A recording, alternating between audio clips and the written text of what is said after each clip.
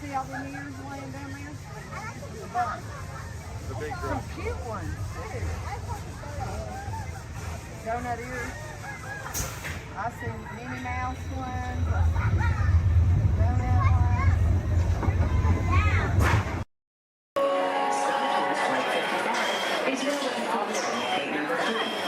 At this time, we'd like to board those passengers with droids or anyone requiring special assistance. Thank you.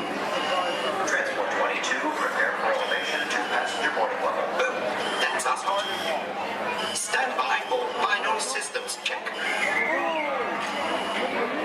Forward lights. Check.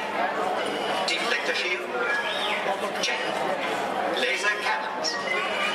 Check. I said check up. Shut them down before you blow up the whole place. Sometimes, Arthur, I can't understand your logic at all. No, not at all. We'd like to continue the boarding of Flight 55 to Endor. All passengers holding confirmed tickets may board at this time to board number 3. Thank you.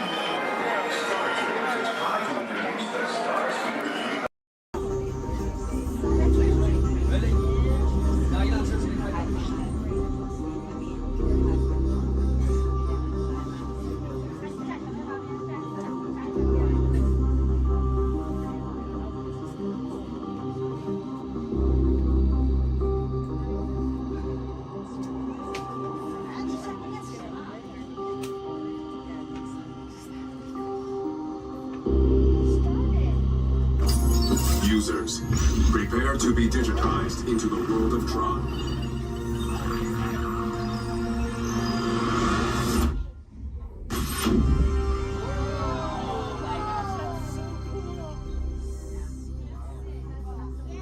Team Blue, welcome to the grid.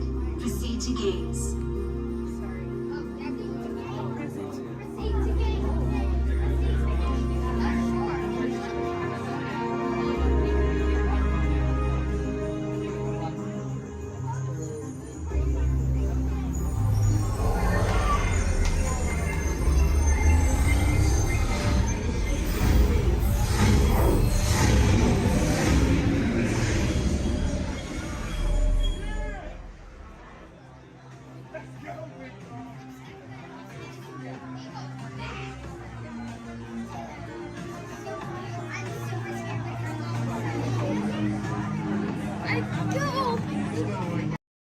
We recently learned that your Terran visionary, Walt Disney, had a similar goal in mind with his early concepts for the experimental prototype Community of Tomorrow.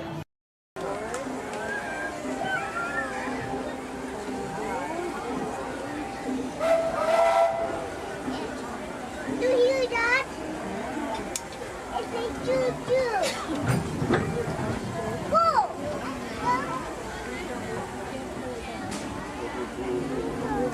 What? We're almost back. We're almost back and we want to get from the trains to Montreal. Hello, everyone. Thanks for joining us on the Disneyland Railroad. For a safe ride, remember to stay seated with your hands, feet, and legs inside the train. And please, watch your kids. ¿Qué tal, amigos? Y bienvenidos a bordo. Para su seguridad, permanezca sentado y mantenga las manos, brazos, pies y piernas dentro del tren y cuide a los pequeños. Gracias. As we steam on, one more look at the majestic Matterhorn Mountain and the happiest cruise that ever sailed. It's a small world.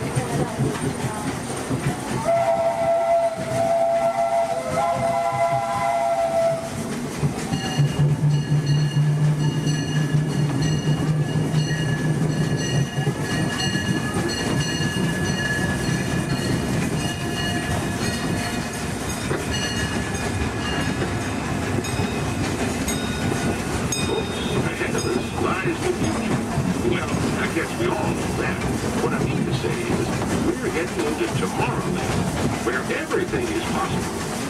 You look overhead, you might catch a glimpse of a monorail.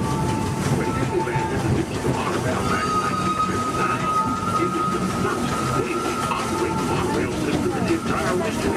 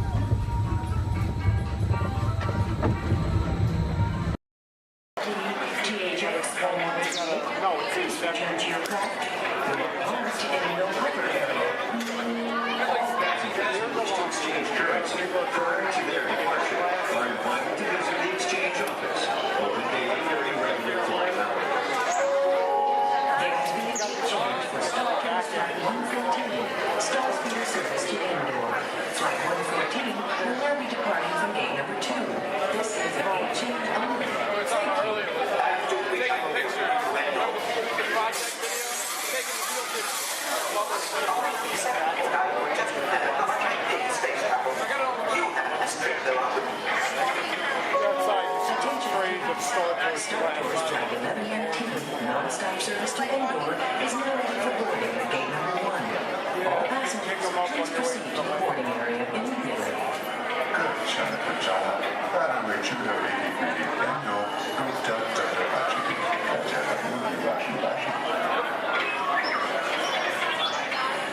R2D2 just walked in, Ingrid. Get back to work before they deactivate you. Yes, I really would. And hurry up. They'll need this console any moment now. There, I think you'll solve it.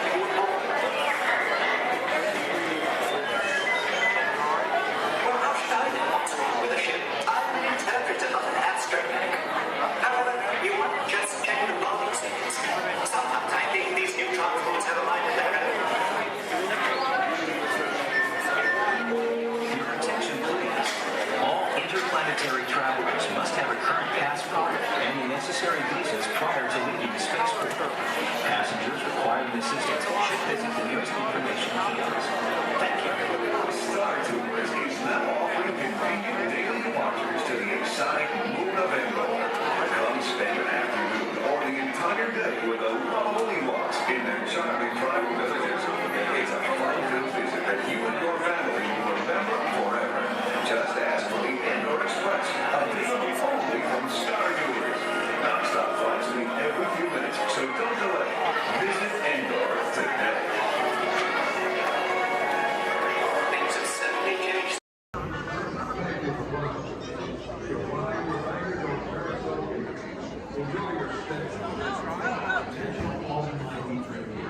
Your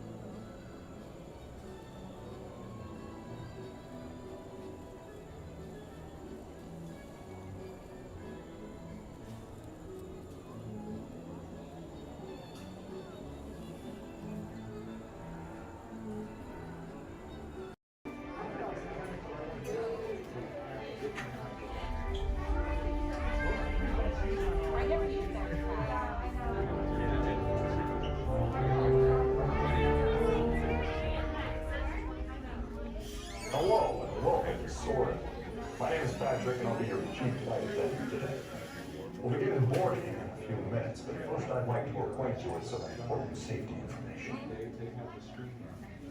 When the doors to your flight open, please take a seat and store all carry-on items in the under-seat compartment. This includes cameras, purses, hats, and, of course, these little beauties.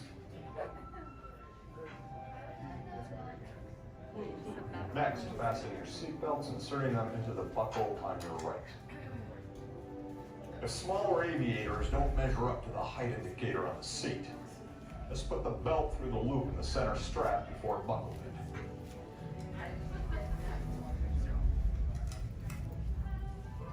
Nice work, pal. Soon you will be airborne. So if you or your little aviators have a fear of flying or of heights, you might want to wait for your party to be alive. Okay, let's review. That is seatbelt, carry-on item, safety strap, fear of heights, keep your hands and arms inside at all times. Anything else? Yeah. Have a nice flight. All right, my friends, we're going to load row 3, followed by 2, then 1. Row 3, please follow me. 2, you're going to follow 3. 1, you're going to follow 2.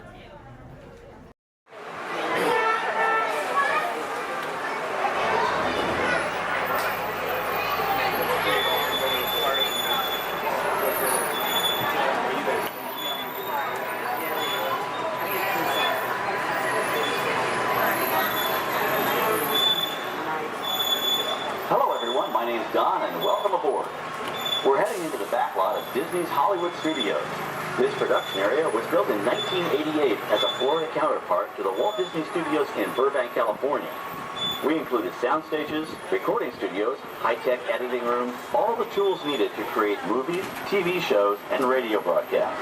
We've even got our very own water tower too. It's up ahead on the left side of our shuttle. We call it the Earful Tower. It's inspired by the water tower Walt Disney had built for his Burbank studio in 1939. Our Florida tower stands a lucky 13 stories high, and we added our own creative touch, a giant set of Mickey Mouse ears. If you wanted to wear those ears, you'd have to have a hat size of 342 3/8. Up ahead, after the next bend in the road, you'll have a perfect opportunity to take a picture of this famous icon. In the world of entertainment, every project starts with a screenplay and a lot of creative ideas. A production studio is where the ideas of writers, producers, and directors are transformed into an on-screen reality. Within these huge spaces, filmmakers can literally create their own worlds. Our Florida sound stages are soundproof, weatherproof, and most importantly, air-conditioned, all vitally important for the cast, crew, and equipment. Many of the crafts needed for filmmaking are located right here on the lot. On the left, we have our own greens department. It grows flowers, trees, shrubs, and topiaries. A few well-placed plants can cover up empty spots in the set and add a touch of natural beauty to a scene. On the right are 2 of the aircraft from the 2001 blockbuster hit Pearl Harbor. These exact full-scale replicas of P-40 fighters were used in the special effect fight sequences. Of course, many of the planes you saw flying through the aerial battles or sitting on the ground weren't real at all. They were created entirely within a computer. Oh, keep your cameras focused to the right. We're coming up on that perfect angle of the Earful Tower I told you about. It's a true masterpiece.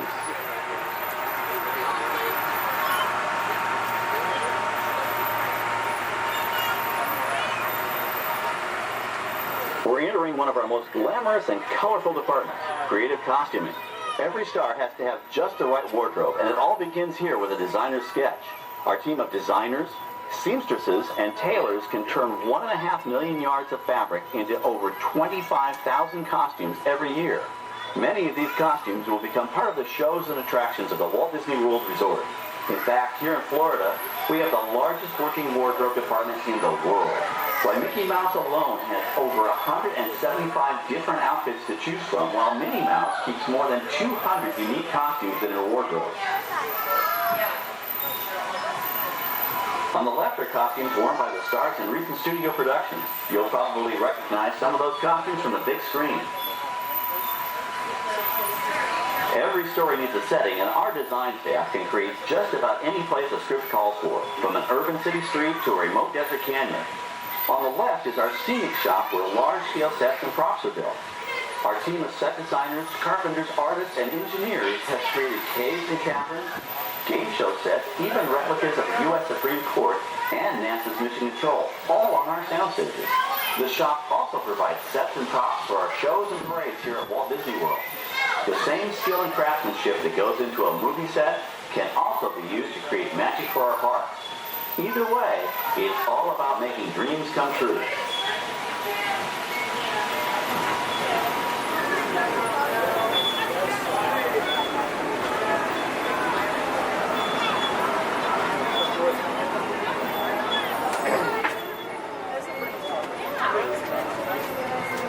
Now we're entering a zone we call the Boneyard.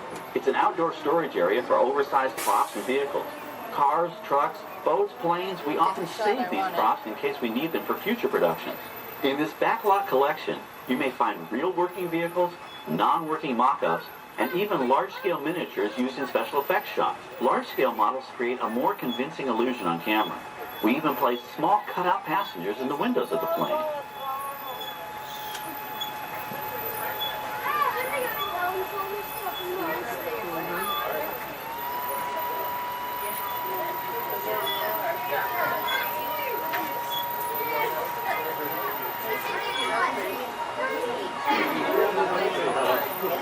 We're now passing by the sets for our Lights, Motors, Action, Extreme Stunt Show. On the left, you may catch a glimpse of the Mediterranean fishing village that sets the stage for this thrilling attraction.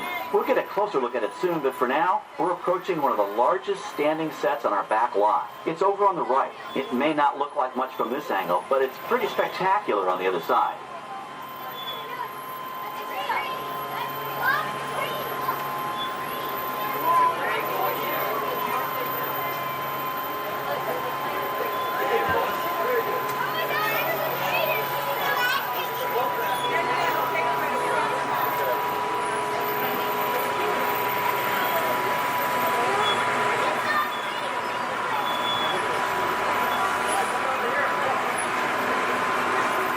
This is great, folks. The production crew has just given us clearance to enter the set.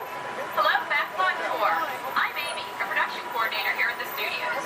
I can see your shuttle heading toward our canyon set.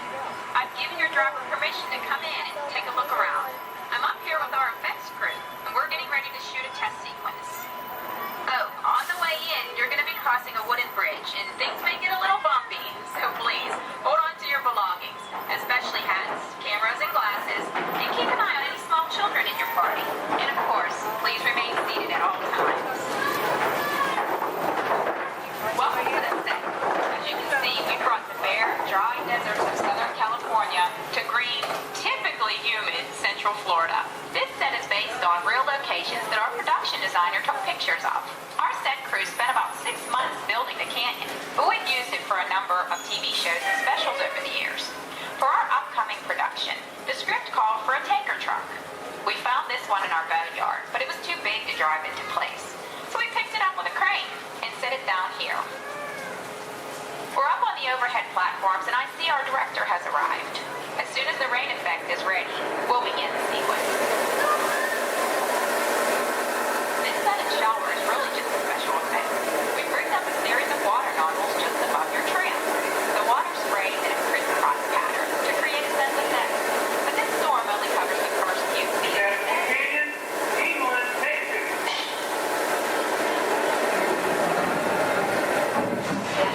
Okay, it's showtime. Everybody stay seated. Hang on to your belongings and watch your children.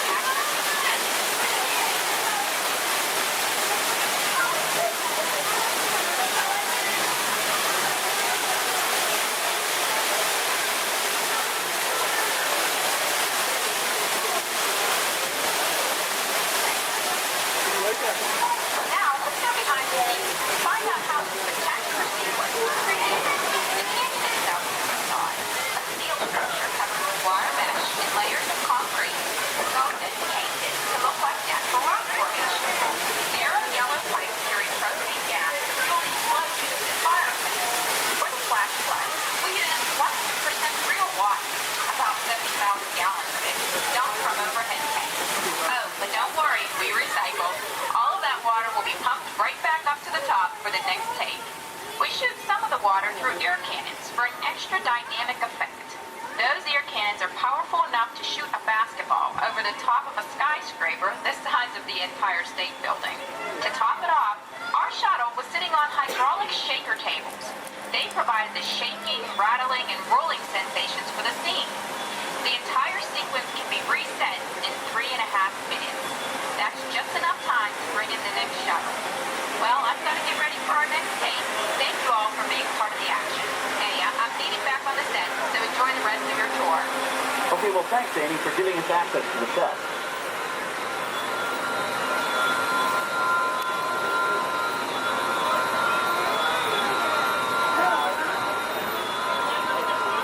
On the right, we have an authentic piece of Disney history. That Gulfstream 1 was known at airports across the country as November 234 Mickey Mouse, but we just call it the Mouse. In 1964, Walt Disney and his hand-picked team used this plane to scout locations for what he called the Florida Project. Soon, they secretly began purchasing thousands of acres of land, which became the Walt Disney World Resort in 1971. During the creation of the resort and later Epcot, the Mouse shuttled studio executives and Imagineers between Burbank and Orlando, making it the most used executive aircraft in the country. Appropriately, the Mouse retired here in 1992. As Walt used to say, it was all started by a mouse. In this case, the 234 Mickey Mouse. On our right, we once again sweep past the magnificent Mediterranean village of our Lights, Motors, Action Extreme Stunt Show. This high-octane attraction is based on the hit show from the Walt Disney Studios Park in France. In this action-packed production, you'll feel like you're right there on the set during the filming of a spy thriller, complete with custom-built cars, motorcycles, even jet skis. You'll experience the split-second timing, coordinated driving, and fiery special effects that make action movies a real blast.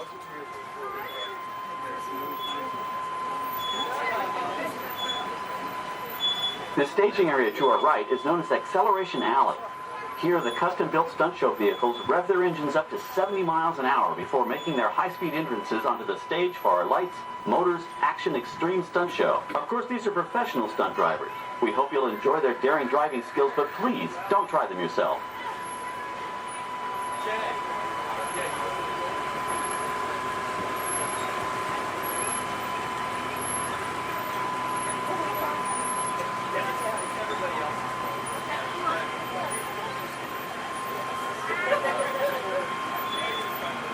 On the left, we've reached our second boneyard with more historic props and vehicles.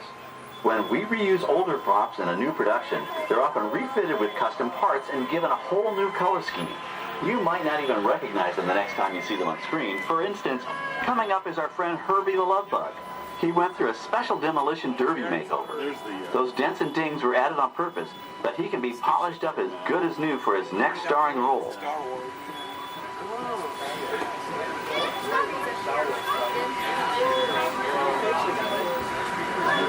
On our right, we now have a very different view of the fishing village set. From this point of view, you can see that there is no inside to the buildings.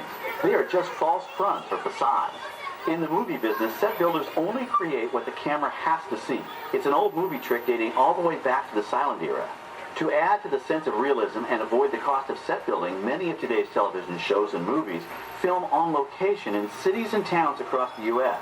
But out in the real world, you've got to contend with noise, traffic, crowds, and various visual elements that may or may not belong in your film. Here on the backlot, we can avoid these problems because we created our very own flexible urban environment. Our Streets of America facades can stand in for a small town or a giant metropolis. As we come around the last corner on our route, you'll see the skyline of New York City in the distance. It's really a series of painted flats, expertly designed to fool the eye and the camera. We can dress and decorate these streets to look like any city we want, from Chicago to San Francisco. Depending on the choice of vehicles, props, and costumes, we can even turn back the clock and set our story in a different time. And what's more, these sets are built with Florida weather in mind. They're made to withstand 100-mile-an-hour winds.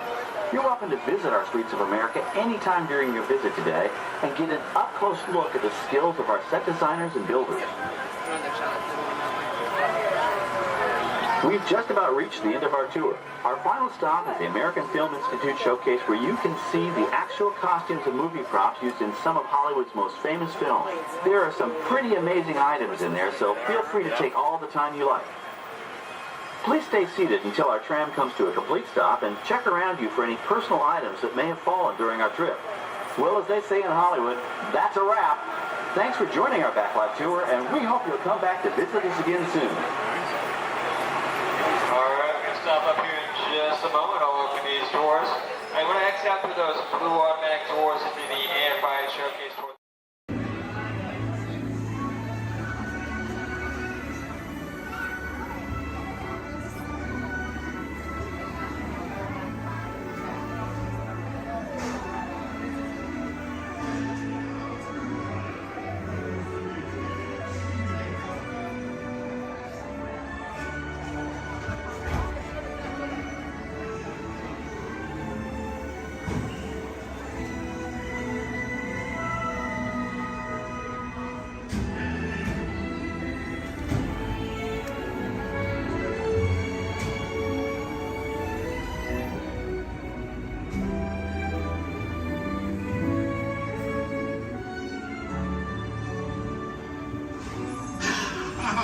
Voilà, venez, suivez-moi, je vous prie.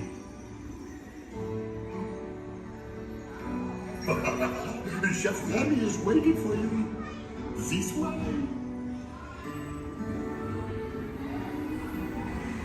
Déroulez-vous.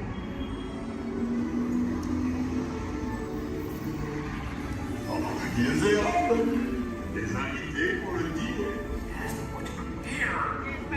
On n'aurait pas idée en commun. Non. C'est pour un. Tout simple. What? Mais oui, that's it.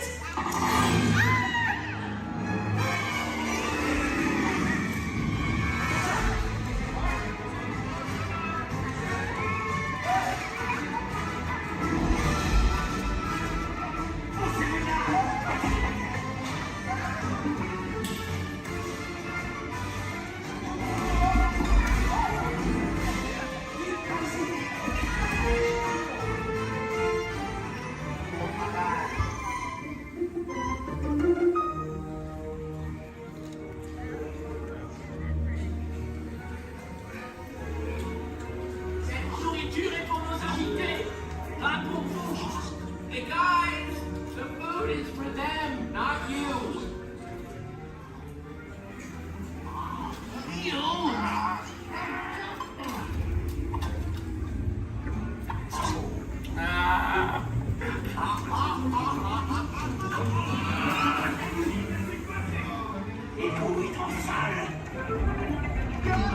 Wait, what are you doing? Que manigancez-vous? Out of my way!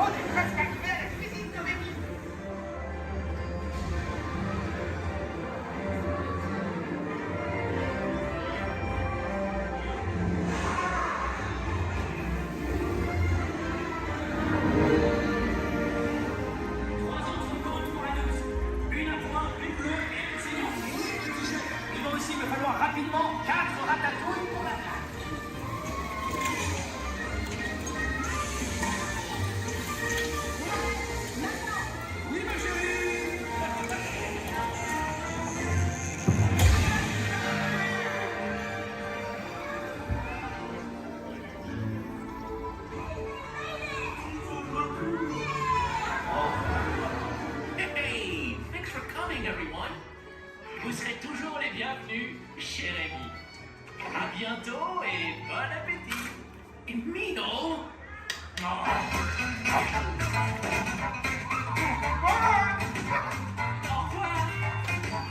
Table for you, right this way. You are always welcome and please to share heavy. Over.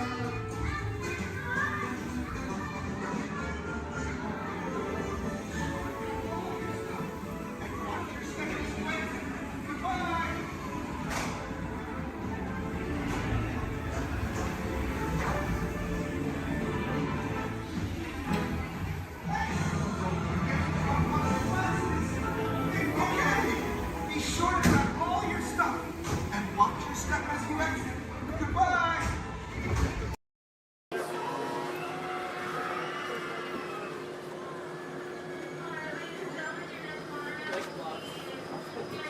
Hello, everyone. Welcome aboard the Disneyland monorail. We are now beginning a 2.5-mile journey to downtown Disney Station and back. For a safe trip, remain seated, keeping your hands, arms, feet, and legs inside the cabin. Be sure to watch your children, and no smoking, please. Bienvenidos. Para su seguridad, permanezca sentado y mantenga las manos, brazos, pies y piernas dentro del tren y cuide a los niños. Por favor, se ruega no fumar. You're riding aboard a Mark 7 monorail, the latest generation of Disneyland monorails.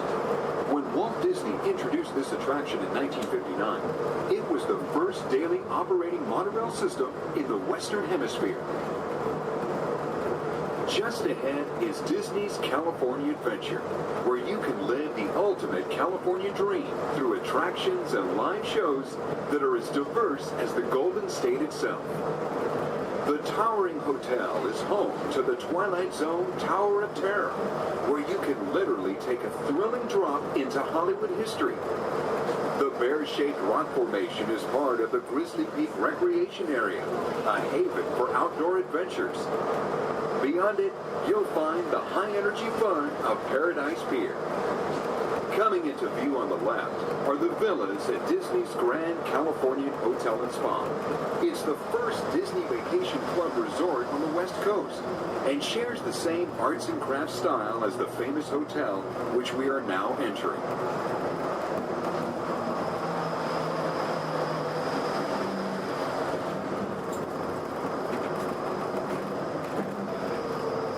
We are now arriving at Downtown Disney Station, gateway to the Downtown Disney District and the Disneyland Resort Hotels.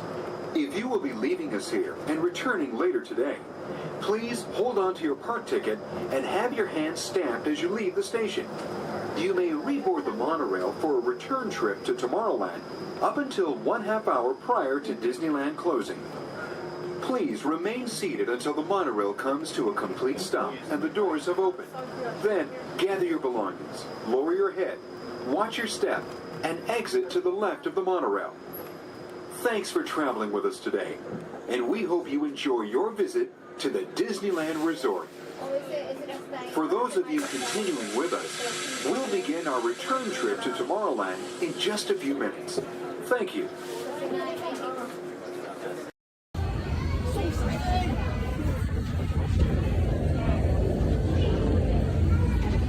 Thanks. What'd you say? Yeah, I said 3. You did? Oh! So I said, like, no. I knew so. Motion tracking, assigning individualized color profiles, web shooters calibrating. Woo! You there, Spider-Man? I'm here. Where are you? On our way. Okay, please sit back and enjoy your ride until we reach the intended disaster. Wait, I thought you were still an exponential laser. Yeah, disaster sounds right. I got you, Dave.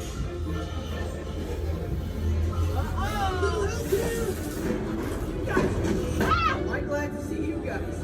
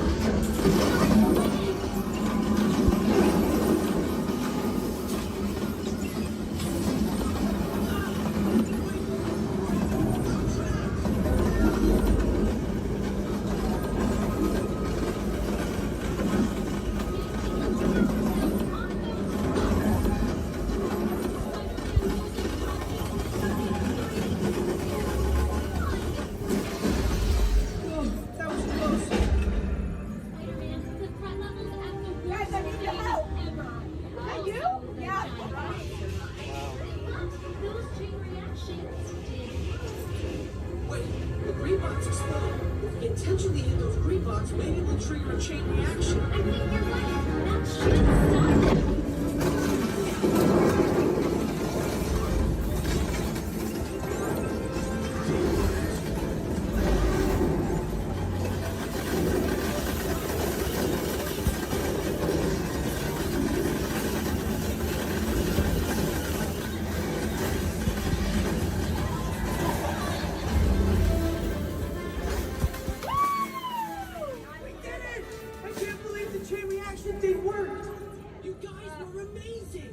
I'm very impressed, Spider-Man. You really solved the problem. Well, it's only better without them. That was also your idea.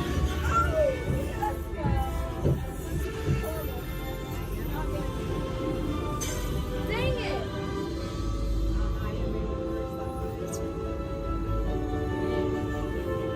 For your safety, please remain seated.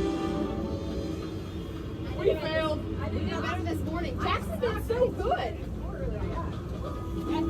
My arms are tired. Reinforcements, remain seated inside the transport.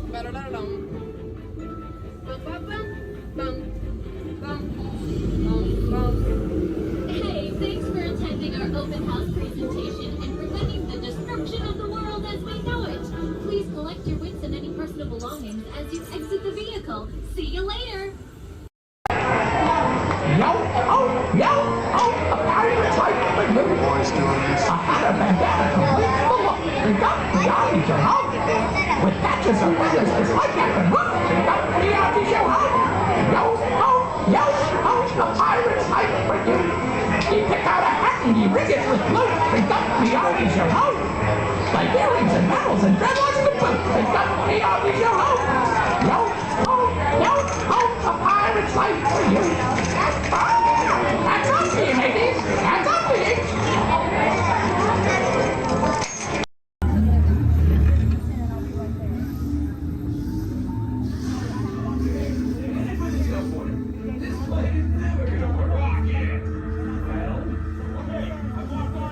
We'll be right behind you. Nothing to worry about. Unless we cannot stop this unusually large man. Then you're likely doomed. Good luck. You're gonna need it.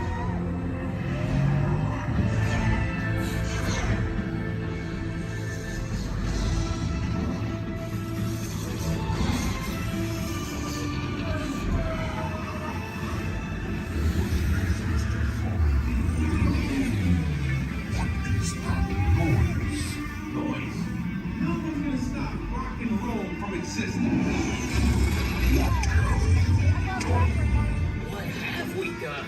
I think we're jumping back. All the way. Oh, God. That's the danger. The big bang. Let's be bigger. You gotta get that generator. It's the only way back. We got the generator. We're ready.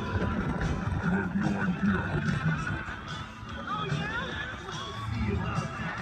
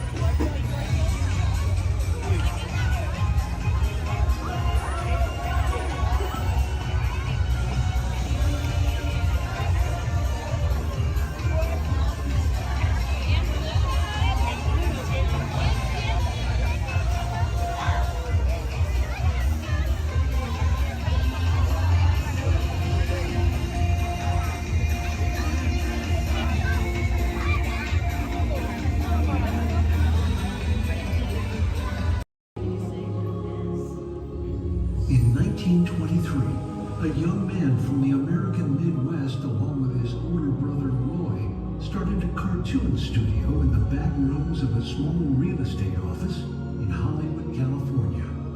This was the small beginning of a family entertainment company that would create unforgettable stories, characters that become beloved friends, wondrous experiences, and music that has become the soundtrack of our lives.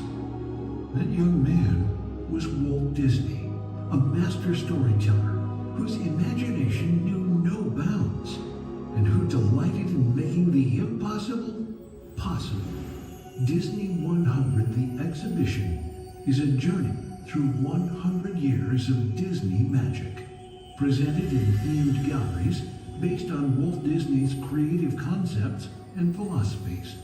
These include storytelling, creating believable characters, the spirit of adventure and discovery, the magic of sound and music, the world around us, real and imagined, curiosity, imagination, and technological innovation, the worldwide wonder of the Disney parks, and an everlasting sense of optimism about the future. Walt Disney famously said that it was all started by a mouse, but it really was all started by Walt himself. His philosophies became the foundation of the Walt Disney Company. They still inspire Disney's artists, filmmakers, Imagineers, and the storytellers of today.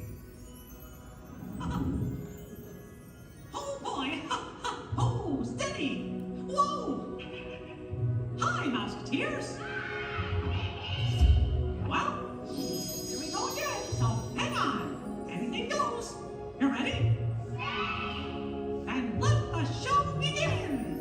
Here's my pal Walt to tell you how the magic is made. There's a lot of satisfaction in developing ideas into reality when we consider a new project we really studied. Not just the surface idea, but everything about it. And when we go into that new project, we believe in it all the way. We have confidence in our ability to do it right, and we work hard to do the best possible job. There's really no secret about our approach. We keep moving forward, opening up new doors, doing new things, because we're curious. And curiosity keeps leading us down new paths. We're always exploring and experimenting. Everybody ready? Then on with the show!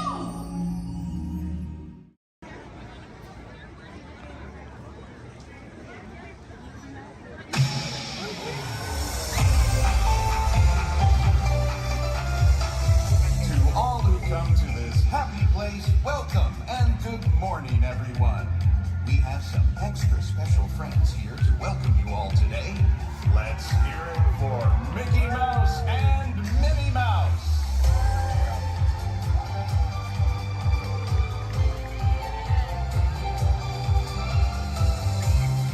Well, hi everybody. Good morning.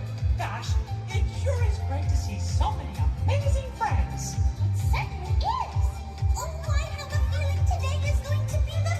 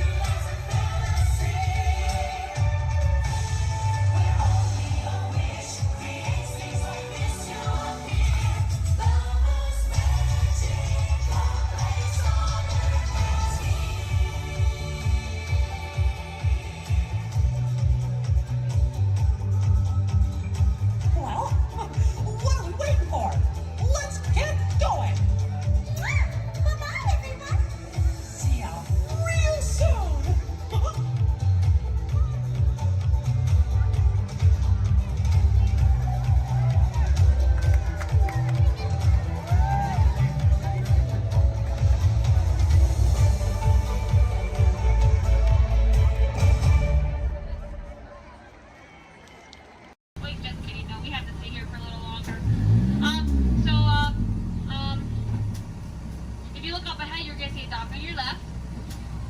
You're going to see another dock on your right there. We like to call those a ferry dock. I know, exciting, exciting. Now if you look a little further, you're going to see some skips up there in khaki. We like to call those a ferry door. I know, it's great stuff, guys. It's great stuff. All right, now you know what we...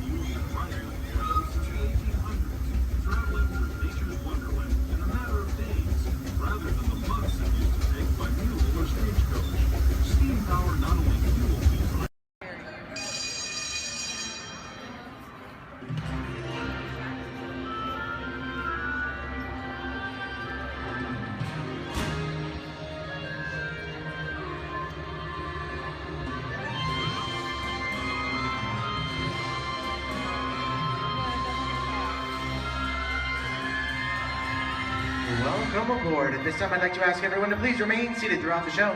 Please keep your arms, hands, legs, and feet inside the vehicle at all times. Don't forget to supervise your children. And for the safety of our cast, please refrain from the use of flash photography and external video lighting. Now that we've taken care of business, let's talk about me. My name is Justin, and I will be your guide for this magical journey into the movies. It's the perfect job for me because I love movies. Is everybody ready? Well, great, because it's showtime. Ready when you are, CB.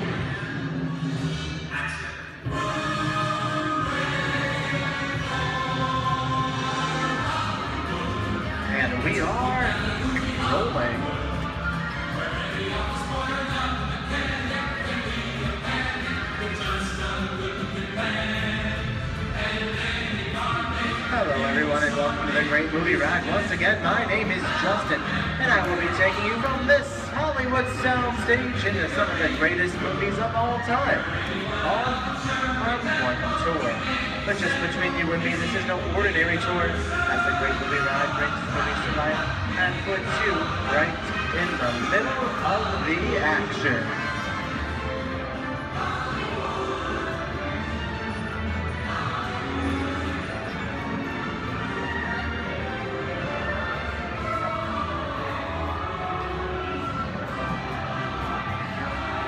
Well, I don't know about you folks, but I just love the great Hollywood musicals of the 1930s.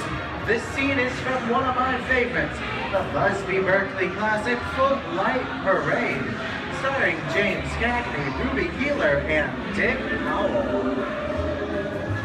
In 1952, Gene Kelly was singing in the rain with Debbie Reynolds and Donald O'Connor. Did you know Gene Kelly co-directed this movie? And can anybody tell me what movie this is? Right, Walt Disney's Academy Award-winning film from 1964, Mary Poppins, starring Julie Andrews and Dick Van Dyke. The London fantasy of Mary Poppins was shot entirely indoors on sound stages at the Walt Disney Studios in Burbank, California. There was no exterior shooting at all.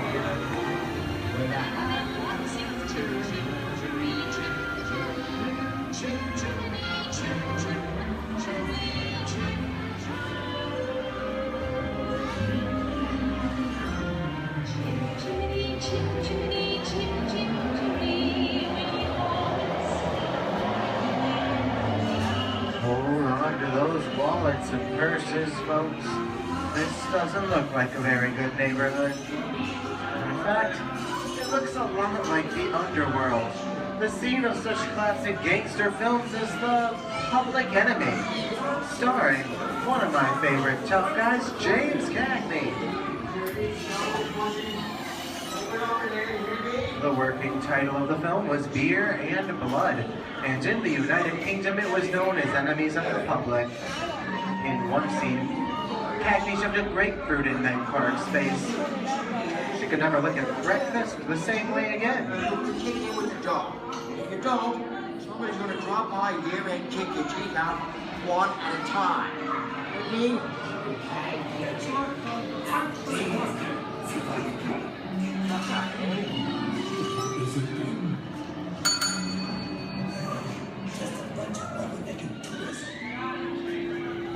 Sorry about the delay, folks, but I don't want to run a red light, even if it is just a movie. You talking to me? You're talking to me?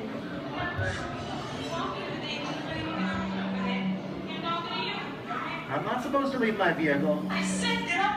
Okay, Muggsy, whatever you say.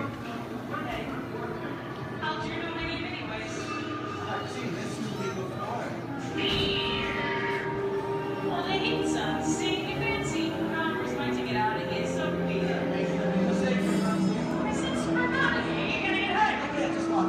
Here they come, boss! Get out your grinders!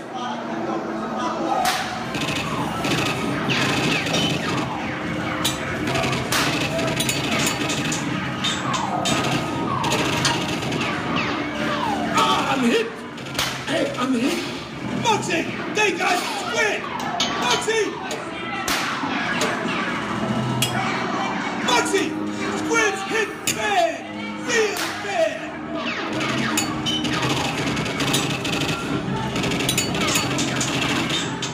Everybody just excited. When the red light's against the law, I would never break the law. Take it. Watch this. No more red light. Muggsy!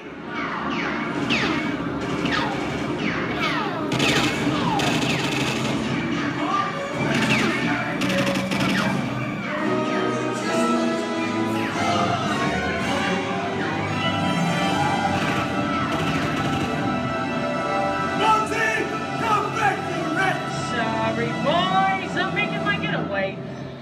I'll see you some change. Wait, what are you looking at? Everybody mind your P's and Q's, and maybe I won't get a...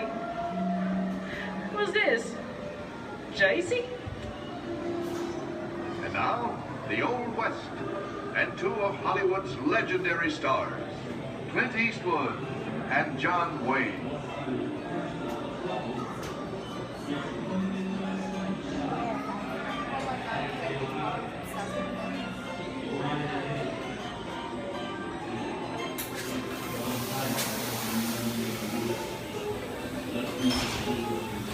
Sleepy little bunny, ain't it?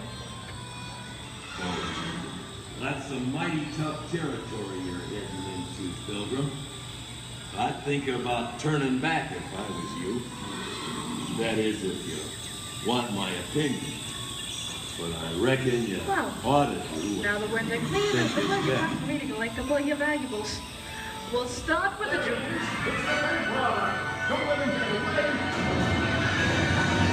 You're gonna have to catch me first, Papa. Get yourself up. The jerk will go easy. This is not so nice. I'm getting out of here. For this. What are you doing? Nobody's staying my neck in the noose. Can't get any worse. Put a hole right in the sparring like on there. Okay. That's worse. I don't know about you guys. This is kind of creepy. What is this? This is alien. You are with the morning meter before the spaceship does protocol. Something has gone wrong. One by one, the crew has vanished. And somewhere in the ship, a terrifying creature waits to claim its next mate. Look now, ain't the victim. Warning, remain in your vehicle. The area you are entering is extremely dangerous. Proceed with caution.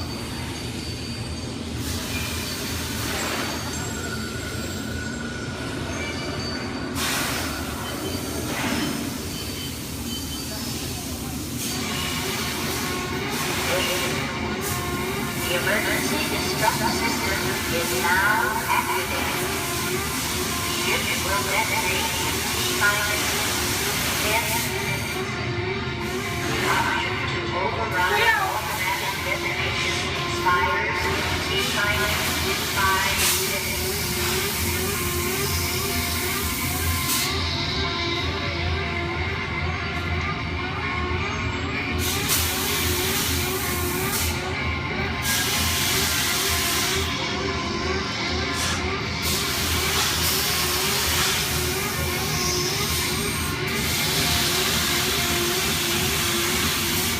There he is again. Okay, that's enough creepy crawling things for one day, right?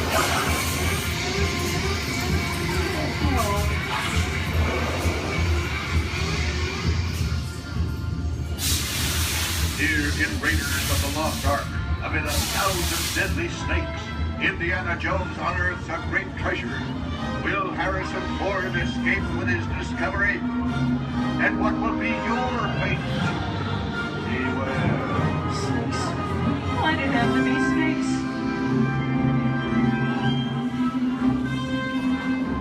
The dust of 3,000 years lies undisturbed in this ancient burial chamber. On the chest, the great stone god, priceless jewels. You learned that, you guys. Time for me to get back to work. Don't nobody move while I go get the goods. I don't think they notice a few extra bodies around here. But the jewel is guarded by a curse, and those who dare defy that curse must pay with their lives.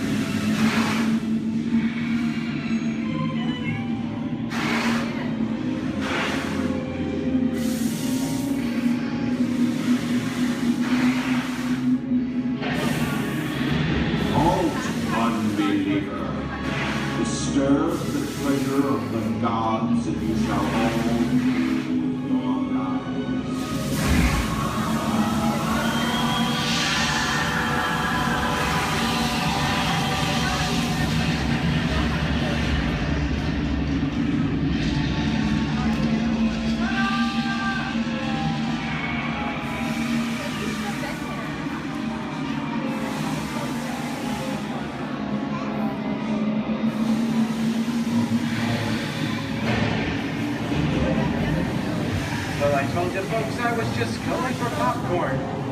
That just goes to show you anything can happen at the movies.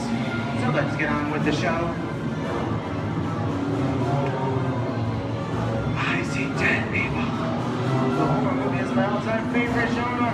Some of the best horror films are produced in the 1930s and 40s, but monsters, mutants, and maniacs are still audience favorites and continue to haunt us today. Now that's what I call a wrap. We are now entering the jungle home of one of the most beloved characters of all time. No, it's not George of the Jungle. Actually, it's Tarzan, played there by Johnny Weissmuller. Over here we have Marino Sullivan as Jane, and the one and only Cheetah as herself.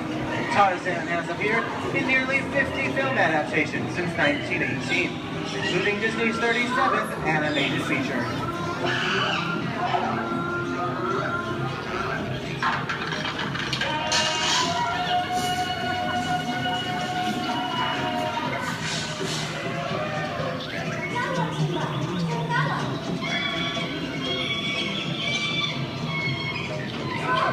I think this is the beginning of a beautiful friendship. Best last line of a movie ever. Humphrey Bogart to Ingrid Bergman in the classic romance. Classic long show. Inside of us, both of you belong to Victor. What nothing keeps you on. Maybe not today, maybe not tomorrow, but soon, the rest of your life. You'll always have past. You didn't have it. You lost it until you came to Casablanca. Get it back, please.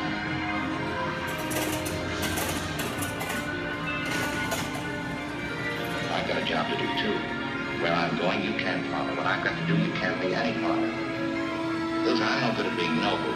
It doesn't take Here's much one of my favorite movie stars, Mickey Mouse in one of his greatest roles, The Sorcerer's Apprentice in Fantasia. When the movie came out in 1940, Walt Disney promised to add new musical sequences in the future. His nephew Roy kept that promise 60 years later with the release of Fantasia 2000. The sorcerer in this sequence was named Yensid, which is Disney spelled backwards.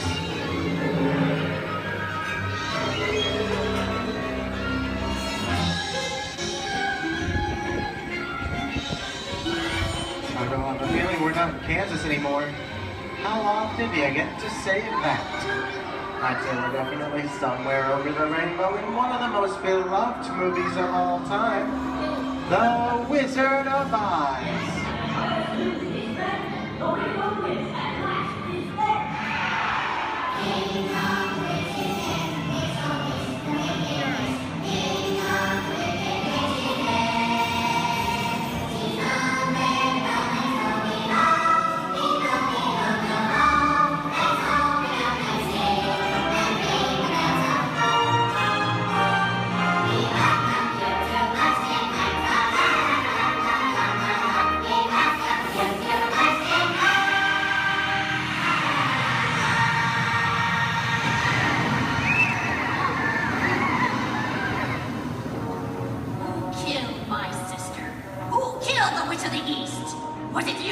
No, it was an accident. I didn't mean to kill anybody. Well, my little pretty, I can cause accidents too. Oh, rubbish. You have no power here. Be gone before somebody drops a house on you, too. Very well. I'll bide my time. But just try to stay out of my way. Just try. I'll get you, my pretty. And your little dog, too. How we get out of here.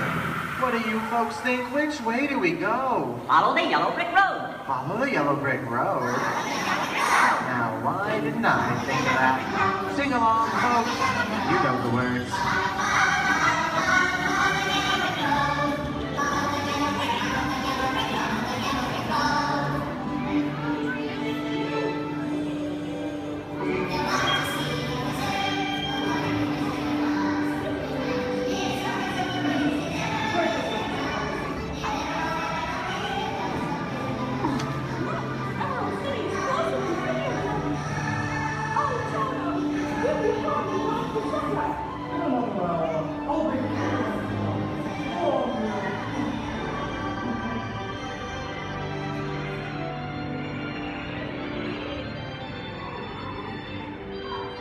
I hope you've enjoyed our tour through these great moments at the movies.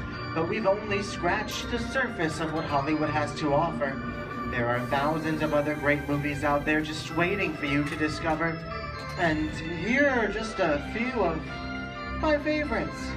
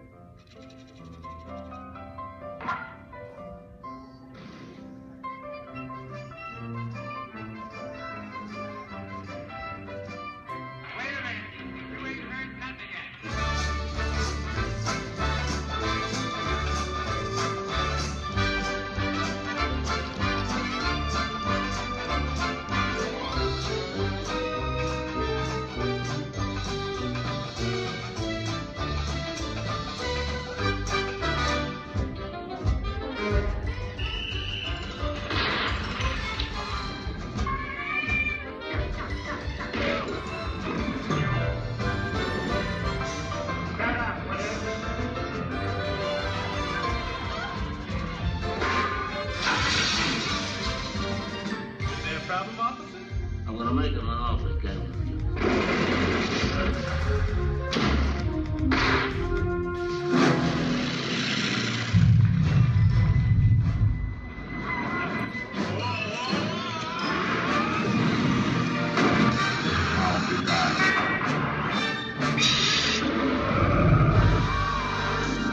We're not in Kansas anymore.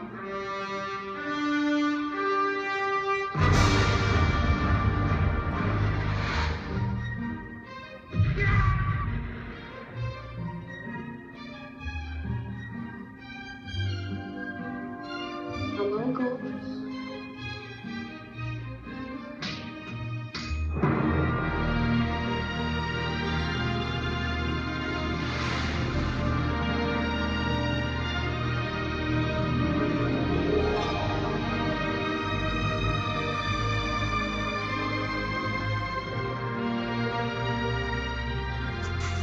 I want you to know.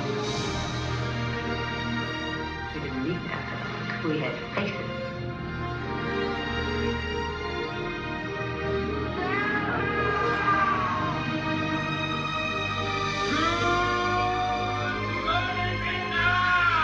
San Francisco, Steve. It's going to be a bumpy night.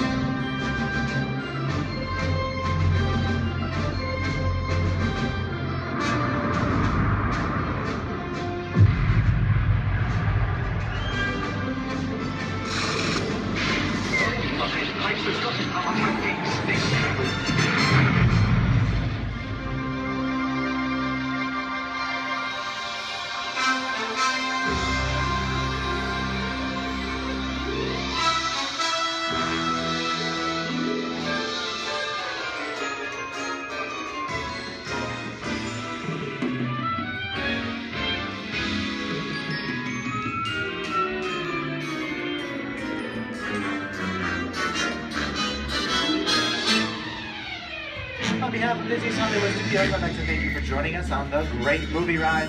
Now, before we wrap this production, there still is one scene left to do. It's called The Exit. The action begins with you remaining seated until the vehicle comes to a complete stop. Then gather your belongings, take small children by the hands, and when these doors open, rise dramatically to your feet and make your grand exit directly to the rear of your vehicle. Oh, and one more thing. When I yell action, don't forget the thunderous applause for yours truly. Okay, places everybody, and action! Thank you. Have a wonderful day here at Disney's Hollywood Studios, and also to you and the movies the stuff dreams are made of. Good.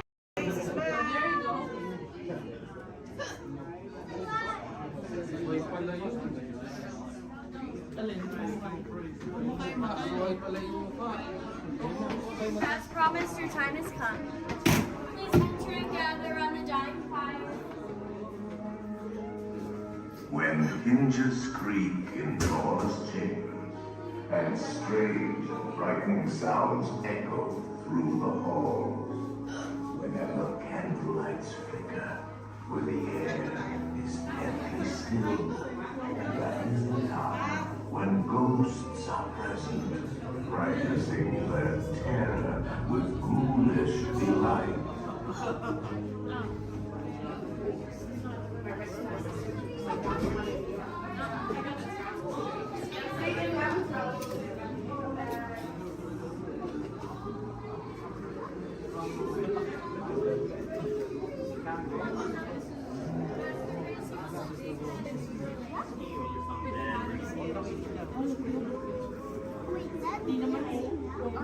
Welcome, foolish mortals, to the Haunted Mansion. I am your host, your ghost host. Our tour begins here in this gallery. Here where you see paintings of some of our guests as they appeared in their corruptible, mortal state. Kindly step all the way in, please, and make room for everyone. There's no turning back now. At this time, I need everybody to drag their bodies away from the walls and gather in the dead center of the room. Your cadaverous pallor betrays an aura of foreboding, almost as though you sense a disquieting metamorphosis. Is this haunted room actually stretching? Or is it your imagination? And consider this dismaying observation. This chamber has no windows and no doors. Which offers you this chilling challenge to find a way out.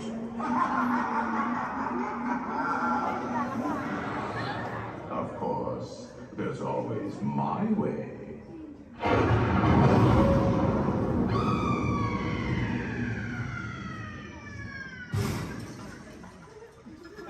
Oh, I didn't mean to frighten you prematurely. The real chills come later. Now, as they say, those come on. And we'll continue on it too. And let's all stay together.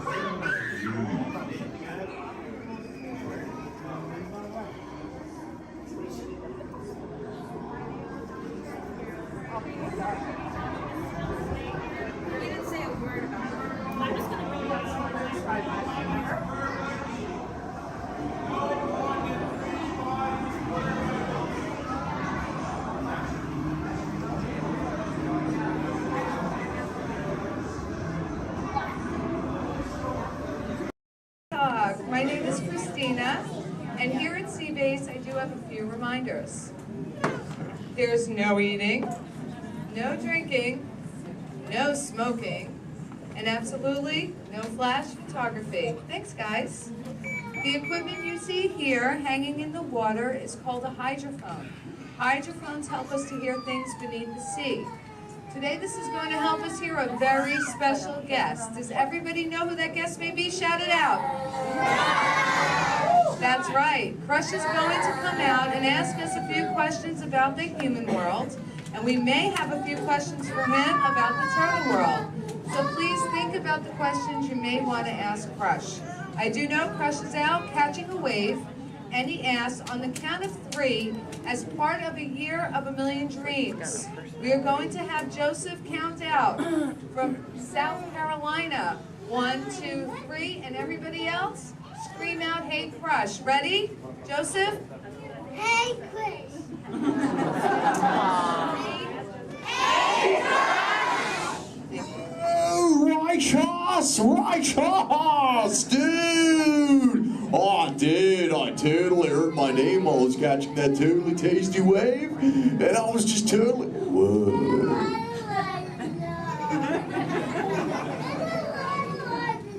Check out all of you human dudes in the human tank.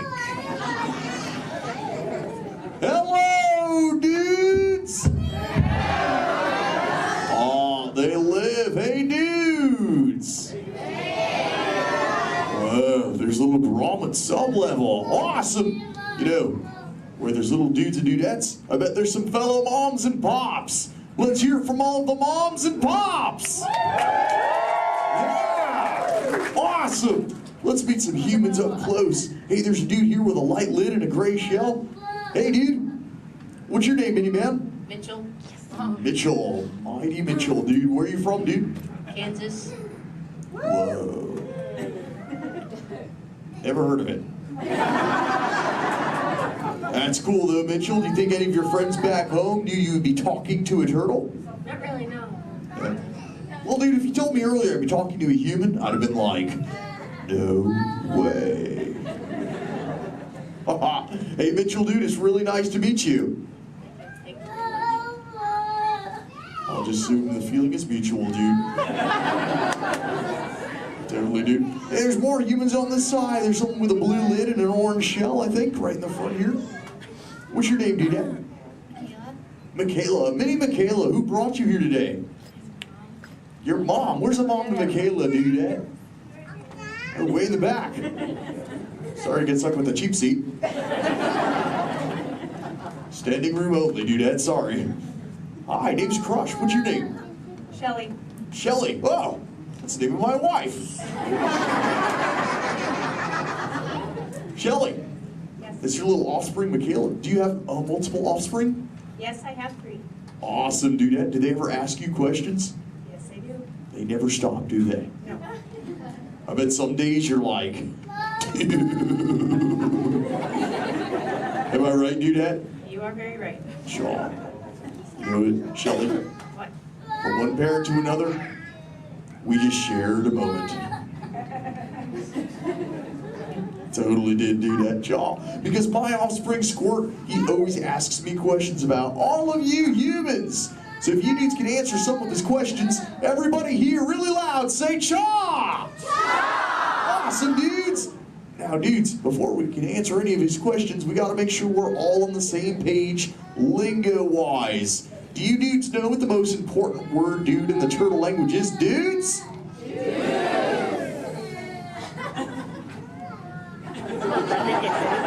That's right, it's totally dude. Because dude can be used in so many different ways. Example, if something is totally awesome, you say dude like this. Dude! Let's try that, dudes, really loud on 3. Here we go. Uno, dos, 3.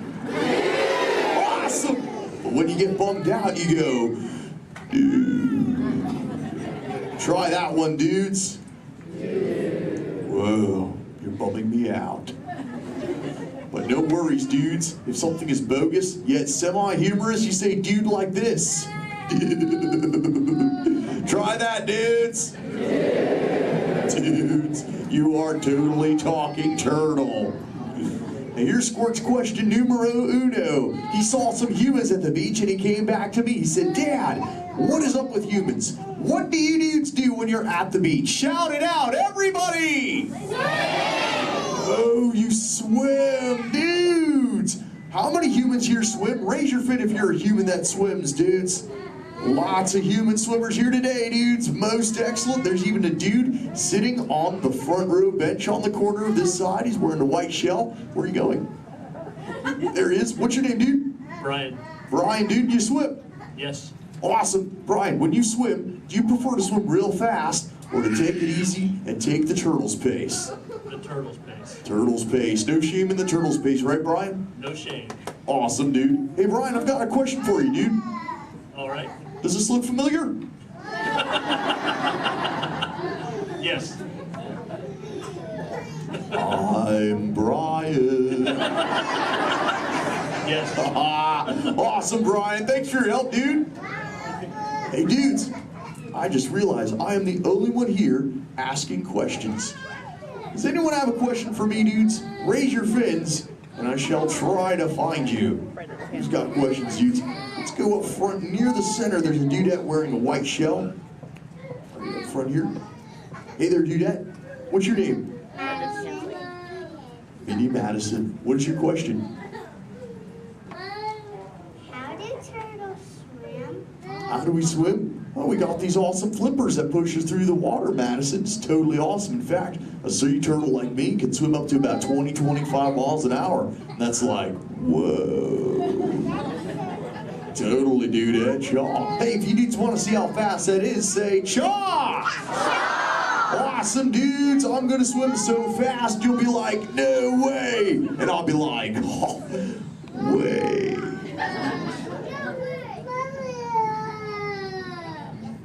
Dudes, I'm building up the speed now. Here we go, dudes. Check it out. Right. Dude. Whoa, dudes, that was bogus.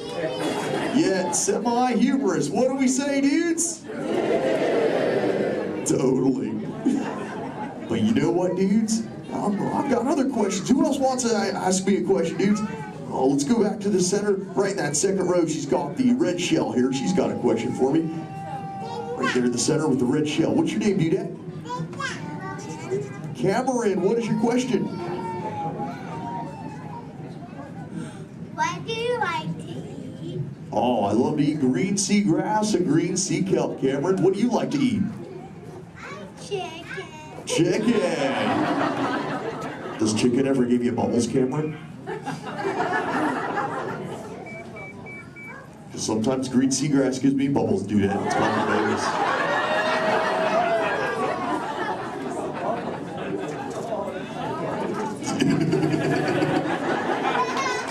Sorry about that, dudes. Who else has a question for me? Whoa. Let's go over towards this side near the center. He's got the dark shell in that second row. Really dark shell in the second row, sub-level. What's your name, dude? Cameron. Another Cameron? Interesting. Guess they're running out of names in the human world. Well, Cameron, dude, what is your question? What is it like in the water? Oh, wet. Cameron, have you ever, what? How do you ever feel in it? How do I, wet. What? Have you ever been in the water, dude? Yeah. How do you feel in it? Good. Good. Oh, awesome. Well, oh, and wet. Well, that makes sense. Cameron, dude, what do you wear in the water? What you're wearing now? No, I wear a swimsuit. Oh, a swimsuit, Cameron, dude. Check it out, dude. Squirt said this is called a swimsuit right here. Check it out, dude. This is what Cameron wears. Awesome, dude. That's what you wear, right, Cam? No, it's a boy wear. It's what? It's a boy wear. This isn't for boys?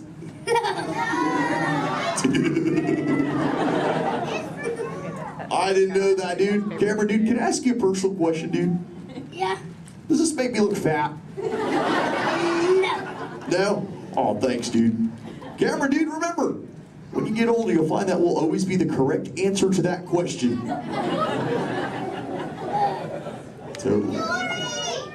What, dudes? No, dudes, the name's Crush. Where you see Little Blue? On the other side? No way, dudes. That'd be awesome if she were here, dudes, but she's totally not. Hey. Whoa, Little Blue. I know you. Chaw. Hi, I'm Dory. Totally. I remember you. You're Mush. Little Blue, the name's Crush. Well, what brings you here on this fine day? What brings me here? Chaw. My fin, silly. Watch. Woo ha, chee ha, woo. Ow, ow, yeah. Ow, ow, ow. Wow, that really clocked me there. Am I bleeding? Little Blue, I hope not, but... Look. It's a people tank. Hi. Hola. Bonjour. Welcome. Ni hao ma. Ohio. Hi. You're like a little linguist, Little Blue. You know, I just taught these human dudes how to talk turtle. It'd be so awesome if someone could teach us all how to speak whale. I can speak whale. Awesome. Okay, everyone, repeat after me. Hello.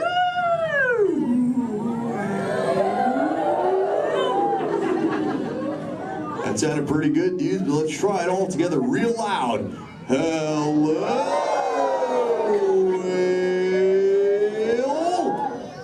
Awesome. You know, sometimes you speak whale and there are like 80 whales swimming around you. Not today. What do you mean, dude? No whale. Where? You see one behind me?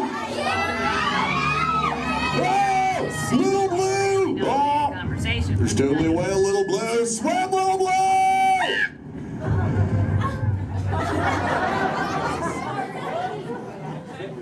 Tell the whale to go away. Help her out, dudes, and say, go away, whale.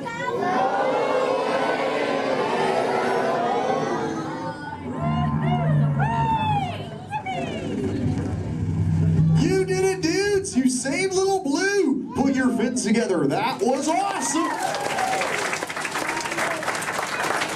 You so totally rock, dudes. You know, I could hang out with you all day, but I have to make sure Little Blue is okay. So before I go, remember, do not fight the current. Learn to ride it, and it will totally take you where you're meant to go. And little dudes and dudettes, do the Crush Men a big favor. Keep using that word dude for the rest of the day. Your parents will love it. Bye-bye, dudes. Let's give it up for Crush!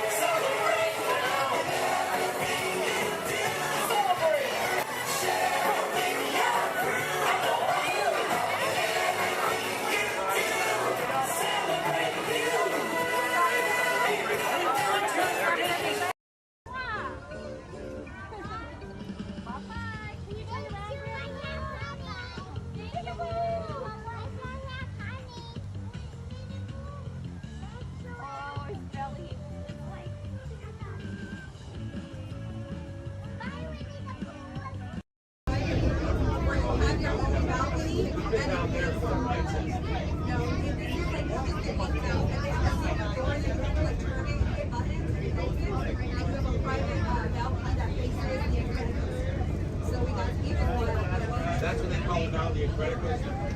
Yeah, it's not screaming help for me. When I went out, I remember the first time I ran, I went on it, there was a guy who had a cigarette in his mouth and he came and he was so proud that he had it lit the whole time. That's like, I remember the first time there, I was like, okay, what? I went on that ride 5 times in a row with the kid. He was, at the time, my shoulder. Yeah, it's fun.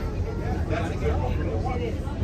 I grew up in Santa Clara and then carrying out to North America. California after. He's from Redondo, and so we're like 30 minutes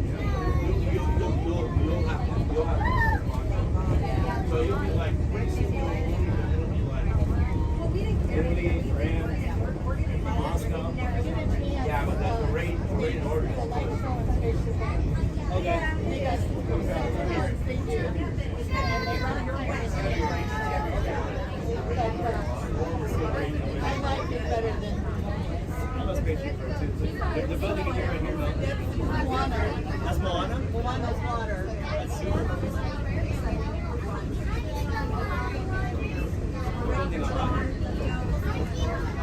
They're building Moana, baby. Intrusion alert, level 2. Intrusion. Disarmed. Sensor offline.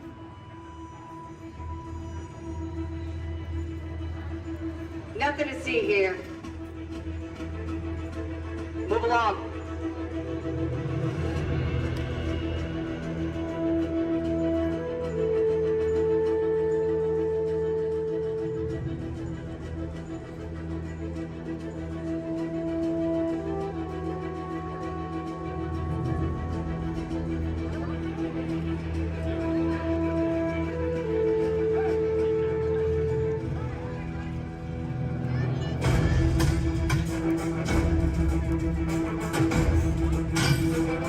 You don't look like recruits.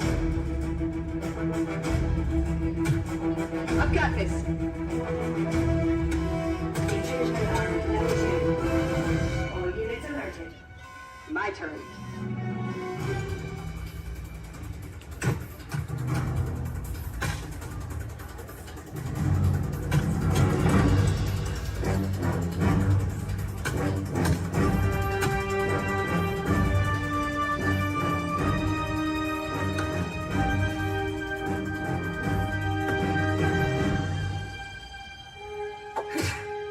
Let's try this again.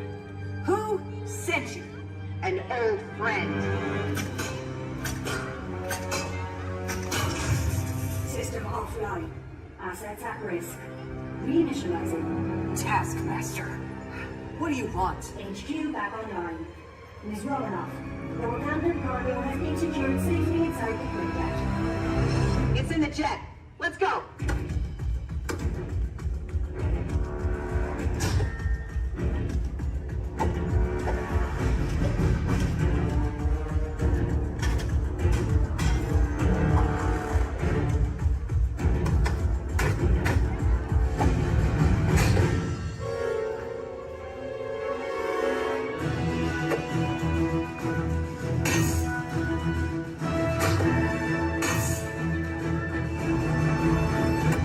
Incoming call from Mr. Stark. Friday, don't put him through! Yeah, she put me through. Hi, Nat. Everything okay? You need help? I don't need help! Yeah, I said help. Intruders, step aside. I won't ask a second time.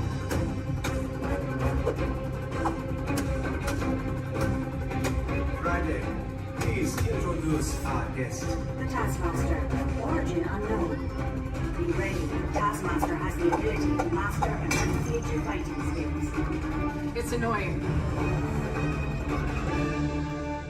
This is a fight you cannot win.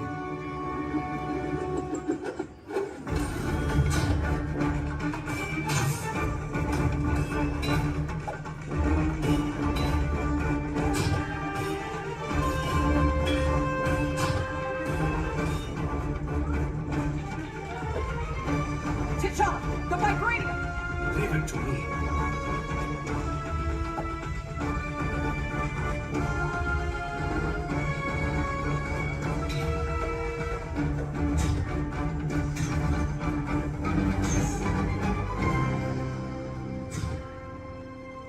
We've got it. Let's go. Friday, seal off Bay 94. Yes, Miss Romanoff. Bay 94 secure.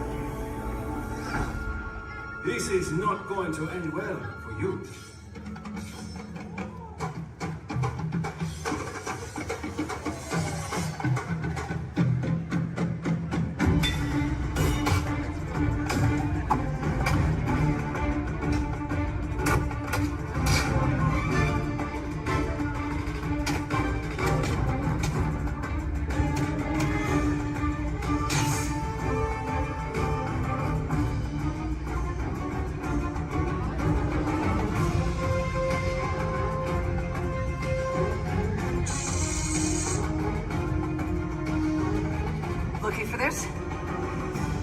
day.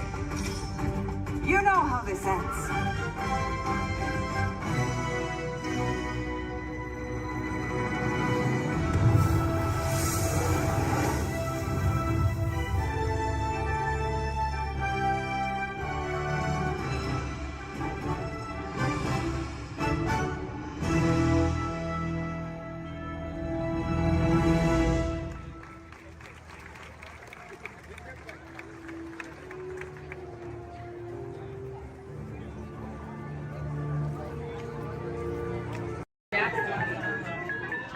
You are the passengers of a most uncommon elevator about to ascend into your very own episode of the Twilight Zone.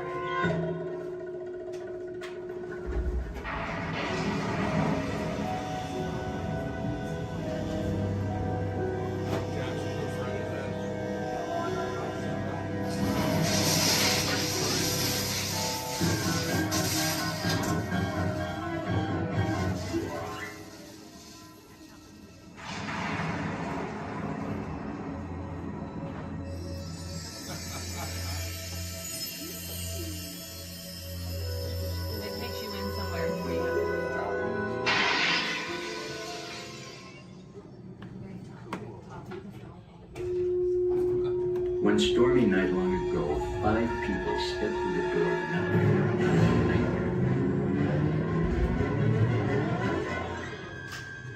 That door is opening once again. This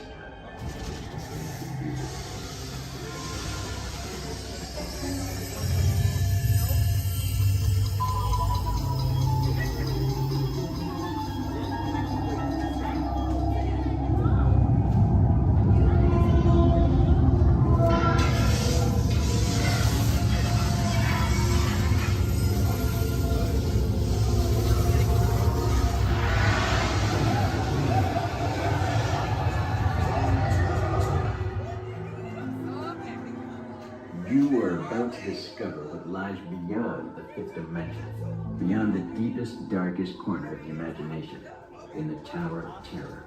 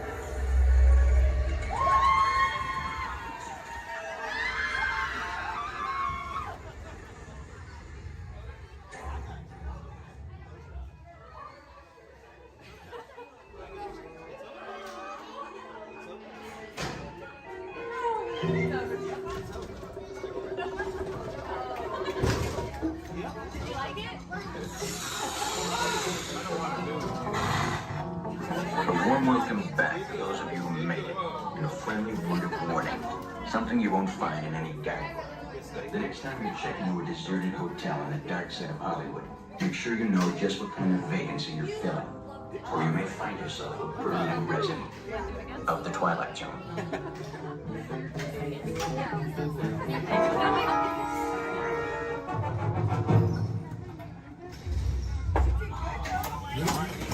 Welcome back, everyone. My name is Skipper Melanie. That's first name Skipper, last name Melanie. And for the next 5 days and 8 romantic nights, I'm going to be your skipper, your guide, your lion tamer, your dance instructor, and if you don't laugh at my jokes, your swimming instructor. Off to a long ride. We're going to start our journey here in the Amazon rainforest, where it rains 365 days a year.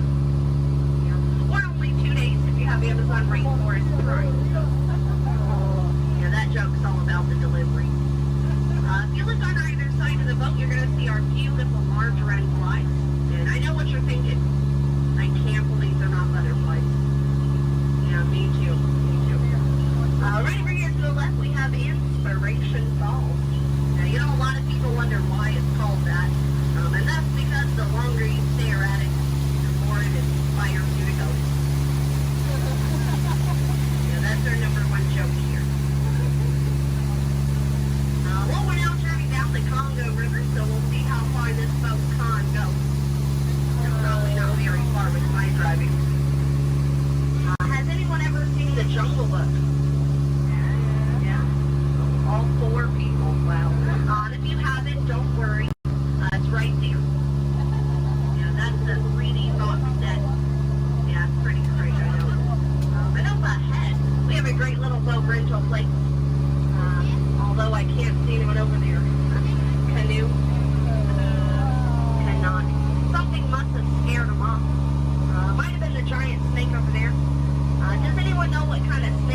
guess it starts with a P. Plastic. It's a good guess. It's actually plastic. Sorry, kid. Oh no. Looks like I have some uninvited house guests. But you know, it's not all bad. I could not get that Jeep started this morning. Yeah, looks like they got it to turn over. Yeah, probably called AAA. I should have thought of that. Yeah, or used a monkey wrench, I don't know. But we're now turning down the Nile River. It's the longest river in the world. It goes on for miles and miles and miles and miles and miles and miles and miles. And if you don't believe me, you're in disbelief. Right over there, we have an African bull elephant.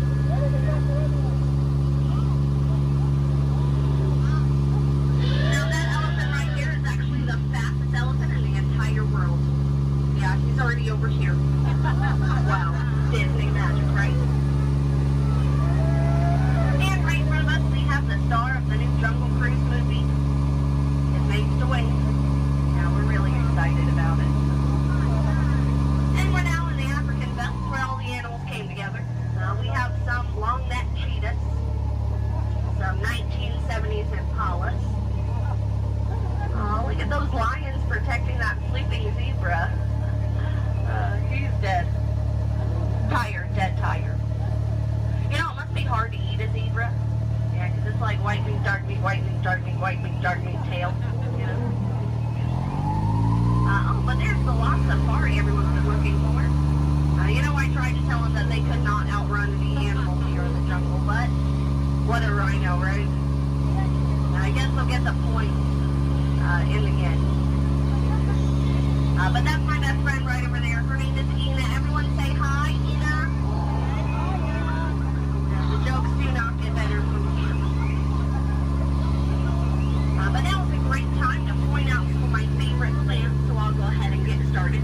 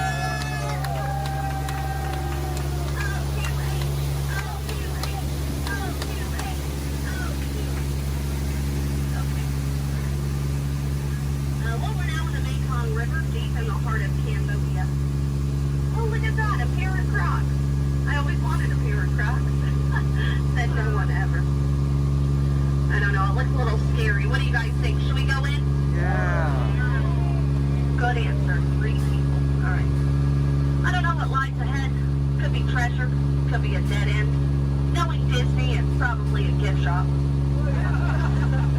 although it might be painful. It's a root canal.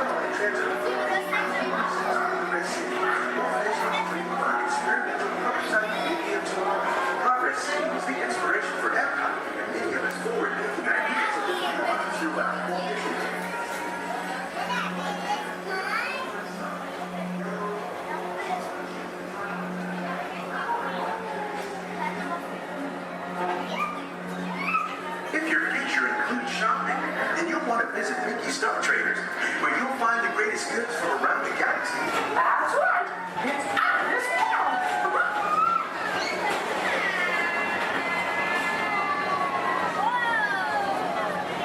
At the Disneyland Speedway, put the pedal to the metal and speed towards the checkered flag in your very own race car.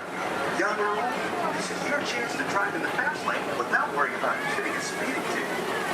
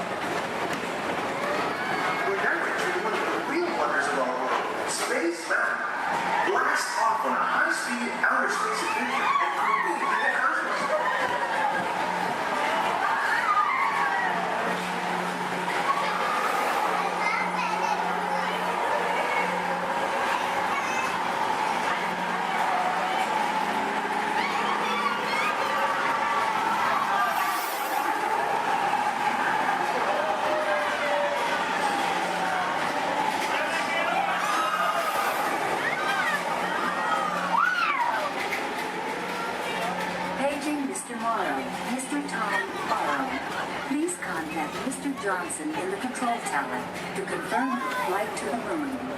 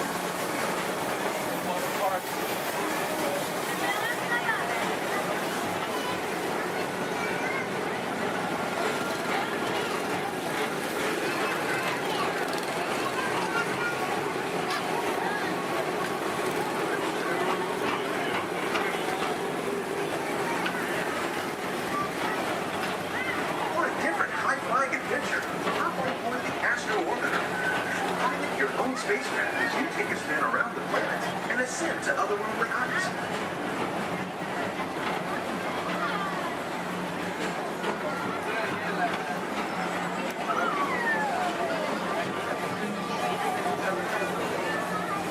We're now approaching Walt Disney's Carousel of Progress.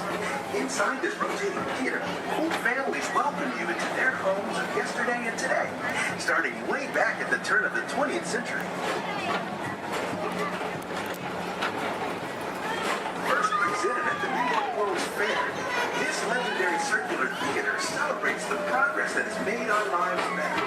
It's a perfect reminder that there's always a great, big, beautiful tomorrow shining at the end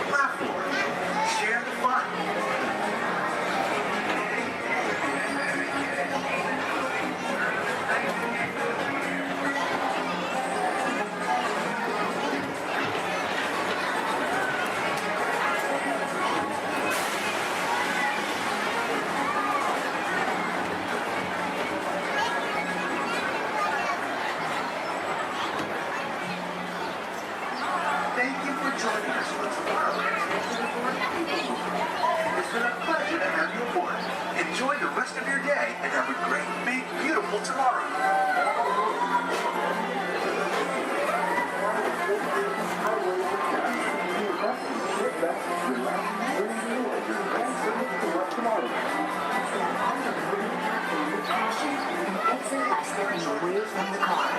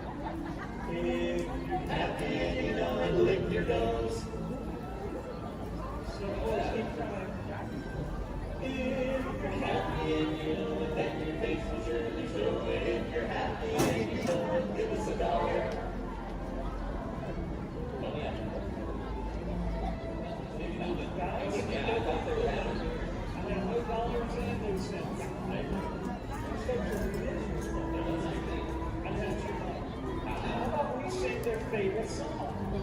Which one is that? The last one. One of our favorites. Yeah, 20.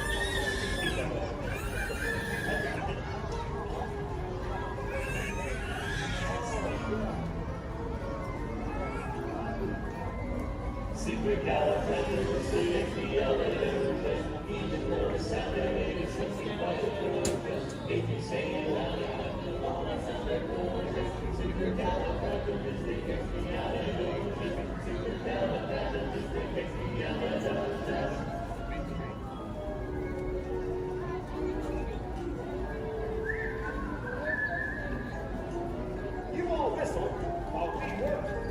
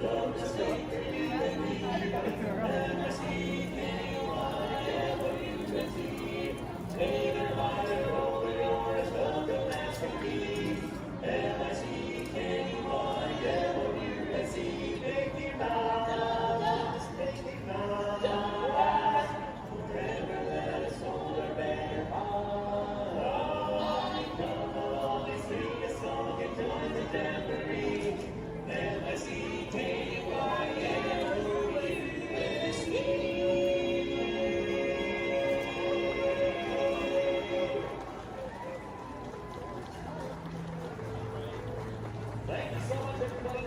If you enjoyed our show today, we are the Dapper Dans of Main Street. But if you did not enjoy our show, then we are the Vienna Boys Choir. Oh, we'll sing a song and it will be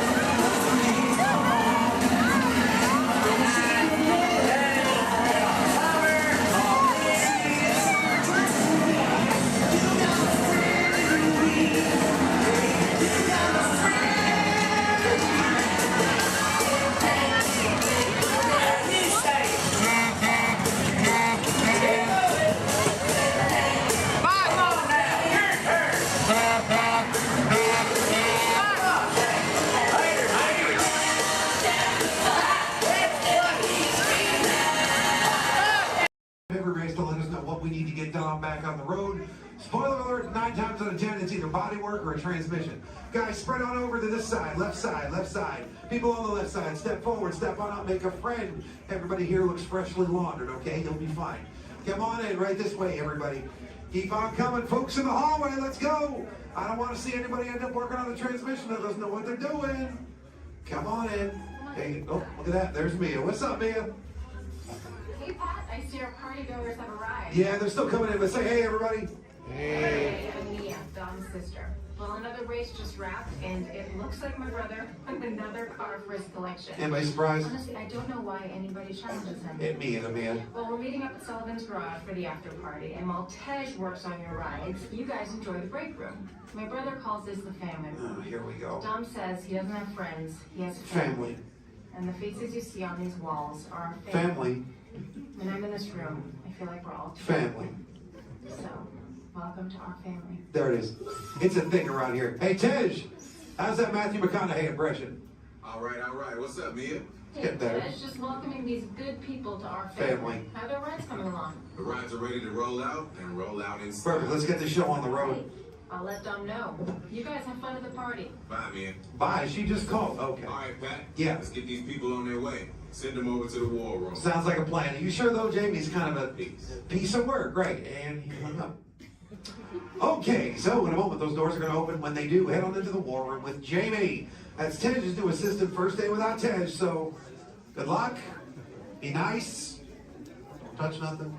Too much last night, so bear with me. Tej left me alone today, so yeah, that's pretty much it, you guys. In just a moment, these doors will be closing, and okay, so yeah, you guys want a tour of the war room?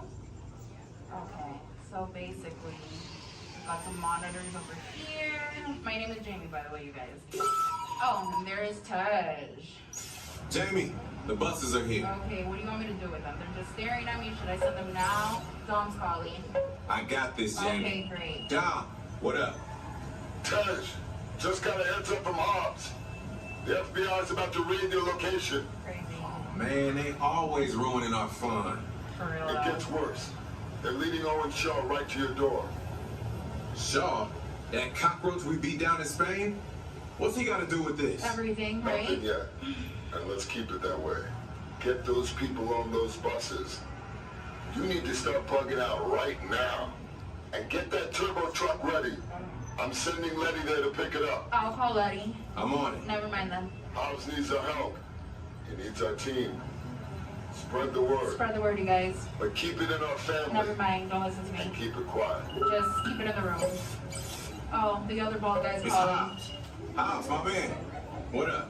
Sorry, Brother Tej, no time for chit-chat. I just sent you a brief on FBI agent Novak. Has Toretto filled you in? Yeah. He wants us to get everybody over to the party at Sullivan's. Sounds like a plan. That party is a ready-made diversion. Keep it going. We need to discuss how you're going to get all those civilians out of there without tipping off the FBI. Crazy. Okay, hold on. Let me get everybody squared away, and we'll talk offline. Copy that, Tej, and let everybody know. Shut off your cell phones. Don't listen We to don't want him. Shaw tracking your locations. He's overreacting. Just put it on silent. Okay, Jamie, Yeah. you heard the man. I heard him. It's about to go to a whole nother level. Crazy. Send everybody to the loading dock. All right, you guys. We heard him. Have fun. If anything happens, my name isn't Jamie. Okay? Peace.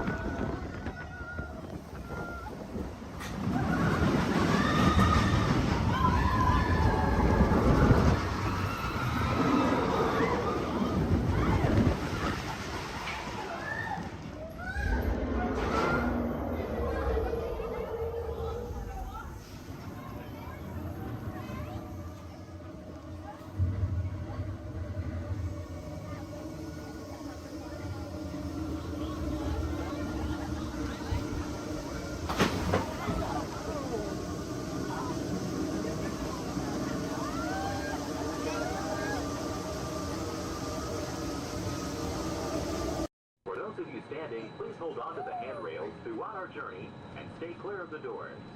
For the comfort of others, no smoking please. Thank you. As we turn south, you can catch a glimpse of the spires of Space Mountain in the Magic Kingdom. Nearby is Disney's 8th-ranked contemporary resort.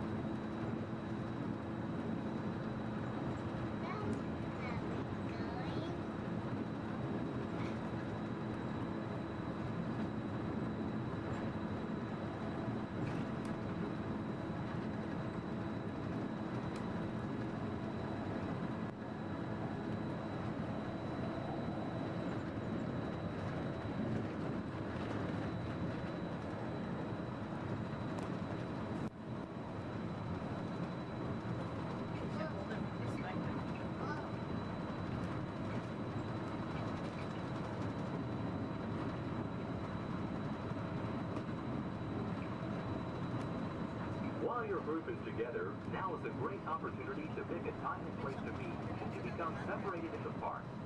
If you should need any assistance, please go to Guest Relations, located in Innovations East. Guest Relations can also assist you in making dining arrangements, provide special tours of Epcot, or make other suggestions for planning your visit to Walt Disney World.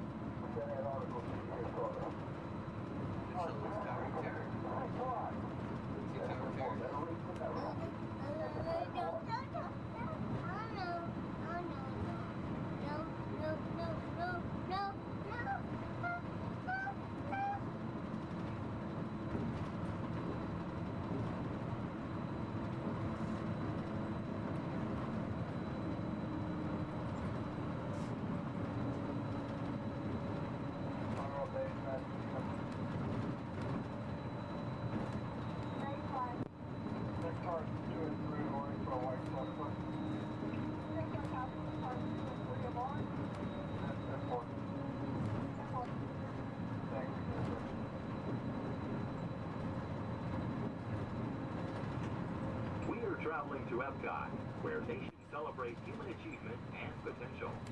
Its 300 acres are divided into two worlds, Future World and World Showcase. Future World offers fascinating explorations into realms of energy, transportation, and imagination. You'll also find adventures in communications, sea exploration, food production, and other vital topics. World Showcase is a community of nations, highlighting the accomplishments and cultures of people around the world.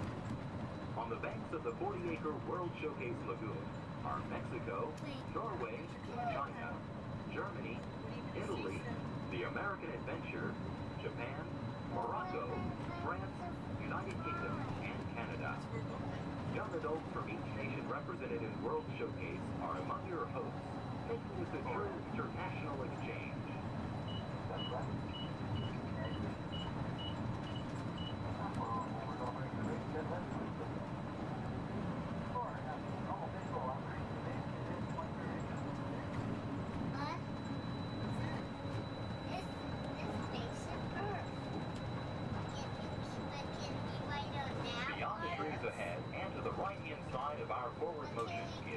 Spaceship Earth.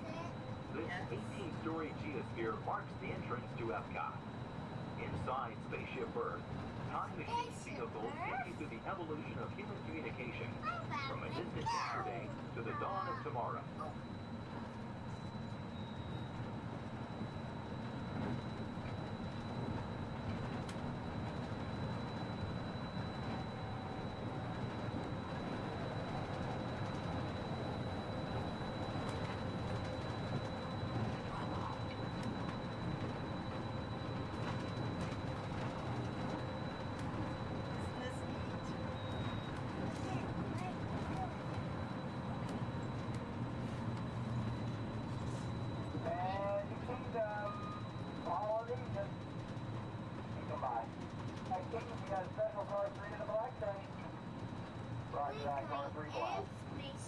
Coming up behind Spaceship Earth is Innovations.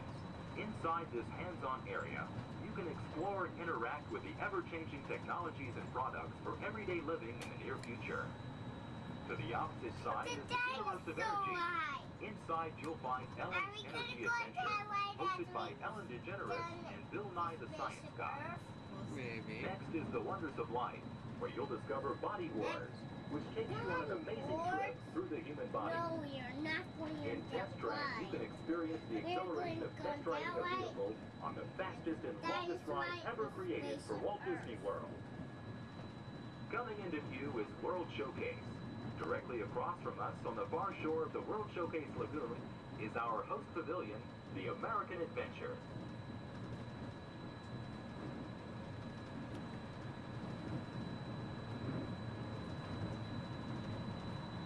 I'm still thirsty.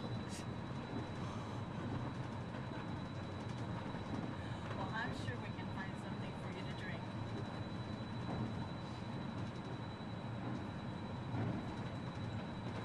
The glass pyramids are the gateway to your journey into imagination. Inside, you can find the 3D adventure, Honey, I Shrunk the Audience. Join Professor Wayne Solinsky as he receives the Inventor of the Year award for his incredible shrinking machine. Next is The Land, where you'll discover creative partnerships between people and the land around the world. In the living seas, you can descend via hydrolator to Seabase Alpha and navigate the largest, most spectacular coral reef environment ever created by humankind. Ladies and gentlemen, we are approaching the Epcot monorail station. Smoking is not permitted at Epcot except in designated areas. Please consult your guide map or ask a cast member for the location of designated smoking areas. Please hold on to the handrails and stay clear of the doors until the monorail stops completely and the doors open. On behalf of the cast of the Walt Disney World Resort, we'd like to welcome you to Epcot. And ladies and gentlemen, this is the Epcot monorail station. If I can please have everybody's attention once again, I do need everyone's attention. As you're walking up the platform this morning to the Transportation and Ticket Center, you might have noticed our signs, and if you did not, that is why I'm here. Epcot will be closing this evening promptly at 4 o'clock. Once again, Epcot, the entire park, will be closing this evening at 4 o'clock. Monorail transportation will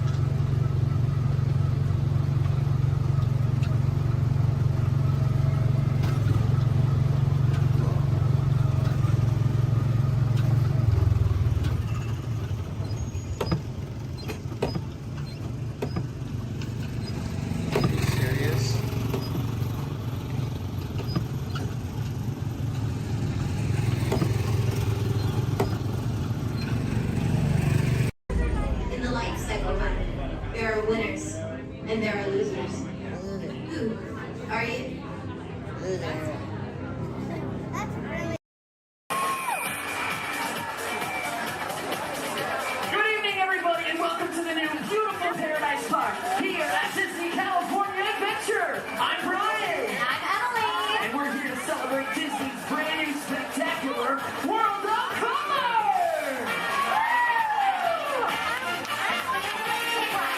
Do you think these people really know what kind of treat they're in for tonight? I don't know. Let's find out. How many of you have seen World of Color before? All right. So how many of you are seeing World of Color for the very first time? Woo!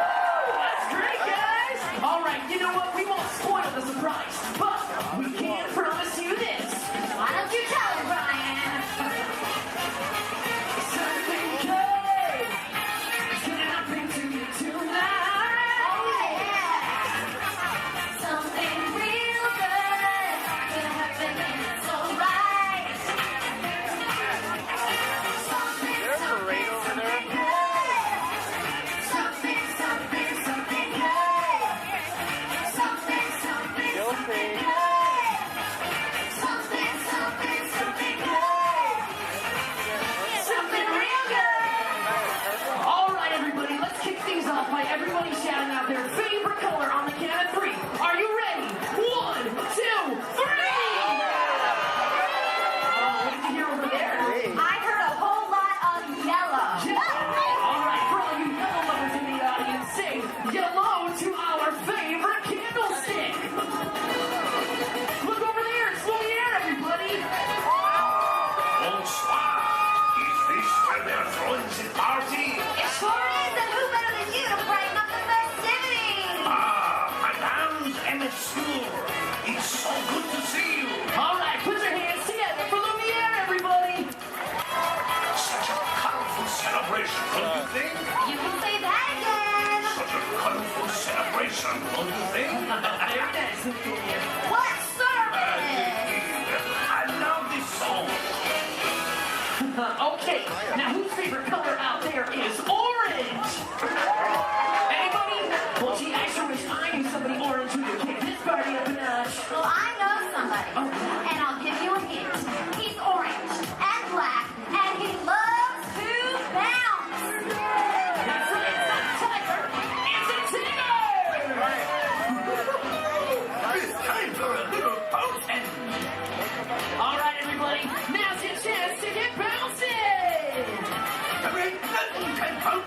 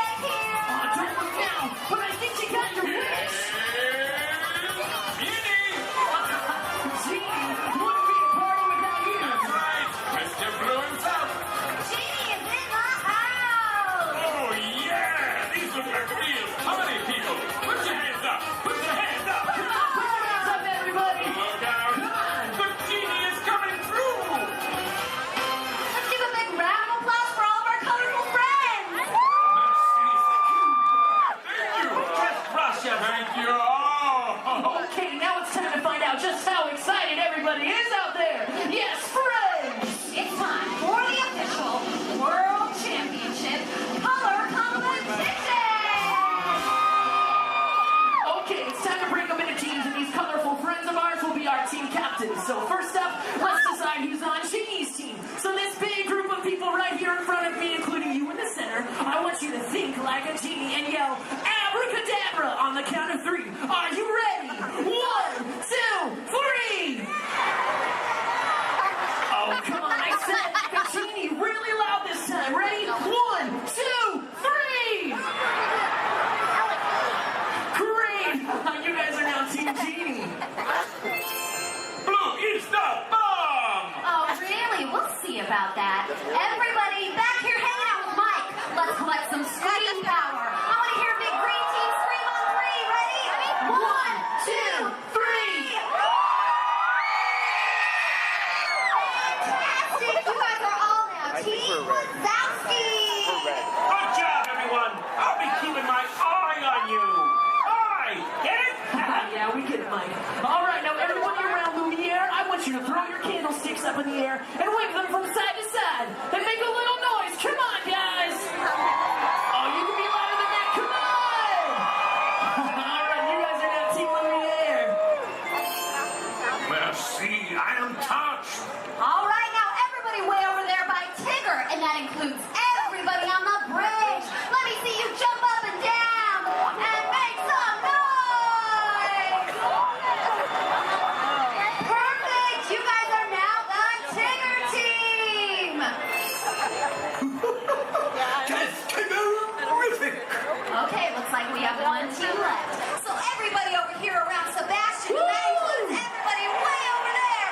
Let me see some booty shaking, and let me hear you. Move those tailsies! Shake it. That's right. You guys are now Team Sebastian. I love it! Okay, does everybody know what team they're on? Do you know who your team captain is? All right, it's time to get the color competition started. And hey, if you don't know what team you're on, just pick one and join along, all right? All right, take it away, Emily. Okay, you guys, so what we're going to do is we're going to teach you part of an awesome song from the movie Tarzan. Then we're going to have each team help us out by singing it one at a time. Then we'll pick a winner. All right, let's hit it. Okay, so I'm going to say something first, and then you all repeat after me. Are you ready? Let's do it. Say do. Bop. Pop. She. She. Do. All together now. Do. Bop. She. Do. Do. Pop. She. Do. Come on. Do. Bop. She. Do. Do. Pop. She. Do. Awesome. This time we're gonna sing it. Repeat after us. Do. Pop. She. Do. Lord, everybody sing it. Do. Pop. She. Do. One more time, a little louder. Do. Pop. She. Do. All right, Emily. Do you think they're ready? Oh, they're ready, all right. All right, color crews, it's time to shine. Emily and I are going to call out a team. When you hear your team call, we want you to belt out that phrase as loud as you can, okay? Oh, and one other thing, you got to sing the right notes for your section to win. Okay, guys? Team Genie, your lines are up first. All right, watch Emily and I for your cue. Here we go. Shoo-doo-doo-da-ba-da-doo, da-ba-da-da-doo-da. Shoo-doo-doo-da-ba-da-doo, da-ba-da-da-doo. Oh, we're ready! Shoo-doo-doo-da-ba-da-doo. All right, Team Genie. Sing it. Hey, that was cool. Give it up for Team Genie. Oh, wait, you other teams think you can do better? Let's give it a try. Team Wazowski, you guys are up. Write that too. Try to sing it right, guys. 3, 2, 1. Shoo-doo-da-ba-da-doo, da-ba-da-da-doo-da.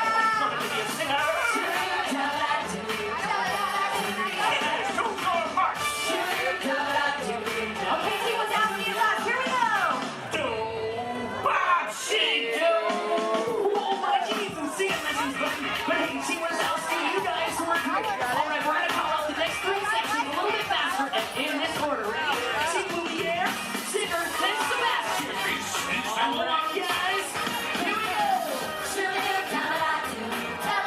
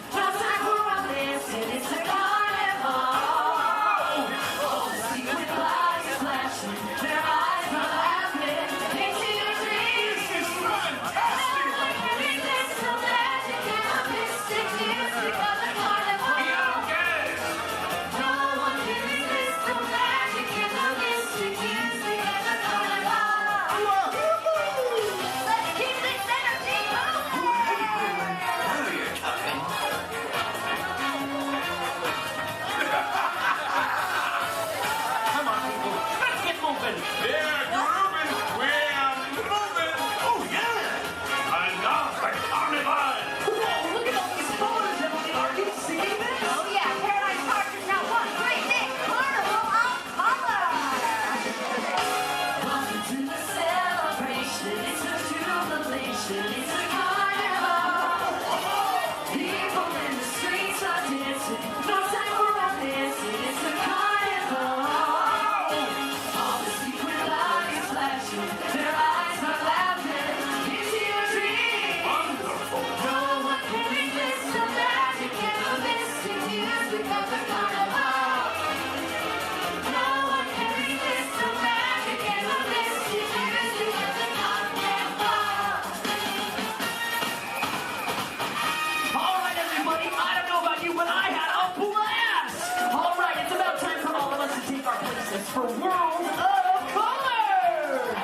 All right, let's give it up one last time to all of our colorful friends. Give it up for Sebastian, Lumiere, Tigger, Gene, and of course, Mike Wazowski. Thanks, everybody. We hope you enjoyed our Carnival of Color. Remember the exciting, colorful magic and don't forget.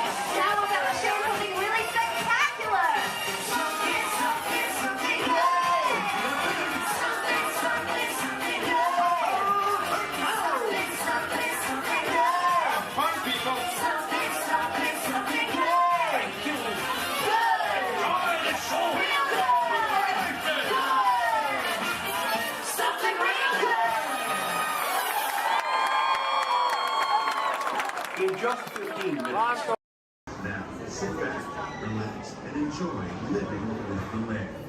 Por su seguridad, permanezca sentado con sus manos y brazos, pies y piernas dentro del banco y cuida a los pequeñitos. A manera de recordatorio, no tomar foto con flash y luz de video antes de llegar a Ninandero.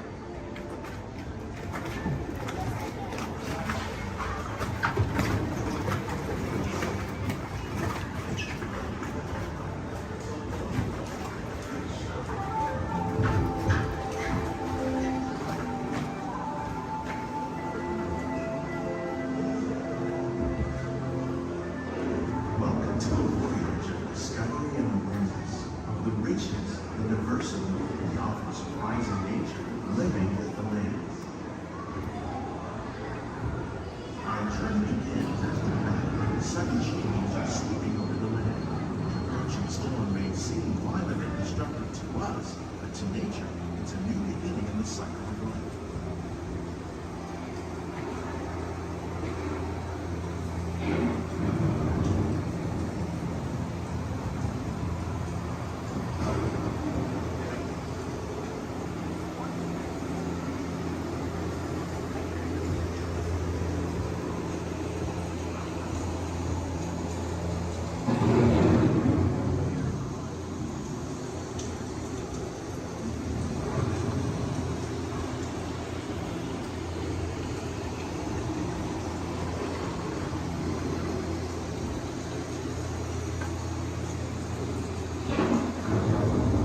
Beneath the surface of the land, roots trap water from the flowing mud, extracting precious nutrients and minerals. These elements, when combined with sunlight, create the first living systems above ground.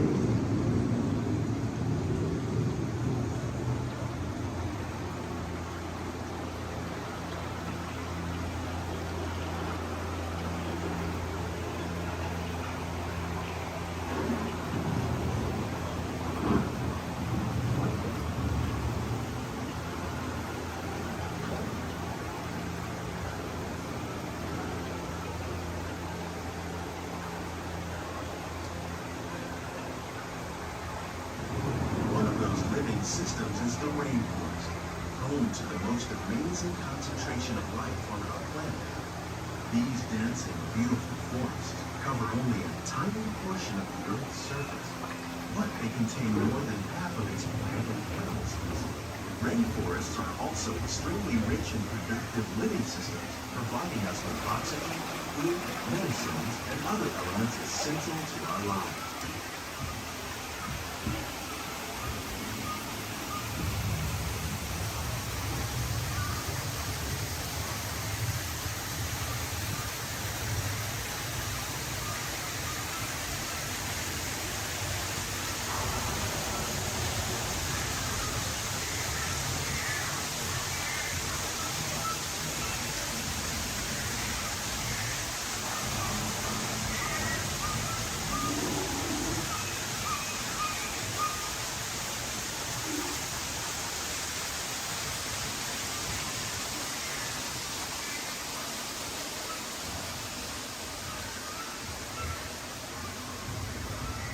In the desert, nature has created a very different, but no less beautiful living system. And while this arid landscape may seem lifeless, it is very much alive. The plants and animals that have learned to survive in these harsh conditions make use of what little water they can find and avoid the scorching rays of the relentless sun.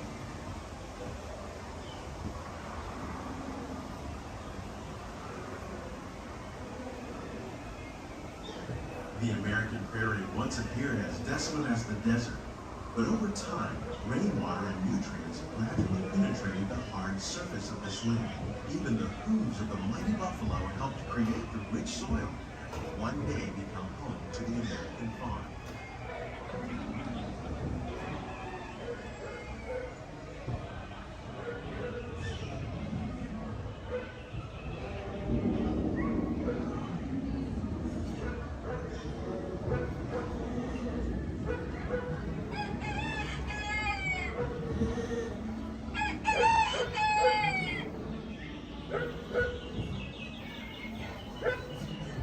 Of all the forces at work on the land, humans have had one of the most profound effects.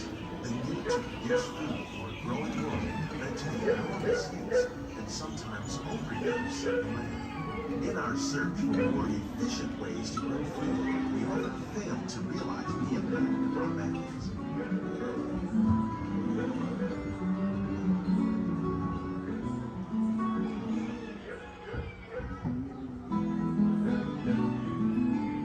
Today, we're learning to live with the land, discovering better ways to grow food that will assure both human and environmental well-being.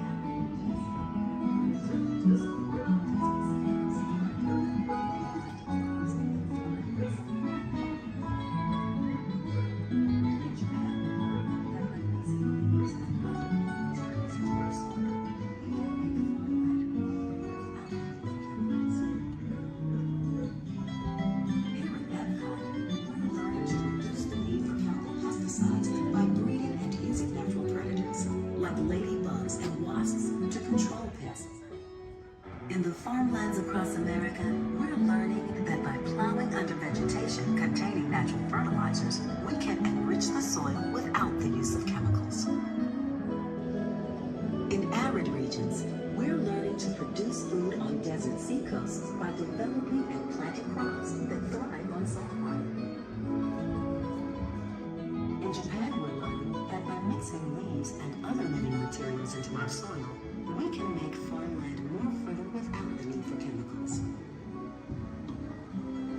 Here at Epcot, we're learning to reduce the need for chemicals. How will we meet tomorrow's growing needs for food production, yet still respect the needs of the land?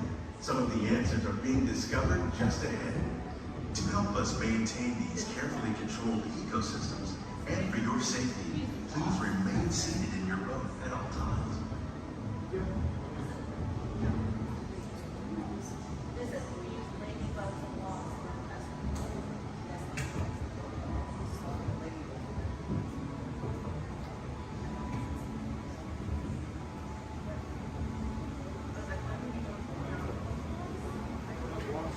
Welcome to our living laboratory, where scientists from Epcot and the U.S. Department of Agriculture are exploring innovative ways to produce milk harvests now and into the future.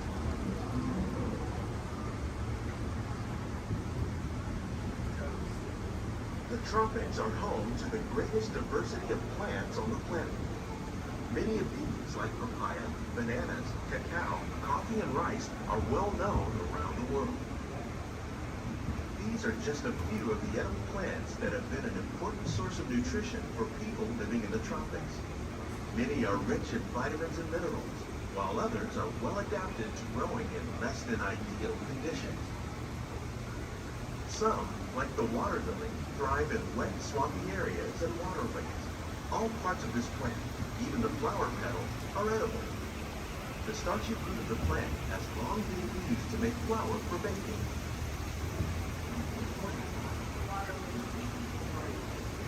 One day, many of these lesser-known tropical plants may be as important as the bananas growing on both sides of the boat. more than 28 million tons of bananas are eaten annually, making it the most popular fruit in the world.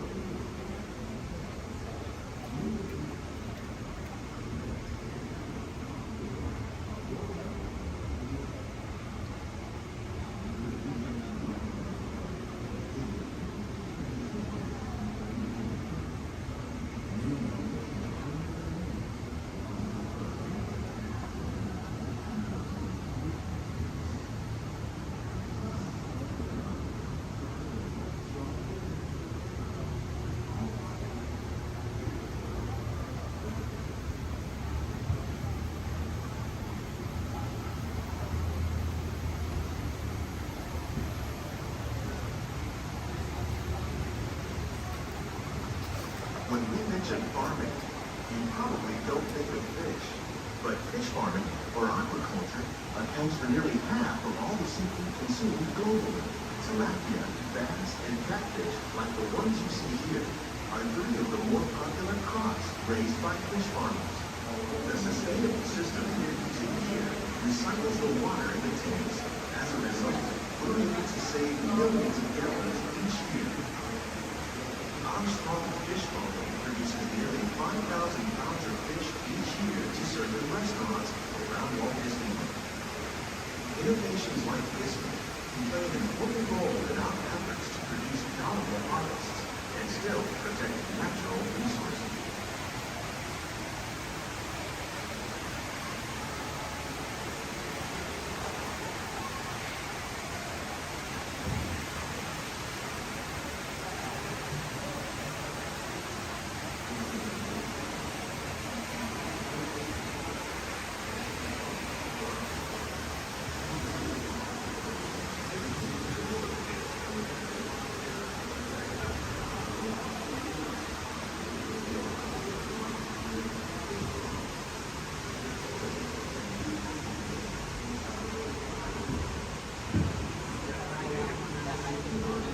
While there are more than 50,000 edible plant species in the world, most of us are only familiar with the handful that make up our everyday diet.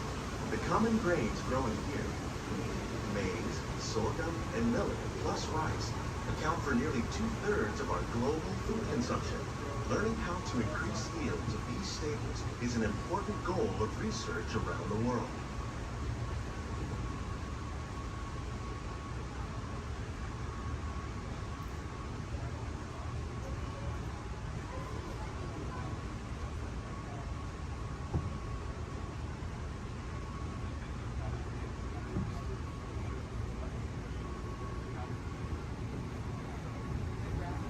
These plants are definitely on their way up. Innovative growing techniques like these increase yields while more efficiently using resources like water, fertilizer, and pesticides. Another innovation at work here is our integrated pest management program. By populating our greenhouses with beneficial insects that prey on harmful pests like aphids and flies, we are significantly reducing our reliance on conventional pesticides.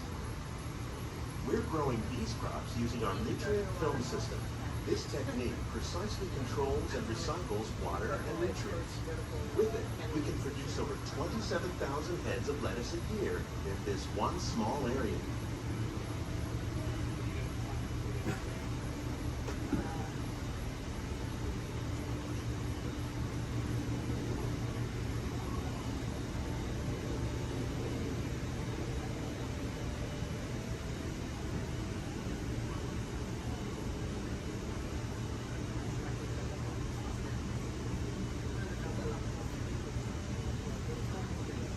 Some of our best ideas have been inspired by nature, like these fruit and vegetable trees.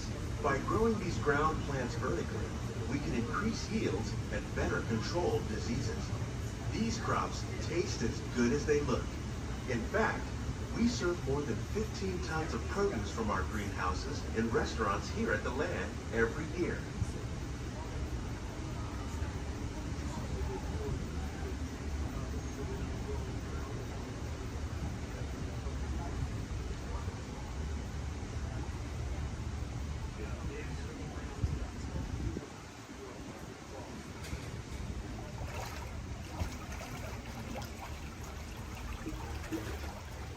future of agriculture may include innovative ideas like this vertical growing system.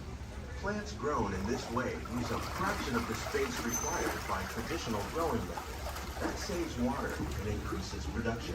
The aquaponics system on your left combines hydroponics with aquaculture.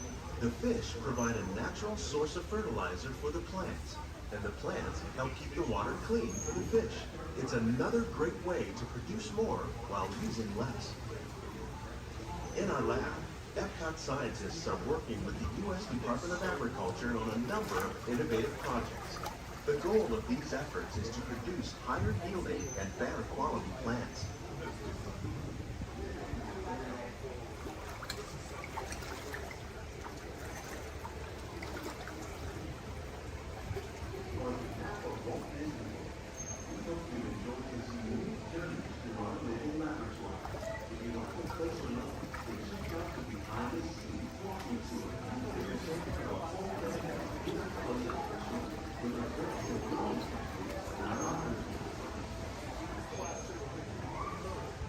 Please keep your hands and feet inside the boat and remain seated until the boat comes to an equal stop.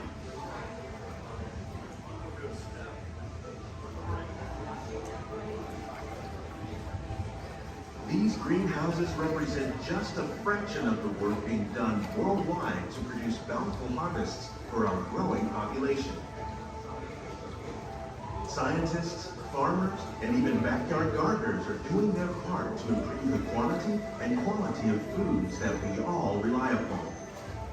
Together, we can continue to find more ways to increase food production and protect our precious natural environment.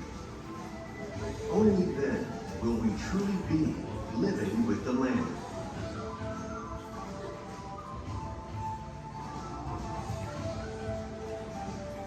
On behalf of Walt Disney World, we hope you've enjoyed this unique journey through our living laboratory. If you'd like a closer look, then check out the behind-the-scenes walking tour. It's a chance for the whole family to get up close and personal with the plants and growing techniques in our laboratories. Please keep your hands and feet inside the boat and remain seated until the boat comes to a complete stop.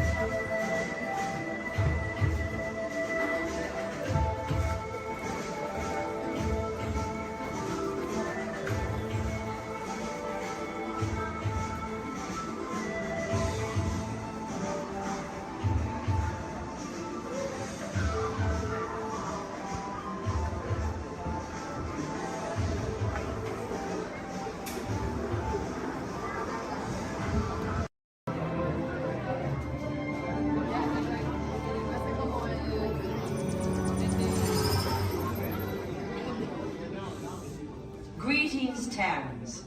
I am Nova Prime Irani Rayan, Commander of the Nova Corps.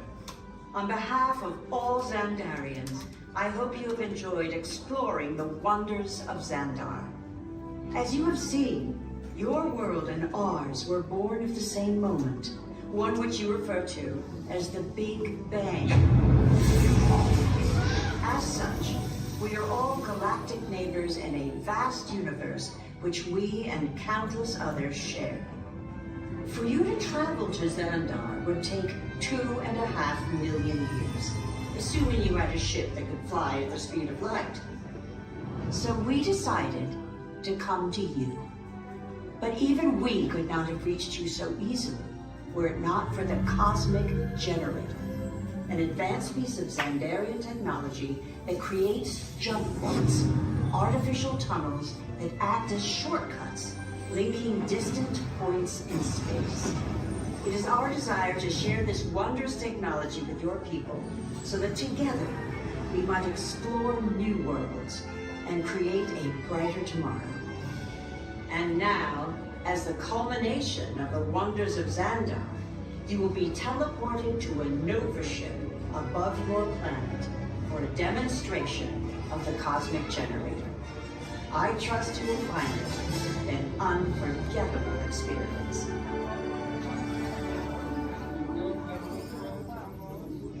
Welcome, people of Epcot, Epcoters, Epcotians, citizens of Epcot. Does anyone know what they call themselves? What? I'm on? Someone needs to tell me what I'm on. Welcome, Epcot-tarians. I am Centurion Tal Merrick, and we're just about ready to teleport you up to the ship for the demonstration. As you're about to enter a secure Nova area, I must ask you to put away your Terran communication devices at this time. Recording of any type is strictly prohibited. I am very serious about this. Now, please step forward into the chamber. You're gonna love this.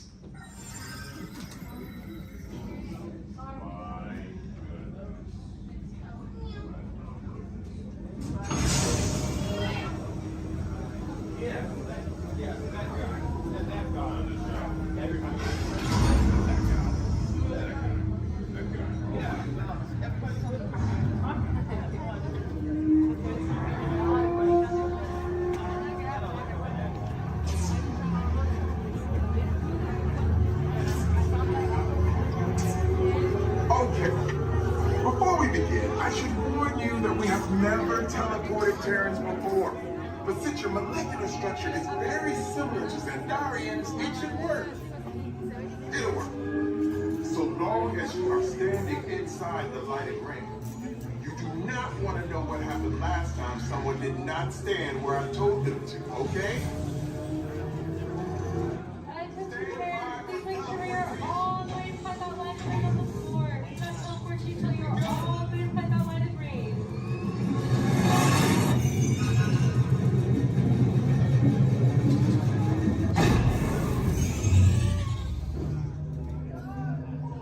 You made it! I mean, of course you did. Nova Prime, they're ready. Excellent. What you see before you is the Cosmic Generator. And in just a few moments, we'll be activating it so you can experience for yourselves what's happening. I'm not sure. Our power's out. And the Cosmic Generator is gone. Cheerio, Mother. Go to Code Red. Prepare the fleet. And call the Guardians. Now. There is no cause for alarm. Turn off that alarm. I've got an important transmission coming in. Hey, what's up, Nova Corps? Our Cosmic Generator has been stolen. What? How? Why didn't we think of that? That thing's gotta be worth a fortune. I am Groot. Good question. Yeah, but who do you think took it? Perhaps that really big man outside your ship. Oh, that is a big man. I need to alert Nova Prime. I have been watching Terrans for dogs. That's not creepy at all. This species has failed. Wait, whoa. We didn't even know there was a test. He's got the Cosmic Generator. He's creating a new jump point. Jump point to where? Not where. When. It's some kind of mutant jump point. He's going back to the dawn of time. Dawn of time, why? To erase an error. Well, that doesn't sound good. Your time is over. Wait, what do you mean? What do you mean it's so vague? The jump point is closing. Hey, Nova Dude, you're Nova Corps need to follow that whatever it is until we get there. We can't. Our power is down, and I've got to get these Terrans onto evacuation shuttles. I got it. I've broken the shuttles to follow them through the jump point. Wait, what? Look, They're our only chance of keeping track of that whack job until we get the cosmic generator back. Piece of cake. Wait! There's cake. Where's this cake? The odds are impossible. Yeah. But it's our only shot. Good luck. Are you sure you can control it? Come on, it's me. I got this. We're all toast. First it was cake, now there is toast. This plan is making me so hungry. Terrence, listen up.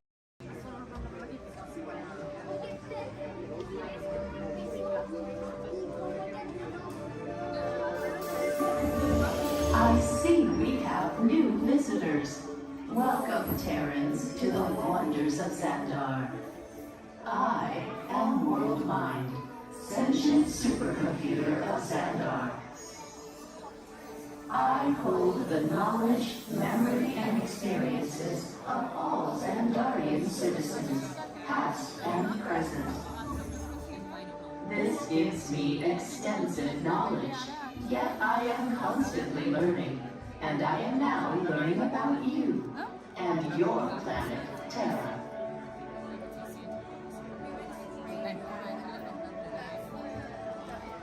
Much of my knowledge of your world came from your great scholar, Peter Quill. However, many of his facts have yet to be confirmed, such as the incredible importance of a legend called Footloose. Through my fellow Xandarians working here at the wonders of Xandar, I am discovering more about you Terrans. Such as your fascination with eating the turkey leg. Why only the leg? What about the rest of this creature? We are eager to learn the answers to these questions and so much more about your world. In return, we Xandarians hope to share with you more about ours. Although Xandar is 2.537 million light years away from your planet Terra, our worlds are actually quite similar and began at precisely the same moment. We refer to this as time zero, before the existence of anything. Our worlds were born of a single point of matter and energy that blasted outward in what you Terrans refer to as the Big Bang. And from nothing came the beginning of everything.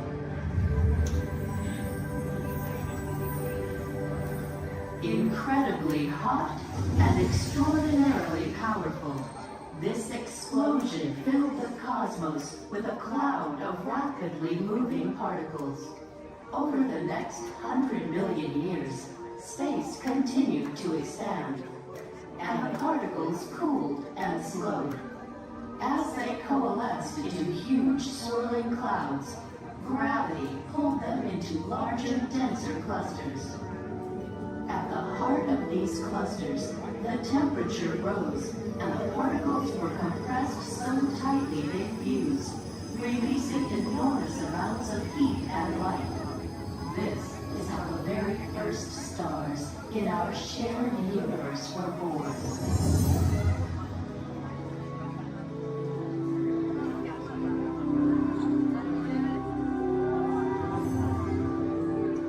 The singularity is just one of the commonalities between our two worlds that we will explore today. Welcome, Terrans, to the wonders of Xandar.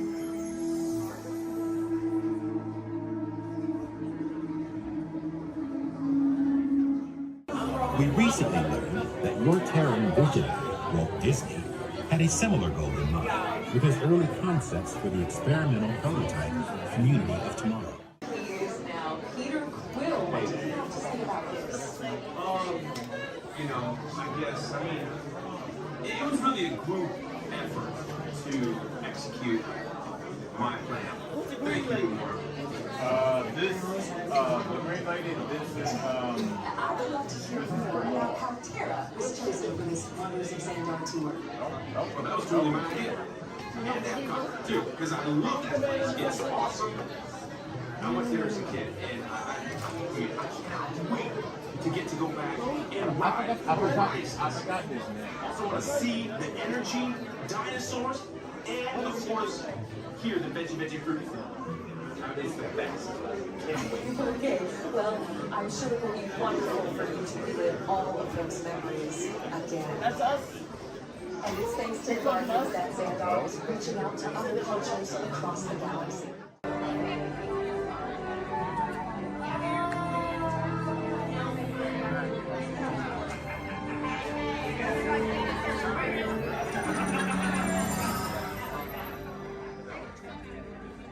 Greetings, Terrans. I am Nova Prime Irani Rayan, Commander of the Nova Corps. On behalf of all Xandarians, I hope you have enjoyed exploring the wonders of Xandar. As you have seen, your world and ours were born of the same moment, one which you refer to as the Big Bang. As such, we are all galactic neighbors in a vast universe which we and countless others share.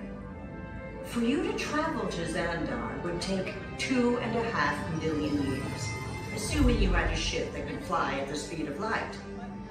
So we decided to come to you. But even we could not have reached you so easily were it not for the Cosmic Generator, an advanced piece of Xandarian technology that creates jump points, artificial tunnels that act as shortcuts, linking distant points in space. It is our desire to share this wondrous technology with your people so that together we might explore new worlds and create a brighter tomorrow.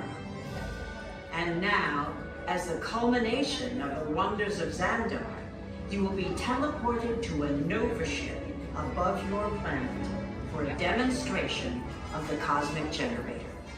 I trust you will find it an unforgettable experience.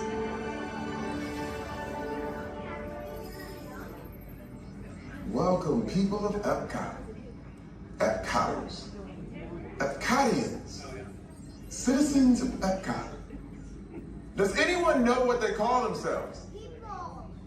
What? Someone needs to tell me when I'm on. Welcome, Epcot Terrans. I am Centurion Talmeric, and we're just about ready to teleport you up to the ship for the demonstration. As you're about to enter a secure Nova area, I must ask you to put away your Terran communication devices at this time. Recording of any type is strictly prohibited. I am very serious about this. Now, please step forward into the chamber. You're gonna love this. You're on! That was the best.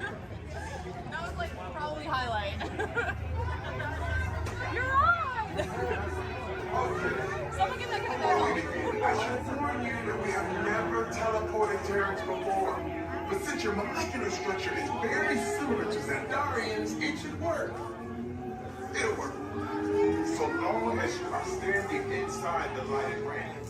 You do not want to know what happened last time someone did not stand where I told them to, okay? Stand by for teleportation. Here we go.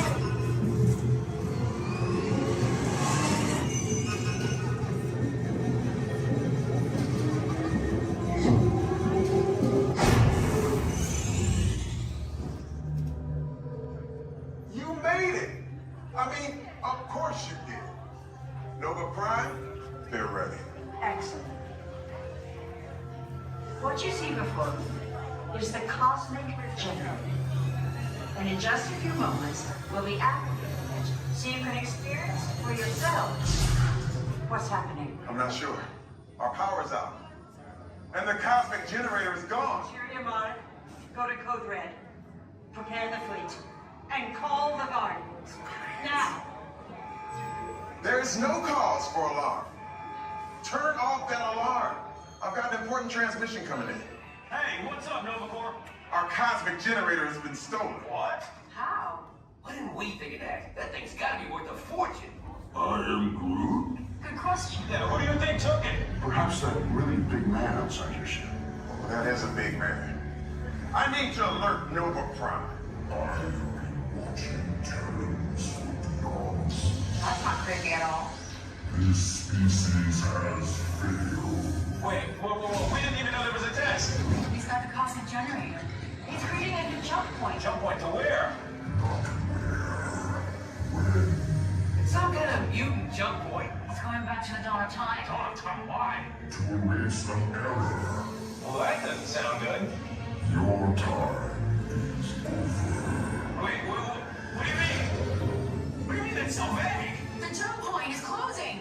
Hey, Nova Dude, your Nova Corps need to follow that whatever it is until we get there. We can't. Our power is down, and I've got to get these Terrans onto evacuation shuttles. I got it.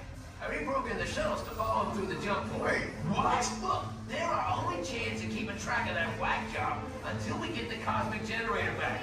Piece of cake. What? There's King. Where's this King? The odds are impossible. Yeah. But it's our only shot. Good luck. Are you sure you can control it? Come on, it's me. We got this. We're all toast. First there was King, now there is toast. This plan is making me so hungry. Terrans, listen up. We need to make our way to the evacuation shuttles now. We'll follow the fleet and get our power. Okay, they're headed for the jump point. This plan is never gonna work. Well, Okay, I've marked on these vehicles. We'll be right behind you. nothing to worry about. Unless we cannot stop this unusually large man. We are likely doomed. Good luck. You're gonna need it.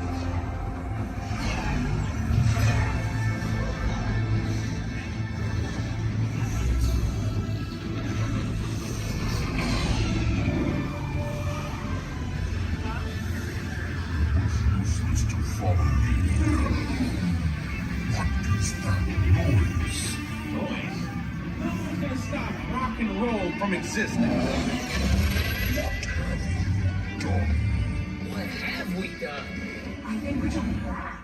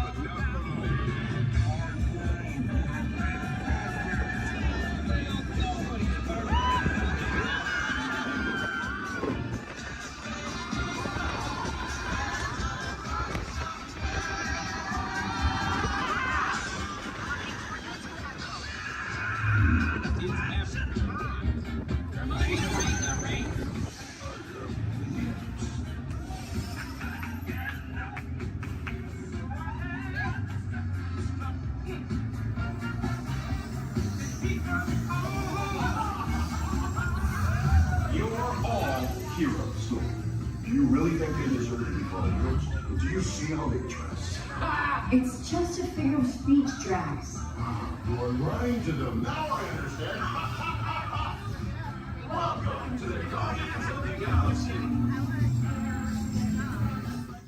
Updates on awarded. If everyone's ready, here in Harambe we say Twin Day, and that means let's go. Jumbo friends, my name is Rachel, and I'm going to be your safari guide out in the Harambe Wildlife Reserve. Just a couple friendly safety reminders before we do head on out. They'll make sure we stay fully seated the entire time. It does get pretty bumpy out there. We're also going to make sure we keep our hands, arms, feet, and legs inside the truck and hold on to any loose items that could fall out, because unfortunately I cannot stop to retrieve anything if it does fall out. Now the first part of the reserve that we are heading into is the Little Aturi Forest. Now the animals here in the forest are known for their camouflage, so we may have to look a little bit harder for them. Although over on the right side, the brown colored animal with those striped legs, that is an okapi. Now, okapis might look like they are related to zebras with those striped legs, but they're actually one of the only living relatives of the giraffe. Now, if you look closely at its head, they kind of have the same skull shape the giraffe has. They also have the same tongue that helps them get into the vegetation. Now, that black and white bird that's hanging out down there kind of by the water as well, that is a saddle-billed stork. They can stand at about 5 feet tall with a wingspan all the way up to about 9 feet long. So if you look up above you, that is about the length of the canopy that's on top of your head. Now, they get their name from the yellow saddle shape on their beak, and they do also mate for life. So once they find their partner, they're with them for the rest of their life. Definitely be on the lookout for another one. There's usually another one that hangs out pretty close.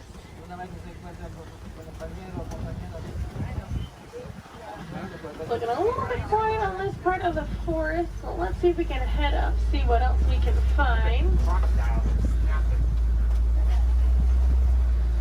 It looks like there is some movement up ahead, so I'm going to head over that way.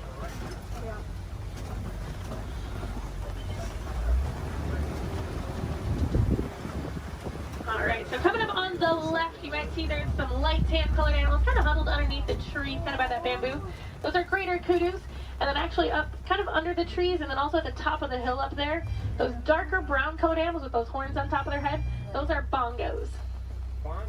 Now, bongos are very shy and reclusive animals. That is how they get their nickname, the ghost of the forest. Both males and females do have those horns on the back of their head. And if you notice they're angled backwards, that's not going to get through any of that thick and tangled brush here in the forest they usually live in. Alright, it looks like we're going to cross over some water, so that means we're heading out towards the Safi River. You're going to want to keep your eyes near the water looking for any kind of shadowy figures. A lot of times we'll see Nile crocodile or even Nile hippos. Now, hippos will spend most of their time in the water and even spend about 8 minutes at a time underneath the surface. The average male hippo does come in at about 5,500 pounds, and they do kind of float to the bottom of the water and walk along the bottom rather than swim. Although to be fair, if I was 5,000 pounds, I'd probably do the same thing. It takes quite a bit of energy for them to swim around. I haven't seen any yet, but they do have a couple spots here in the river, so we'll head up. Now, those white and gray birds that are hanging out on the island, those are pink-backed pelicans. They do get their name from the pink coloration that their feathers get during mating season. That's not actually the feathers that turn pink, though. It's their skin that turns that color. It kind of makes their feathers look good.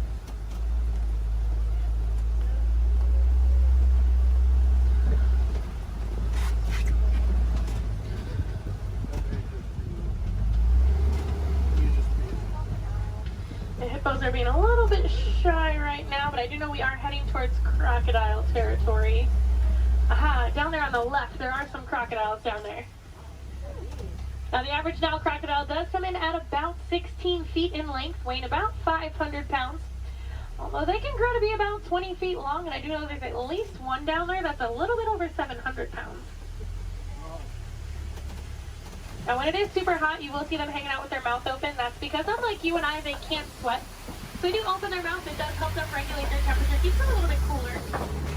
You'll notice a lot of the animals here in Africa actually have some sort of natural cooling capabilities. It does get pretty hot out there. Now, we are going to start making our way out towards the savannah. That does happen to be one of the largest parts on the reserve. It's also home to some of the more famous animals like lions, elephants, and giraffes. So hopefully we'll see some of those out there today.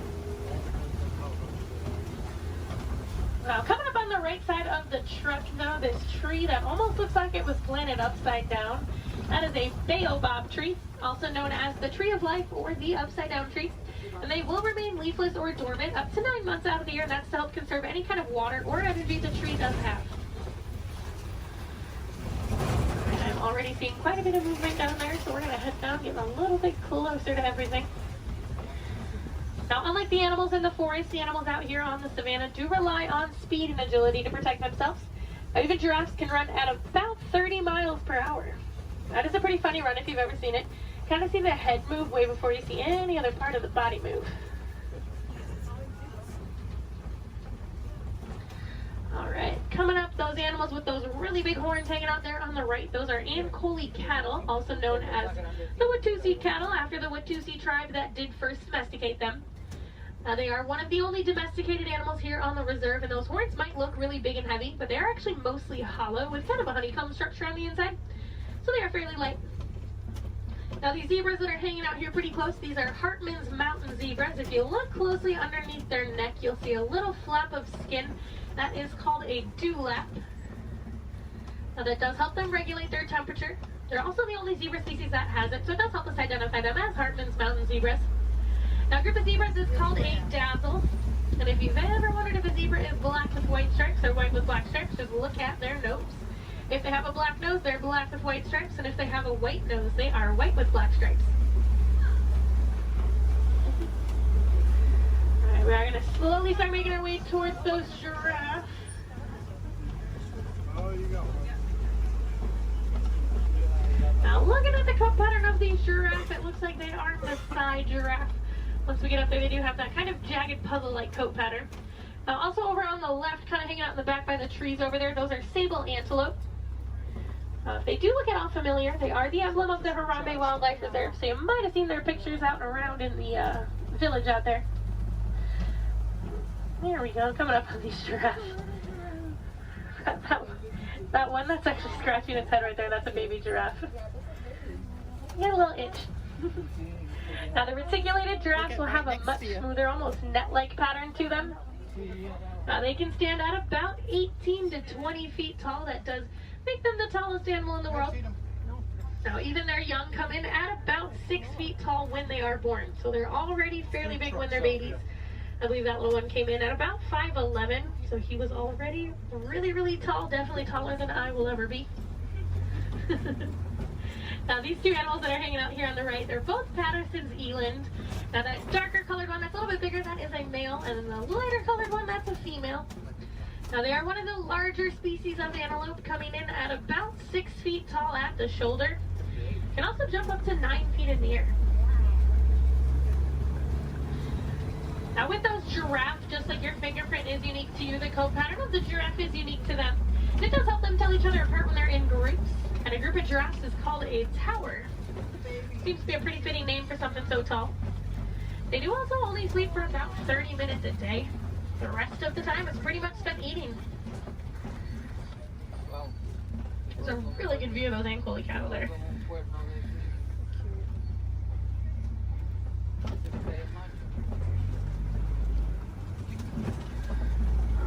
Let's see if we can head up a little bit farther into the savannah, see what else we can find.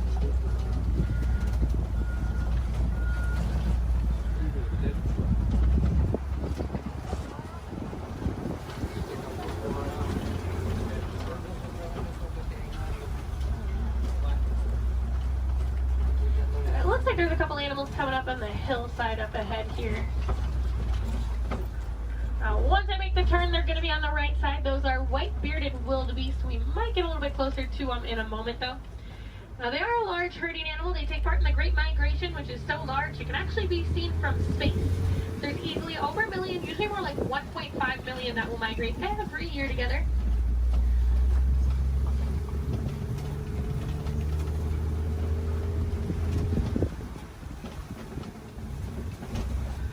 There they are. You can kind of see them there. Now we are also coming up on some knockdown trees just up ahead, so we're going to head over that way. Usually that is a pretty good indicator that there's an elephant or two nearby. Elephants are known as nature's bulldozers, so you can always kind of assume. Actually, it looks like there is one up ahead of us. I'm going to see if we can get a little bit closer to it.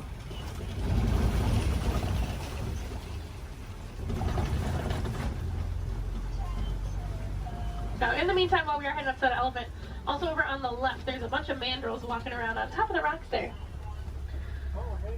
Now, mandrills are one of the largest species of monkeys. An adult male can come in at about 100 pounds. They do have those vibrant blue cheeks, and as they get more excited or even more angry, they actually get even more blue.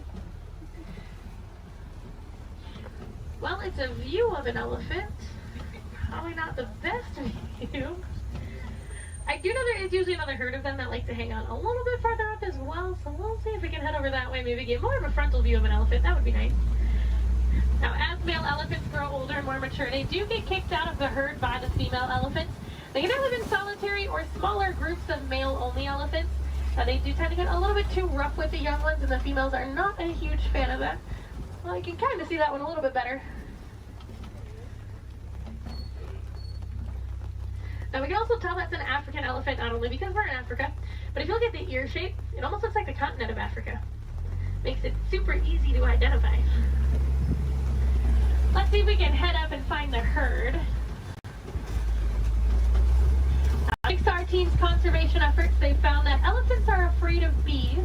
So because of that, farmers have been putting up beehives around their crops. It's a much safer alternative for the elephants. It keeps them farther away from the crops, but it also keeps our locals and our farmers happy. Now, I thought it was so funny that such a large animal was afraid of such a tiny little insect. And it's actually the noise that the bees make. So elephants do have really sensitive ears, and that buzzing noise bothers their ears more than anything.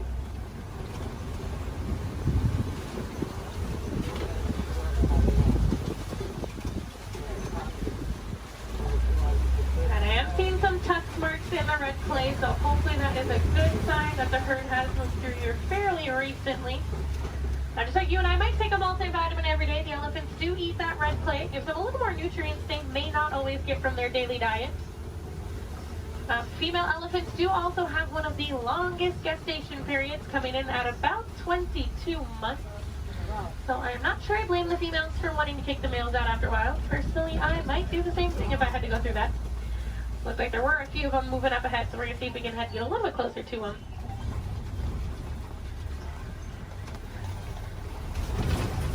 Male elephants also won't get to their full size until they are about 35 to 40 years old. That is about half of their lifespan. In the wild, their lifespan is about 60 to 70 years, and that full size can come in at a whopping 15,000 pounds. So that does make them one of the largest land animals.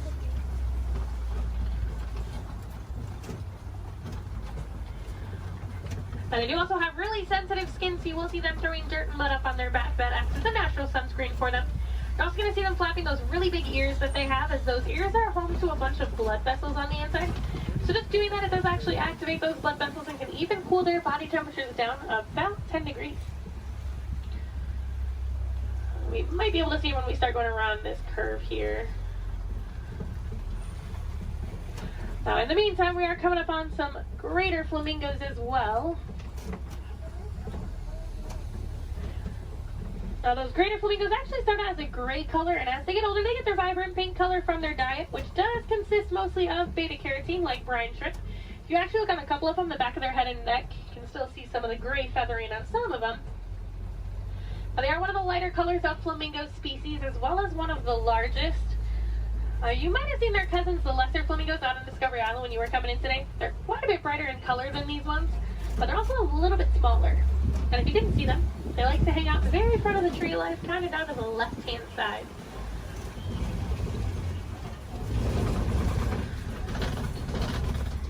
Looks like those elephants are wanting to be shy, but we are coming up on some white rhinos. Now, white rhinos don't get their name from their skin color. They get it from the Afrikaans word weit, which means wide. Now, if you look, they have a very wide mouth. Now, they're also one of the larger rhino species, coming in at about 5,000 pounds. Now, one of my favorite facts about them, even though they are 5,000 pounds, when they run, they can actually get all four of their little legs off the ground. So kind of like how a horse gallops. So they are very graceful for how large they are. Oh, there's one running. It was, for like a hot second, it was actually doing like the actual full run. I'm mad he stopped. Oh, he said, I got snacks over here. I'm coming over here. And usually if you see a couple, there's quite a few. So there might be some more around. So we'll definitely be on the lookout for some more. A group of rhinos is also called a crash. That is a pretty good name for them because they are almost blind. They kind of seem more like shadows. It's really funny when they stand really close to the road. Sometimes when you try to sneak by them with the trucks, they don't realize we're there until they hear the truck and they're like, ooh. They like jump and run back. Well, we are coming up on a couple cheetahs. There's a cheetah laying down right on top of the hill there that's really close, and there's a couple more walking in the back. Yep. Now, cheetahs are one of the fastest land animals. They can go from about 0 to 60 miles per hour in just about 3 seconds. Now, they do get to that speed fairly quickly, but they can't actually maintain it for very long. It's more like a short sprint of a couple hundred yards. Looks like there's a couple more walking up ahead here. Now, they will use that long tail of theirs, kind of works as a rudder to help them turn. Their nails also don't retract, so they do stay out. It does help them gain traction when they are running those speeds. And unlike most big cats, they will do most of their hunting during the day and do tend to be way more active during the day. They're also one of the only big cats that can purr. So kind of like your household cats, just a little bit bigger.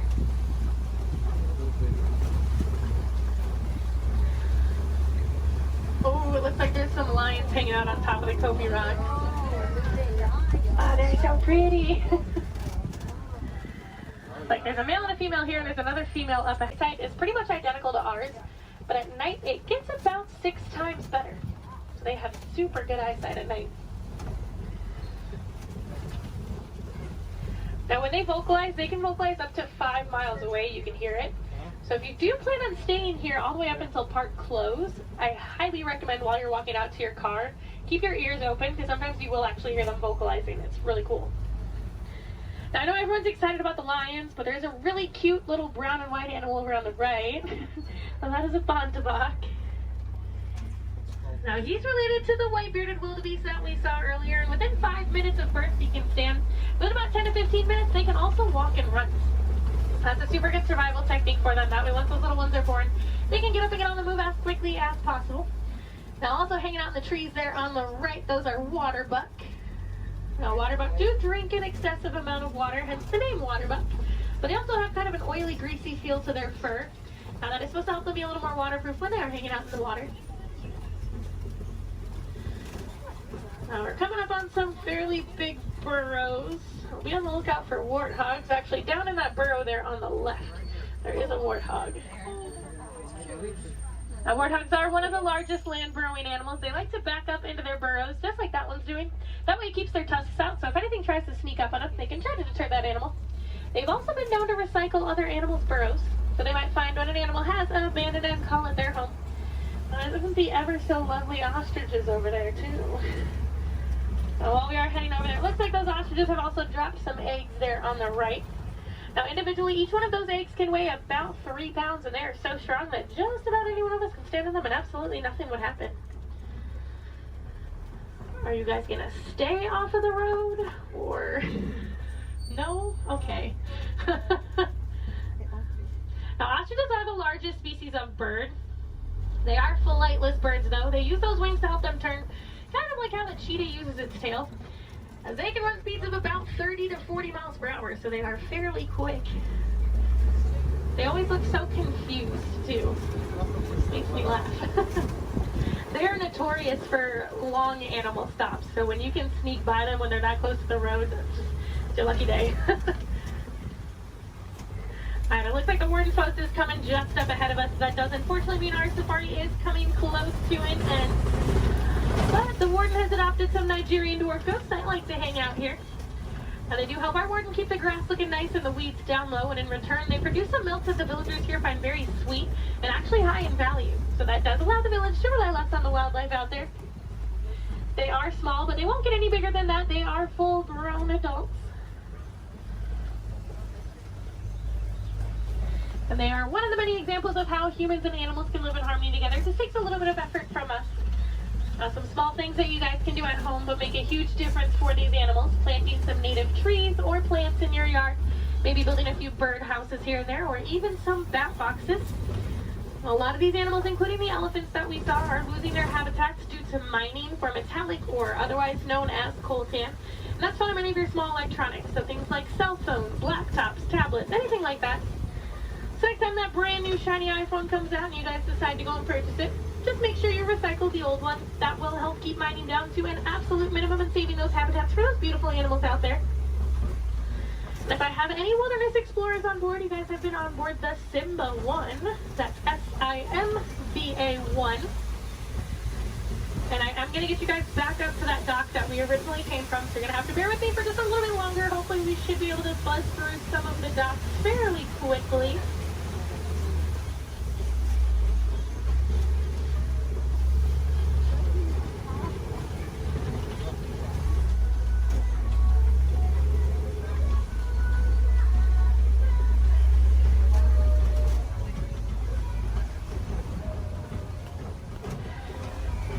If you guys did enjoy seeing the animals here on the safari, there are plenty more for you to see today. Now actually, when you guys get off of the truck, when you hop down that little pathway there and go down the hill, if you guys take an immediate left, you'll actually be on the Gorilla Falls Exploration Trail. Now over there they have naked mole rats, meerkats. They have an underwater hippo viewing pool where you can usually get a little bit closer view of some hippos, as well as silverback gorillas. If you're heading over to Asia, right behind Tully River Rapids, you'll find the Maharaja Jungle Trek. Now over there they have Sumatran tigers, Komodo dragons, bats, and a whole bunch of different exotic bird species. Now both of those trails are about a 15 to 20 minute walking trail though, so you do want to give yourself a little bit of extra time. Now ECVs, strollers, wheelchairs, any of that can go through those. You don't have to park them, so you can bring them with you. And if anyone has Disney Plus at home, if you have not seen it already, there is actually a whole series on there called The Magic of Disney's Animal Kingdom. And they do go into way more detail about the animals here on the safari, as well as the ones over at Epcot and Animal Kingdom Lodge. I know they have episodes on the giraffes, the lions, the rhinos, the elephants. You get to hear from the keepers that do actually take care of them on a day-to-day basis, so you get to know them a little more on a personal level. You might even get to know some of those names. So next time you come and ride the safari, you can impress your friends and family by knowing those.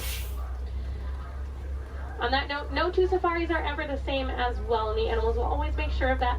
So if you guys are here on another day, or even later on in the evening, definitely come back and check us out. You might see some different animals out there. Sometimes you'll actually see the hippos. We didn't really get good luck with the hippos today. But you might see some hyenas. They do tend to be a little more nocturnal, so they'll tend to come out a little bit later. And you might see the lions actually up and moving around. You never know. They'll probably have a different safari guide as well, so you might learn some different facts you guys didn't hear from me this time around. As you guys are walking around the park too, I encourage you guys to be super aware of your surroundings. A lot of times you'll walk past different animal habitats and you guys won't even know it. On front of the trail life, you'll see those lesser flamingos that I kind of touched on a little bit. You'll see some kangaroos hopping around, some vultures, all kinds of stuff. And then towards the front of the park, actually one of my favorite animals likes to hang out there, the giant anteater. Now that's like if you're heading out of the park when you go over the bridge and there's like the spot where you can go on the left side and the right side to exit. She likes to hang out on the right side. So if you go down there, she tends to kind of hide those. So you have to look into her habitat a little bit to see her. But she's usually there. Alright, it looks like this truck ahead of us is just about loaded, so they should be on their way. So it's a really good time. Double check your rows. Make sure you do have everything. You don't want to leave anything behind because I will be heading out on another safari as soon as I drop you guys off. So it'll take a little bit of time to get those items back to you. The warden knows we are on our way, so we should be able to get cleared into that dock here fairly quickly.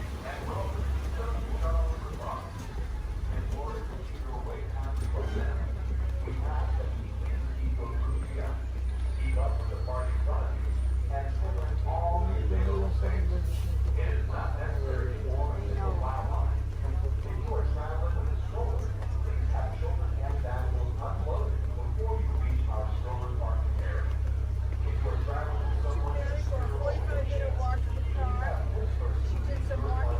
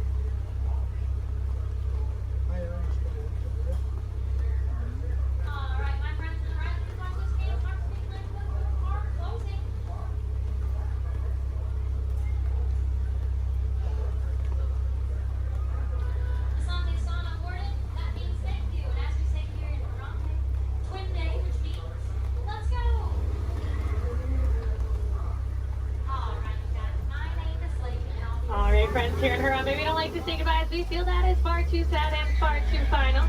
So it's time to leave you with Kuaharini. So Kuaharini friends, go well, go wild, go make a difference out there and enjoy the rest of your day here at Disney's Animal Kingdom or wherever else your adventures might take you.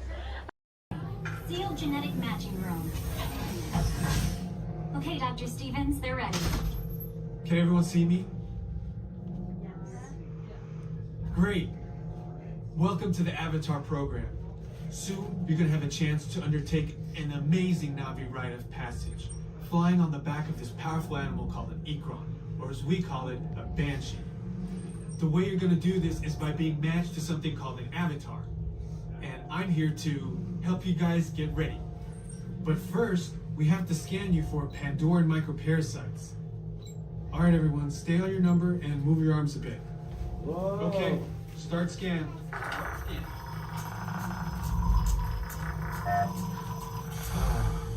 You've all got them. But don't worry, they're very common around these parts. Let's start the decon. Initiating GMR decon. Stay still over your number. You're not going to feel a thing. Ow! You're doing great. Almost done here. They're all clear. Great. Now let's go over how all this works. Like I said before, you're going to be matched to these things called avatars, which look a lot like the Na'vi. They're created by blending human DNA and Na'vi DNA. Once we match you to an avatar, thanks to a special link chair, your mind will be able to control that avatar. Using avatars to fly this way was all figured out by my boss, Dr. Jackie Ogden.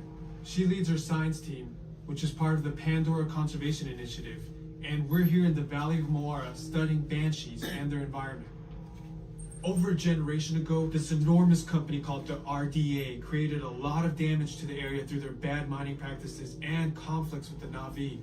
Just like on Earth, it can take decades for ecosystems to recover. Okay, to get you flying on a Banshee, we need to find each of you an avatar. Let's prep the genetic sampling. I'm on it. Okay, first we need to find the compatible match of your genetic material with the genetic material of one of the avatar bodies that we already have. Once we do that, you'll be able to link to that avatar and fly. Help us out and move around a bit. Almost. Yes, got him. Now, let's find you your avatar matches.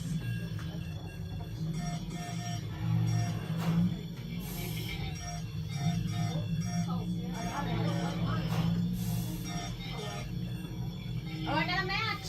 Well, I got one. You got a match. Oh, I don't do that. I got one. All right, you've all been matched with avatars. Looks like they're ready for you in the next room. When the door opens, please go inside, all the way in, and stand over the same number that you're standing over now. And I'll see you in there. Welcome, foolish mortals, to the Haunted Mansion. I am your host, your ghost host.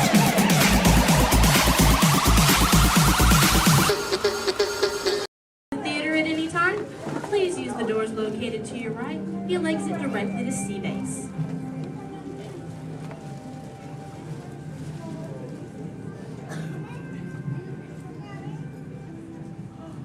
Hi everyone and welcome to Turtle Talk. My name is Andy and before we begin, I have just a few reminders. Here at Sea Base, there is no eating, no drinking, no smoking, and absolutely no flash photography. Thanks guys. The piece of equipment you see hanging in the water is called a hydrophone, and it allows us to hear sounds from beneath the sea. And today it will allow us to hear our very special guest. Does everybody know who it is? Go ahead and shout it out loud. That's right. Crush is coming today to learn about the human world, and we'll get to ask him questions about the turtle world. So go ahead and start thinking of questions you might want to ask him. Right now, Crush is out catching a wave and said we should call for him when we're ready. So on the count of 3, I need everybody to shout out, "Hey, Crush!" 1, 2, 3. Hey! Righteous! Whoa, dudes! Oh, total like that, dudes. But don't worry about me, dudes. The noggin is taking harder hits than that. Whoa, look at all the human dudes in the human tank. Hello, human dudes. Oh, come on, I said hello, human dudes. Oh, awesome. Dudes, I don't mean to freak you dudes out or anything, but there's like no water in your tank. Oh, whoa, look at all the little dudes on this sub-level too. Hey, little dudes. Focus, little dudes. Whoa, look at this little mini man over here, totally smiling and laughing. He's on the front row, almost center. He's second from the center with a white shell and swim goggles on the noggin. Hey, dude, what's your name, dude? Trent. Trentster, good to meet you, mini man. Who are you from, dude? Iowa. The Iowa. Never heard of it. You having a good day today, dude? Yes. Cool. What's been the best part of your day, dude? Swimming at the Blizzard Beach. Swimming was the best part of your day, dude? Dude, this is the best part of my day every day, dude! Awesome! Hey, dude, can you talk the turtle, dude? Can you say, totally? Totally. Can you say, sweet? Sweet. Now put it together and say it really loud, dudes. Totally sweet. Awesome, dudes! Give him a round of fit. He was rocking the Turtle Talking News. So, Mini Man, who brought you in here on this fine day, dude? My mom and dad. Well, let's talk to those dudes. Where's the mom and dad? Raise up your fist. Oh, there's the big kahuna, the papa son. Let's meet him, dudes. Because he did not think he was going to talk to a turtle today, dudes. What's your name, dude? Jeff. Jester. Is that your little offspring over there, dude? Yes, sir. Awesome. Whoa, don't call me sir, dude. Too formal for me, dude. How many offspring in total do you have, dude? 2. Deuce offspring, keeping it simple. Okay, dude. You know, I'm a parental unit myself, dude. Do you know how many I have, dude? 4. Oh, way more than that, dude. 64. Little more. 164. Way less. I'll help you out, dude. I've got 65 offspring, dudes. Totally. Hey, dude, do your little ones ever ask you questions, dude? All the time. Oh, dude, totally the same over here, dudes. My youngest son, Squirt, is always asking me questions, too. But you know what, dudes? They're always about you humans. And that is totally why I'm here, dudes. To answer his questions and maybe even answer some of yours. If you dudes think you can do that, say chaw.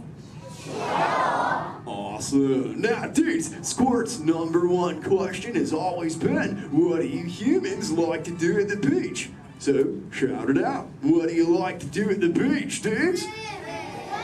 Whoa, major swimmage. Well, how many of you are really good at swimming, dudes? Lots of little swimmers, dudes. I'm not gonna lie. I'm pretty good at swimming too, dudes. In fact, I'm the fastest turtle in the world. You dudes believe me, right, dudes? Well, dudes, if you want a little demo for proof, say chaw. Okay, now I'm gonna need your help here, dudes. I'm gonna go for a little lap, so I need all you dudes to time me, okay? I'll tell you when to start counting, dudes. First, I gotta rev up the motor. Okay, dudes, start counting now. 1. Totally back.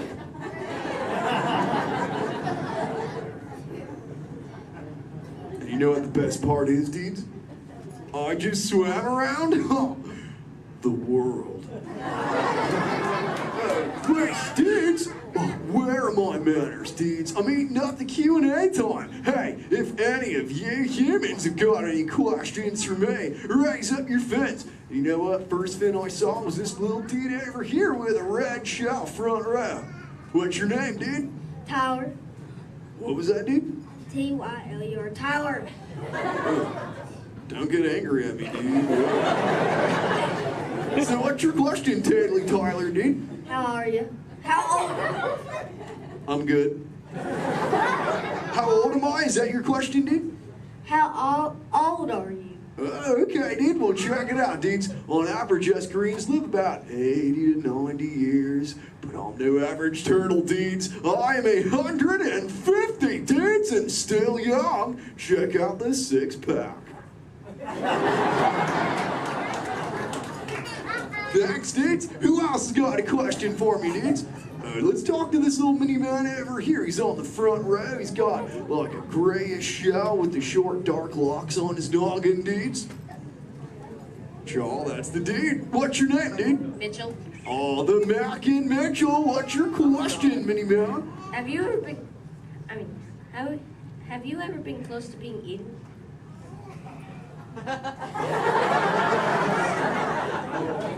Dude, is there something behind me I should know about? Well, you were worrying me, dude. Well, there have been a couple close calls, but as you can see, the shell is intact. Have you ever been almost eaten, dude? No. Well, keep that going, dude. Trust me. Hey, dudes, I just remembered one of Squirt's questions, dudes. We found this thing on one of my migrations, and it belongs to you humans. Maybe you can identify it for me, dudes. So what is it, dudes? A bra! Awesome! Wait, I thought that's what you said to your friends, like, what's up, bro? Well, what's it for, dudes? Swimming? Well, I'm swimming right now. I must look pretty good on me, huh, dudes? It's for who, dudes?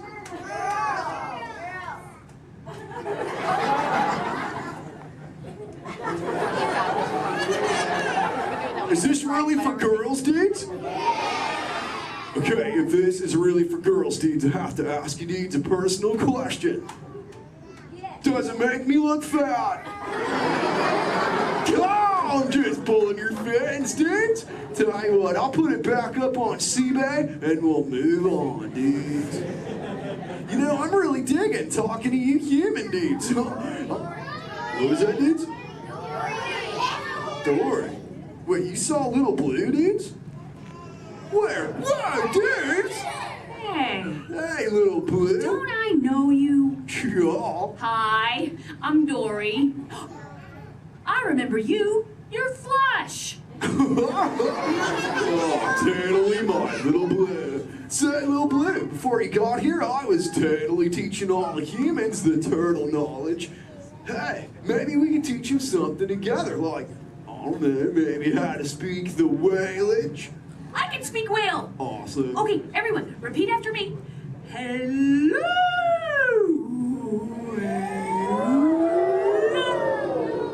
Okay, let's all try it together, dudes. 1, 2, 3. Hello.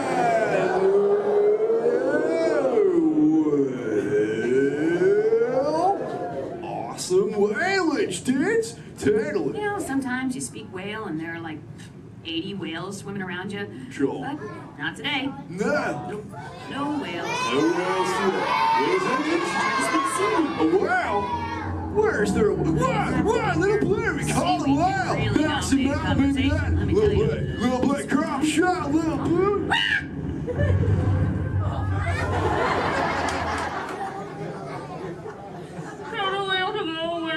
Dude, we got a friend, Little Blue. Everyone together say, go away, whale.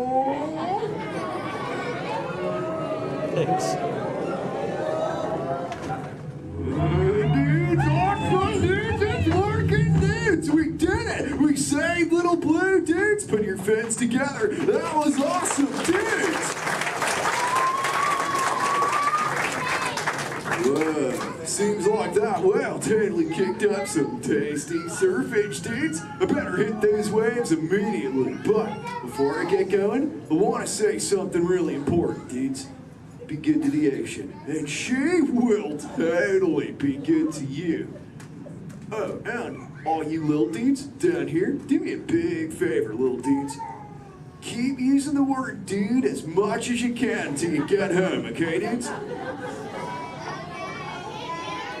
Your parents will love you for it.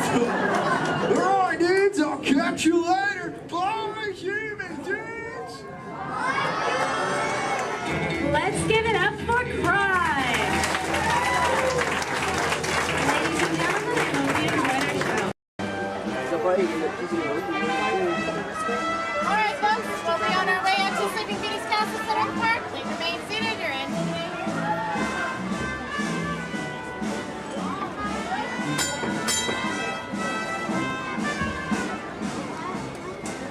Here we go. Okay. Yeah, with 1 horsepower motor. Yeah. 1 horsepower.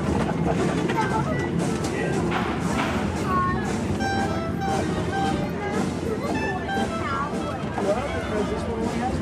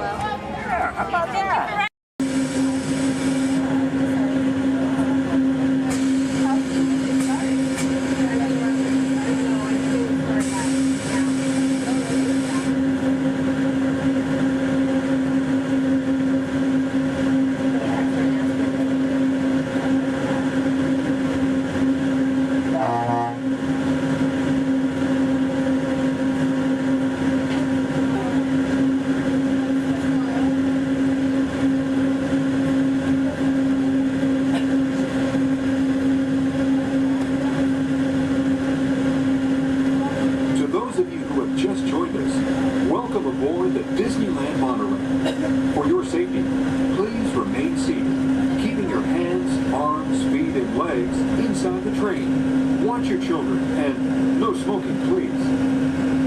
Bienvenidos a bordo. Para su seguridad, permanezca sentado y mantenga las manos, brazos, pies y piernas dentro del tren y cuide a los niños. Por favor, se dirija a la Gracias. We're now en route to our final stop, the Tomorrowland monorail station. Along the way, you can get a bird's eye look at the downtown Disney district, Disney's Grand California Hotel and Spa, and Disney's California Adventure. To the left of the monorail is the main entrance of Disneyland, the happiest place on earth. Disneyland is truly an American original. Since its opening in 1955, it has hosted more than 500 million guests from around the world, including presidents, kings, and celebrities. It is the original Disney theme park, created and enjoyed by Walt Disney himself. To the right is our transportation plaza, where you'll find taxis, hotel shuttles, and public transit stops. We're about to enter Disneyland. Some of the clearances are pretty tight up ahead, so be sure to remain seated, keeping your hands and arms inside the cabin.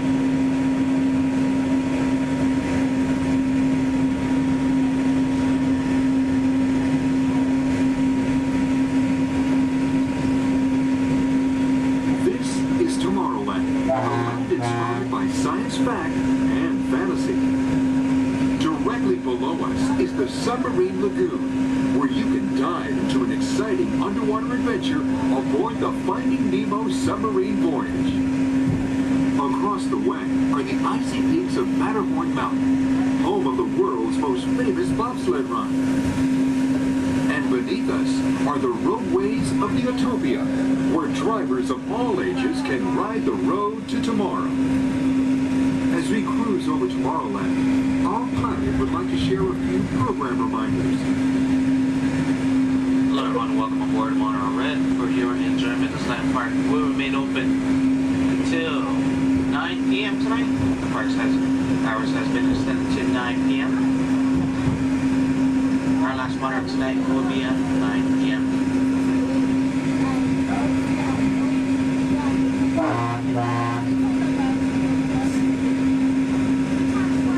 Later today we have Celebrate H Street Party stepping off at 5:30, coming from Main Street, USA, back up to It's a Small World. And later tonight we have Halloween screens at 8 p.m. in front of Sleeping Beauty Castle. Hope you enjoy the rest of your stay here at Disneyland Resort. Thanks for joining us on that fabulous guy.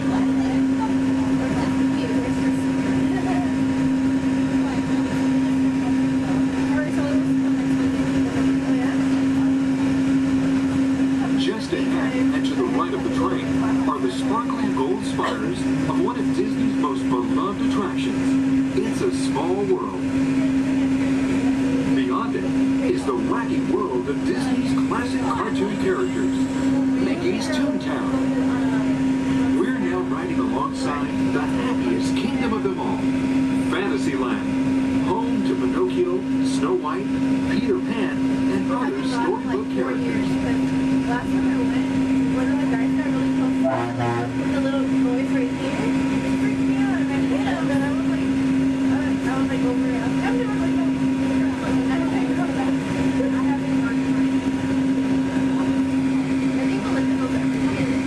We're now approaching the Tomorrowland monorail station, our final destination.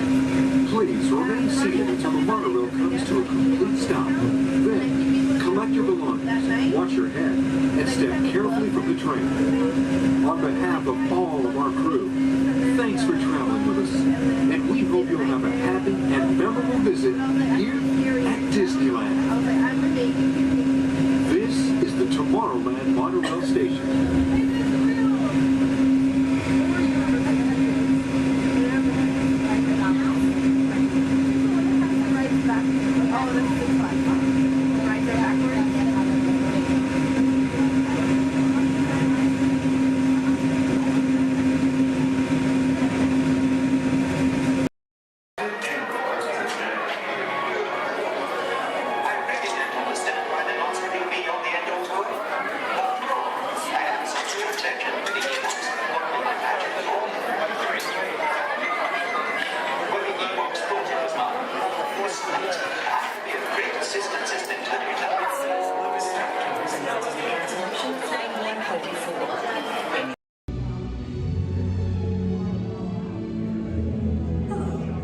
name is Becky Klein, and I'm the director of the Walt Disney Archives.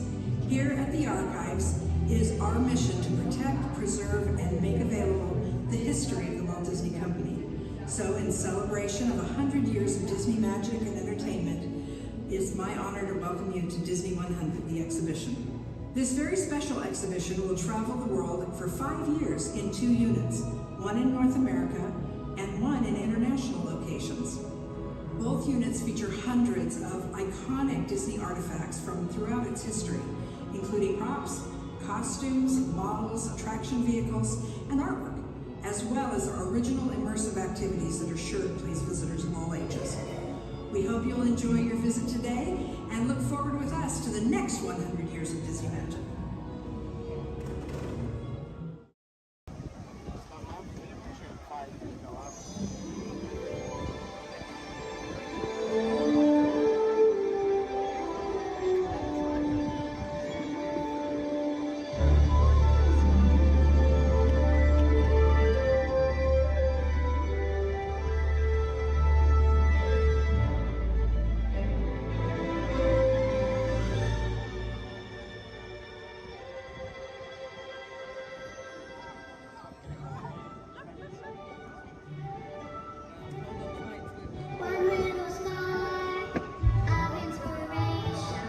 We call it F-Top.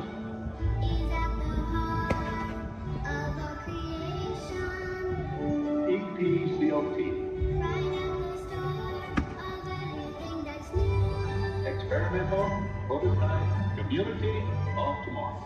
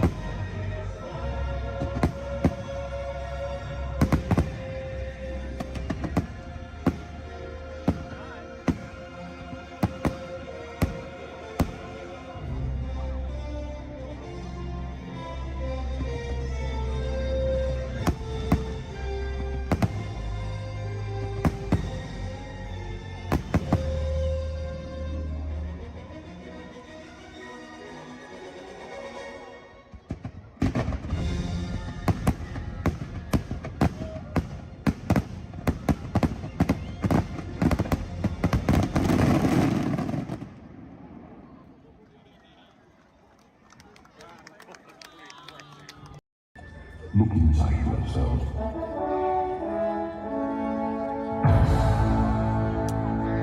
You are more than what you have become.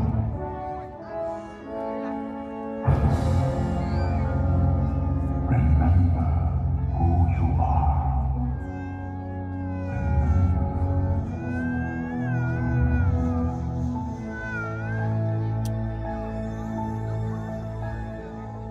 I have all dreamed of a fireplace where a hero's welcome would be waiting for me.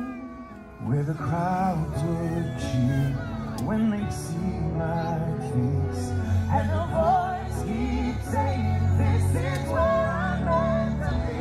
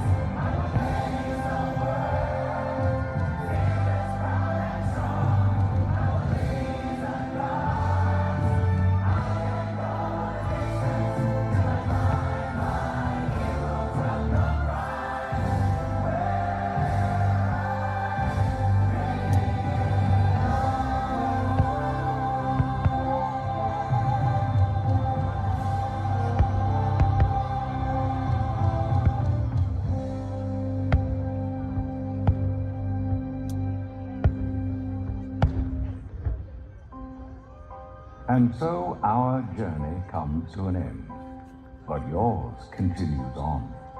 Grab hold of your dreams and make them come true. For you are the key to unlocking your own magic. Now go, let your dreams guide you.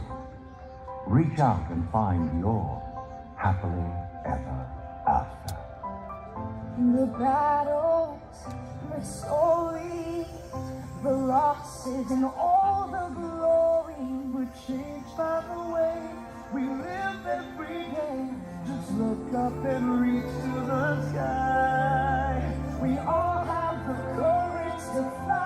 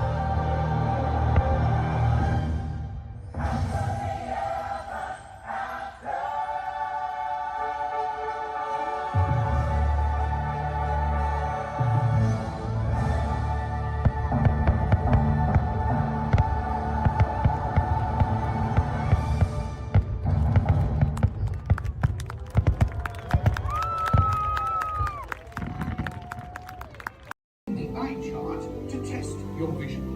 Now, all together, if you would please read line 3. With F-I-G-H-E-N-T, you can see things differently. Sure, you can see with your eyes, but imagine what you could see if you used your imagination. Follow the bouncing figment. One spark of light can light your fancy. Your mind sees more than what your eyes see. Your sense of sight can make your fancy fly. There's more to sight than meets the eye.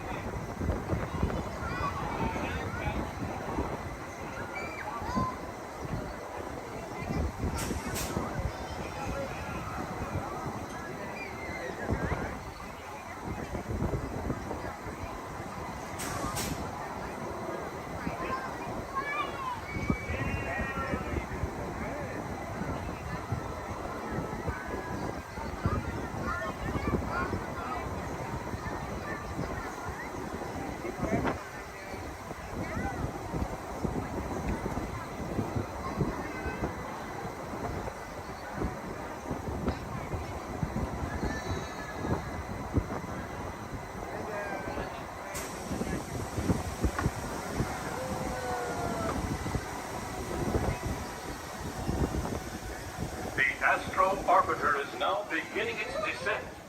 Please remain seated until your rocket ship stops. Then follow the arrows to the flight deck.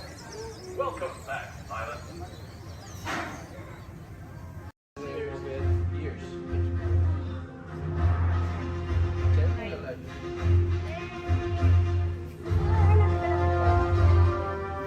Okay, take this corridor to the turbo lift, then head down to the escape pod base. Those droids are programmed to return you to Batu.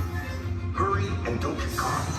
Lieutenant Beck will guide you. Recruits, for your safety, stay seated with seatbelts securely fastened. Keep hands, arms, feet, and legs inside the transport and supervise your children. Tell them it's a prisoner transfer. Did it work? Good. Now get a move on.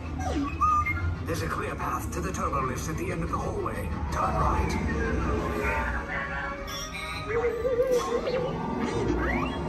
A probe droid. You're lucky it didn't spot you. Take those turbo lifts and stay out of trouble. You're not authorized. Wait, those are the prisoners. The operation is touching block range.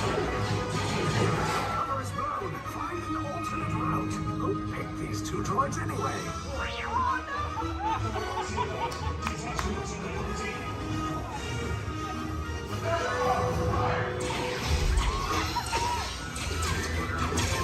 Take cover, recruits! If anyone's backing a blaster, now's a good time. The escape pod's just below us! Wait, why are you going up? I said down, up is bad. Up is real bad.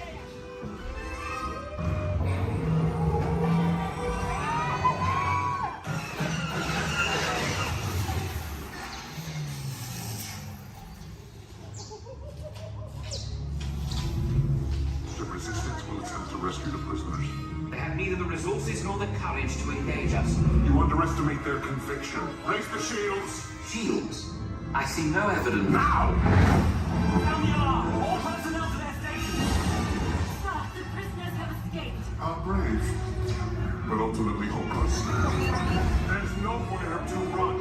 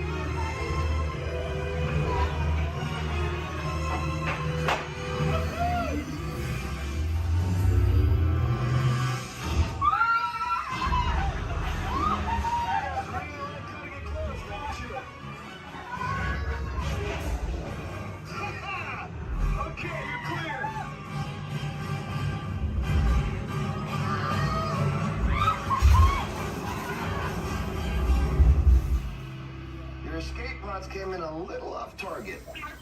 Ground crews will meet you outside the wreck. All right, nice job, recruits. Not what you signed on for, but hey, your resistance now. I think you have that authority. Right, Beck? Where's the lieutenant? I need eyes on Beck. Line up, Stafford responding. More escape pods down in Sector 4. Verification pending from Key Command personnel. Where's the lieutenant? Lieutenant Beck here. Beck! You're alive! I should hope so. Great job, recruits. Thanks to your heroism, the location of the resistance base is secure. Bravo!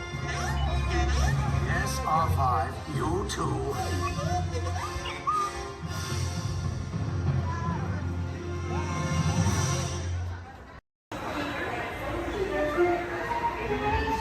Edna, keep your eye on Jack Jack. No problem, darling.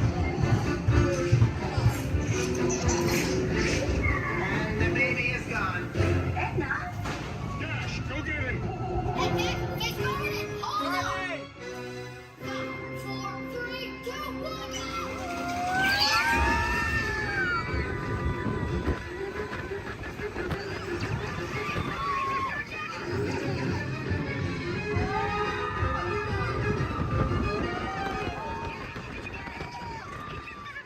The baby has teleported to the next tunnel. Got it.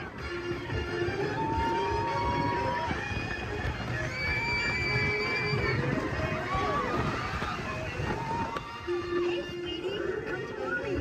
No, don't go, Chloe. Oh, Jack,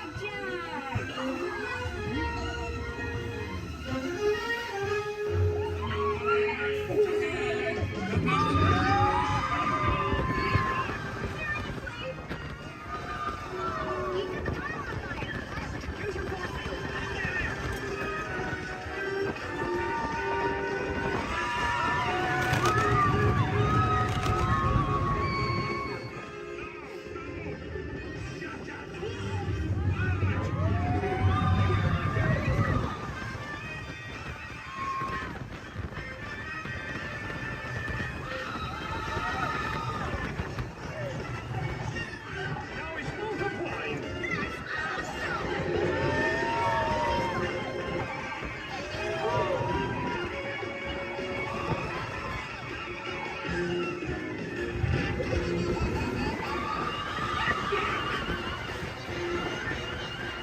Jack, Jack.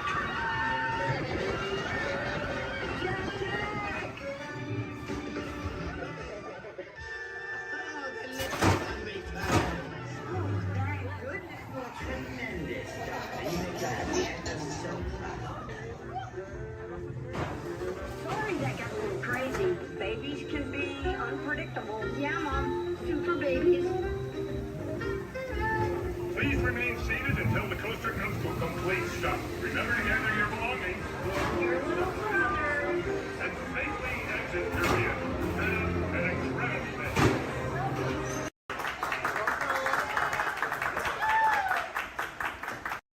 Beginning a 2.5-mile journey to downtown Disney Station and back. For a safe trek, remain seated, keeping your hands, arms, feet, and legs inside the cabin. Be sure to watch your children, and no smoking, please. Bienvenidos. Para su seguridad, permanezca sentado y mantenga las manos, brazos, pies y piernas dentro del tren y cuide a los niños. Por favor, se ruega no fumar. You're riding aboard a Mark 7 monorail, the latest generation of Disneyland monorails. When Walt Disney introduced this attraction in 1939, it was the first daily operating monorail system in the Western Hemisphere.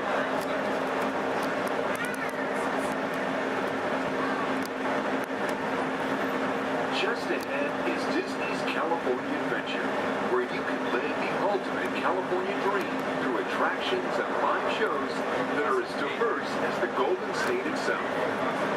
The Towering Hotel is home to the Twilight Zone Tower of Terror, where you can literally take a thrilling drop into Hollywood history.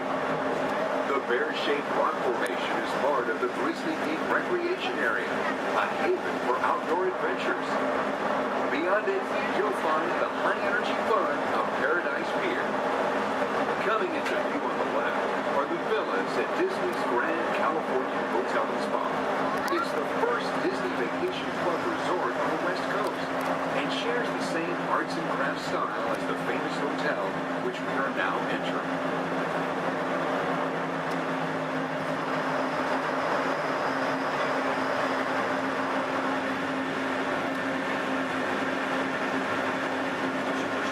We are now arriving arriving at Downtown Disney Station, gateway to the Downtown Disney District and the Disneyland Resort Hotels. If you will be leaving us here and returning later today, please hold on to your park ticket and have your hand stamped as you leave the station. You may reboard the monorail for a return trip to Tomorrowland up until 1/2 hour prior to Disneyland closing. Please remain seated until the monorail comes to a complete stop and the doors have opened. Then gather your belongings, lower your head, watch your step, and exit to the left of the monorail. Thanks for traveling with us today, and we hope you enjoy your visit to the Disneyland Resort. For those of you continuing with us, we'll begin our return trip to Tomorrowland in just a few minutes. Thank you.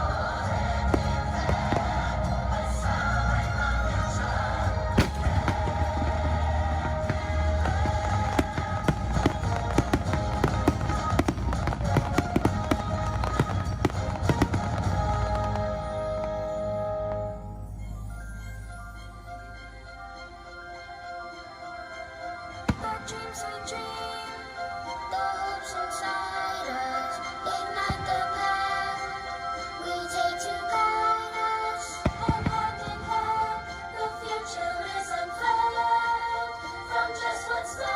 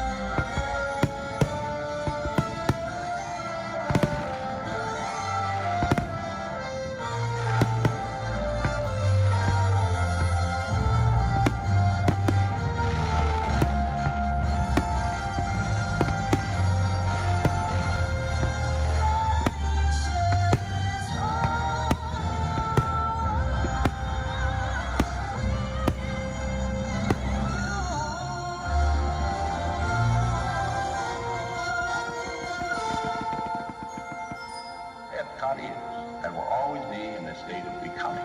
It will never cease to be a living blueprint of the future.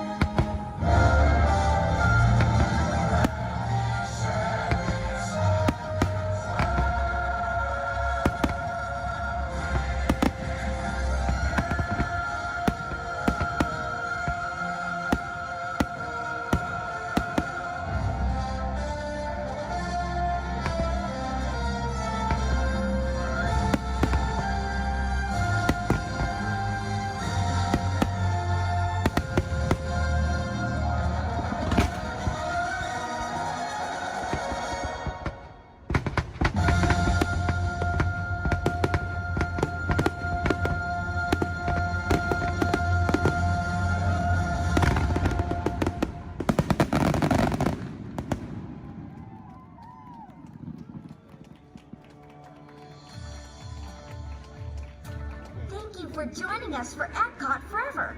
As you take your next steps into the future, we hope you'll continue exploring, creating, and discovering wherever you go. Remember, it only takes one little spark of inspiration to unlock the possibilities of tomorrow.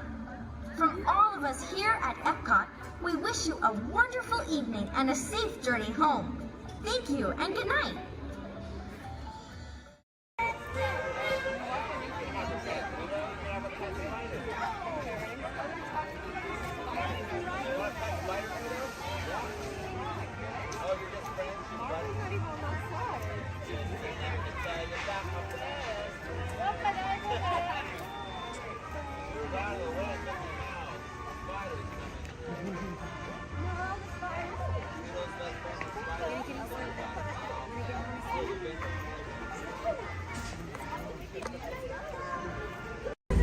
In the life cycle hunt, there are winners and there are losers.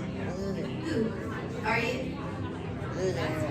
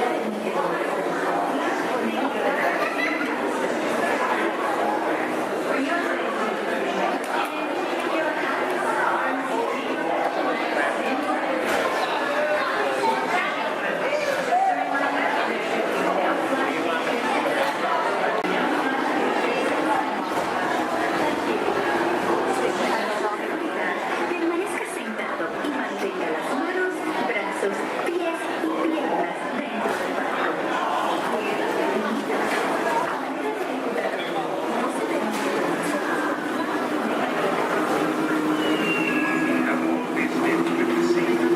You are not the first to pass this way.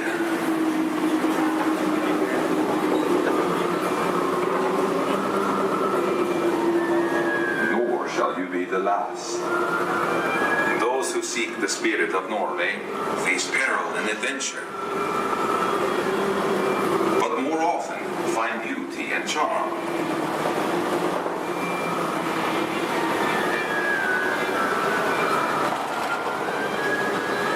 We have always lived with the sea, so look first to the spirit of the seafarer.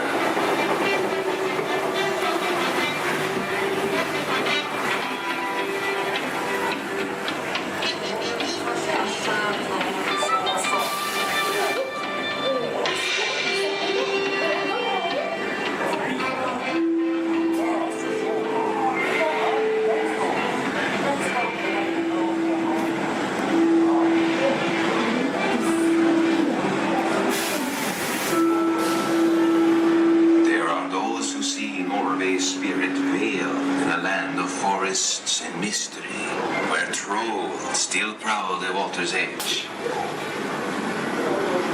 What is? How dare you come here? Invaders! Stop! This is troll country!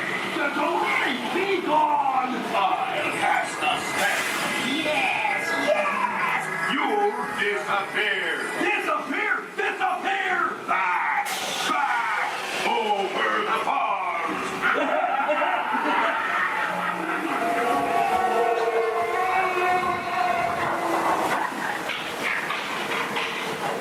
Before recorded time, Norway's spirit roamed the seas of the far north and beyond.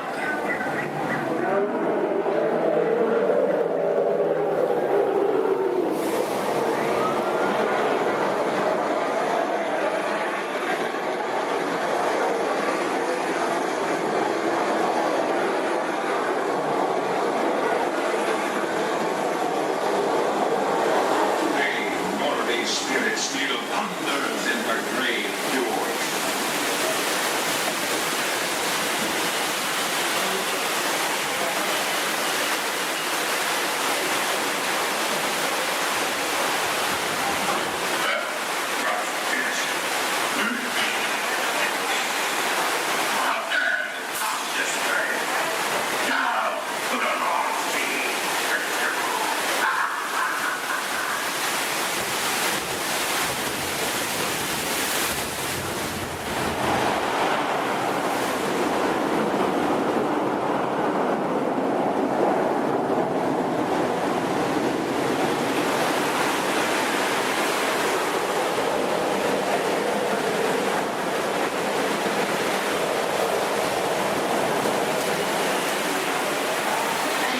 Norway's spirit has always been, will always be adventure.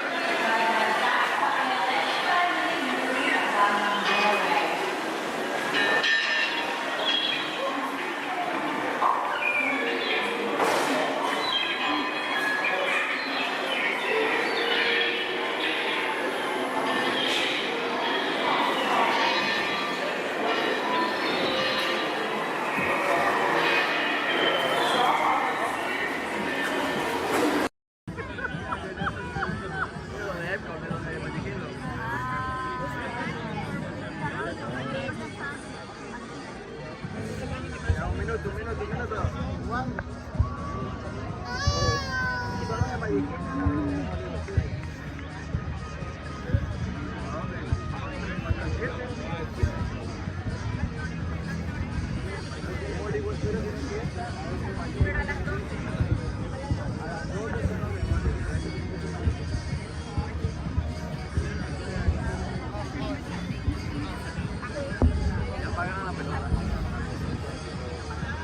aquí.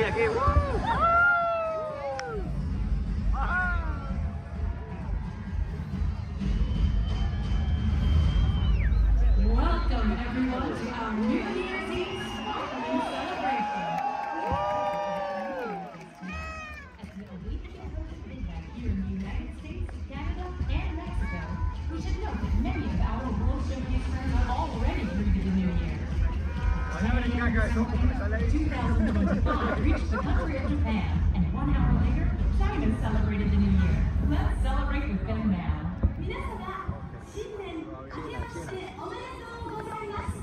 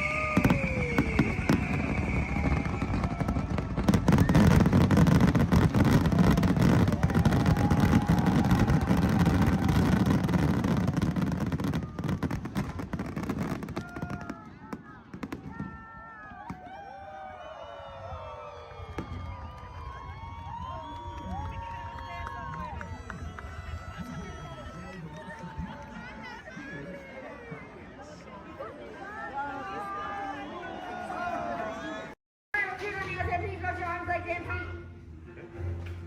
Alright, recruits, this droid up front, his name is R5. He'll get you guys back to Batu. Good luck and may the force be with you. Alright, friends, it looks like we have an incoming transmission from 6. Stand by. Okay, take this corridor to the turbo lift, then head down to the escape pod base. Those droids are programmed to return you to Batu. Hurry and don't get caught.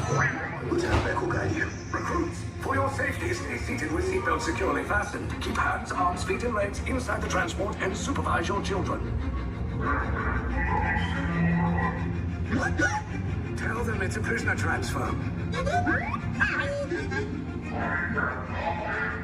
Did it work? Good. Now get a move on. There's a clear path to the turbo lifts at the end of the hallway. Turn right. Probe droid. You're lucky it didn't spot you. Take those turbo lifts and stay out of trouble. Hey, you're not authorized. Wait, those are the prisoners.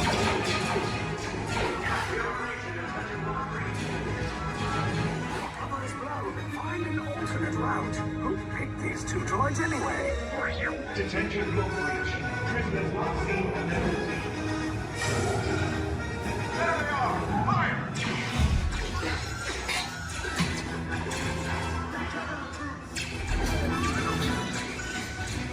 These escape pods just below us.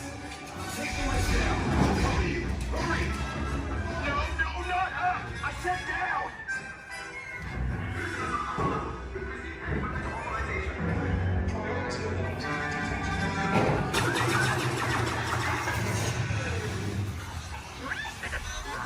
This does not look good. Try to find another way down to the escape pods.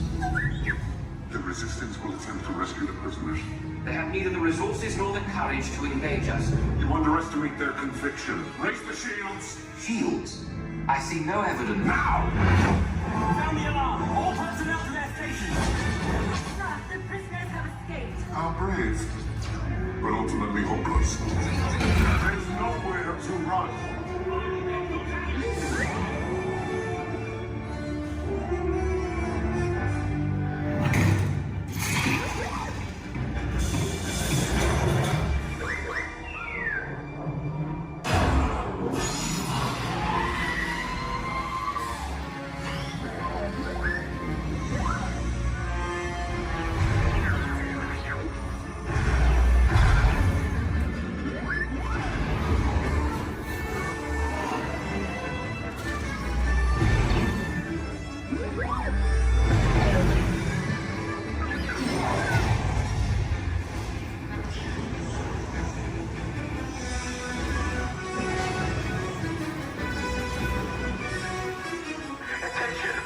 Resistance personnel, abandon ship. I repeat, abandon ship. This destroyer's about. There's no escape. You will tell me the location of the secret base, and then I will destroy you and the Resistance.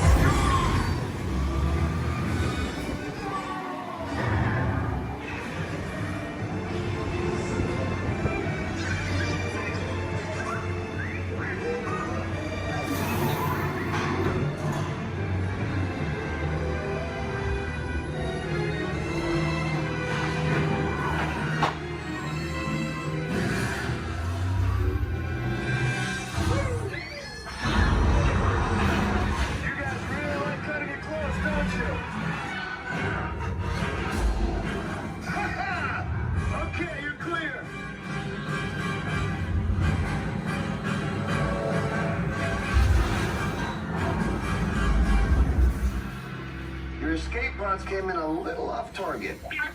Ground crews will meet you outside the wreck. All right, nice job, recruits. Not what you signed on for, but hey, you're Resistance now. I think I have that authority. Right, Beck? Where's the lieutenant? I need eyes on Beck. Line up. Scaffold's pod beacon. 4 escape pods down in Sector 4. Verification pending. Lieutenant Beck here. Beck! You're alive! I should hope so. Great job, recruits. Thanks to your heroism, the location of the Resistance base is secure. Bravo! Yes, R5, you too.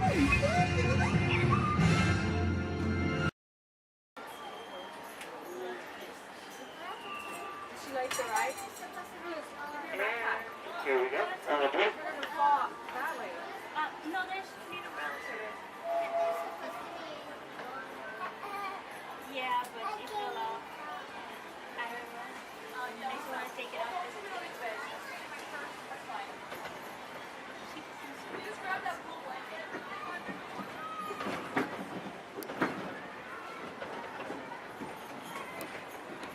Hello, everyone.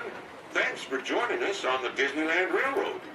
For a safe ride, remember to stay seated with your hands, arms, feet, and legs inside the train. And please, watch your kids. ¿Qué tal, amigos? Y bienvenidos a bordo.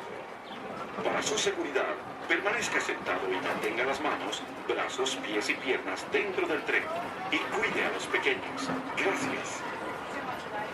As we steam on through Fantasyland, you may want to take one more look at the majestic Matterhorn Mountain and the happiest group that ever sailed. It's a small world.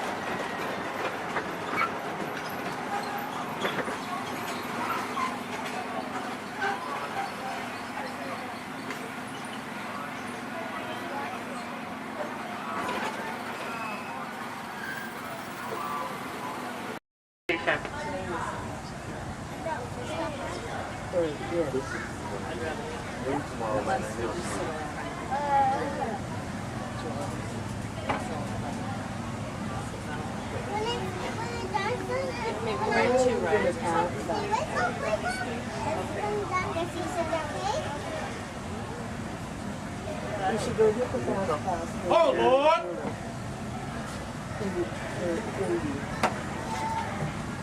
Is it all right there?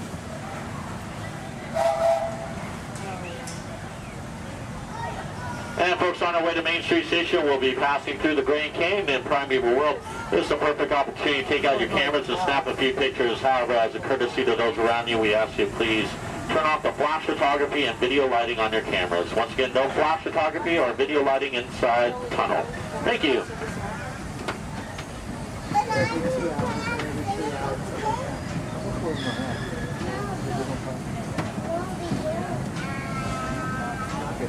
To those joining us, welcome aboard.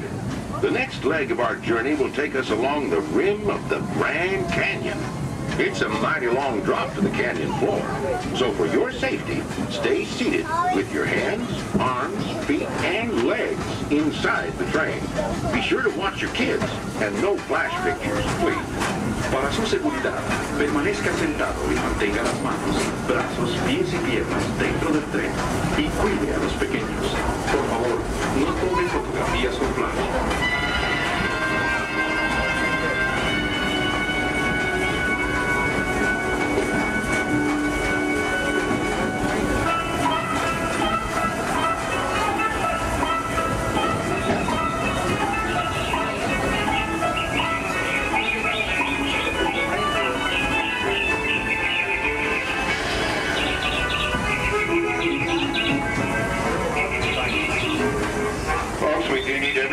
please remain seated at all times. Thank you.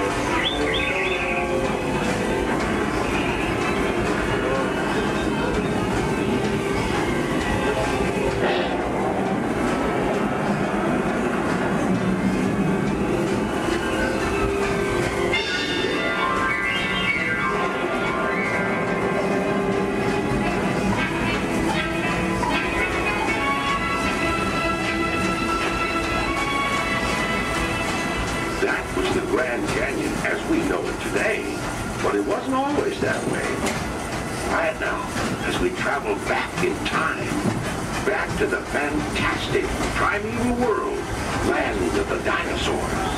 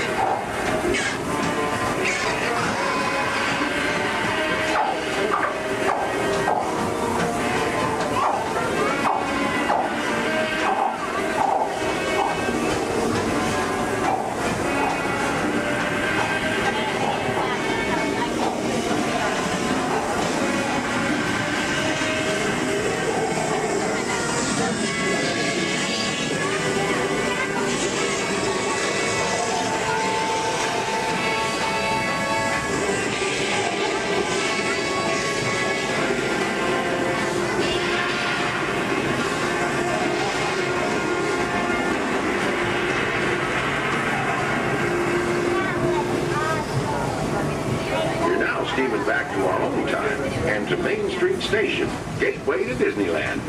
If you'll be leaving us here, stay in your seat till we come to a full stop. And remember to gather all your personal belongings, including the young'uns if you got any, and step carefully from the train. I'd especially like to thank those of you who've been with me for the Grand Circle Tour of Disneyland. We surely hope you enjoyed your travels with us and that you'll come back and see us again real soon. For those of you traveling on, we'll be on our way again in just a few minutes. This is Main Street Station, Main Street, USA.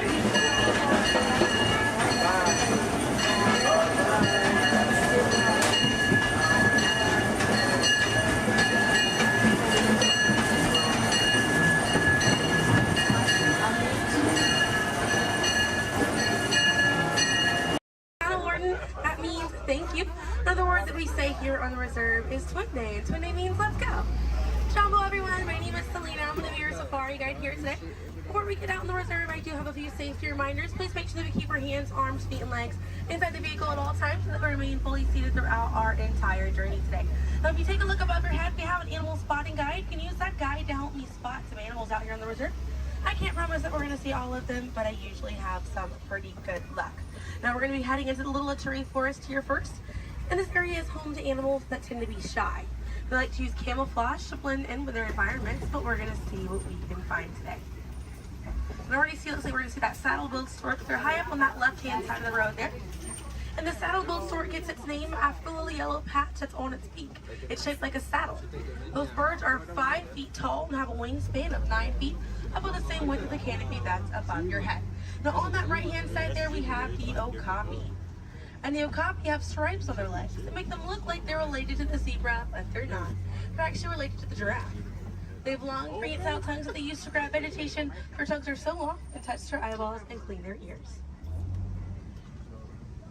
As we're looping around here, you can see we have some greater kudu way up there, as well as the bongo. Now, the bongos are going to have that deep, almost penny-colored coat to them, with those antlers over there, and then the greater kudu, the tan-colored coat right there. Now, the bongos are known as the ghosts of the forest because of how rare they are to spot in the wild. And their antlers, they angle backwards, and that's to help them get through thick vegetation and underbrush very quickly. Now, the greater kudu that we see right there, the greater kudu are one of the tallest antelopes in Africa, or the second tallest antelope here on the reserve. They stand at 55 inches tall at their shoulder, and they can leap about 8 feet forward. Now coming up here on the left-hand side, we're going to see the black rhino.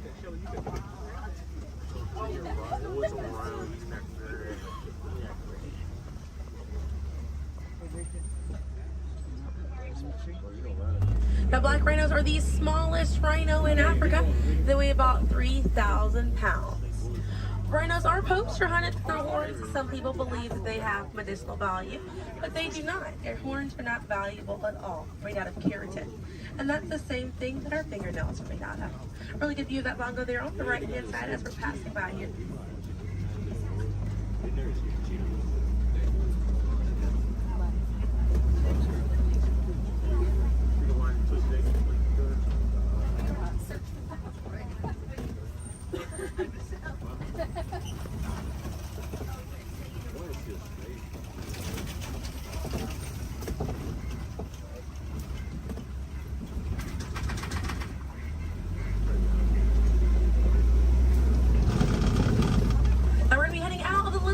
Forest, but we're going to be on our way to the Safi River, and animals in this area like to hang out in and around the water.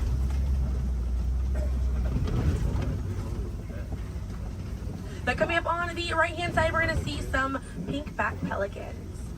And the pink-back pelicans get their name for the pink skin that occurs on their back during mating season. Now those animals are colonial nesters, so they'll nest between 20 and 500 pairs. That's a group of 40 to 1,000 pink-back pelicans.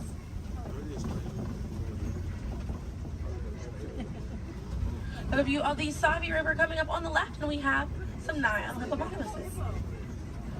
Now a group of hippos is called a bloat, and they spend most of their time submerged in that water to avoid overheating, but they will come out to graze. And they can stay submerged in that water up to 8 minutes at a time. And instead of swimming through the water, hippos will actually walk or run along the bottom of the riverbank, helps them glide through that water right there. One of the ways you can help out your waterways is by checking your sunscreen to see if it's reef safe. Another way is just being aware of how much water that you use and trying to conserve as much as possible.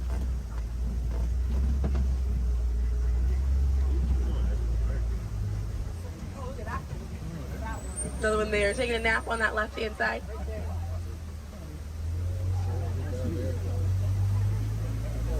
Now coming up on the left, we're going to see the Nile crocodiles.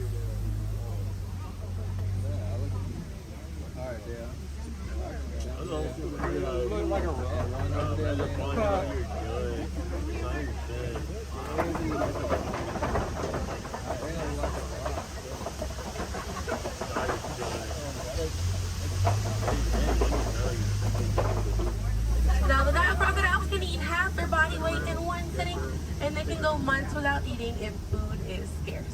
Now mother and father crocodiles are great parents, and they'll gently roll their eggs in their mouth. It softens up their shell and it makes it easier for their babies to hatch. But we're going to be heading into the savannah now, and the savannah hosts millions of migrating animals every year. And it's home to Africa's most well-known animals, such as zebras and giraffes. I'm hoping that we'll be able to spot some today, but as we're getting out here, we have a pretty good chance to identify some animals with that animal spotting guide. We have lots of wide open spaces. Already it looks like you can see the elands are out there. Wondering what other animals. I'm hoping it'll be a pretty busy day out there.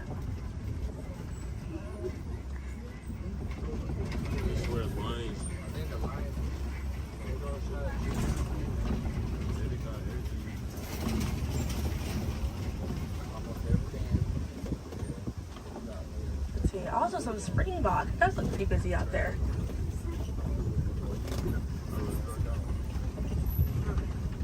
So we're still looking around. You have to keep an eye on the right. They're going to be past this kind of rocky area. It's a herd of wildebeest way back there in that pathway. And the name wildebeest means wild beast in Afrikaans.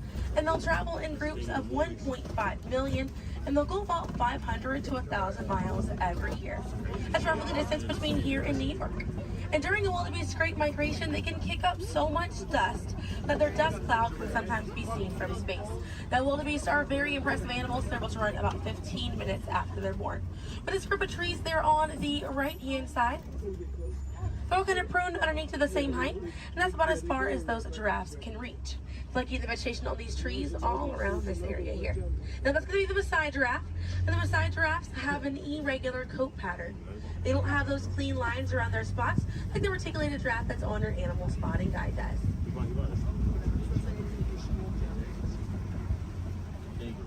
Now on the left-hand side, we do have the African painted dogs. There might be a little bit more people once we're a little bit further up here. Now, African painted dogs get their name after their fur pattern. It kind of looks like they have paint on them. It's unique to each animal, and that's how they identify each other. African painted dogs are Africa's most successful hunters. They have a catch rate of 90%.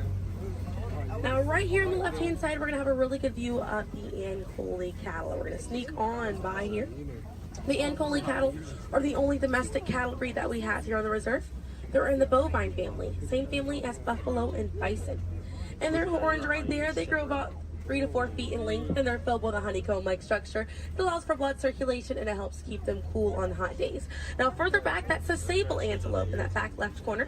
And the sable antelope are very special because of the symbol of the Harambe Wildlife Reserve, because of how courageous they are. So in a choice between fight or flight, the sable antelope will choose to fight, just so we should fight to protect these animals and the environment that they live in.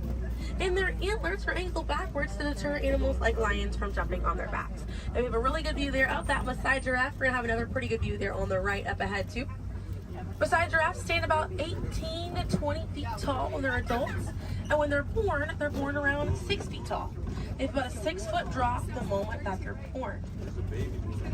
And just like the okapi, they do have those long prehensile tongues that they use to grab vegetation. They kind of use like how we use our fingers to grab food.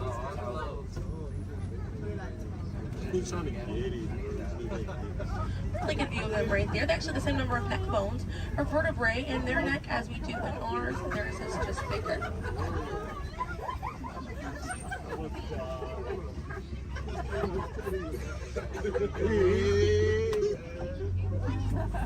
Group of giraffes is called a tower.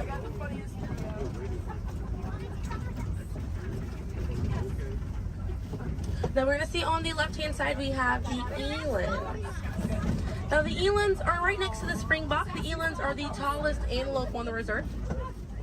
They stand at 6 feet tall at their shoulder. One of my favorite eland facts is they'll make a flower crown with their antlers to impress the females during mating season.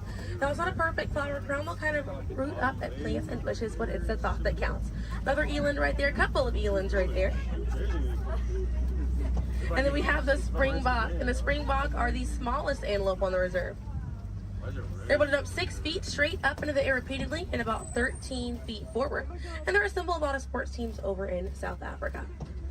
Now those elands right there, they can weigh up to 2,000 pounds.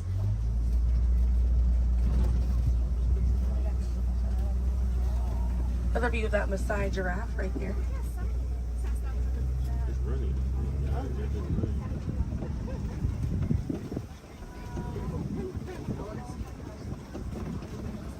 See what else we have waiting around the corner for us. Another Maasai giraffe there. But a bit big for these giraffes.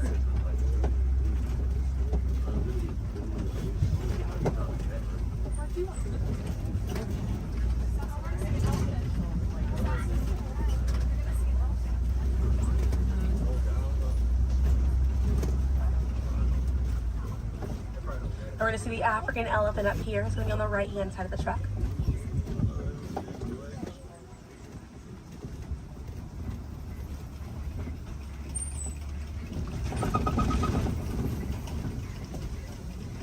Really good view of that African elephant there on the right-hand side.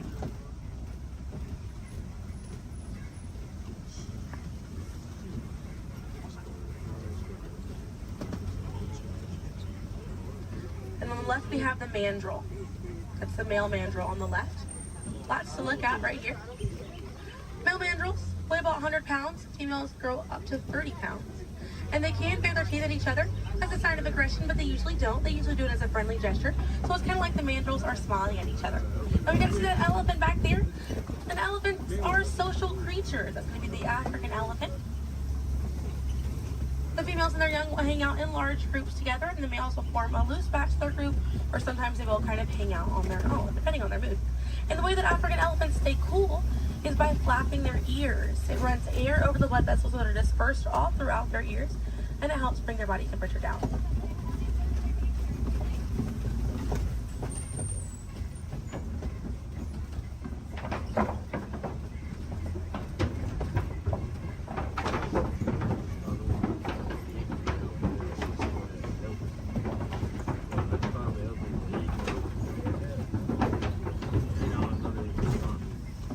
We're going to be looping around this area here. We have lots of red clay on this right hand side.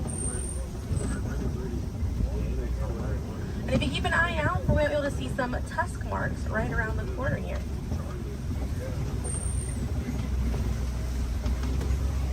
So those tusk marks on the right were caused by African elephants.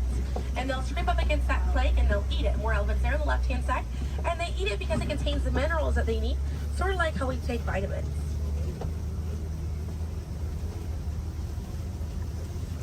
They're way out there on that left hand side. They kind of look kind of tiny from here. We'll see if we can get another view of them a little bit further out.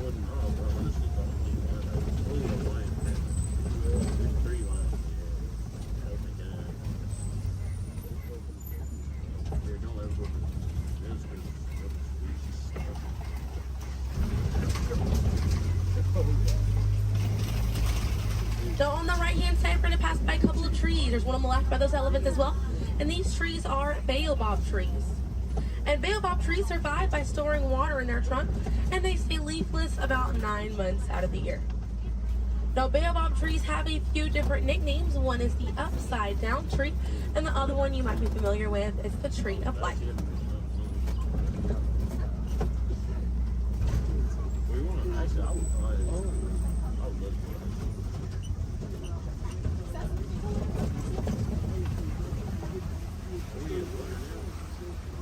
And we're coming up here on a group of flamingos. Group of flamingos is called a flamboyant. So here we have that flamboyant of flamingos. Now this particular species is the greater flamingo species, and they're the lightest colored flamingo in their family. They get their color from the brine shrimp that they eat, and over time it turns their feathers pink. It takes about 1 to 2 years to get that full pink coloring right there. When they're born all gray and fluffy.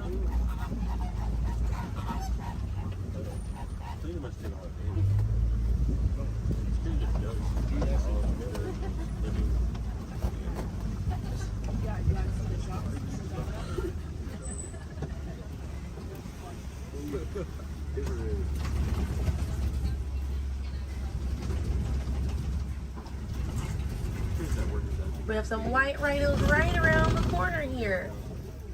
So they're going to be hanging out by a mud wallow on this left-hand side, and they'll use this mud wallow to cool off it. And they'll coat their skin in the mud to act as a natural sun protectant, sort of like how we use sunscreen. Now elephants will do something very similar, and they'll fling dirt and mud on their backs as well. Just how important it is to protect ourselves outside in these environments by wearing hats, sunglasses, sunscreen. Very, very important, as well as staying hydrated. Now that white rhino right there, they weigh about 4,000 to 5,000 pounds. Group of rhinos is called a crash, and they can run at 35 miles an hour. Now on the right hand side, those are some ostriches way back there. Ostriches are the largest bird. They have wings, but they do not fly. They use those wings for balance and to help them change direction. Comes in handy because ostriches can hit speeds up to 40 miles an hour.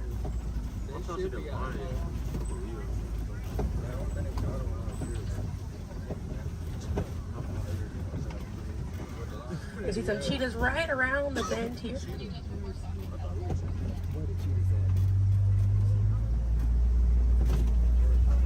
Really good view of that cheetah there on the left. Now cheetahs are the fastest land animal. They run a little over 60 miles an hour. And they have 2 black lines on their face. Those black lines are called tear marks. And they help reflect the sun.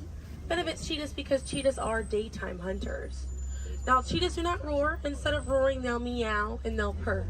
And their claws are not retractable, so they're out all the time. Now we're coming up here on some Kopi rocks. And Kopi rocks are rocks that jut out from the savannah. And a lot of times animals like lions will use these Kopi rocks as a vantage point to kind of scope out their territory and their prey. Really beautiful view of that male lion right there. Now at full volume, their roar can be heard up to 5 miles away. And they can sleep about 16 to 20 hours a day. Really impressive view of them posing right there. Now, female lions will do most of the hunting for the group, and the male lions will stay back and kind of guard the territory and guard their cubs. And the Swahili word for lion you're probably already familiar with. The way that you say lion in Swahili is simba. Now we're going to see some more ostriches We have some white rhinos over here too, and the lioness is there on the left. Looks like she's posing for us as well. Really cute view of that white rhino as well on the left here. Or excuse me, yeah, right hand side. That's how they have it. I think that's what they have like well, so they can't even get it. Yes, they can. They really try. Not really. I can see some warthogs right around the corner because it wouldn't be a safari without them. Few of them over here. Warthogs are in the same family as domestic pigs. They're really intelligent animals and are the largest burrowing animal as well. And oftentimes they'll reuse burrows made by other animals and they'll back themselves into it with their tusks spacing out for protection. They're pretty fast. They can also run at 35 miles an hour. They're kind of rooting up over there. And they also have a mud wall that they use to cool off and to coat their skin in it to get some relief from bugs and insects. We also have a really good view of these white rhinos again on that right hand side. Now wait till the difference between a white rhino and a black rhino because they're both the same color. So the shape of their mouth. White rhinos have a wide mouth and black rhinos have a V-shaped or pointed mouth. Original word for white rhino was vite. Vite means wide in Afrikaans, but over time it was misheard and mispronounced and it turned into the white rhino. I have a few of those warthogs as we're passing by on the left-hand side, but on the right we're going to see some ostrich eggs in that tall grassy area.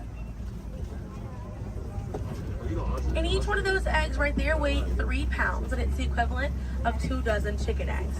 Now those shells are so strong that the average man can stand on them and they will not break.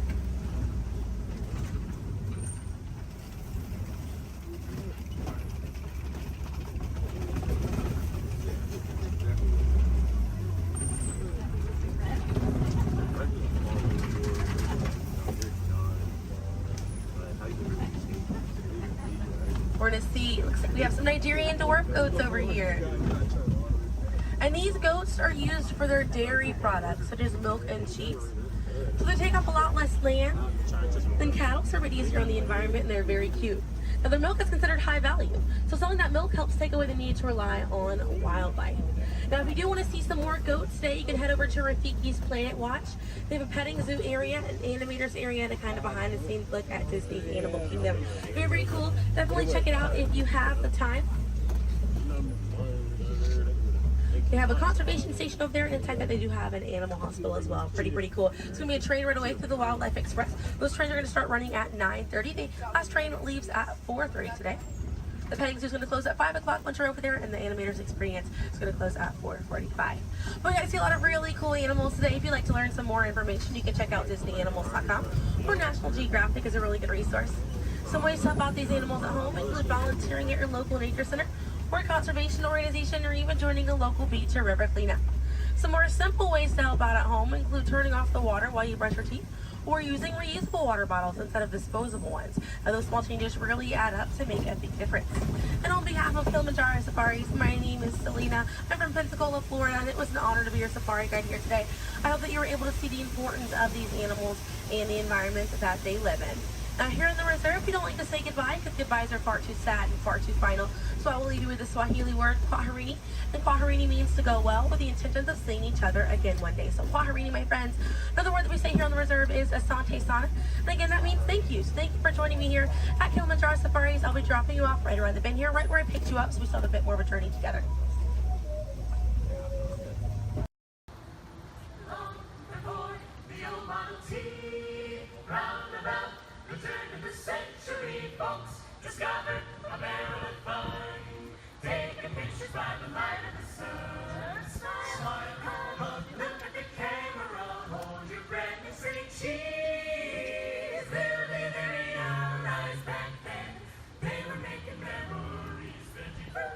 Veggie, veggie,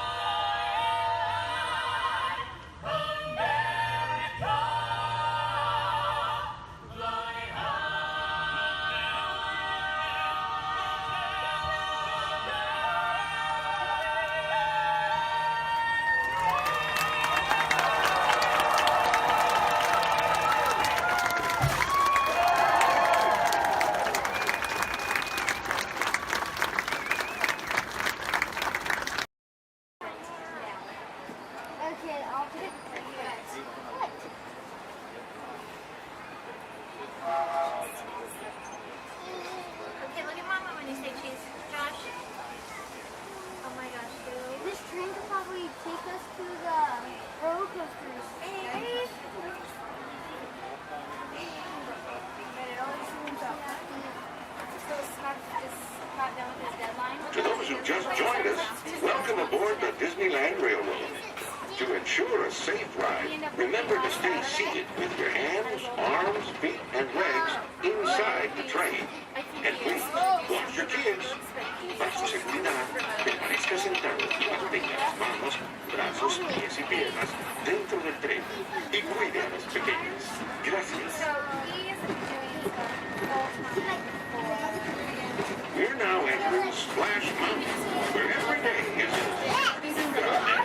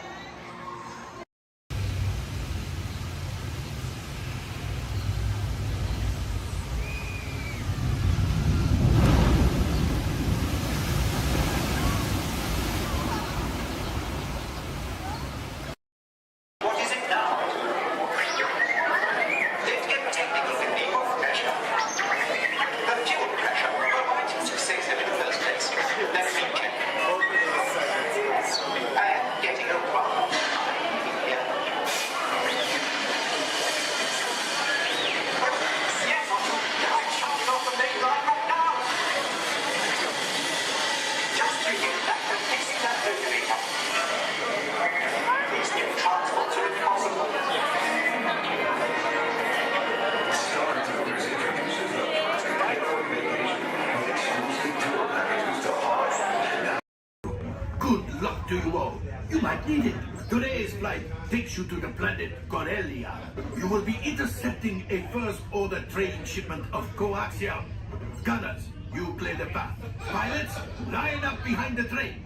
And engineers, you harpoon that precious cargo. Now get the move on and know that I have complete faith in you. But I am coming along with you just in case. Ensure a safe and glorious flight.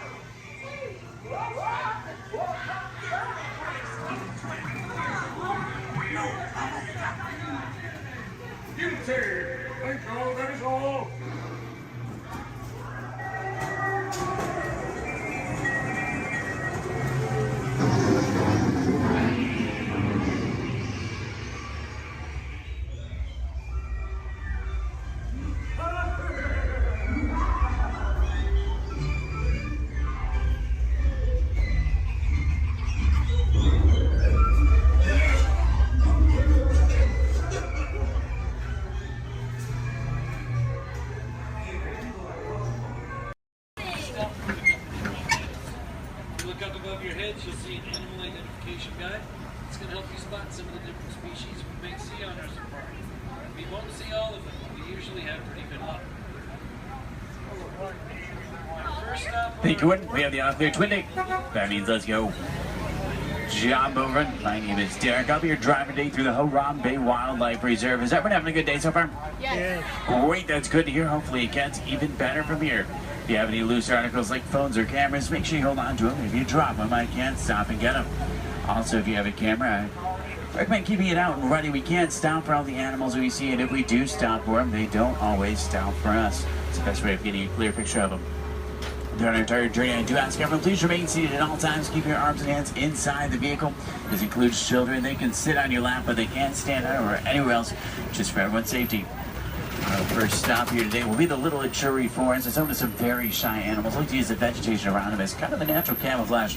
When I see animals, I'll point them out and talk about them. If you see any, there's a spotting guide up above you. I'll help you identify what you're looking at. We won't see everything up there, but hopefully we can see most of them. We're going to start off strong out to the right-hand side. There's some animals up on the hill there with striped legs. They kind of look like zebra, but they're not related to zebra at all. Actually, the only living, known relative of giraffe. They're called okapi. They're extremely shy, recluse animals. They're so shy they weren't even discovered by Westerners until 1901. Just like giraffe, they have really long tongues to help them reach their food.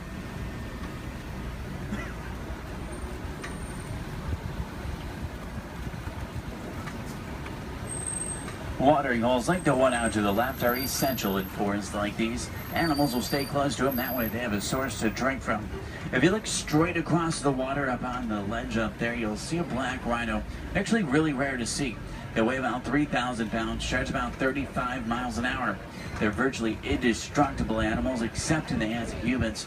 Due to poaching, there's less than 5,000 of them left.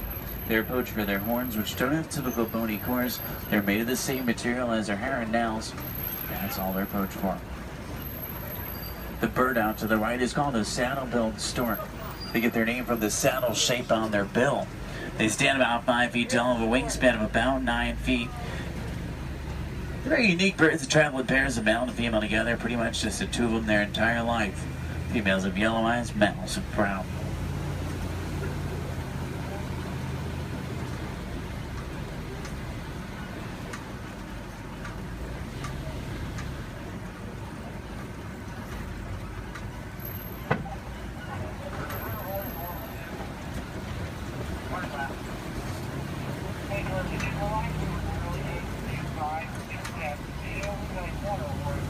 To the left, you'll see some tannish animals. They're called greater kudu. The second largest antelope in Africa. Males have horns, females don't. They're shy nocturnal animals. Next to them are bongo. They're known as the ghosts of the forest because they're so shy and timid. Males and females have very uniquely shaped horns that help them run through the brush without getting tangled. There's even some babies back there. Along the edge of the Ituri forest runs the Safe River. Sometimes we'll spawn hippos there. Do we have any hippo fans? Awesome. Let's see if we can find any. Hippopotamus means river horse, but they're actually closely related to whales. They weigh about 5,500 pounds, can run about 30 miles an hour. Hippos are nocturnal. At night, they leave the water searching for food. They'll walk up to 6 miles looking for it, and once they find it, they'll consume about 90 pounds of grass each every single night. They can hold their breath for about 8 minutes, and they walk along the ground under the water, which makes it challenging to spot them. If you see a blob, discoloration, or bubbles in the water, it's probably a hippo. Keep in mind, you might not always see them on the surface, but that doesn't always mean they're not there. A group of hippo together is called a bloop. There's 2 in the water out to the right, you can kind of see, and there's quite a bit more in the water out to the left, behind that island there.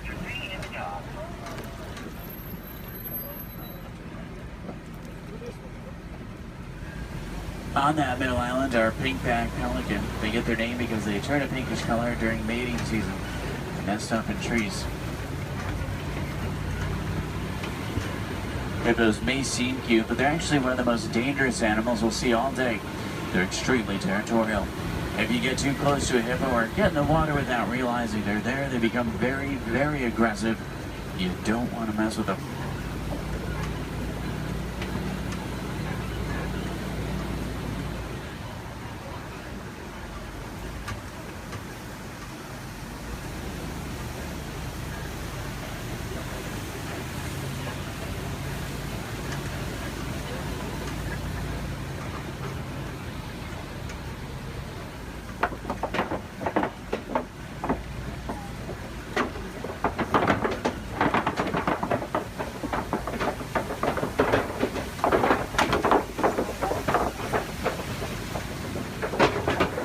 Now, do we have any favorite animals we're looking for today?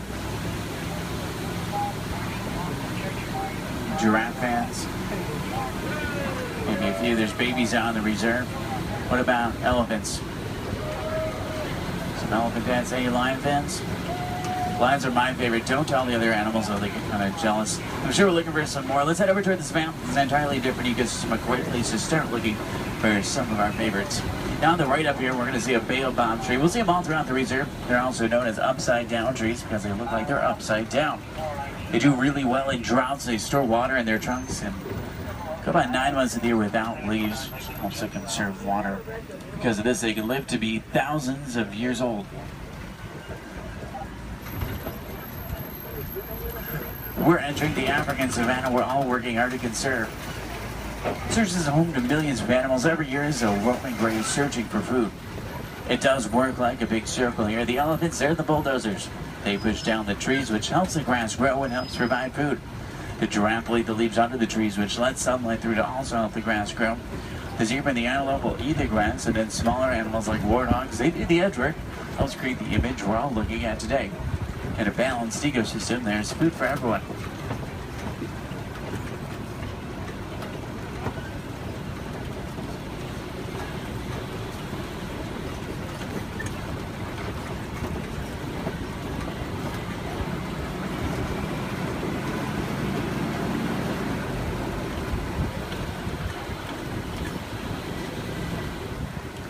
You look under the big tree out to the left, kind of in the grass there, you'll see painted dogs are also known as wild dogs. They're not your typical dog, though. They're actually the most successful hunters in Africa.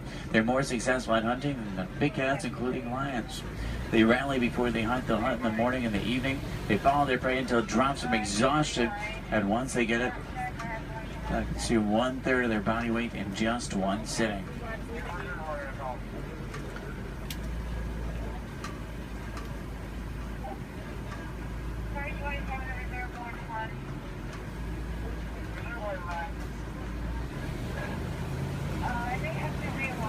On the left, you'll see Patterson Zealand lying down by the trees back there. They're actually the largest antelope in Africa. They'll stand about 5 feet tall. Their shoulder height can weigh up to about 2,000 pounds.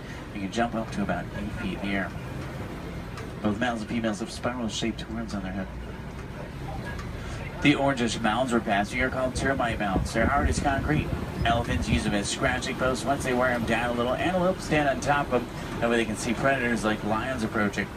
Inside each mound are millions of termites. There's also a series of tunnels and canals that help them to move.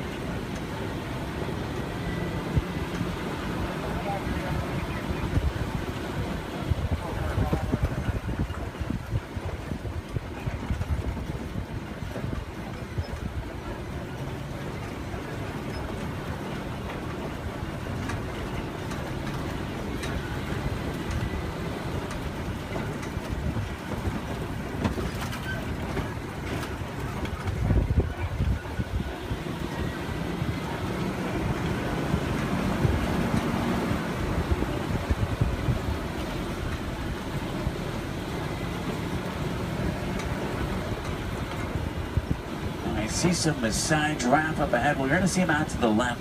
You see them about 20 feet tall. They're tallest. There are some babies on the reserve. They're born about 6 feet tall. In the human world, that's pretty big, but in giraffe world, it's really not. A giraffe will spend about 18 hours of their day eating, and they sleep very little, sometimes just about 30 minutes a day. When they do sleep, they typically will sleep standing up. They don't really like to lie down. They're too vulnerable to their predators. They have 7 vertebrae in their neck like humans. A giraffe can run about 30 miles an hour, and they have hearts that can reach lengths over 2 feet long.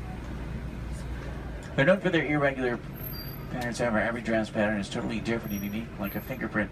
A group of giraffe together is called a tower. This is a tower of giraffe. I can't stop for them. There's new animals in the area, so I have to kind of roll by them.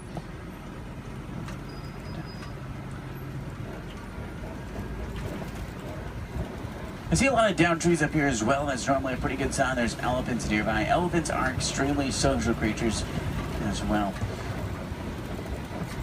Except for adult males, though. Adult males tend to be very solitary. They really like to be alone or with only other males. They weigh about 12,000 pounds. Adult females weigh about 8,000, and each elephant consumes up to 300 pounds of food every single day.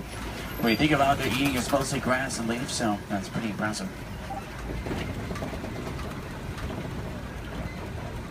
Start heading towards elephant country. I know the road that will take us there. It's a short drive. We should be there pretty quickly. Maybe we can see one along the way. Left and up, you'll see some mandrills. They're the largest, most colorful monkey in Africa.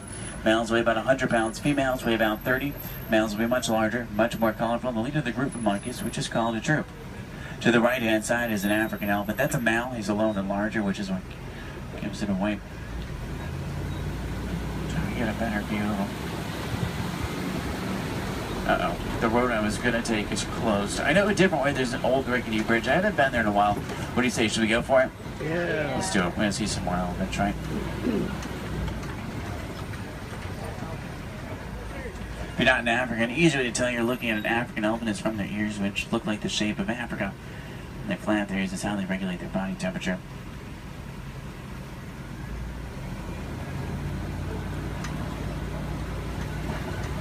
Trying to find some more. I just hope they worked on this bridge. Last time it was pretty bumpy. Almost. Everyone made it. It's a little worse than I remember. The good news is there's still a few parts of it connected. Is anyone on board Scared Heights? If you are, just close your eyes like me. Steady. Oh, they tried to fix it. I see a new patch of duct tape. That stuff really can't fix anything.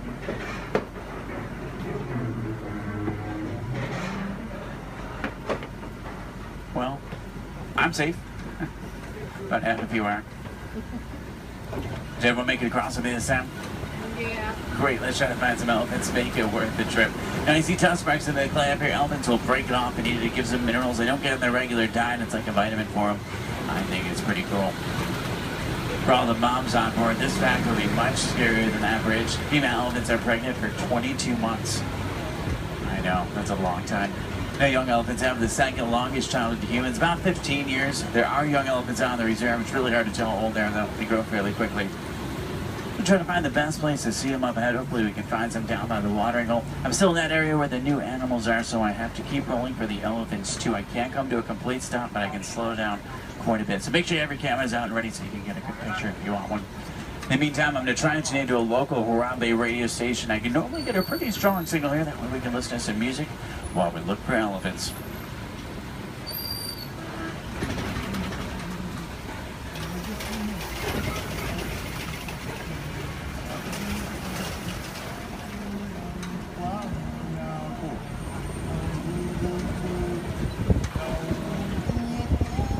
I think most of the herd is down by the watering hole, which is great news for us. Normally that's a pretty cool view. If you see any elephants throwing dirt on their back or rolling in dirt, they can actually get sunburned, and they'll use dirt like a sunblock. Both male and female African elephants have ivory tusks, which I want their pouch for.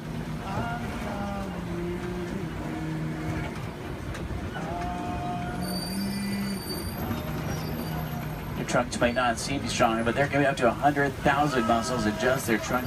It's actually really powerful.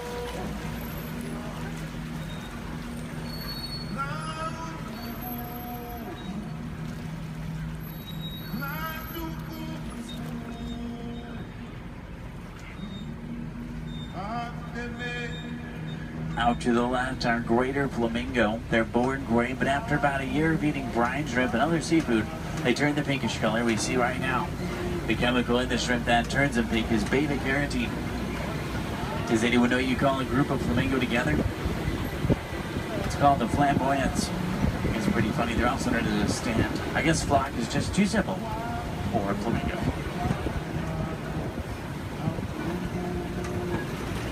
Now, I see white rhino markings up ahead here. White rhinos are bigger than black rhino. They weigh about 5,000 pounds compared to 3,000. They're not named after their color. Both white and black rhinos are both actually gray. They're named after the shape of their mouth and their size. Their mouths are wider. They get their name after the African word bite, which means wide, but it's translated into white. Let's see if we can find any up ahead. Looks like they might be moving around a little bit. In the meantime, out to the left, we do see some zebra. A zebra's skin mirrors the pattern of their fur. Their hind leg is so strong that with one kick it could break a lion's jaw. Zebra are also blind runners, which means if they get scared or spooked and start running, they can't see. They'll run in any direction and hope there's nothing in front of them. The little brown animals out to the left are called bontebok. They're related to wildebeest. At one point, there was only about 17 total bontebok left. They were put on reserves and safe farms. Now they're doing much better. They're poached for their coat, which has a very unique coloring to it. They're extremely gentle animals.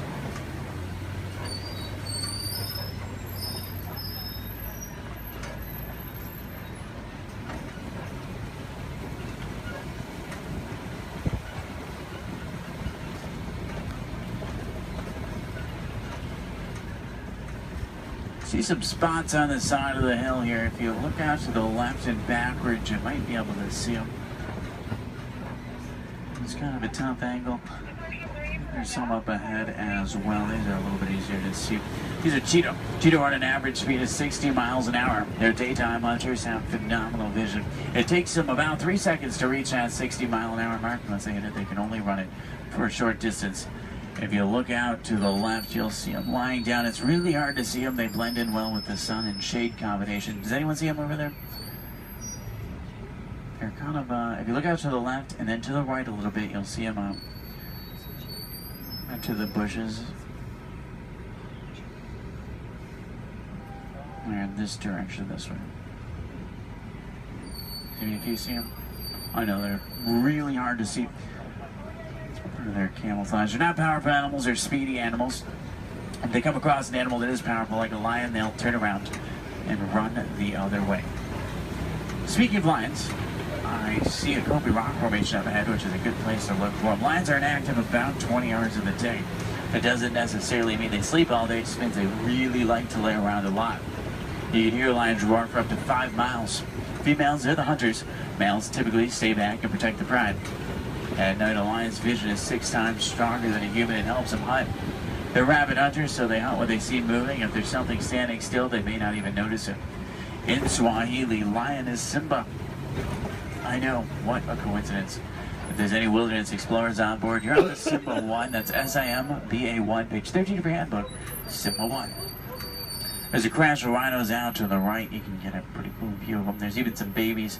Babies stay pretty close to mom. Keep in mind, mom weighs 5,000 pounds, can run 35 miles an hour. So if you thought your mom was scary when she's mad, these are a little scarier. Left it up is a pride of lion. There's a male. Look higher, you'll see a female. She's way up on top of the rocks up there. Extremely graceful animals, but they're also very powerful. You get that sense when you're around them.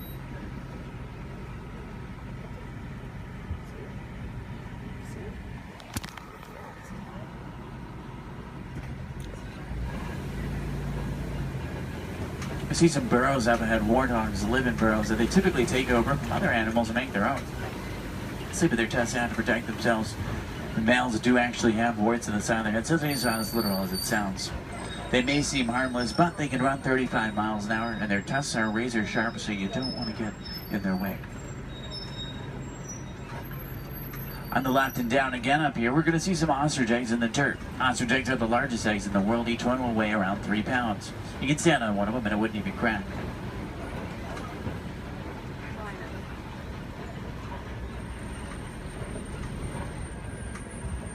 If you're wondering what Disney does or what we can do to protect some of the animals we've seen today, the Disney Conservation Fund has been doing research for a long time.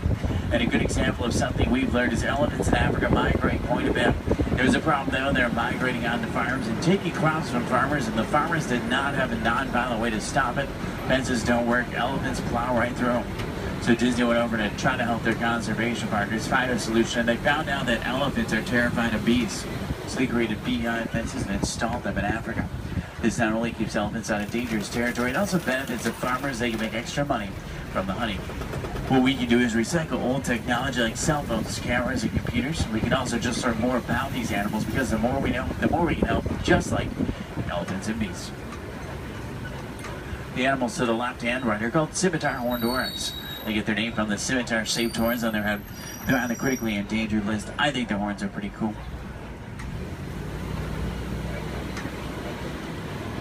If you have any questions about anything we've seen today or anything I can help you with for the rest of your day, feel free to let me know.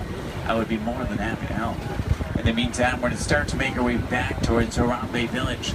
Once we get back, if you're looking for more fun things to do, I recommend the Pangati Forest Trail.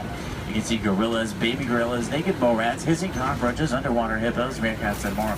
About a 15-minute hike, but you'll get some great pictures, make some great memories. At the end of Harambe on the right is the Festival of Lion King. It's one of the most popular shows at Disney. By far one of my favorites. It's worth the trip. Make sure you drink plenty of water today, otherwise the heat can sneak up on you. Did everybody enjoy the safari?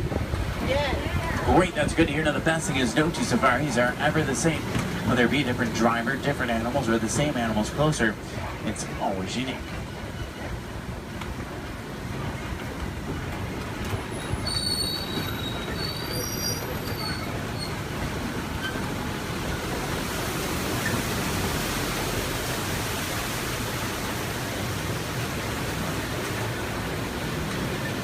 Here we say Asante Sana, say thank you so Asante Sana for joining me today. It's been a pleasure having you.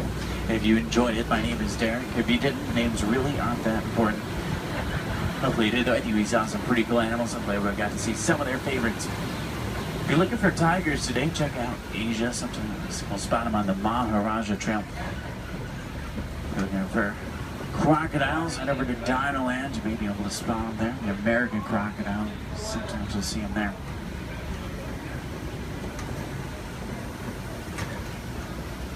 And take you right back to where I picked you up. It's a short drive back. We should be back in just a few minutes.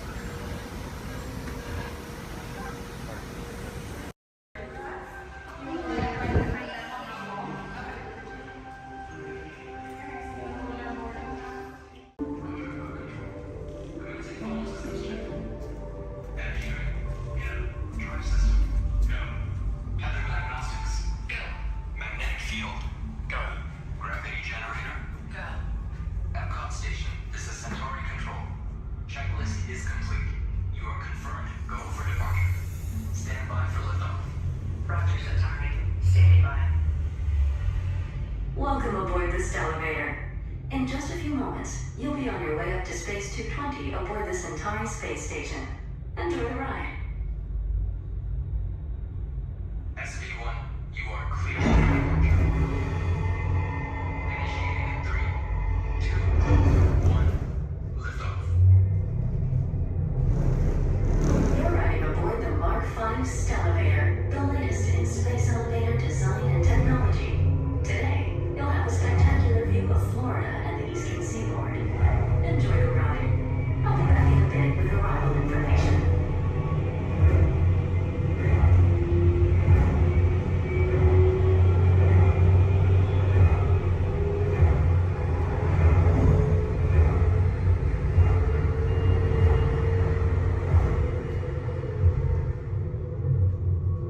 SV1, we are on our final approach. Roger that. If you look above, you'll see Centauri space station coming into view. Once we dock, gather your belongings and exit through the open airlock. A Space 220 agent will be waiting for you. SV1, clear for approach. Gravity generator active. Airlock activated. Docking complete.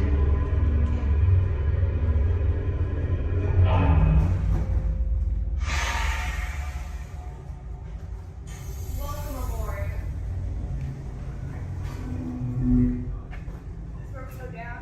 Yeah. Give me one moment. You guys are gonna head right down this way. Somebody should meet you there. If there's nobody, oh, there is somebody. Okay. Head on cap. Thank you. All right, guys. Is it okay? Good. We're safe.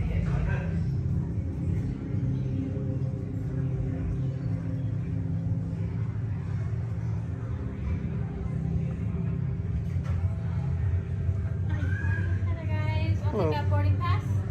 What's the last name? Peace. All right, for Joffrey. Yes. All right, you guys can call me. How was the trip up today? Was it good? Very good. Awesome.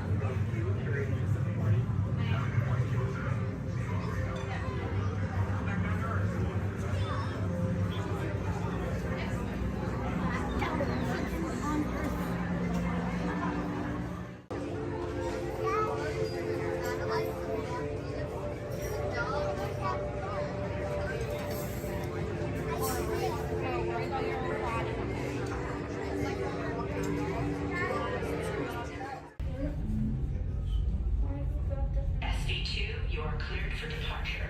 Initiating descent in 3, 2, 1. Your journey back to Epcot will be a smooth and quick one today, so enjoy the ride.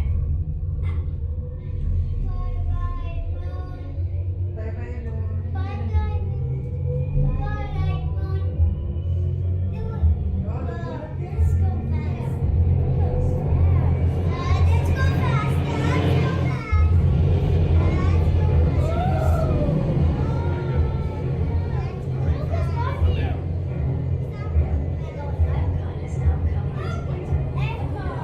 Gather your belongings and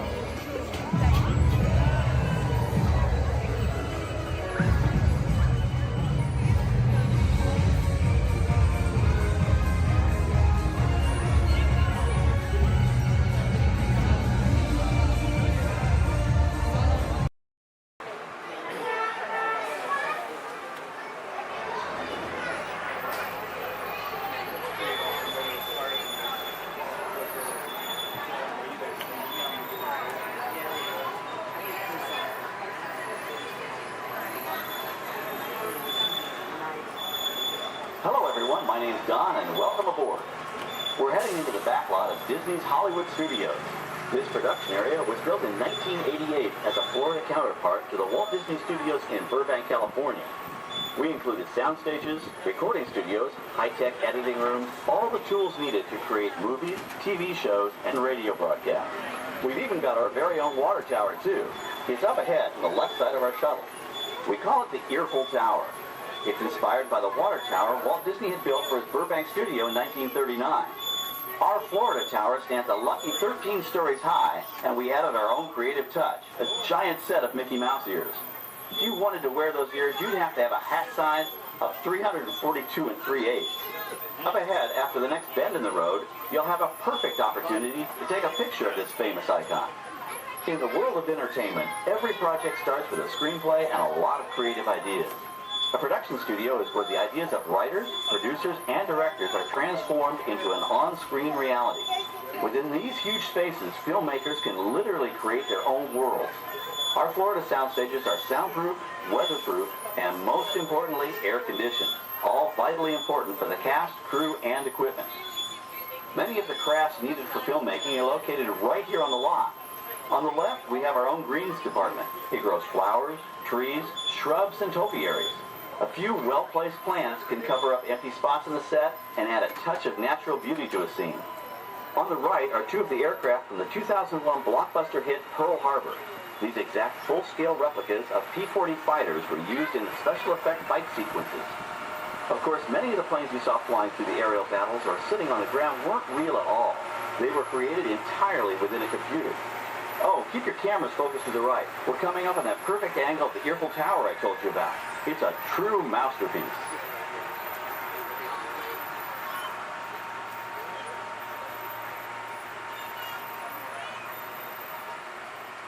We're entering one of our most glamorous and colorful departments, creative costuming. Every star has to have just the right wardrobe, and it all begins here with a designer's sketch. Our team of designers, seamstresses, and tailors can turn 1.5 million yards of fabric into over 25,000 costumes every year. Many of these costumes will become part of the shows and attractions of the Walt Disney World Resort. In fact, here in Florida, we have the largest working wardrobe department in the world. Why, Mickey Mouse alone has over 175 different outfits to choose from, while Minnie Mouse keeps more than 200 unique costumes in her wardrobe. On the left are costumes worn by the stars in recent studio productions. You'll probably recognize some of those costumes from the big screen. Every story needs a setting, and our design staff can create just about any place a script calls for, from an urban city street to a remote desert canyon. On the left is our scenic shop where large-scale sets and props are built. Our team of set designers, carpenters, artists, and engineers has created caves and caverns, game show sets, even replicas of the U.S. Supreme Court and NASA's Mission Control, all on our sound stages. The shop also provides sets and props for our shows and parades here at Walt Disney World. The same skill and craftsmanship that goes into a movie set can also be used to create magic for our parks. Either way, it's all about making dreams come true.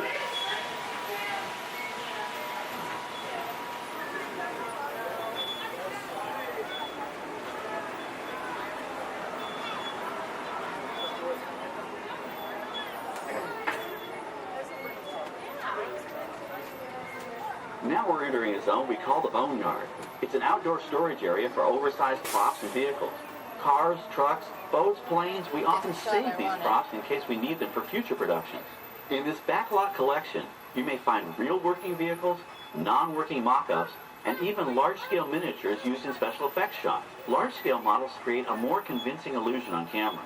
We even place small cutout passengers in the windows of the plane.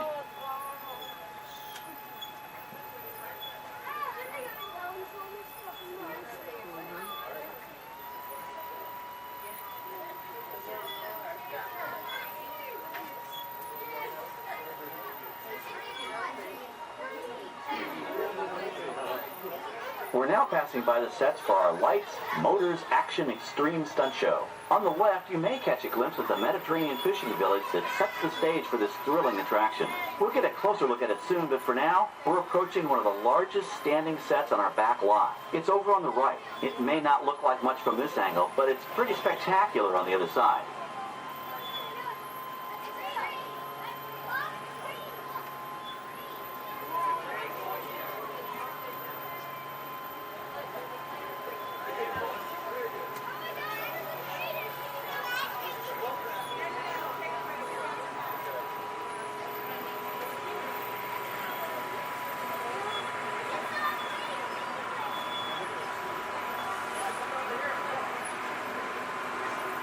This is great, folks. The production crew has just given us clearance to enter the set. Hello, Fast Lawn Tour. I'm Amy, a production coordinator here at the studios. I can see your shuttle heading toward our canyon set. I've given your driver permission to come in and take a look around. I'm up here with our effects crew, and we're getting ready to shoot a test sequence.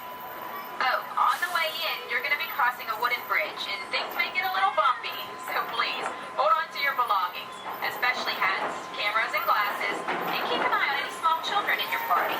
And of course, please remain seated at all times. Welcome to the set. As you can see, we brought the bare, dry deserts of Southern California to green, typically humid Central Florida. This set is based on real locations that our production designer took pictures of. Our set crew spent about 6 months building the canyon, but we've used it for a number of TV shows and specials over the years. For our upcoming production, the script called for a tanker truck. We found this one in our boneyard, but it was too big to drive into place. So we picked it up with a crane and set it down here.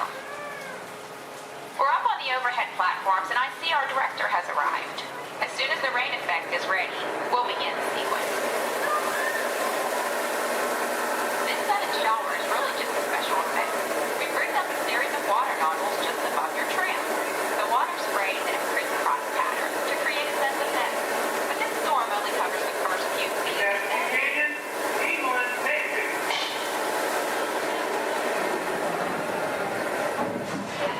Okay, it's showtime. Everybody stay seated. Hang on to your belongings and watch your children.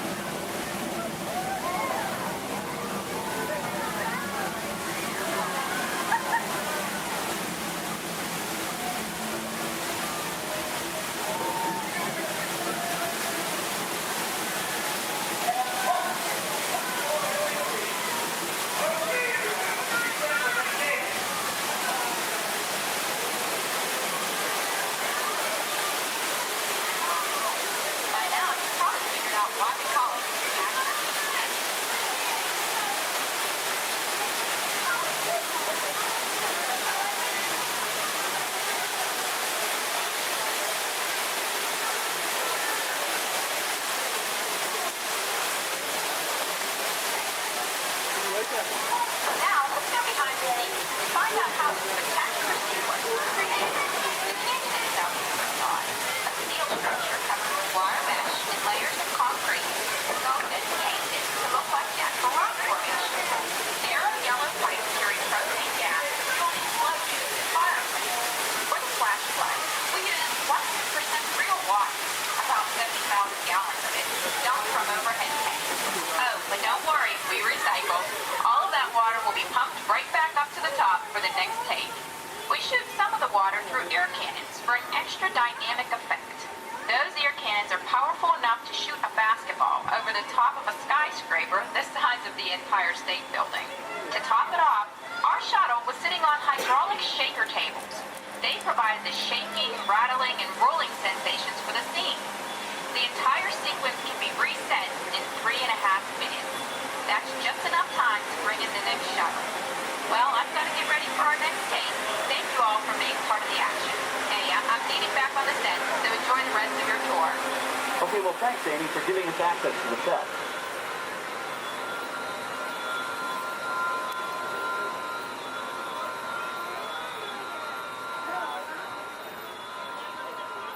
On the right, we have an authentic piece of Disney history. That Gulfstream 1 was known at airports across the country as November 234 Mickey Mouse, but we just call it the Mouse. In 1964, Walt Disney and his hand-picked team used this plane to scout locations for what he called the Florida Project. Soon, they secretly began purchasing thousands of acres of land, which became the Walt Disney World Resort in 1971. During the creation of the resort and later Epcot, the Mouse shuttled studio executives and Imagineers between Burbank and Orlando, making it the most used executive aircraft in the country. Appropriately, the Mouse retired here in 1992. As Walt used to say, it was all started by a mouse. In this case, the 234 Mickey Mouse. On our right, we once again sweep past the magnificent Mediterranean village of our lights, motors, action extreme stunt show. This high-octane attraction is based on the hit show from the Walt Disney Studios Park in France. In this action-packed production, you'll feel like you're right there on the set during the filming of a spy thriller, complete with custom-built cars, motorcycles, even jet skis. You'll experience the split-second timing, coordinated driving, and fiery special effects that make action movies a real blast.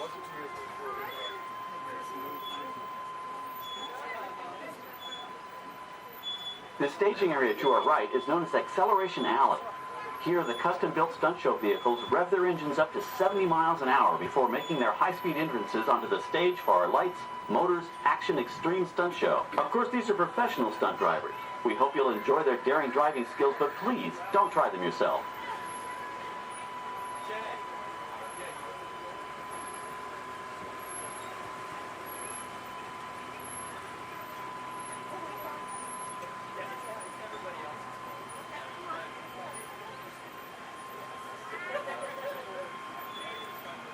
On the left, we've reached our second boneyard with more historic props and vehicles. When we reuse older props in a new production, they're often refitted with custom parts and given a whole new color scheme. You might not even recognize them the next time you see them on screen. For instance, coming up is our friend Herbie the Love Bug. He went through a special demolition derby makeover. Those dents and dings were added on purpose, but he can be polished up as good as new for his next starring role.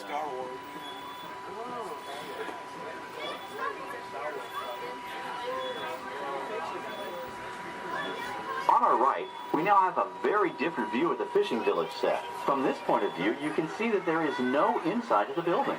They are just false fronts or facades. In the movie business, set builders only create what the camera has to see. It's an old movie trick dating all the way back to the silent era. To add to the sense of realism and avoid the cost of set building, many of today's television shows and movies film on location in cities and towns across the U.S. But out in the real world, you've got to contend with noise, traffic, crowds, and various visual elements that may or may not belong in your film. Here on the backlot, we can avoid these problems because we created our very own flexible urban environment. Our Streets of America facades can stand in for a small town or a giant metropolis. As we come around the last corner on our route, you'll see the skyline of New York City in the distance. It's really a series of painted flats, expertly designed to fool the eye and the camera. We can dress and decorate these streets to look like any city we want, from Chicago to San Francisco. Depending on the choice of vehicles, props, and costumes, we can even turn back the clock and set our story in a different time. And what's more, these sets are built with Florida weather in mind. They're made to withstand 100-mile-an-hour winds. You're welcome to visit our Streets of America anytime during your visit today and get an up-close look at the skills of our set designers and builders. We've just about reached the end of our tour. Our final stop is the American Film Institute Showcase, where you can see the actual costumes and movie props used in some of Hollywood's most famous films. There are some pretty amazing items in there, so feel free to take all the time you like.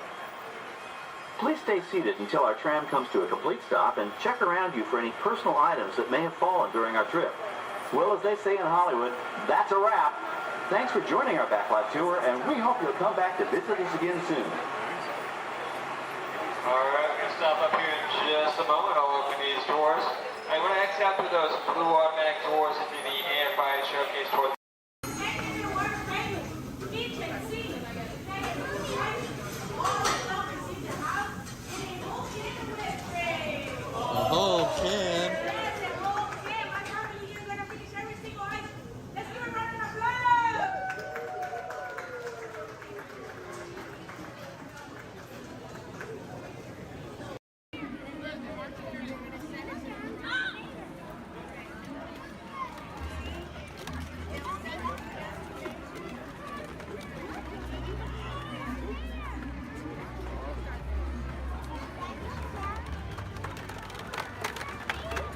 Empire. Yay!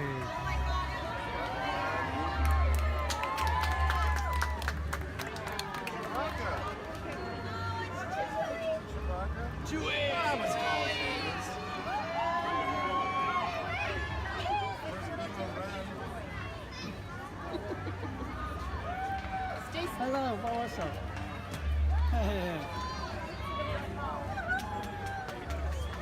Oh, just that.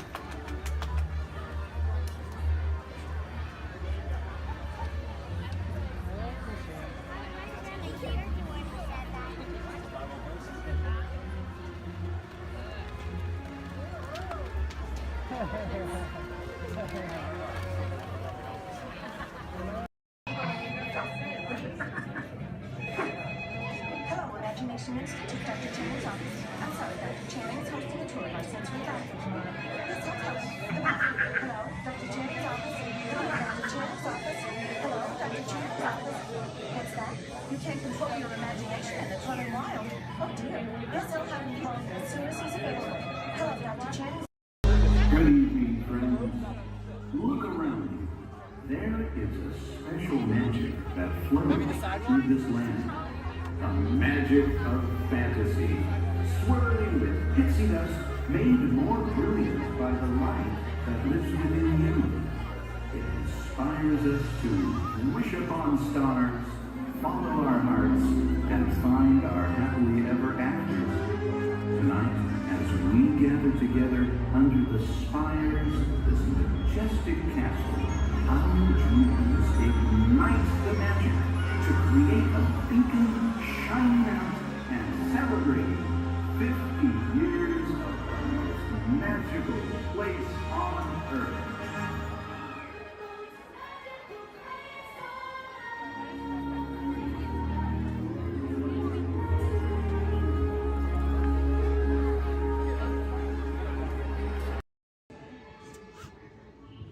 An orchestra of penguins. Yeah, probably took the job for the hell of it.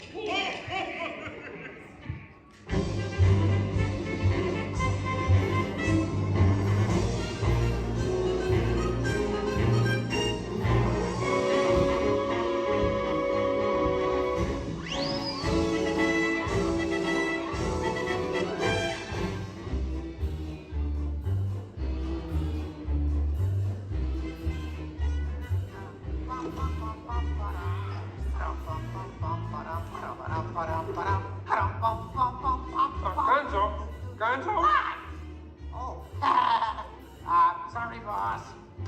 Hi-ho, Kermit the Frog here, and welcome to Muppet Vision 3D. Now, let me show you around our research center. See, here in this modern high-tech facility... Hey, careful! Here in this modern high-tech facility, we have perfected Muppet Vision 3D, a new film process which we're about to demonstrate to you. Now, working the projector is an old friend of ours, the Swedish Chef. Chef, everything okay? Exactly. And our demonstration includes a little song from Miss Piggy. Little? Did I say little? I meant to say it's a huge, show-stopping major song from Miss Piggy. That's more like it. Good. And we've also got a big musical finale from Sam Eagle. Sam, what's it about? It's called A Salute to All Nations, but mostly America. Great. So it's going to be a swell demonstration, and at no time will we be stooping to any cheap 3D tricks. Did you say cheap 3D tricks?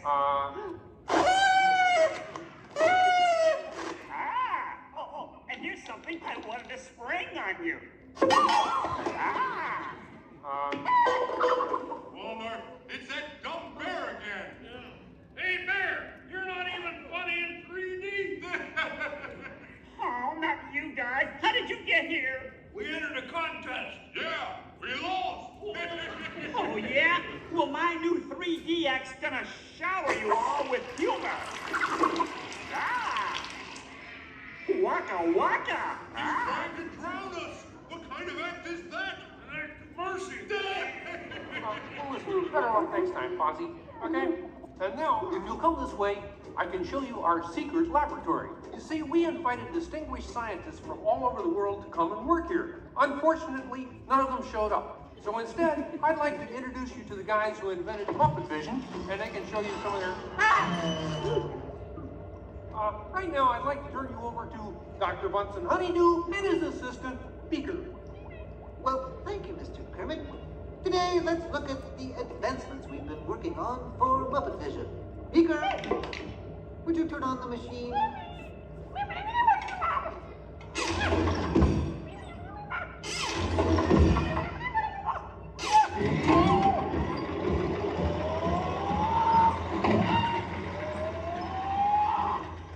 We at Muppet Labs have been able to grab hold of the future. The wheels of progress turn swiftly here as we strike upon ways to bring science safely to you. This user-friendly machine will now generate the first living 3D effect just by flicking a simple switch.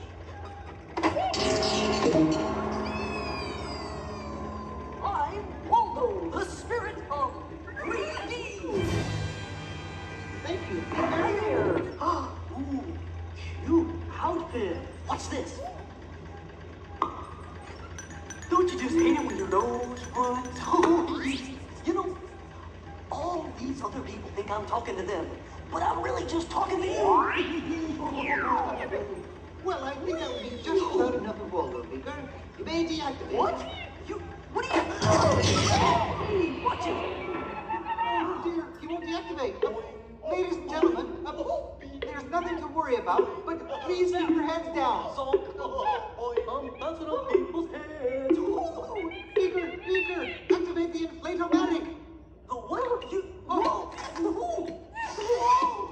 Beaker, hurry. Great. Now I can start my own football team. Beaker, we'll have to try the vacuum Muppet. Yes.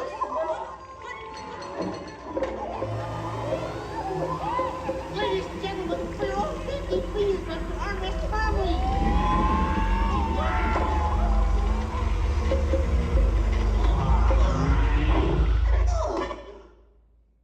Hey, I'm free! Taxi! All right, now I'm getting out of this place.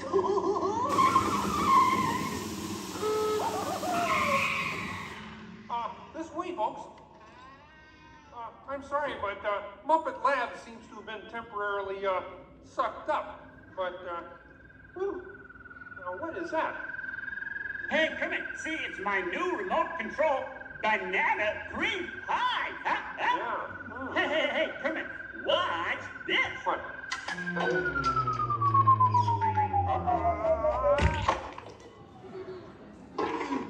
Ozzy, that's terrible. You're right. Needs more sugar. And now, ladies and gentlemen, for the first musical portion of our demonstration, we have Miss Piggy in a wonderful 3D number. That's you, penguins.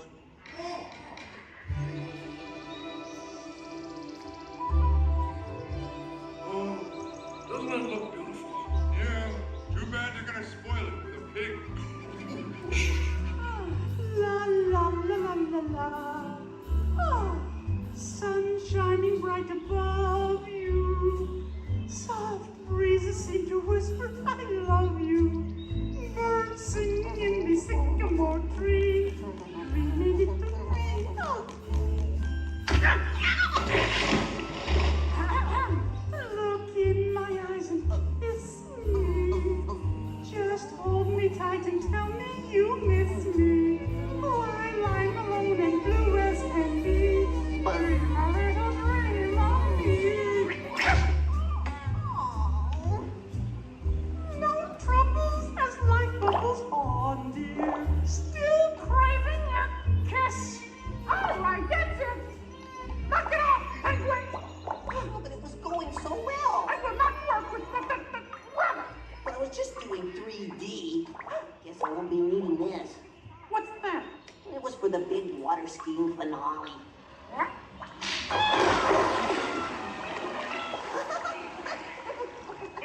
Buddy, what are you doing? What do you mean? You are ruining this film. Well, I was Get just out. trying to Get help. out. I didn't mean anything. Go away. Go away. Does anybody know the way out of this film? down there? Well, you come with me if you like. I just got fired and I'm running away. Terrific! Let's go. Okay. Hey, Bean, what's up? I'm going away forever. Oh, great. Could you give me a sandwich? Would any of you people like anything? I mean, since he's going out, he could forever? Bean?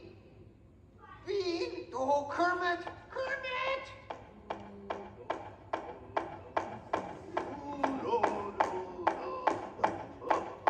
Hey, sweeter, that's a great effect. Hey, Fuzzy, Kermit! What is it? Bean Bunny ran away! Oh, no. Yes, our ribbons! Hey, we gotta find him. I know! All right, everybody spread out and look for Bean. Right. I'll go this way. Ladies and gentlemen, we'll continue the show in just a moment, but in the meantime, if you see a rabbit, holler. Bean. Bean? Oh, Bean. Bunny! Bunny! Bean! Where are you? Bean! Bean! Bean!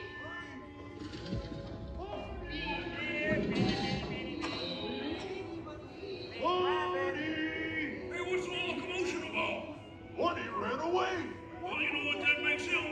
Smarter than us. Hey, anybody seen a bunny? I don't see a bunny. Where? Where? Oh, nothing up there but a bunny. A bunny? Bean!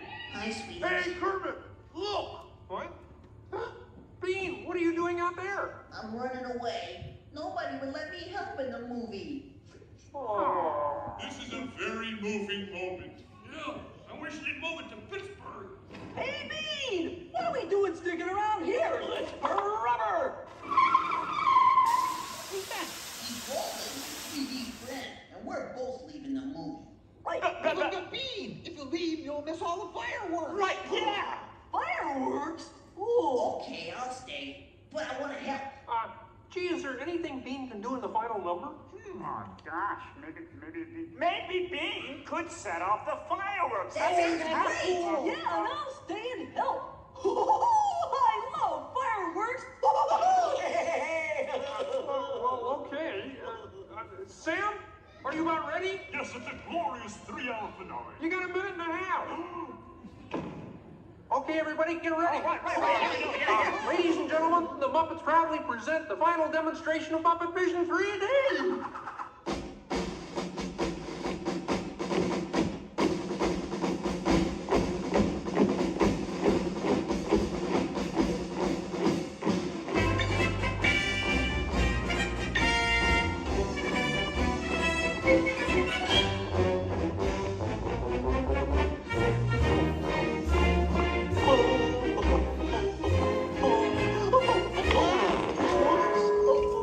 Where am I?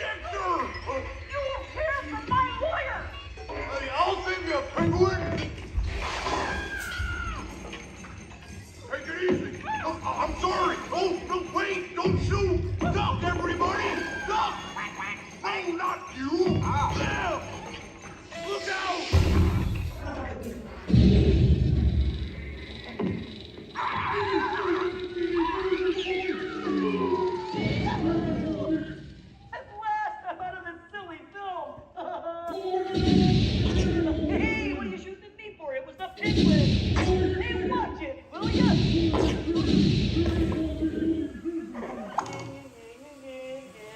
could hit me with a cannon? Hey, everybody, he's got a cannon!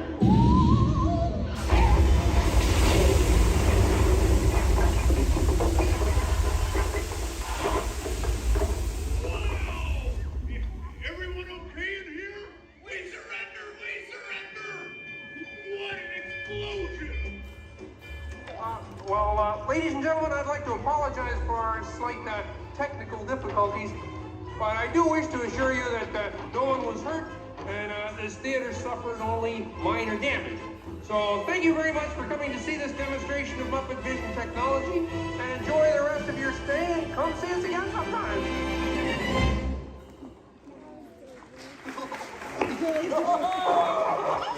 They'll never recognize me now! Forward!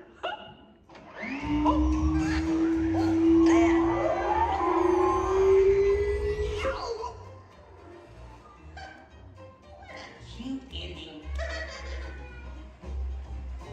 Well, what do you think? We have time to go to the bathroom before the next show? We can't, you old fool! We're bolted to the seats! On behalf of Kermit and the gang, thank you for joining us. Now please gather your personal belongings and waka waka. Uncle says the doors to your right. Bailey's echolocation's awesome. We're gonna do it. Everyone, both fins up, go. Okay, sub-level, really good. Back bench, solid. Grandma in the corner. This is where we put our fins up. Good job, Grandma. Good job. Fins up, eyes closed, go. How many fins am I holding up now? No, you gotta go. Yeah, you so totally rock. We head out. Please remain seated at all times. Please keep your hands on seat, legs, and elbows inside the vehicle, and please supervise your children. This is a one-way trip to Main Street, USA, and enjoy your ride.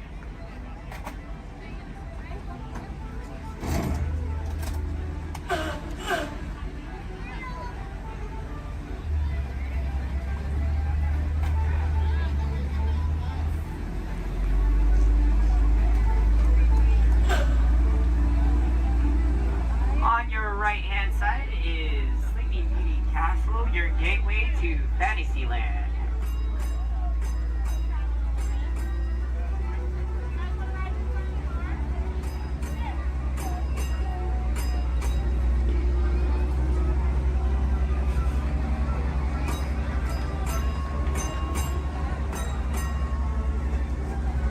Coming up on your right-hand side is Frontierland and Adventureland. Beyond that, Critter Country, Darling Square, and Star Wars Galaxy's Edge.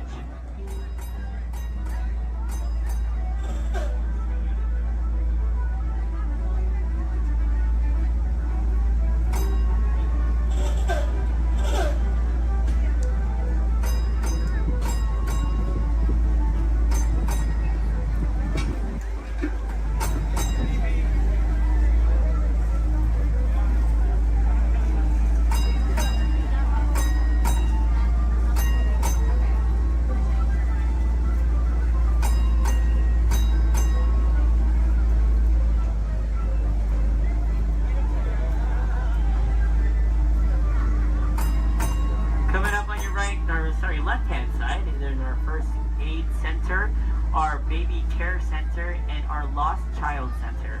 On your right-hand side, if you enjoy ragtime piano, we got some music going on over at the Coca-Cola Refreshment Center on your right.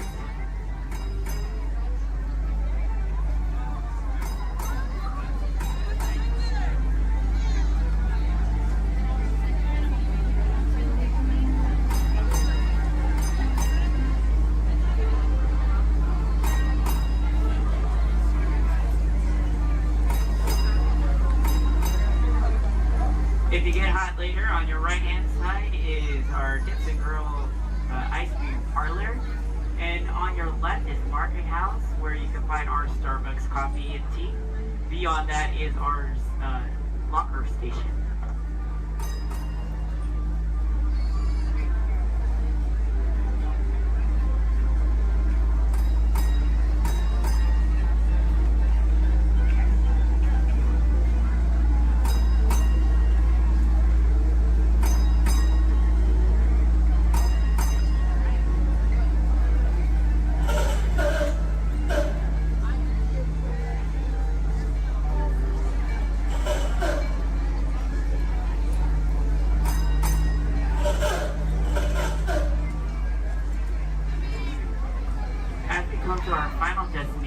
front of Disneyland City Hall. Please remain seated until the bus has come to a full and complete stop. For those of you who are sitting on the top stairs, please watch your step as you exit the stairs and assist young children. And enjoy the rest of your day here in the Magic Kingdom. My name is Justin, and thank you for riding.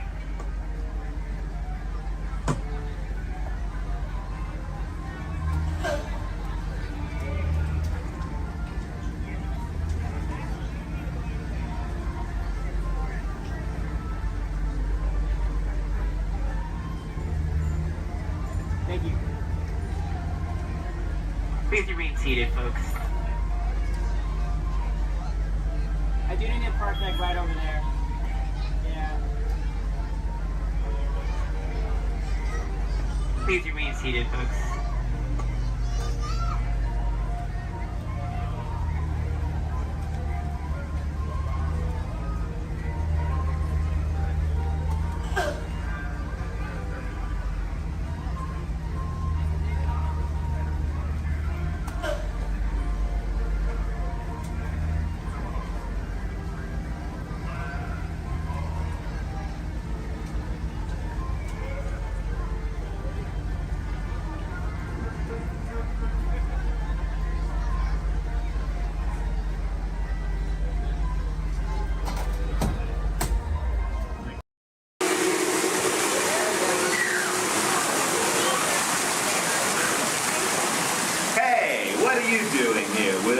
What are you doing here, Morris? I just flew in from Hollywood. My client's the new owner of this bird cage.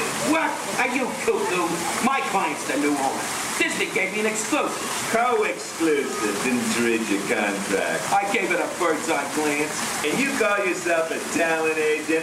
I negotiated my tail feathers off for this deal. Well, my client does not share credit. He's a very big bird. Your client is Big Bird? Not Big Bird, a big bird, you bird brain. Well, your dim middle star is now half owner of the Enchanted Tiki Room with my superstar. Think again, Chicky Babe. Stop grousing.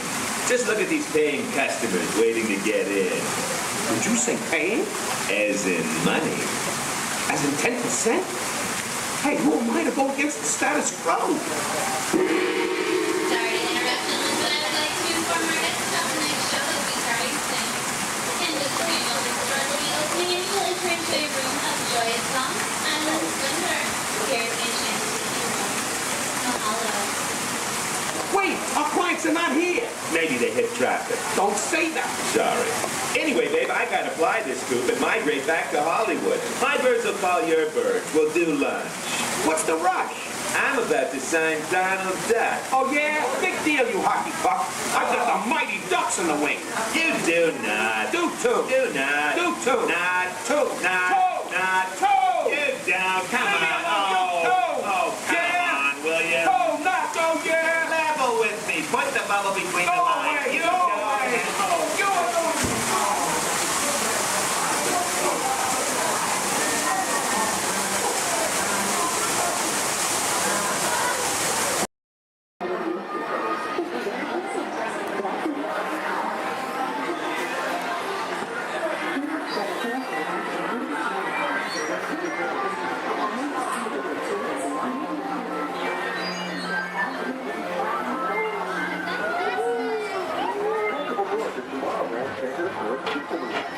Highway in the sky. We invite you to sit back, relax, and enjoy your Grand Circuit Tour tomorrow. Along the way, you can preview many of the exciting places you want to be sure to enjoy today while visiting Disneyland of tomorrow.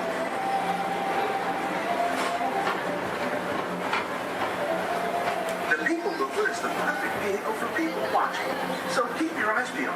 You never know who you might see.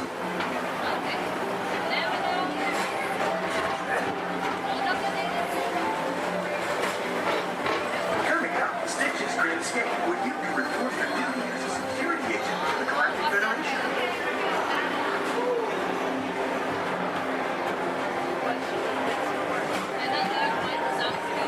Your mission is to keep X-Rated 626, the biggest little mischief maker in the galaxy, under control.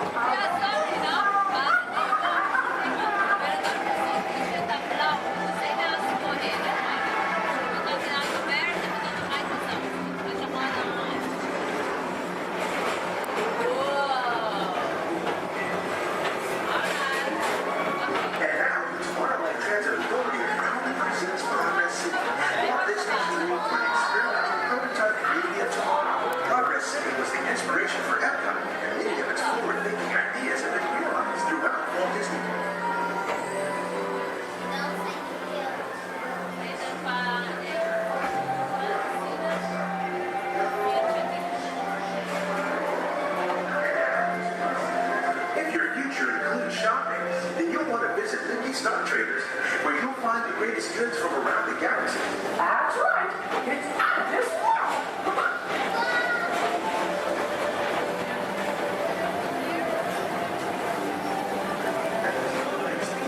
Put the pedal to the metal and speed towards the checkered flag in your very own race car. Young or old, this is your chance to drive in the fast lane without worrying about getting a speeding ticket.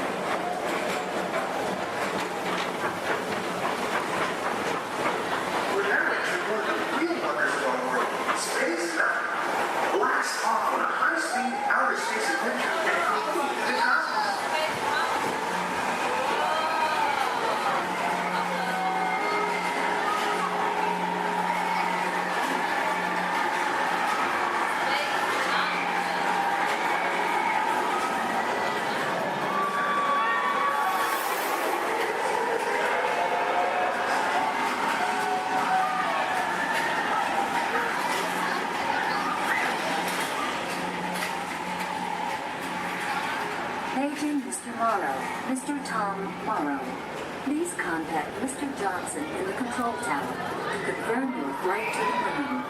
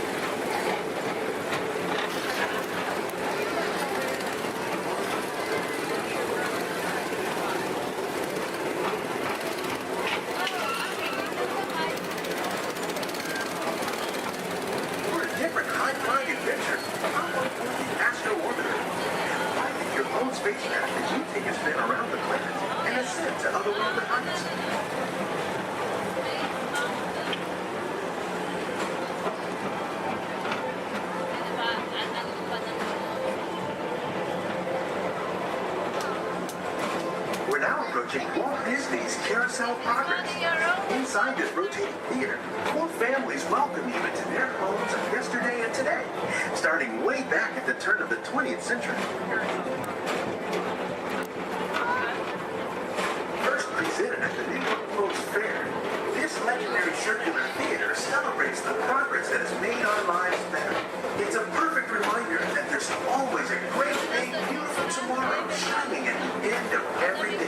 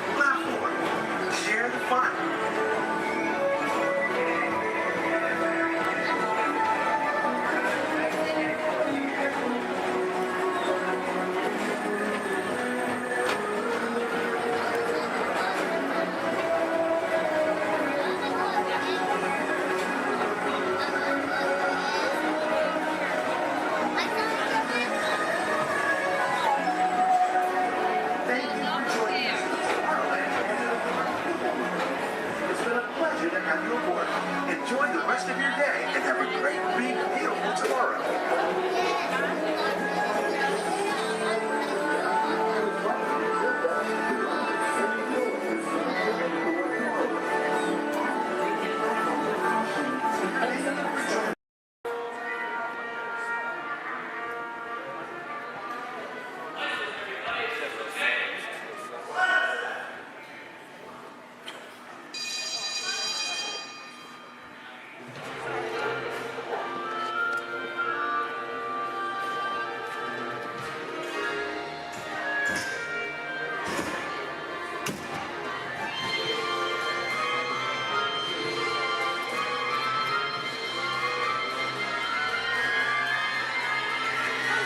Welcome aboard. At this time, I'd like to ask everyone to please remain seated throughout our show, and please keep your arms and hands inside the vehicle at all times.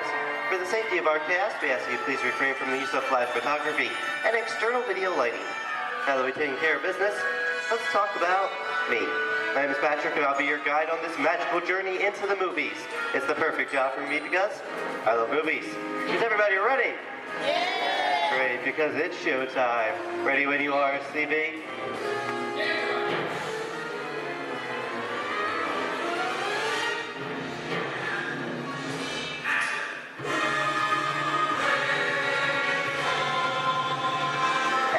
We are rolling.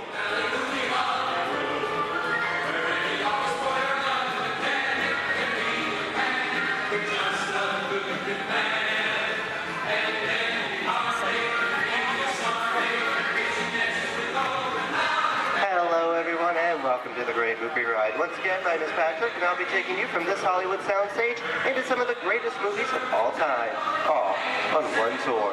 But between you and me, this is no ordinary tour because the Great Movie Ride brings these movies to life and puts you right in the middle of the action.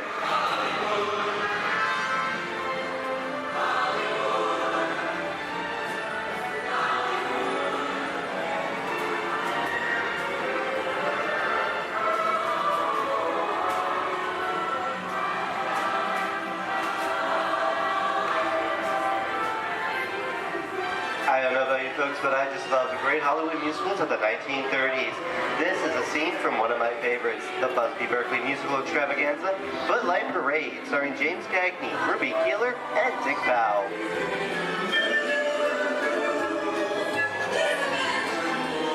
In 1952, Gene Kelly was Singing in the Rain with Debbie Reynolds and Donald O'Connor. Did you know that Gene Kelly co-directed this movie? Who can tell me what movie this is? That's right, it's Walt Disney's Academy Award-winning film from 1964, Mary Poppins, starring Julie Andrews and Dick Van Dyke. Julie Andrews won an Oscar for her portrayal of the nanny who was practically perfect in every way.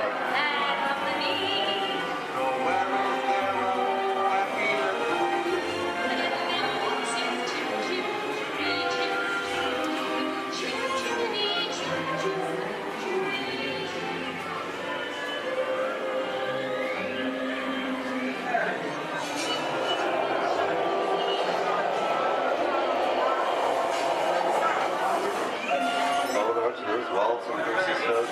This doesn't look like a very good neighborhood. It looks a lot like the underworld. This seems such classic gangster films as The Public Enemy, starring one of my favorite tough guys, James Cagney. The working title for this movie was Beer and Blood, and in the United Kingdom it was known as Enemies of the Public.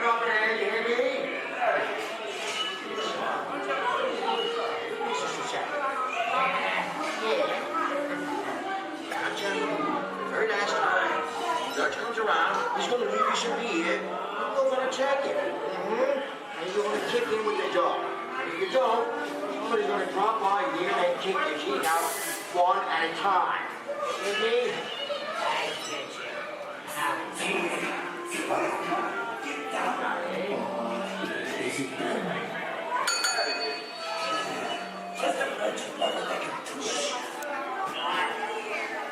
Sorry about the delay, folks, but I don't want to run a red light, even if it is just a movie. You talking to me? You talking to me? That's okay. I'm talking to the demon putting him out for the day. I'm talking to me. I'm not supposed to leave my vehicle. I said get away. Oh, okay, Moxie, whatever you say. Hey, how'd you know my name anyway? I've seen this movie before.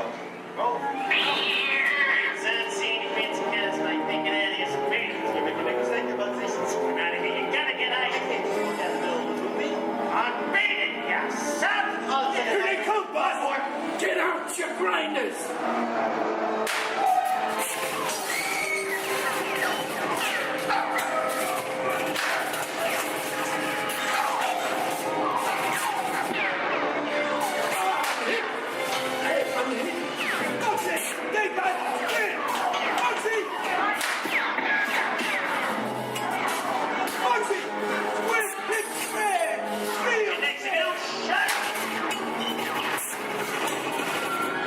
Everyone just sit tight! Running a red light against the law night. Never break the law, lady. Watch this! No more red lights!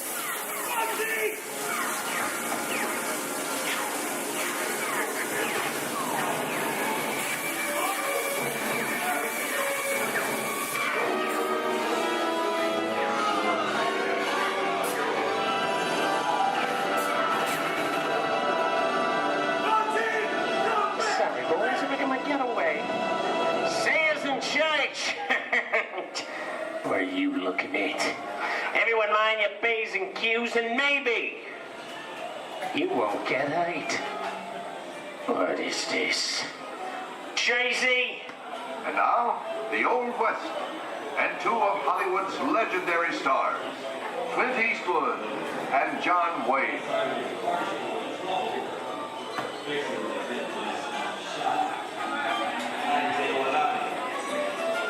Go right ahead if that's what you're going to do. A long time ago, I made me a rule. Let people do what they want. Sleepy little bug. Oh, that's some mighty tough territory you're heading into, Pilgrim. I'd think about turning back if I was you. That is, if you want my opinion. Well, to make it clear, it's a perfect time for me to collect up all your valuables. Starting with the jewelry, going on to the cold hard cash. Perhaps work. Hey! It's the bank robber! Don't let him get... I don't like this neighborhood, Kappa! This is nuts. Nuts! Tell us I'm getting out of here. What are you doing, little man? Get yourself up! Look at it this one. Easy on me. Can't get any worse!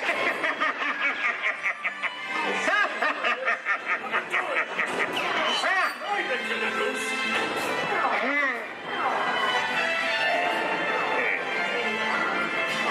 Okay. It's worse.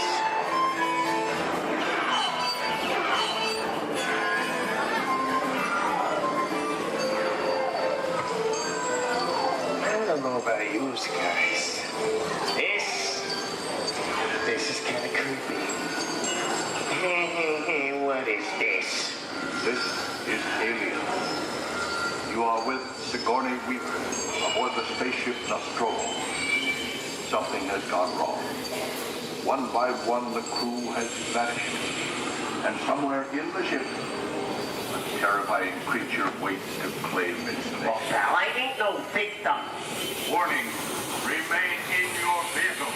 The area you are entering is extremely dangerous. Proceed with caution.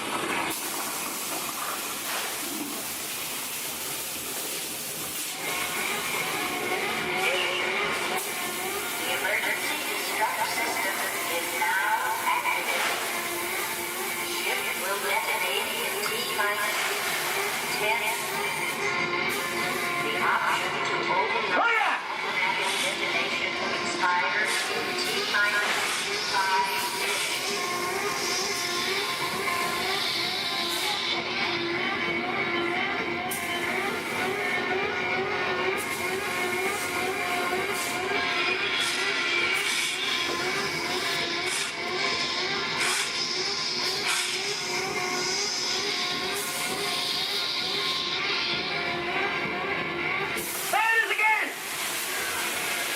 Okay, that's enough creepy crawly things for one day, huh?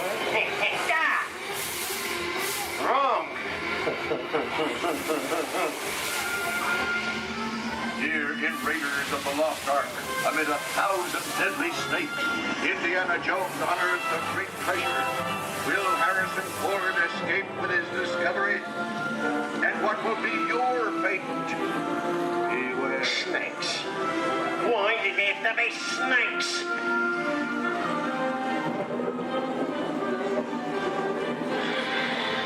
The dust of 3,000 years lies undisturbed in this ancient burial chamber. On the chest, the great stone goblet, a priceless Get a load of that chunk of ice. Time for me to get back to work. Don't nobody move while I go get the goods. I don't think they've noticed a few extra bodies around here. Know what I mean? But the jewel is guarded by a curse, and those who dare defy that curse must pay with their lives.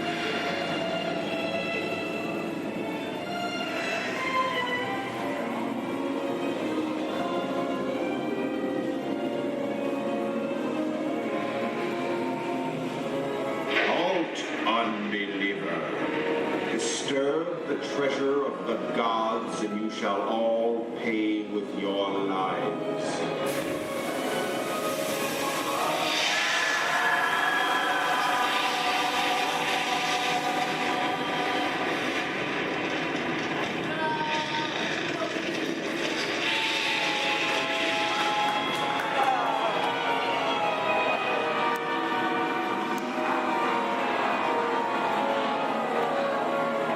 Let's go for popcorn.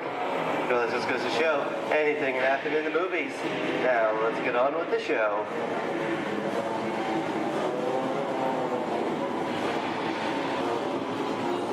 Ooh. I see dead people. The horror movie is my all-time favorite genre. Some of the best horror films were made back in the 1930s and 40s, but monsters, mutants, and maniacs are still audience favorite and continue to haunt us today. That's what I call a wrap.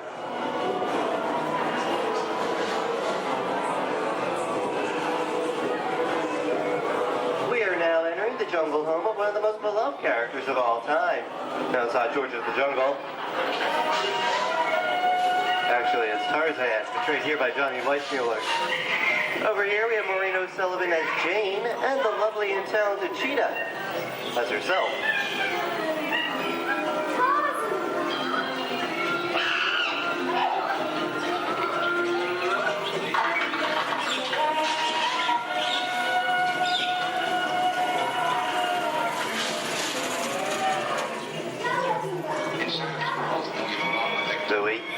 I think this is the beginning of a beautiful friendship. Best last line of a movie ever. Humphrey Bogart and Ingrid Bergman in the classic romance, Casablanca. Always have passed. You didn't have me. You lost it until you came to Casablanca. You got it back last night.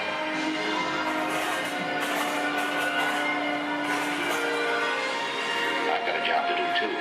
Where I'm going, you can't follow. What I've got to do, you can't be any part of.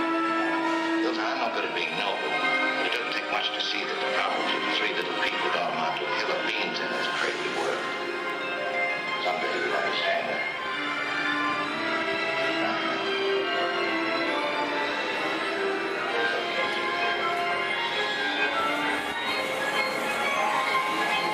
And here's one of my favorite movie stars, Mickey Mouse, in one of his greatest roles, the Sorcerer's Apprentice in Fantasia. The sorcerer in the sequence is named Yen Sid, which is Disney, spelled backwards.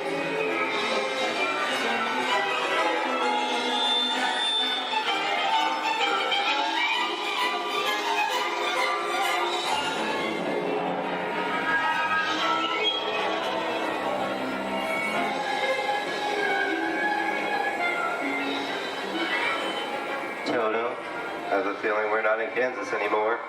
How often do you get to say that? I'd say we are definitely somewhere over the rainbow in one of the most beloved movies of all time.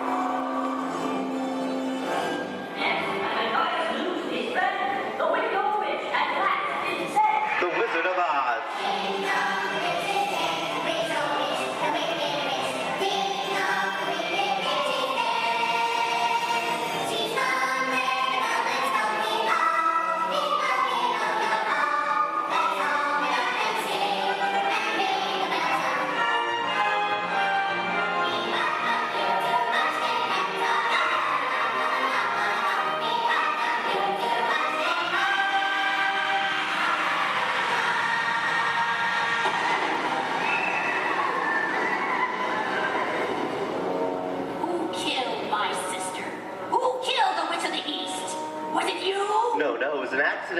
to kill anybody. Well, my little pretty, I can cause accidents too. Oh, rubbish. You have no power here. Be gone before someone drops a house on you, too. Very well. I'll bide my time. But just try to stay out of my way. Just try. I'll get you, my pretty. And your little dog, too. I wonder how we get out of here. What do you folks think? Which way should we go? Follow the yellow brick road. Follow the Yellow Brick Road? No, what did I think of that? Bring along, folks. You know the way.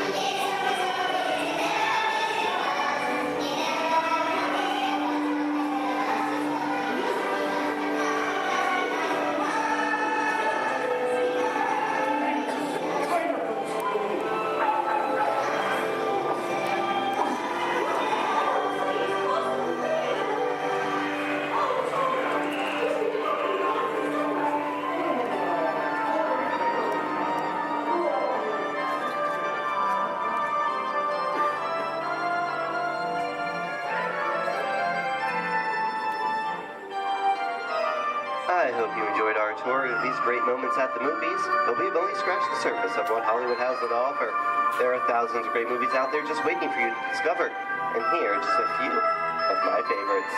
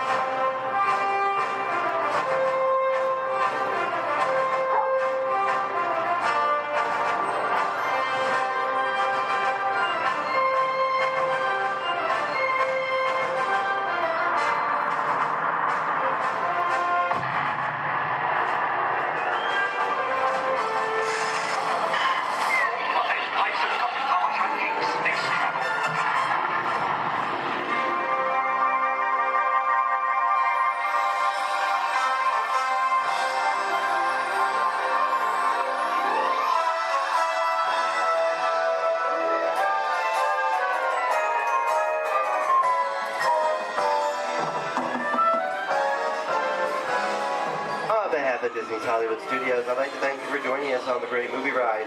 But before we wrap this production, there is still one more scene to do. It's called The Exit.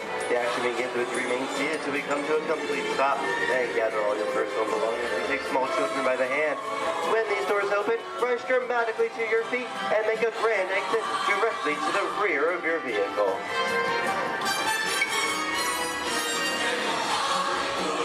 Oh, and one more thing.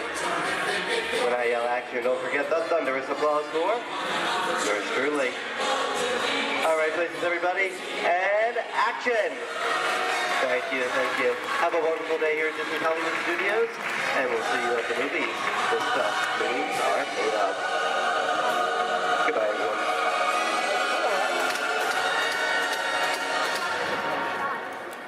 Too much last night, so bear with me. Tej left me alone today, so yeah, that's pretty much it, you guys. In just a moment, these doors will be closing, and okay, so yeah, you guys want a tour of the war room? Okay, so basically, we've got some monitors over here. My name is Jamie, by the way, you guys. Oh, and there is Tej. Jamie, the buses are here. Okay, what do you want me to do with them? They're just staring at me. Should I send them now? Dom's calling. I got this, Jamie. Okay, great. Dom, what up? Tej, just got a heads up from Hobbs. The FBI's about to raid your location. Crazy. Man, they always ruining our fun. For real. It gets worse. They're leading Owen Shaw right to your door. Shaw? That cockroach we beat down in Spain? What's he got to do with this? Everything, right? Nothing yet. And let's keep it that way. Get those people on those buses. You need to start bugging out right now. And get that turbo truck ready. I'm sending Letty there to pick it up. I'll call Letty. I'm on it. Never mind then. Hobbs needs our help. He needs our team. Spread the word. Spread the word, you guys. But keep it in our family. Never mind. Don't listen to me. And keep it quiet. Just keep it in the room. Oh, the other bald guy's It's calling. Hobbs. Hobbs, my man. What up? Sorry, Brother Tej, no time for chit-chat. I just sent you a brief on FBI agent Novak. Has Toretto filled you in? Yeah. He wants us to get everybody over to the party at Sullivan's. Sounds like a plan. That party is a ready-made diversion. Keep it going. We need to discuss how you're going to get all those civilians out of there without tipping off the FBI. Crazy. Okay, hold on. Let me get everybody squared away, and we'll talk offline. Copy that, Tej, and let everybody know. Shut off your cell phones. Don't listen We to don't him. want Shaw tracking your He's locations. overreacting. Just put it on silent. Okay, Jamie, Yeah. you heard the man. I heard him. It's about to go to a whole nother level. Crazy. Send everybody to the loading dock. All right, you guys. Well, you heard him. Have fun. If anything happens, my name isn't Jamie. Okay? Peace. Stand clear of doors and hold on to handrails. The shuttle will be departing momentarily for gates 100 through 129. Orlando and Central Florida have so much to offer. There's a good chance you didn't see and do it all. So please come back and visit us again very soon. This is Orlando Mayor Buddy Dyer. We hope you enjoyed your Orlando experience.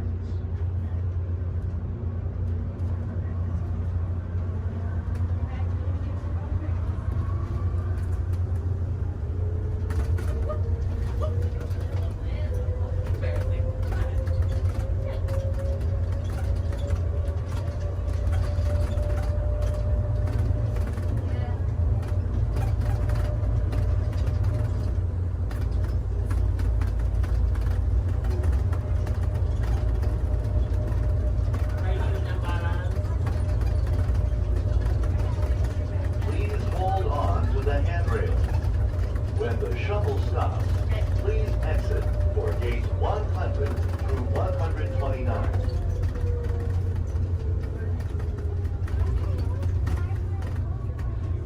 Unless you want to take a picture of your ticket. Why would I do that? I'll show you this here again. 27. I told you about 7 times, but one.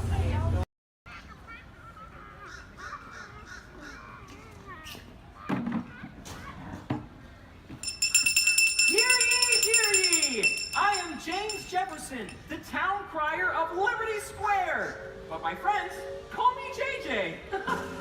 Come on, everyone, gather round. You're just in time.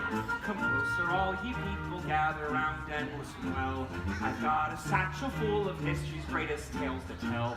Your hair will stand on end with all the history and such. Unless, of course, you're bald like me, in which case, not so much. Hey, Sam! It's Sam Eagle, everybody!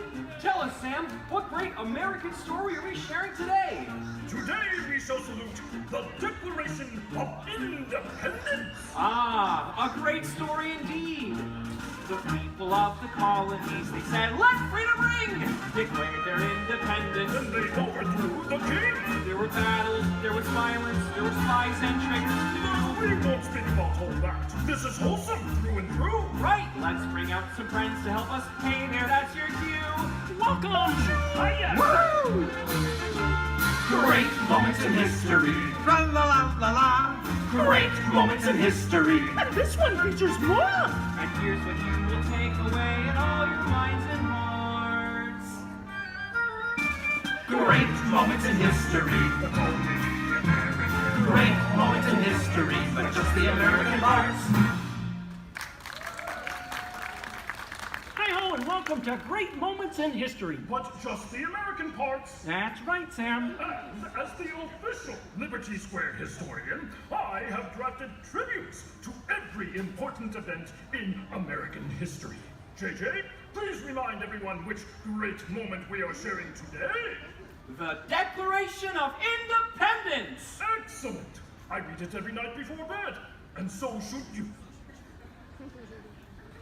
And now I will recite from memory the entire Declaration of Independence. When in the course of human... Excuse me, Sam? Kermit, you are interrupting America. Sam, the gang and I were talking, and we had some ideas to make your show more entertaining. Entertaining? Mm-hmm. In a theme park? Yeah. Highly unusual. Aw, please, Sam? JJ, I could use a little help here. Sure, Kermit. Let's put this to a vote. All those in favor of making Sam's story a little more entertaining, say aye. Aye. The ayes have it. Oh, it appears democracy has spoken.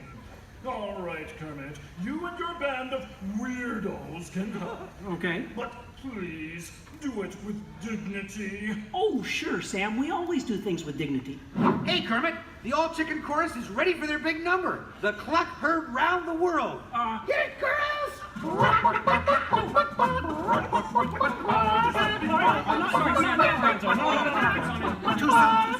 to the dressing room. Oh, Kermit! What part will Walt be playing in today's performance? Well, Piggy, this is a story about the founding fathers. There's no part for you. No part for moi? Oh, we'll see about that. Sheesh. Okay, places, everyone. Sam, JJ, take it away. All right, friends, what do you say? Want to help us make some history?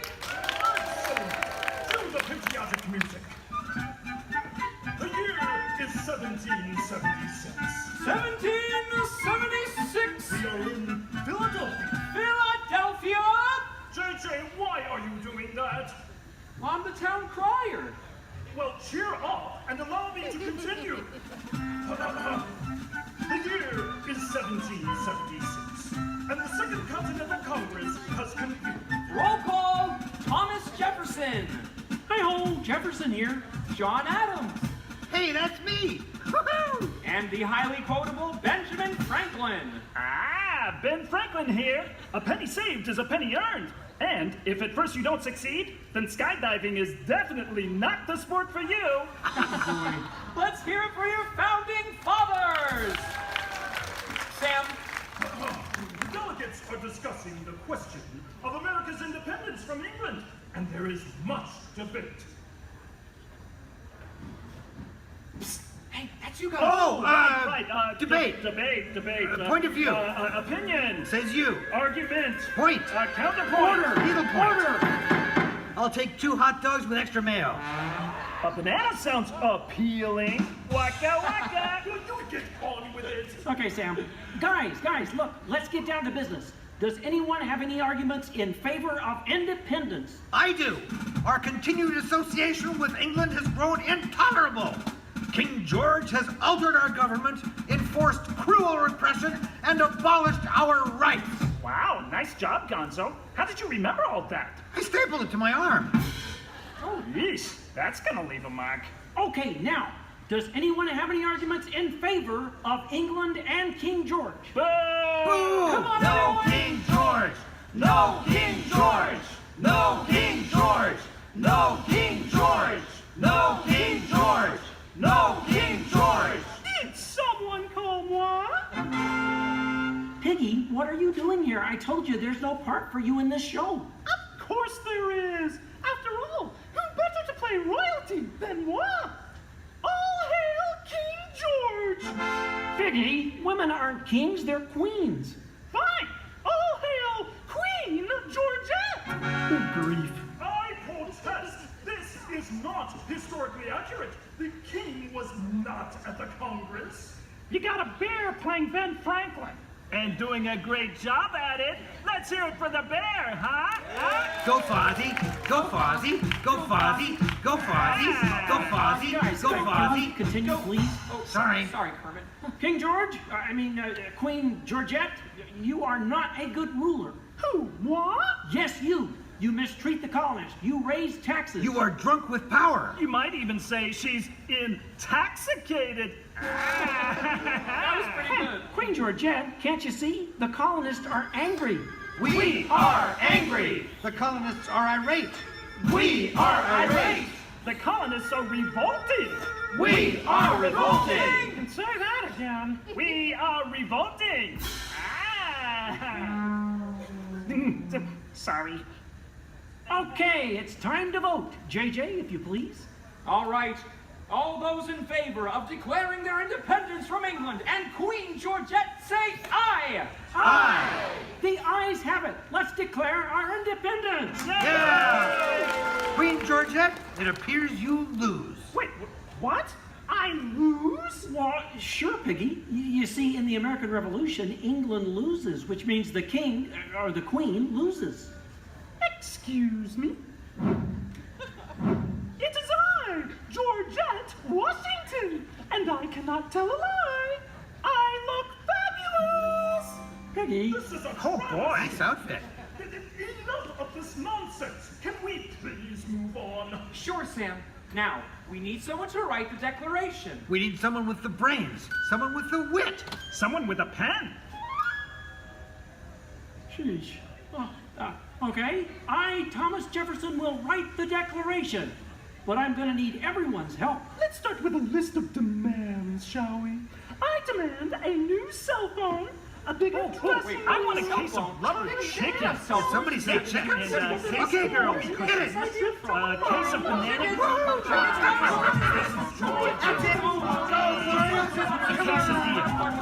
You're doing it, guys. Guys, when Jefferson wrote the Declaration, it was more than a list of demands. What? Oh. What are you talking about? Yeah, it was about things we all believe in. Things worth fighting for. Things that inspired the birth of a new nation.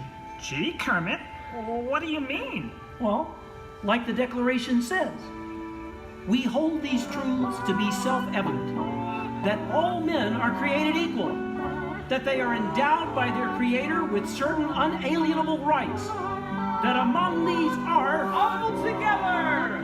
life, liberty, and the pursuit of happiness.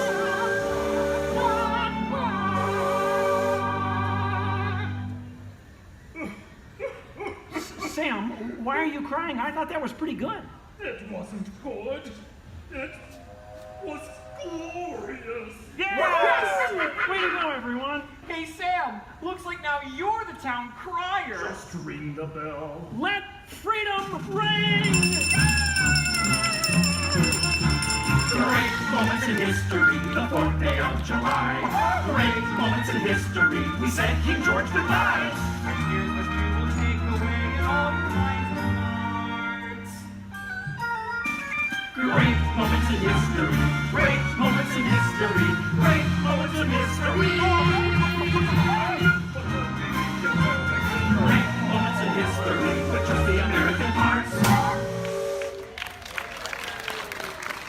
everyone. We couldn't have done it without you. And to England, no hard feelings. You're still one of our best friends. Thank you all for joining us for a great moment in American history. We hope you come by again soon and have a magical stay here at the Magic Kingdom. Bye-bye. Bye-bye. Bye-bye. Bye-bye. So long, everybody.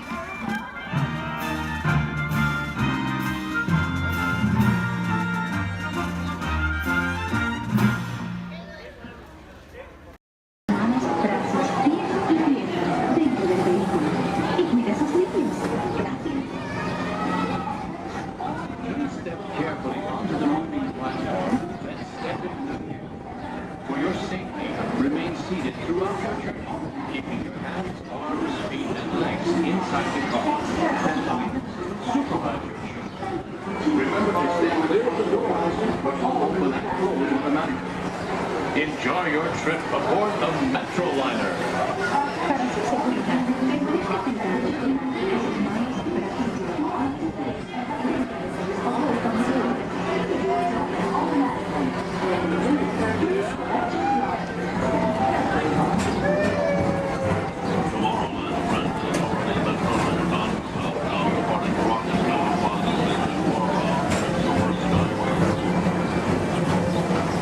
Welcome aboard, TTA travelers. We hope you enjoy Tomorrowland Transit Authority's Super Skyway.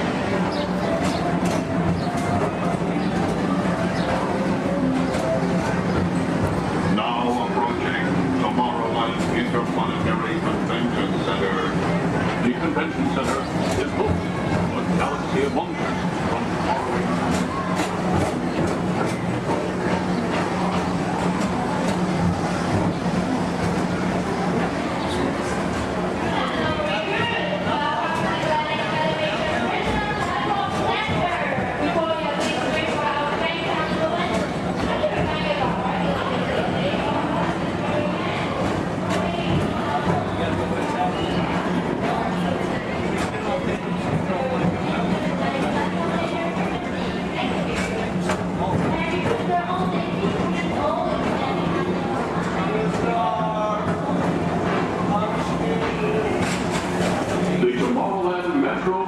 Historical Society presents Walt Disney's 20th Century Vision for the Future.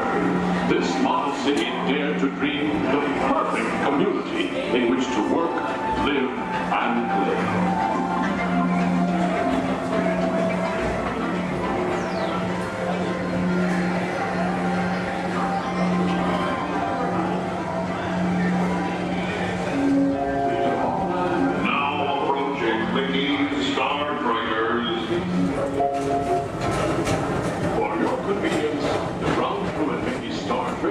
Will be glad to rocket ship to any planet in the galaxy. Hi there, Tomorrowland travelers. This is Mr. Johnson and Sky Eagle Hovercraft One, bringing you the latest Tomorrowland traffic report. As usual, everything is perfect on Tomorrowland Superhighway. Back to you at DTA Center.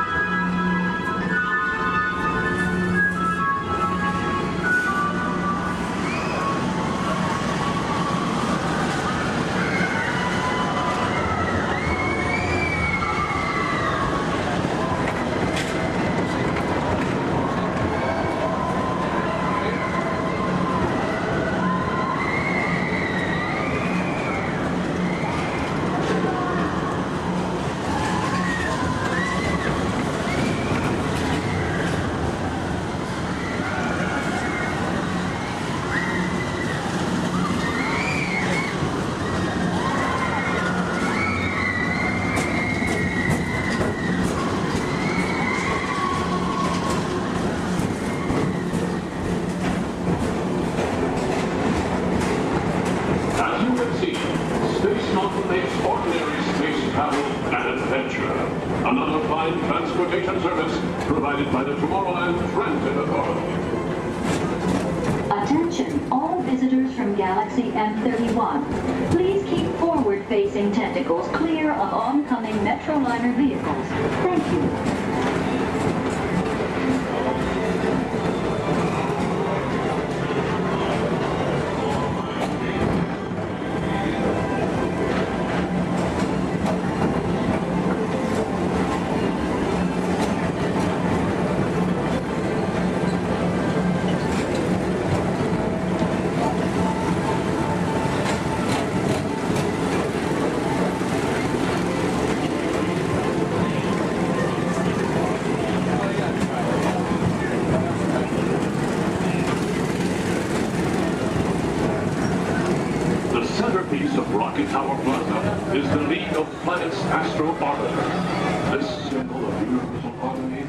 Interplanetary fellowship provides all beings with an exhilarating spin around the planets.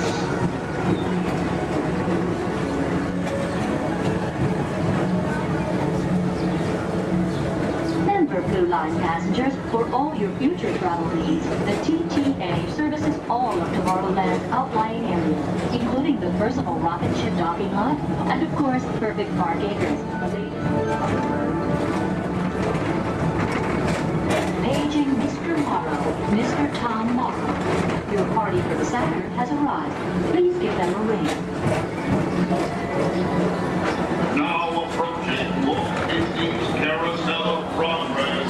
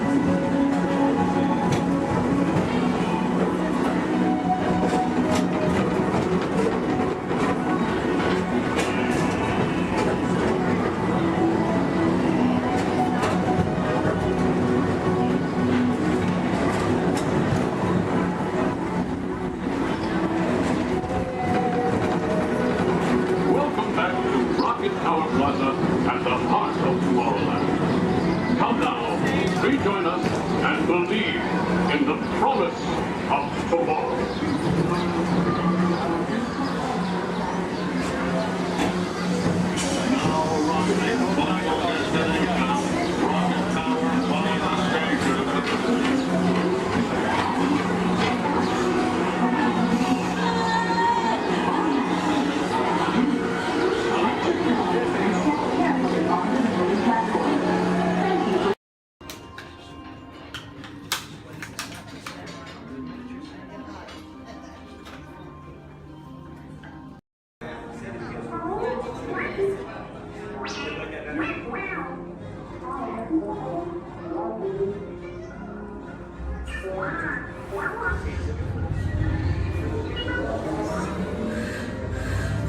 Incoming transmission from Ray.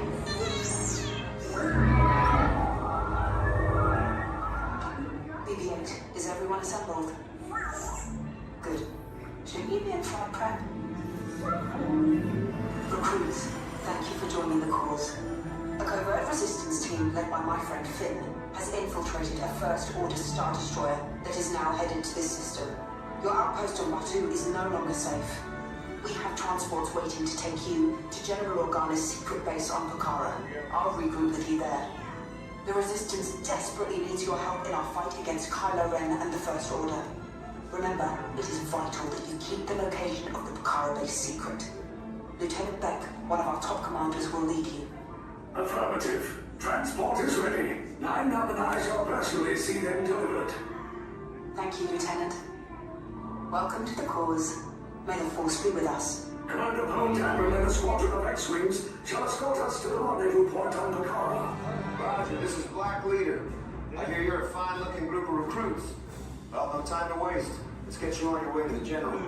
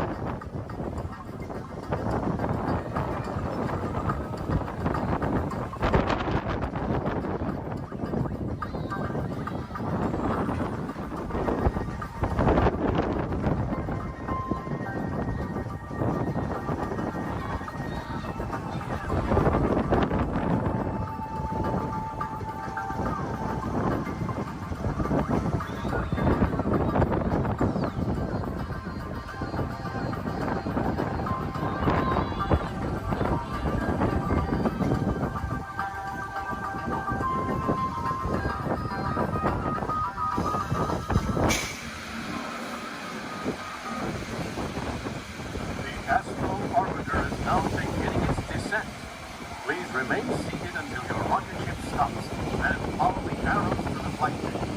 Welcome back, pilots. Travelers, for your safety, please remain seated until your rocket comes to that full and complete stop. Gather all your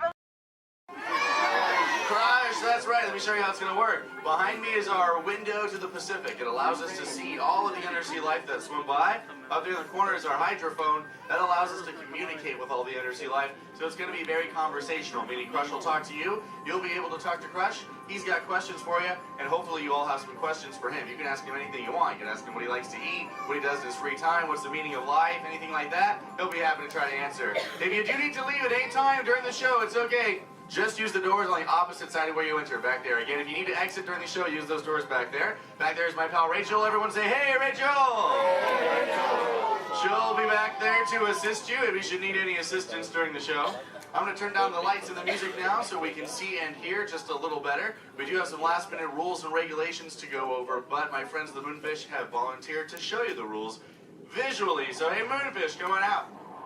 All right, first rule inside, please no eating during the show. And no drinking, no smoking. And the last one, take all the pictures and video you like. Just please no flash photography or video lighting. Round of applause for the Moonfish!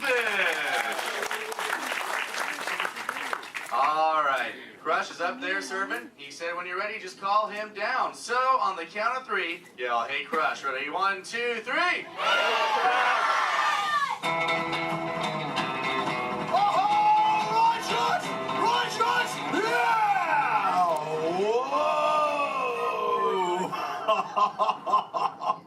Oh, dude, check out the double spinner intro by the turtle. Whoa! Hey, check out all the human dudes in the human tank, too. Well, hello, human dudes. I said hello, human dudes. There you go. Whoa, hey, look at these little dudes, sub-level. Hey, little dudes. Focus, little dudes. Oh, man, let's totally make contact with some of the humans. Oh, hey, John, dude, come over here to the seafloor, dude. At the back of the seafloor, there's totally Meaty Man by the aisle with a blue lid and sparklies on it, dude. Oh, I see it, dude. Chaw. Hey, what's your name, little dude? Yeah, that's my deal, dude. Oh, totally sweet, dude. Let's see, how old is he? Oh, hola, little dude. Dude, me amo Crush. 6. Cool, dude. I'm 150, dude. Hey, I still got my washboard abs. Well, cool. It's actually nice to meet you. It's nice to meet all you humans. I'm here on a mission today. My youngest son, Squirt, he's got lots of questions about you human dudes, but I don't have all the answers. So, I have come to get the answers from you. If you dudes think you could help me out with that, say chaw. Aw, you so totally rock! Oh, dude, hey, for those of you that don't know, when a turtle says, you so totally rock, respond by saying, dude, nice and loud. Try one for practice, you dudes. You so totally rock! Awesome. Okay, Squirt wants to know how many of you know how to swim. Hey, raise your fin if you know how to swim, dudes. Wow, we got lots of swimmers out there. Hey, let's stay up in the seats, dude, over on this side. Last row, dude, like second noggin in, there's a dude with a white shell, kind of like lots of colors on the front, dude. Sure, what's your name? Tyler? Oh, nice to meet you, Tubular. Tyler? Hey, dude, when you go swimming, do you like to swim fast or take it nice and easy? I like to take it nice and easy. Oh, chaw. Yeah, dude, just kind of like kick back on the shell and be like, dude. Totally, dude. Hey, I like to swim fast, though, too. Dude, you want to see me shred some biscuits? Say chaw. Chaw. Okay, dude, let me get my motor revved up. Human dudes, I want you to time me, okay? Start counting when I say go. Ready, set, go. That dudes. Totally just swam all the way around the world. Twice. Ah, dude, I can't swim that fast. Only about what you call 20 miles per hour. Hey, but check it out, dude. If I got a tiger shark on my tail, I can go way faster, dude. Hey, but I'm doing all the talking here. Humans, if you got a question for me, like totally raise your fin, dude. Talk to the dudette right there, waving me down from the second row. Hey, what's your name, dudette? Morgan, Oh, cool. It's Mondo Morgan. What's your question? do you know any twins? Turtles? Oh, I know. Yeah, dude, I got lots of twins of my own, dude. There's my twins, Bill and Ted. I got my twins, Cheech and Chong. I got my triplets, Mary, Kate, and Ashley. That's really cool. What about you? Do you have lots of twins, too? Yeah, well, I'm a twin. Oh, you're totally into... Wait, that dude in front of you looks just like you. Is that your twin? Yeah. I would hope so. That'd be an odd coincidence. That's cool. Where are you dudes from? Castro Valley. Oh, where's that? By the Bay Area. Oh, okay. That's cool. That's cool area up there, dude. Way too many sharks, though. It's totally sweet. Well, thanks for your question. Who else has a question, dude? Let's see. Let's go. Hey, back to the seafloor. Let's go right over here, John, dude. There's totally a mini man up front. He's got a blue shell. He's got it near the outside, dude. Blue short sleevey shell. Hey, little dude, what's your name? Dominic, Nice to meet you, Deep Sea Dominic. What's your question, dude? have you ever been married or divorced?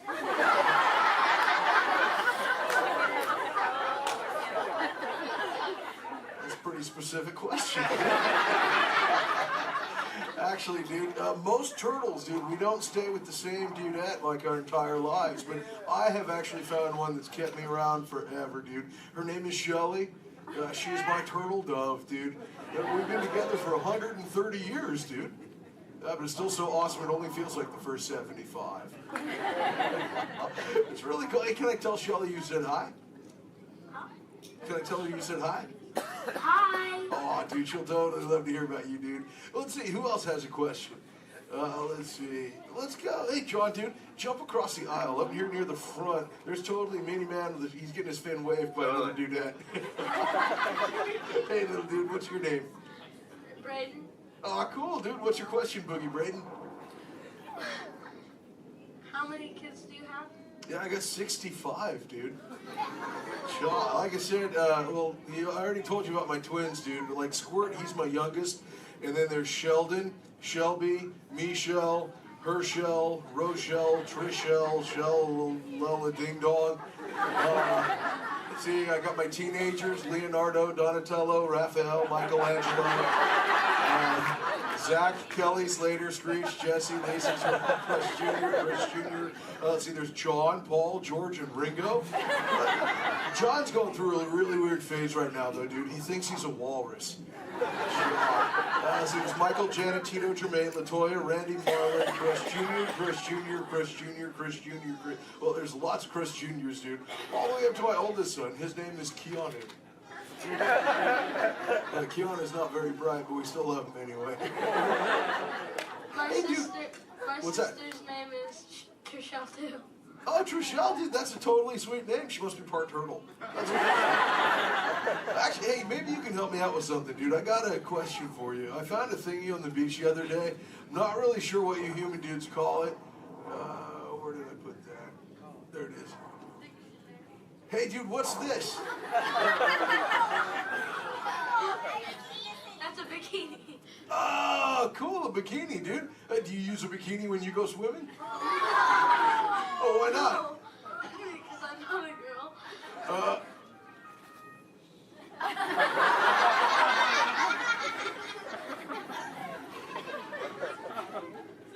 This is for chicks, dude?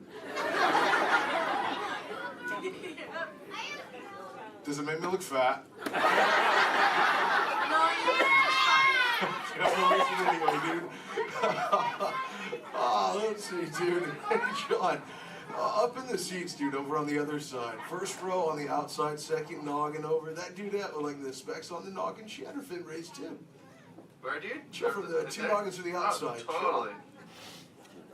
Hi, dude. What's your name? Cassandra. Oh, nice to meet you, Kahuna Cassandra. Hey, oh, did you have a question too? Yes. Do What you do speak a second language? Yeah, I speak a little bit of whale, some orca, and some dolphin.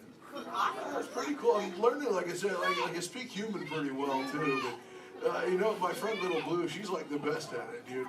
Hey, do you human dudes want to meet Little Blue? I think she's around here somewhere, dude. Call her out, dude. Say, "Hey, Little Blue." Whoa, there she is. Hey, Little Blue, dude. Check it out. I was hanging out with these human dudes. Cassandra over there wanted to know if I speak any other lingo, dude. I told her I was speaking just a little bit of whale, dude. I can speak whale. I totally Okay, know. everyone, repeat after me. Hello.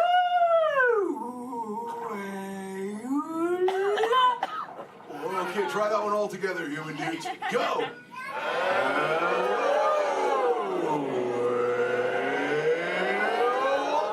Wow, you human dudes speak whale really good, dude. That was just like excellent. Oh, too bad there's no whales around here, though, dude. You know, sometimes you speak whale and there are like 80 whales swimming around you. Yeah, totally. Not today. No whales around here, dude. No whales. No whales in the ocean today. Try to speak sea. Where? Whoa! Oh, dude, look out! The humans call the whale, dude! Grab stuff! Swim away!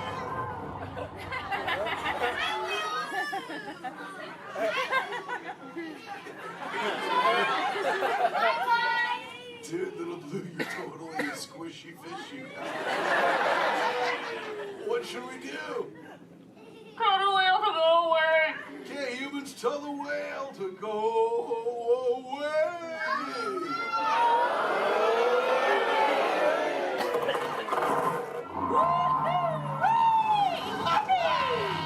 That's excellent. I'll see you later, Little Blue. Hey, humans, put your fins together for saving Little Blue. You so totally rock. Awesome. Thank you so much, human dudes, for sharing with me. I can't wait to get home and share all this knowledge with Squirt. Hey, but before I go, human dudes, remember this. We all share the same ocean, humans and turtles alike. So treat everyone you meet like an oyster, dude, because you never really know when you just might find a pearl, dude. That was like a warm and fuzzy moment, wasn't it?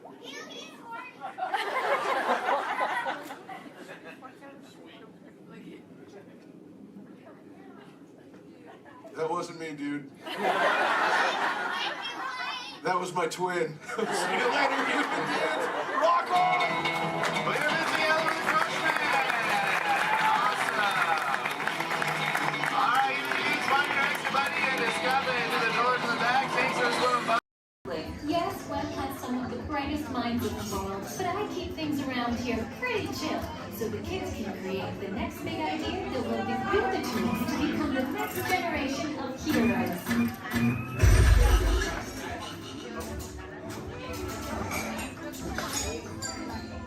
We hope you have a great time on your visit to the Worldwide Engineering Brigade Open House.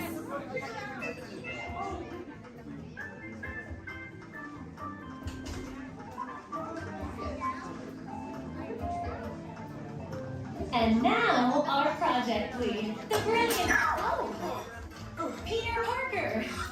Hey, what's up? I'm Peter Parker. And here at Web, we get access to some pretty awesome tech, like vibranium from Wakanda, or this crazy alien juice stuff. We have pin particles and Star Tech. It all helps us develop really cool stuff, like these spider bots, for example. Check it out. They have this really cool self-replicating feature. Because? This is awesome. Buddy, you can stop doing that now. But anyway, you guys are here today to help us test the Web Slinger vehicle. Using onboard tech, you will be able to sling webs just like my buddy Spider-Man. Peter, your presentation is getting away from you. Yeah, I'm aware of that, Sharon. If you could just initiate the safety protocols, it'd be great. Problem with that, So Peter. anyway, if you want to sling a web, all you gotta do is sling your arm in the direction you want to shoot the web, and that's it. It's awesome. Peter, your spider bots are continuing to replicate and are consuming everything in their path. They seem to be stuck in self-recognition mode. If you could just handle that for me, please. On it. Contacting Mr. Stark. Don't call Mr. Stark! Don't call Mr. Stark. Sorry, you shouted. Just call someone else, ask them to do it. Okay. Contacting Spider-Man. Here? I'm gonna go find Spider-Man first off, because he's around here somewhere. Okay, goodbye. Spider-Man! As you may have noticed, the spider bots are locked in that awesome self-replication mode. In spite of what you see, they were created to be robotic helpers that can break down raw material and create all kinds of useful tech. But because they are stuck in self-replication mode, the spider bots are currently consuming everything in sight and multiplying at an alarming rate. If left unchecked, my calculations predict this will lead to the devastation of the entire Avengers campus. It should be safe until Spider-Man gets here, as long as they don't get into the alien fluid. This is now a bigger problem. Activating threat level protocols. Hey guys, what's up? I hear you have no problem. I'm here to help. You made it. Great. Threat level is at exponential danger. You might need some help. Perhaps I'll call the Avengers? Don't worry, everyone. I got this. Okay, everybody. Open house is canceled. Wise idea. And I could use some help. Yes, you could. Sharon, prep the Slinger vehicle. Already on. Everyone head to the Slingers and we'll team up to stop the spider bots before they destroy the campus. It's easy. Okay, we have a plan. Please move quickly through the doors and down the hall to the Slinger vehicle bay. Your open house demo has been upgraded to a high-stakes mission to save the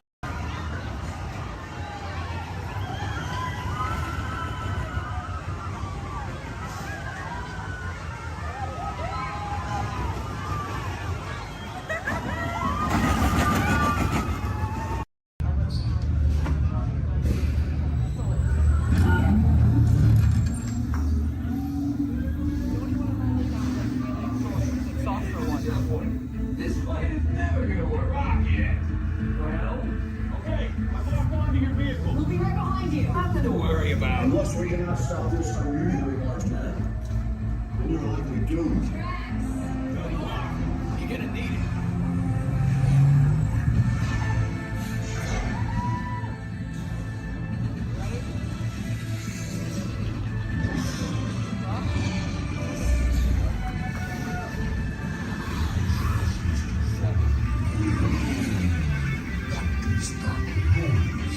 Noise. No one's gonna stop rock and roll from existing. What have we done? I think we're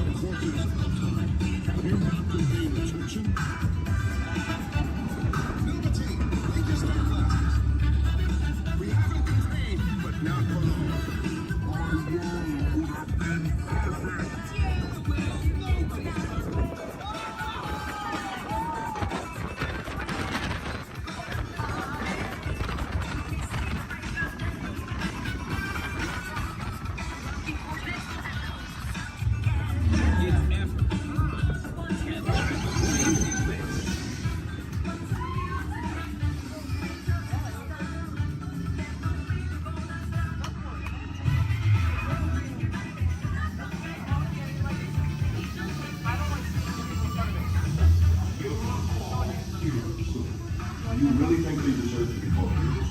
Do you see how they dress? It's just a figure of speech, Drax. You are lying to them. Now I understand. Welcome to the Guardians of the Galaxy.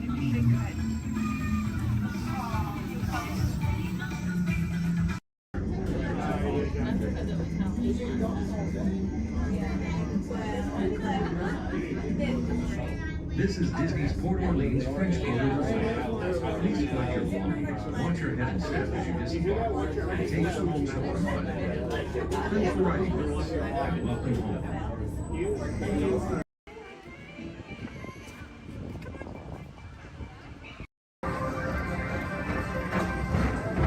Attention all visitors from Galaxy M31. Please keep forward-facing tentacles clear of oncoming vehicles. Thank you.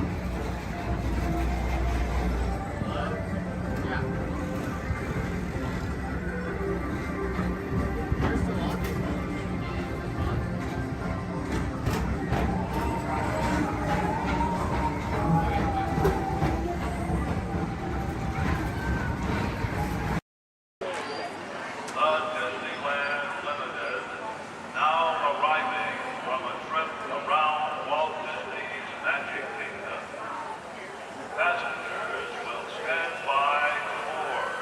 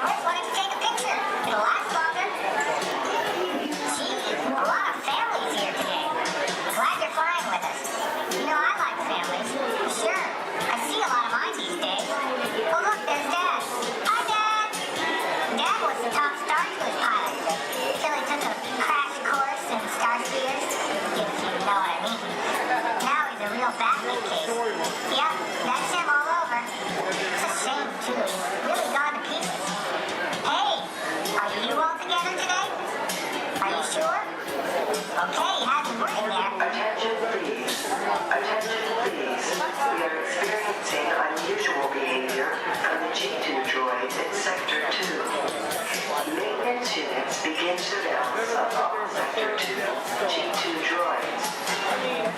I'm listening to K-Droid, my favorite station. This is the latest hit from Danny and the Droids. It's called I Wanna Weld Your Hand. I love those Roboto intros. Hey man, care to boogie? Your bipedal locomotion units are looking real hydraulic.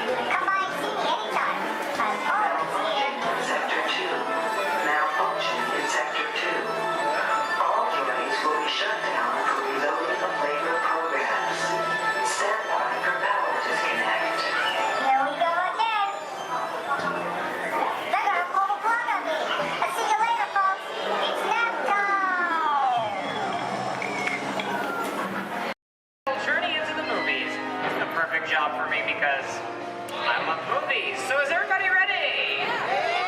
Great, because it's showtime. Ready when you are, CB.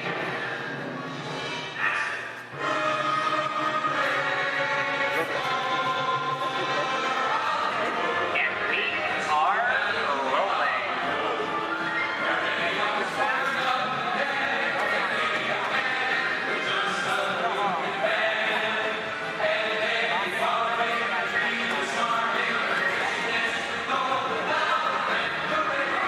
Hello everyone and welcome to the Great Movie Ride. Once again, my name is Michael, and I'll be taking you from this Hollywood soundstage right into some of the greatest movies of all time.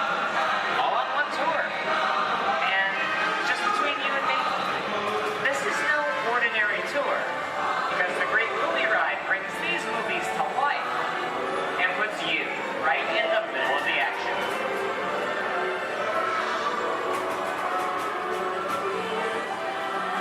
I don't know about you folks, but I just love those great Hollywood musicals of the 1930s. This scene is from one of my favorites, the Busby Berkeley classic Footlight Parade, starring James Cagney, Ruby Keeler, and Dick Powell. In 1952, Gene Kelly was singing in the rain with Debbie Reynolds and Donald O'Connor.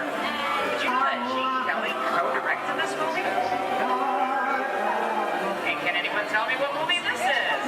That's right, it's Walt Disney's Academy Award-winning film from 1964, Mary Poppins, starring Julie Andrews and Dick Van Dyke.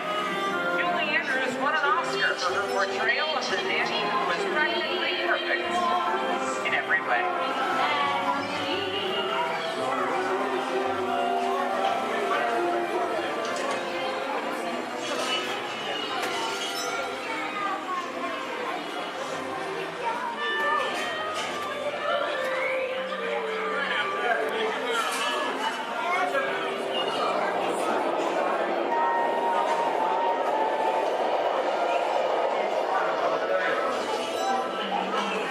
Hold up to these wallets and horses, folks. This doesn't look like a very good neighborhood.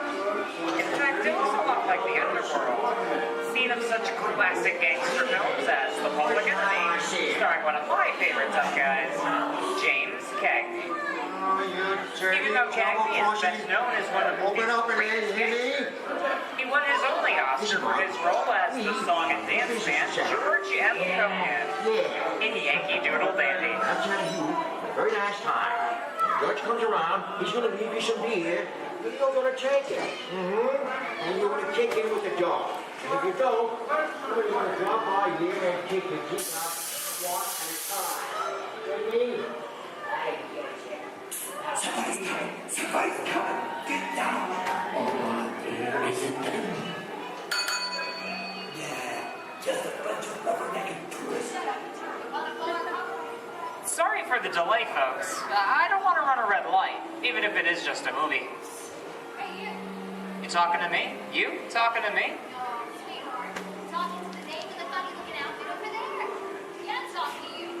I'm not supposed to leave my vehicle. I said get over here. Okay, Muggsy, whatever you say. Hey. How'd you know my name anyway? I've seen this movie before. You're making a big mistake here, Muggsy. I can't slug out in the middle of a movie. Here they come, bud. I'll go for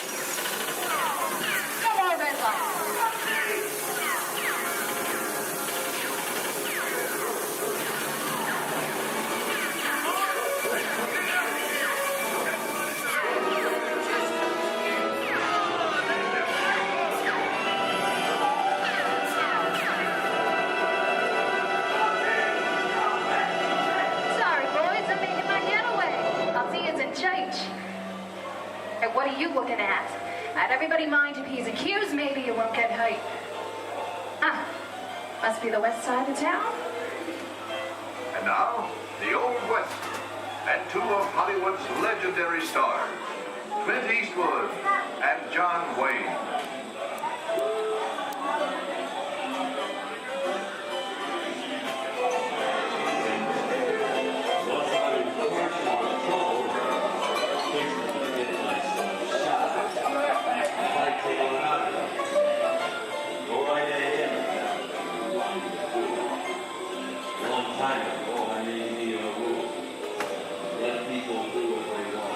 Sleepy little bug, ain't it?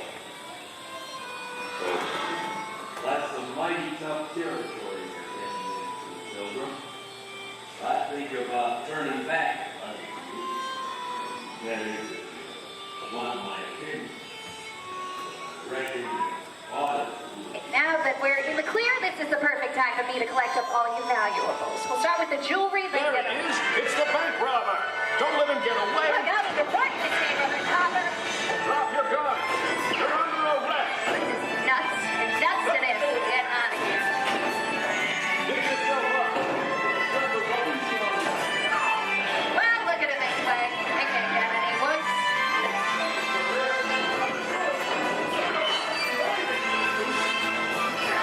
Okay, it's white.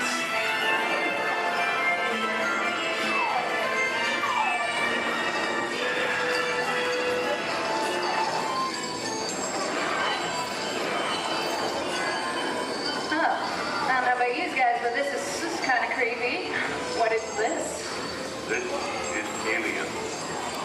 You are with Sigourney Weaver aboard the spaceship Nostromo. Something has gone wrong. One by one, the crew has vanished.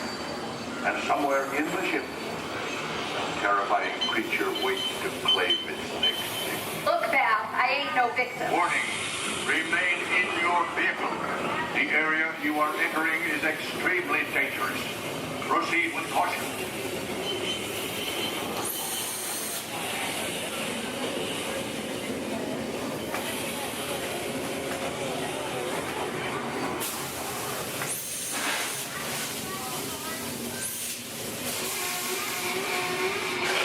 The emergency destruct system is now active. Ship will detonate in T-minus 10. The oxygen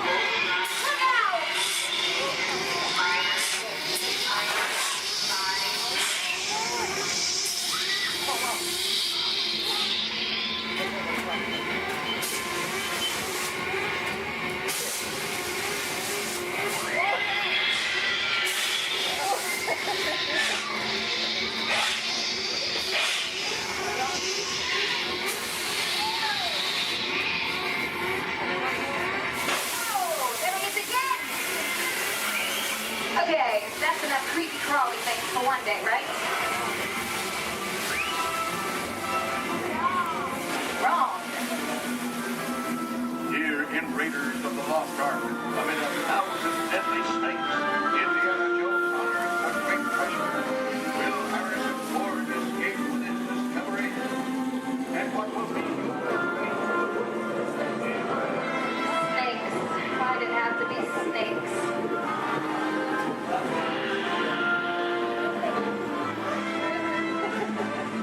dust of 3,000 years lies undisturbed in this ancient burial chamber. And on the chest of the great stone god, a priceless Wow. Get a load of that chunk of ice. Time for me to get back to work. But don't nobody move on, go get the goods. I don't think they notice a few extra bodies around here. You know what I mean?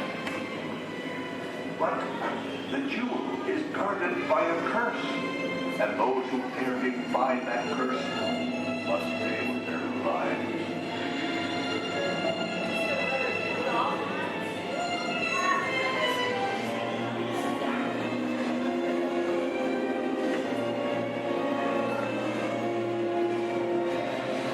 Halt, unbeliever. Disturb the treasure of the gods, and you shall all pay with your lives.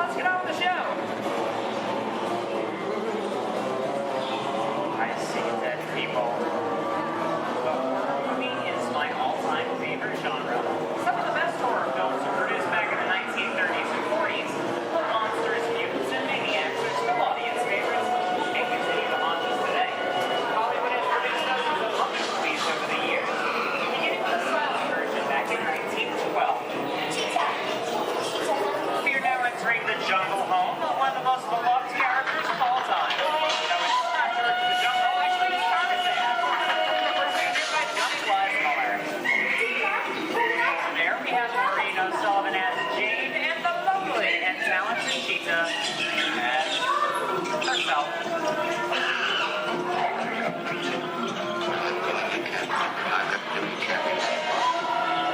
Those are no good at being noble. It doesn't take much to see the problems of three little people don't amount to a hill of beans in this crazy world. Someday you'll understand that. Louis, I think this is the beginning of a beautiful friendship. Best last line of a movie ever. On the Pringles card, your favorite birthday, fantastic romance.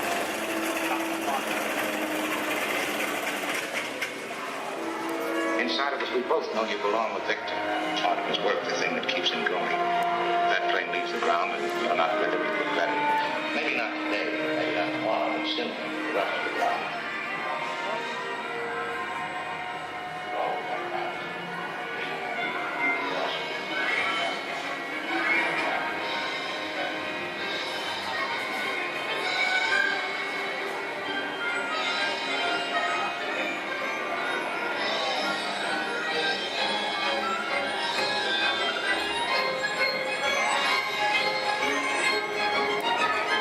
Here's one of my favorite movie stars, Mickey Mouse, in one of his greatest roles, Sorcerer's Apprentice in Fantasia. The sorcerer in this sequence is named Yen Sid. Spelled backwards.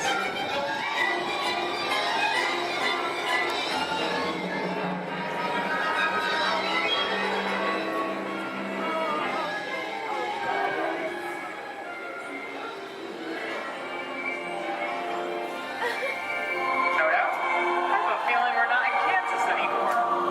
How often do you get to say that? I'd say we're definitely somewhere over the rainbow in one of the most beloved movies of all time. And the giant news is ready. The window witch at last is dead.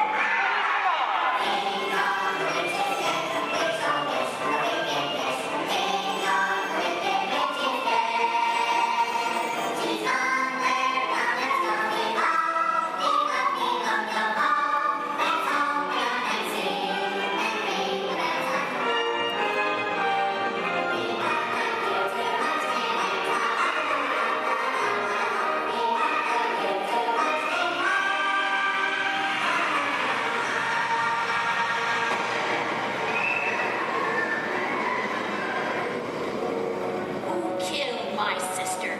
Who killed the Witch of the East? Was it you? No, it was an accident. I didn't mean to kill anybody. Well, my little pretty, I can cause accidents too. Oh, rubbish. You have no power here. Be gone before somebody drops a house on you, too. Very well. I'll bide my time. But just try to stay out of my way. Just try. I'll get you, my pretty, and your little dog, too.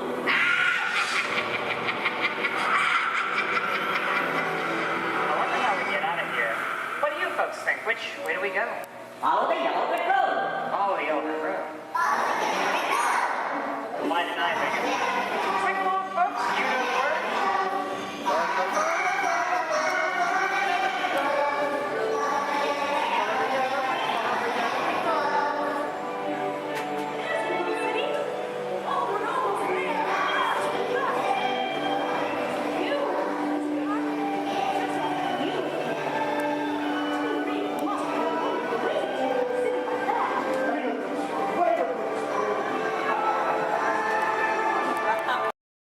Star Tours announces the arrival of the Indoor Express.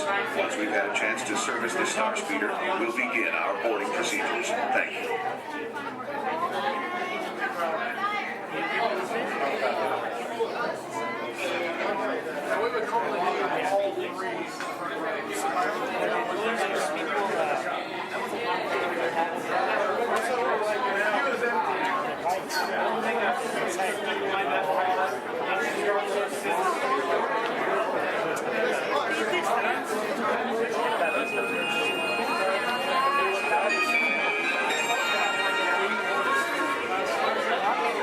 May I have your attention, please?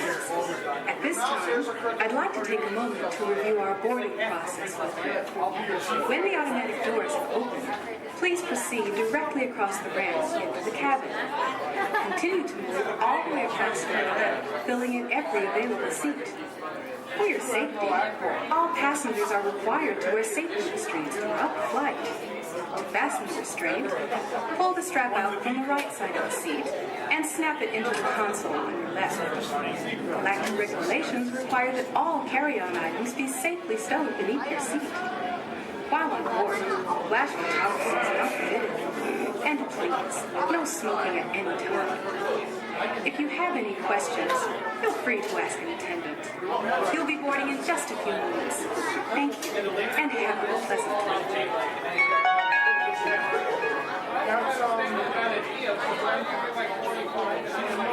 Welcome, Space Travelers, to the Indoor Express. My name is Eric, and I'll be assisting you this afternoon.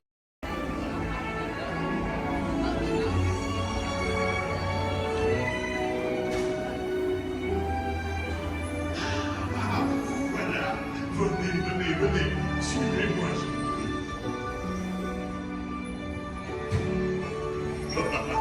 Mes chers amis, joyeux foyer. Vous y soyez.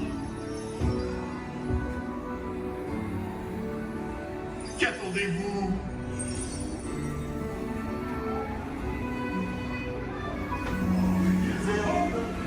Des invités pour le dîner. Yes, what's here? Vous n'aurez pas idée à Concova? No. A simple omelet? Too simple. What? Mais oui, that's it.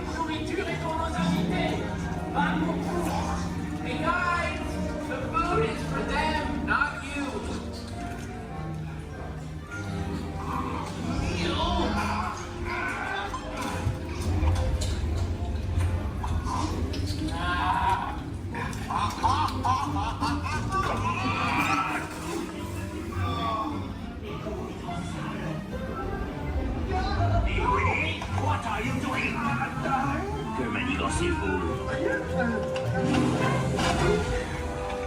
Out of my way!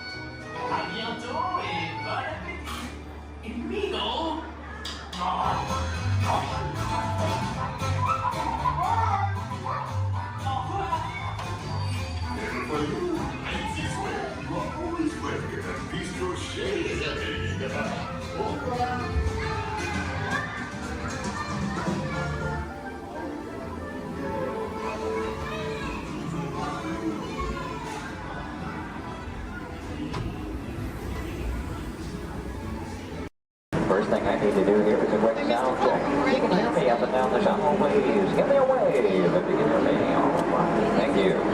It's important that we need to pass along a few safety reminders here. Please be sure hands, arms, and feet remain inside the vehicle at all times this morning. Most importantly, that you remain fully seated throughout the entirety of our tour. And for the courtesy of those around you, we do ask that please be no smoking at any point. Now we also have just a little word of caution as well. For those of you on the right side of the shuttle, and that's the side I'm on this morning, now be aware we could be getting a little bit wet on the tour today, okay? However, for those of you on the left side of the shuttle who are smiling about that situation, now realize on the left side you could get soaked. On the left side is the wet side. In reality, if you do need to do any seat rearranging, please go ahead. Do that right now before we get underway. Once our shuttle goes into motion, we'll ask everyone to remain fully seated throughout the tour. The left side is the wet side. The left I won't promise you so necessarily. However, the best chance to get a little bit wet on this tour is on the left side of the shuttle, so please take that into account. For those of you wanting to get wet today, that'll be your best opportunity. And I'd also like to take the opportunity to welcome you here to Disney's Hollywood Studios, the Florida counterpart of Walt Disney Studios in Burbank, California. My name is Jerry, and I'll be your guide on the tour today. Behind me at the wheel of our vehicles, our driver Ashley, and she'll be steering us behind the scenes of our working production facility. We'll be getting underway here in just a few moments. If you would, please listen to these additional safety announcements. Welcome to the Studio Backlot Tour. For a safe trip, please remain seated with your hands, arms, feet, and legs inside the tram. And be sure to watch your children. Thank you. Bienvenidos. Para que tengan un viaje seguro, permanezcan sentados, con las manos, brazos, pies y piernas dentro del tren. Y vigilen a los niños. Gracias. And with that, we are all clear. Thank you.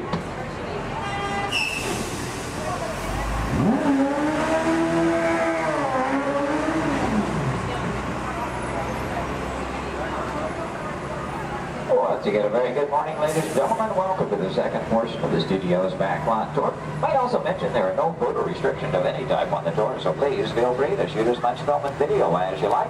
Go ahead and get those cameras out and ready. Matter of fact, that first photo opportunity is coming high in the sky. Take a look up toward the front of the shuttle. As you round the corner toward the front to your left, you'll see the symbol and the landmark of our studios, our award-winning year-old tower. Now that tower takes its inspiration from the design of the water tank that Walt Disney had constructed for our Burbank Studios in 1939. The Eiffel Tower stands in at 13 stories tall, topped off by a set of Mickey Mouse ears weighing 5,000 pounds apiece. And for anyone who might be curious, that's also a hat size of 342 3/8. Also off to your left, you see some automobiles, ramps, and so on. This is the rehearsal and staging area for our Lights, Motors, Action Extreme Stunt Show. We'll talk more about that show as we pass by its arena further along in the tour. Now here at the studios, we do feature sound stages, outdoor sets, state-of-the-art editing facilities, recording studios, just about anything else needed for the production of radio programs, television shows, and motion pictures. And over the years, we've had quite a lot of activity taking place. Now, for example, Anthony Hopkins and Cuba Gooding Jr. made use of our sound stages filming Instinct. And Tom Hanks was here, producing, directing, and starring in the 13 episodes of the HBO Emmy Award-winning miniseries From the Earth to the Bird.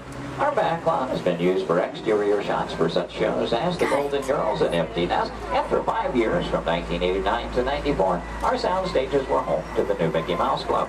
Now that show, by the way, served as the launching pad of several of today's young stars, including Justin Timberlake, Christina Aguilera, Britney Spears, Ryan Gosling, and Felicity's Kerry Russell. They all got their start right here on our sound stages. Now, as you make your way around this turn, off to the right, you'll see 2 surviving P-40 aircraft from Touchstone Pictures Pearl Harbor, starring Ben Affleck and Josh Hartnett. Taken from the mold of a real P-40 Warhawk, these full-scale replicas are produced in fiberglass over a steel frame.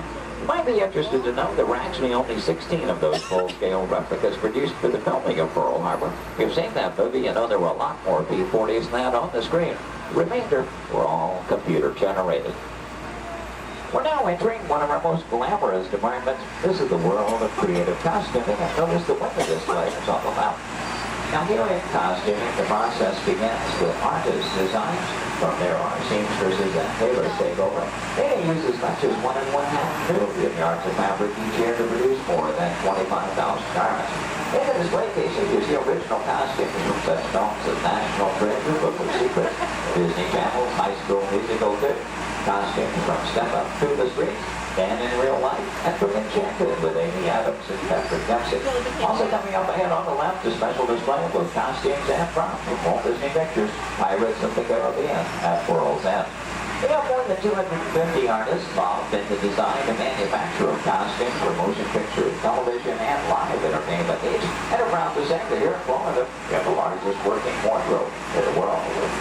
Now, when an art director needs to create a specific look for production, they may begin with the props department. Here, scenic designers buy and in some cases build everything they need to create the exotic worlds in which their stories take place. On either side of the shuttle, we're passing through a series of prop storage areas, but also to the left, the final large room we pass by is the scenic shop. Now that's where carpenters construct to maintain the sets to be used on the sound stages or out on location. Over the years, these talented artisans have created sets for such shows as the Rosie O'Donnell Show, Wheel of Fortune, Live with Regis and Kathy Lee, and more recently Live with Regis and Kelly, all when they were here at the studios filming on location. Also off to your left, we pass by 2 set pieces from Pirates of the Caribbean, Dead Man's Chest. You may recognize those as the bone cages from that film. And as you make your way a bit deeper into the back lot, oddly enough, the next area we approach is known as the studio boneyard. Now, most studios have boneyards, simply areas where we can store oversized props such as vehicles, aircraft, anything we may need to reuse or refurbish for another production. The large steamroller, for example, appeared in the film Who Framed Roger Rabbit, starring Bob Hoskins and Christopher Lloyd. We also passed by a Venetian gondola here from the film Casanova with Heath Ledger and Sienna Miller. And that's followed by 2 model airplanes. Now the first of those 2, the larger, used in the filming of exterior shots for Flight Plan, which starred Jodie Foster. The second one, you may notice the wording, the jailbird on the nose, from the 1997 film Con Air with Nicolas Cage and John Malkovich. The new period motorcycles on the end, used by director Steven Spielberg and Indiana Jones and The Last Crusade, starring Harrison Ford and Sean Connery. Now, anytime a production team has to travel to a city or town to film on location, they have to deal with a lot of problems they have little or no control over. Things like crowds, traffic, and noise. To avoid that, they often prefer to film on a studio backlot. Now, normally we have quite a lot of activity taking place, and well, this week is really no exception. One of the things we have been doing some special effects testing this morning in this large standing set off to the right. Now, when the tests are underway, the set becomes off limits to our tours, but see, we have been given green light here at the moment. You know that Ashley is in contact with our production coordinator, so apparently the between takes here. In case that gives us the opportunity to go inside the set, we'll get a look around and hopefully a good photo opportunity for you as well. Now, we will be going over a bumpy bridge, so please hold on to loose items like cameras and purses, and especially hold on to small children, please. For the safety of everyone, please remember to remain fully seated throughout the entirety of our tour. Now, this is a large standing set. That's the type of set designed to be used over and over again. This one is modeled after an actual canyon in Southern California, the special effects sector we call the Masterpiece Canyon. The large tanker truck is another large prop like those out in the boatyard area. Not an easy task to get that truck into place. We actually had to hoist it up over the canyon wall and lower it with a crane. You know, one of the reasons that production teams like to film on a backlot is because of the things they can recreate and then even influence the weather. As a matter of fact, one of the effects they were testing earlier today was a rain effect. And, I wonder, is anybody still upstairs? You might run the canyon's rain effect for us? We would appreciate that. Now, why might we need such an effect? Well, let's say that our script calls for a real downpour, and it happens to be a nice, bright, sunshiny day. Time is money in the movie-making industry, and camera crews don't just wait around for Mother Nature. When it starts to cameras to roll, then that's what we want to call. Thank you very much for appreciate that. Now, this effect is being created by some high-pressure water drops overhead, just out of the camera rain.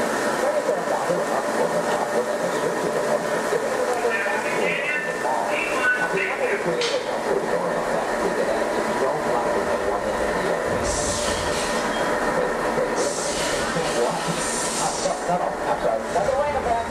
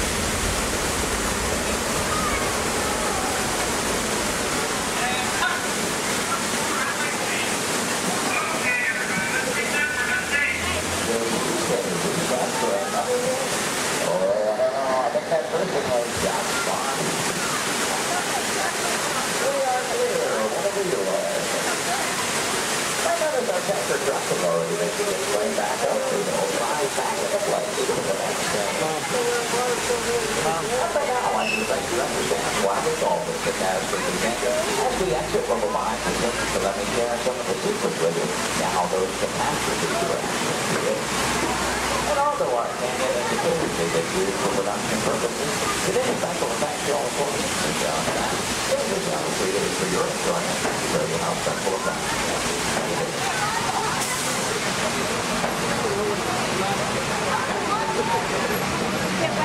From behind, you'll see the canyon is really a steel structure covered in wire mesh, and adjoined by a layer of textured cement and tar create the natural rock formations up in the canyon. The small yellow pipes carry the gas to the fires up above. The large gray pipes the water to the flying block. Now to start that flood in motion, you'll see 3 large holding tanks up at the top of the canyon. When we open the gates to those tanks, that allows 70,000 gallons of water to come right down toward our tunnel. And they had even more dramatic impact. Some of that water was blown at you by hurricanes. The earthquake effect created by large hydraulic shaker cables underneath the bridge. The Astrophy Canyon was originally put together with the help of a Hollywood special effects team, so that what seemed to be an out-of-control disaster was really a very safe, computerized sequence of events. The entire sequence can reset in just 3.5 minutes. During that amount of time, the 70,000 gallons of water gets recycled to begin our show all over again. Now, as you make your way out from behind the canyon, take a look ahead and off to the right. You'll see a special aircraft too, is here in a bit of Disney history as well. This one is not a prop, it was an actual aircraft, known in airports throughout the country simply as the 234 of Mickey Mouse. Among some of its earliest assignments were to shuttle Walt Disney and his Imagineers from Los Angeles to New York for the final planning stages of the 1964 World's Fair. That's where we premiered It's a Small World. Great moments with Mr. Lincoln and the Carousel of Progress. Then during the mid-60s, Walt made use of that aircraft on scouting missions over Central Florida, seeking the ideal location for our Walt Disney World resort. Now with a little movie magic here, we'll make our way from the canyons of California to the streets of New York City, just by crossing our backlot area.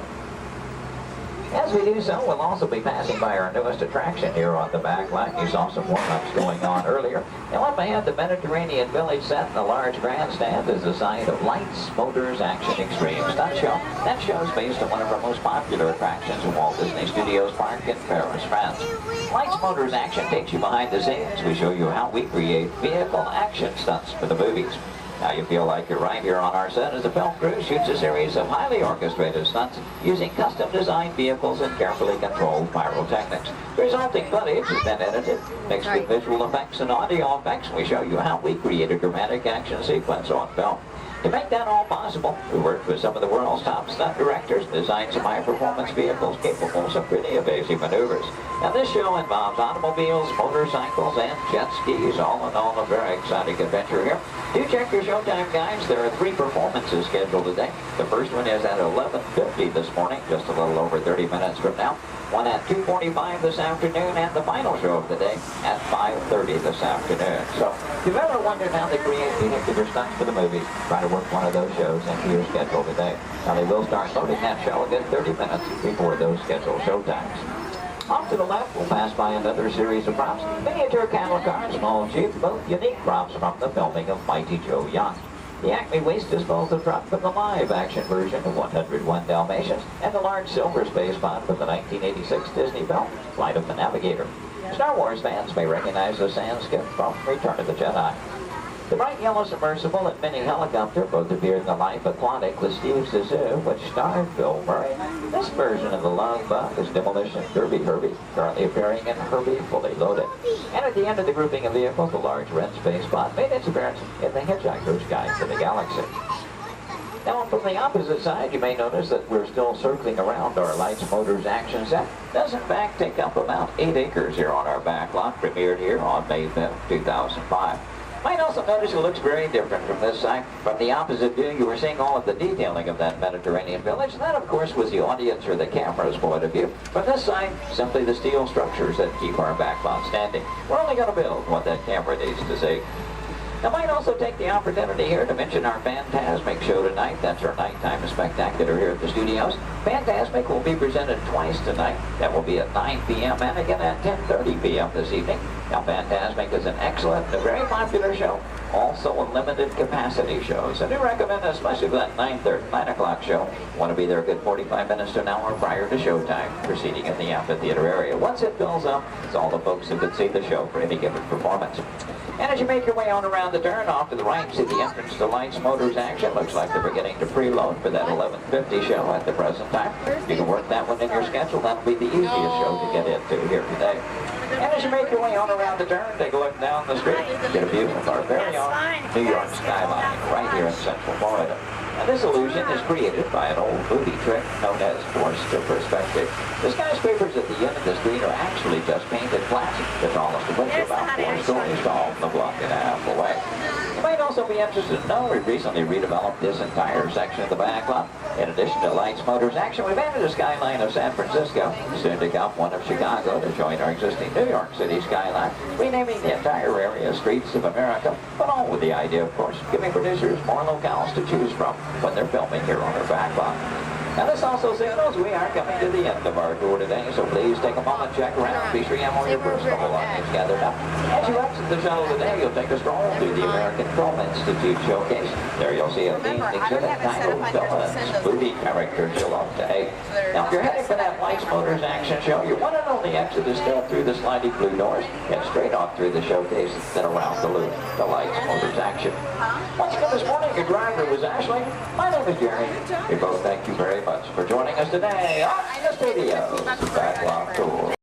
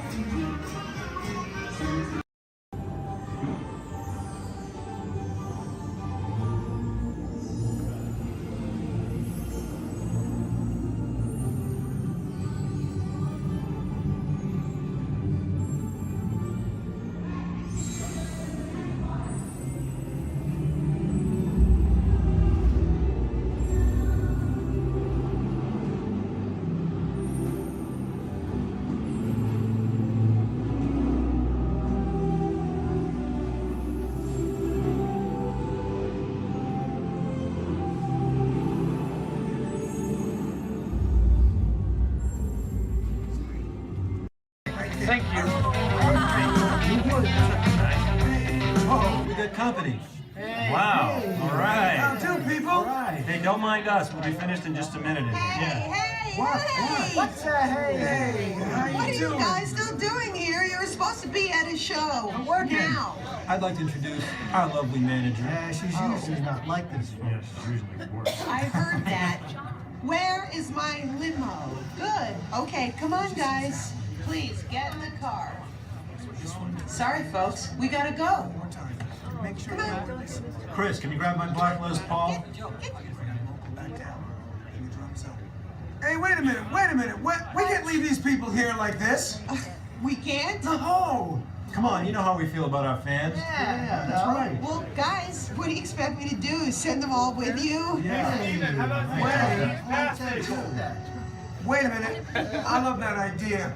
How about some backstage passes? Yeah. Come on. Make it happen. Give me some. Okay, I'll make it happen. Now get out of here. I need all of you. See ya. Have a nice ride. Hi, Sal, it's me. Listen, I'm gonna need a bigger car. Make it a stretch. In fact, make it a super stretch. Great. Excuse me. Okay, folks. Look, the show is all the way across town, but I got you a really fast car.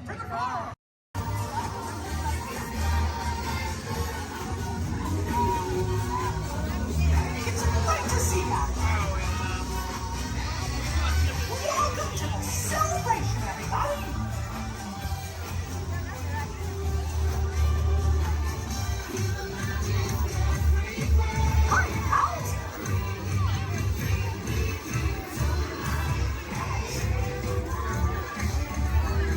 It's great to see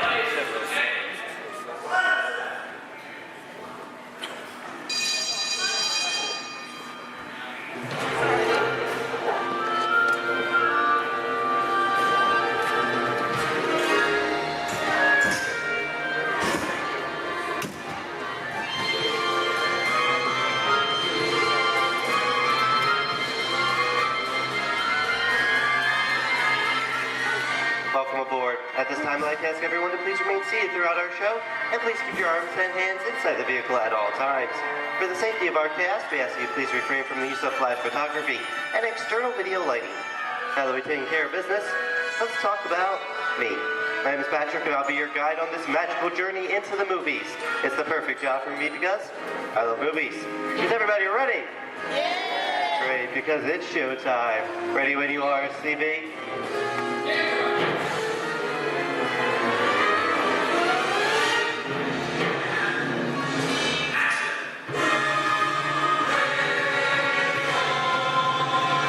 And we are rolling.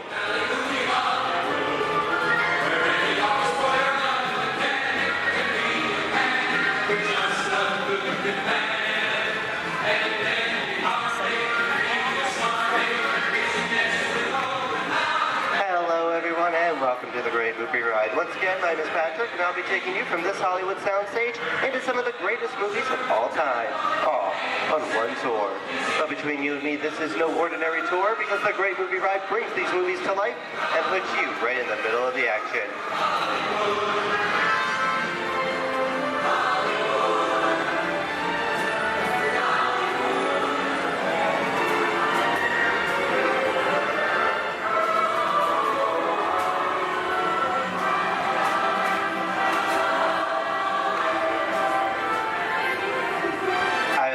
Folks, but I just love the great Hollywood musicals of the 1930s. This is a scene from one of my favorites, the Busby Berkeley musical extravaganza, Footlight Parade, starring James Cagney, Ruby Keeler, and Dick Powell.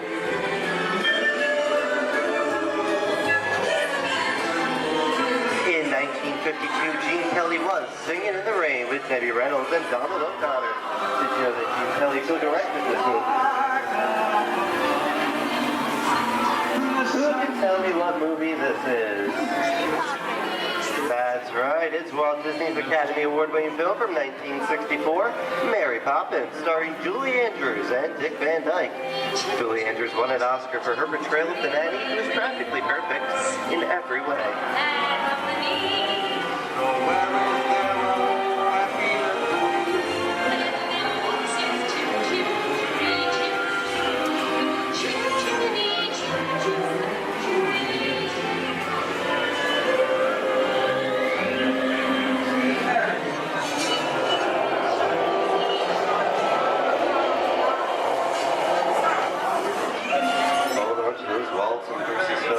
This doesn't look like a very good neighborhood. It looks a lot like the underworld.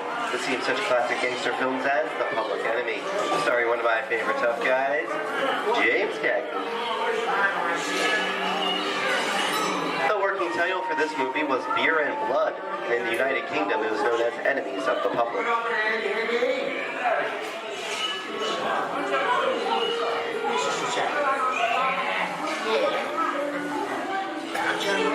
Very nice time.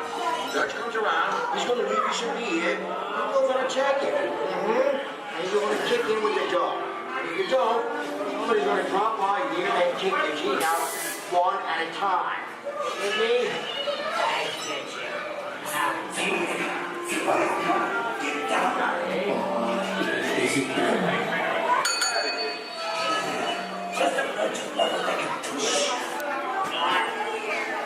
Sorry about the delay, folks, but I don't want to run a red light, even if it is just a movie.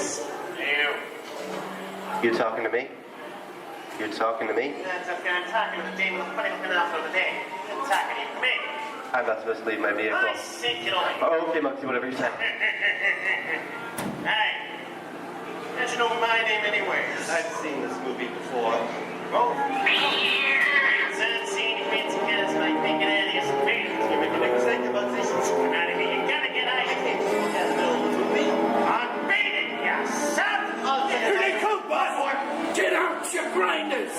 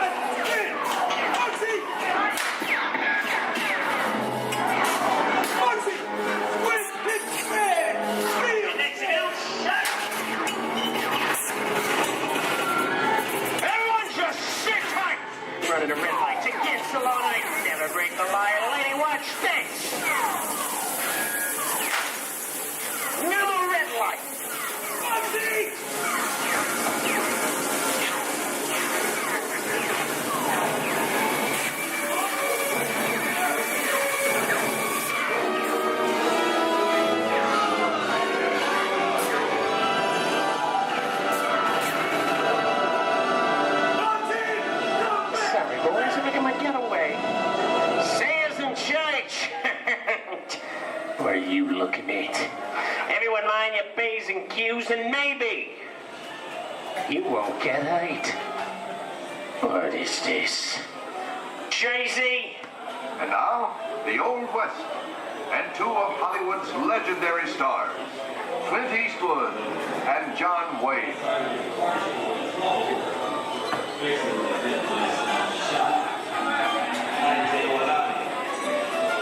Go right ahead if that's what you're going to do. A long time ago, I made me a rule. Let people do what they want. Sleepy little bird. That's some mighty tough territory you're heading into, Pilgrim. I'd think about turning back if I was you. That is, if you want my opinion. Now to make it clear, it's a perfect time for me to collect up all your valuables. Starting with the jewelry, going on to the cold hard cash. Perhaps work away. Hey! It's the bank robber. Don't let him get... I don't work this neighborhood, Copper! This is nuts. Nuts! Tell us I'm getting out of here. What are you doing, old man? Get yourself up. Looking at this one. Can't get any worse.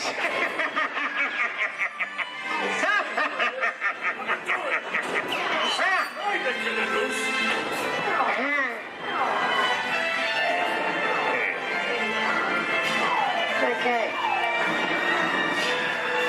It's worse.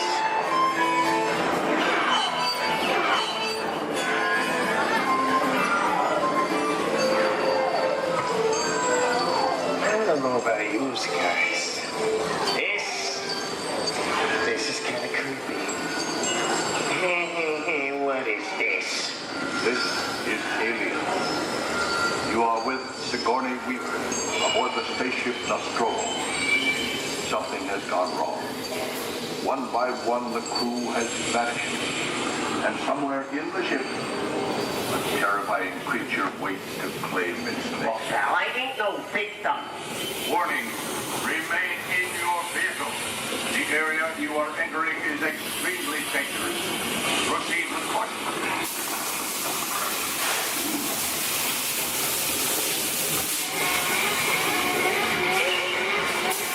The emergency distress system is now active. The ship will detonate in T-minus 10 minutes.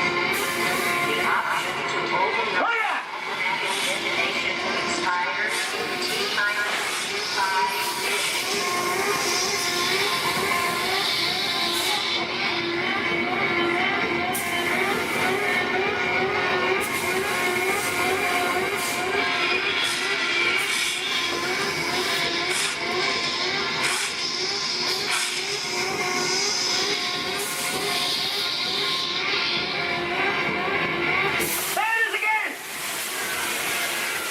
Okay, that's enough creepy crawly things for one day, right? Hey, stop! Wrong! Here in Raiders of the Lost Ark, amid 1,000 deadly snakes, Indiana Jones unearthed a great treasure. Will Harrison Ford escape with his discovery? And what will be your fate? Beware. Snakes. Why did they have to be snakes?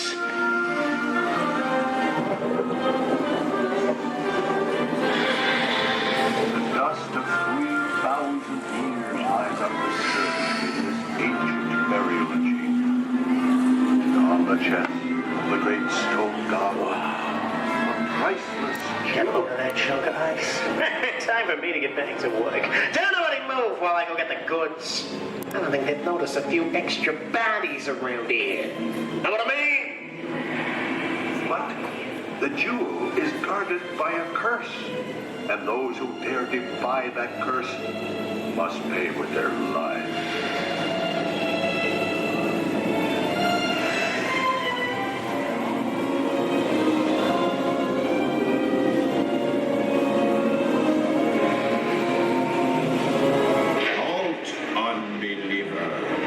Disturb the treasure of the gods, and you shall all pay with your lives.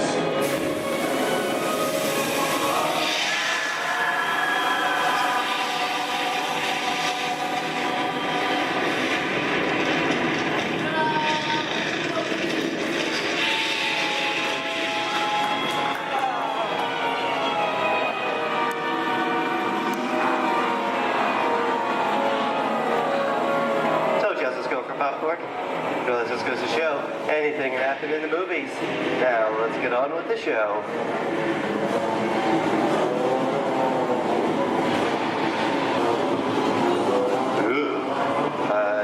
See, dead people. The horror movie is my all-time favorite genre. Some of the best horror films were made back in the 1930s and 40s, but monsters, mutants, and maniacs are still audience favorite and continue to haunt us today. And that's what I call a wrap.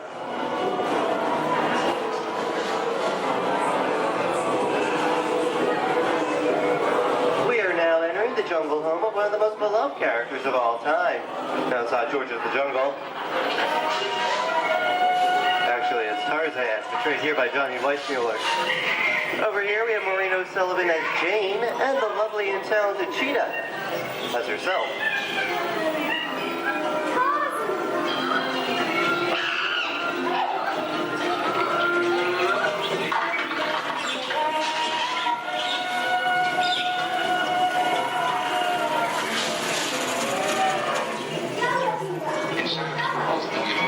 Zoe, I think this is the beginning of a beautiful friendship. Best last line of a movie ever. Humphrey Bogart and Ingrid Bergman in the classic romance, Casablanca. Always have plans. You didn't have me. You lost me until you came to Casablanca. You got it back last night.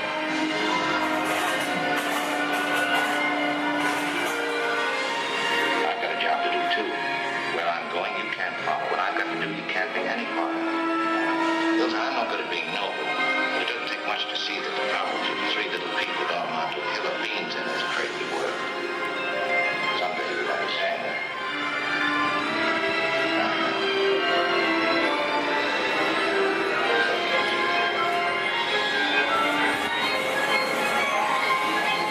And here's one of my favorite movie stars, Mickey Mouse, in one of his greatest roles, the Sorcerer's Apprentice in Fantasia. The sorcerer in the sequence is named Yen Sid, which is Disney, spelled backwards.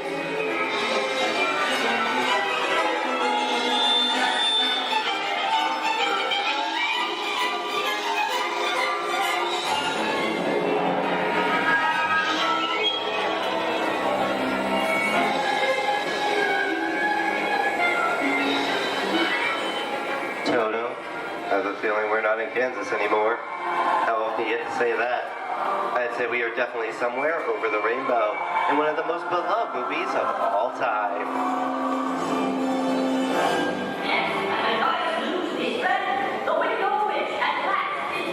The Wizard of Oz.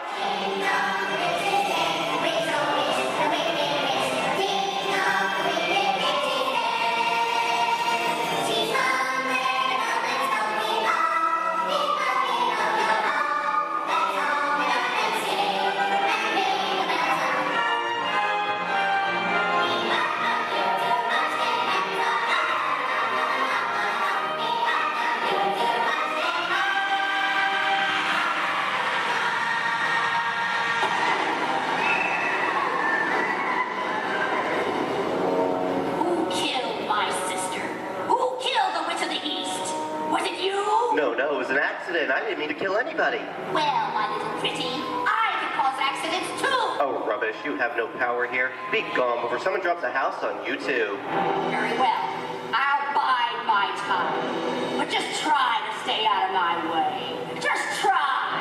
I'll get you, my pretty, and your little dog, too. I wonder how we get out of here. What do you folks think? Which way should we go? Follow the yellow brick road. Follow the yellow brick road? No one, I think of that. Bring along, folks. You know the way.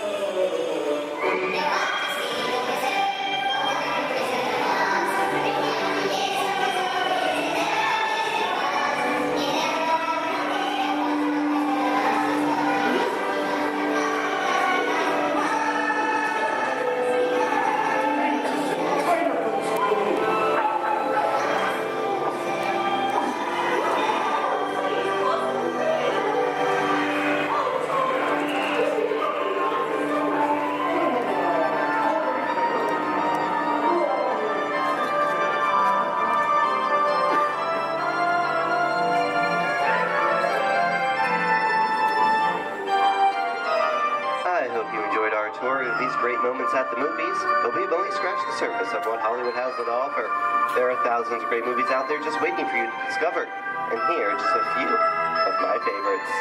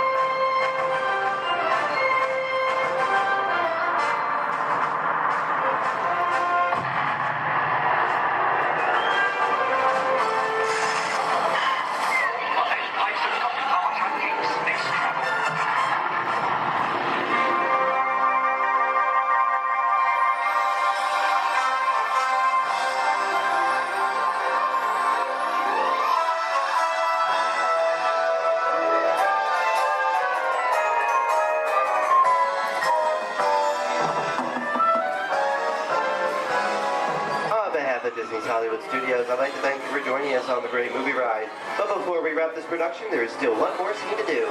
It's called The Exit. The action begins with three main scenes until we come to a complete stop. Then gather all your personal belongings and take small children by the hand. When these doors open, rush dramatically to your feet and make a grand exit directly to the rear of your vehicle.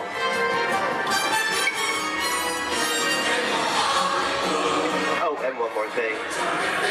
When I yell action, don't forget the thunderous applause for yours truly.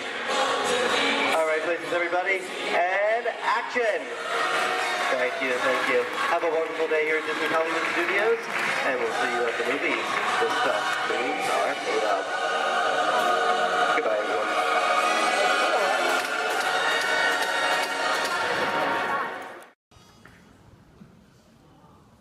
Ladies and gentlemen, the voices of liberty.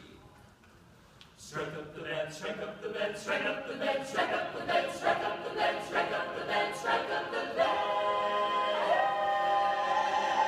Then the drums roll out, the trumpets call, while the people shout, strike up the band.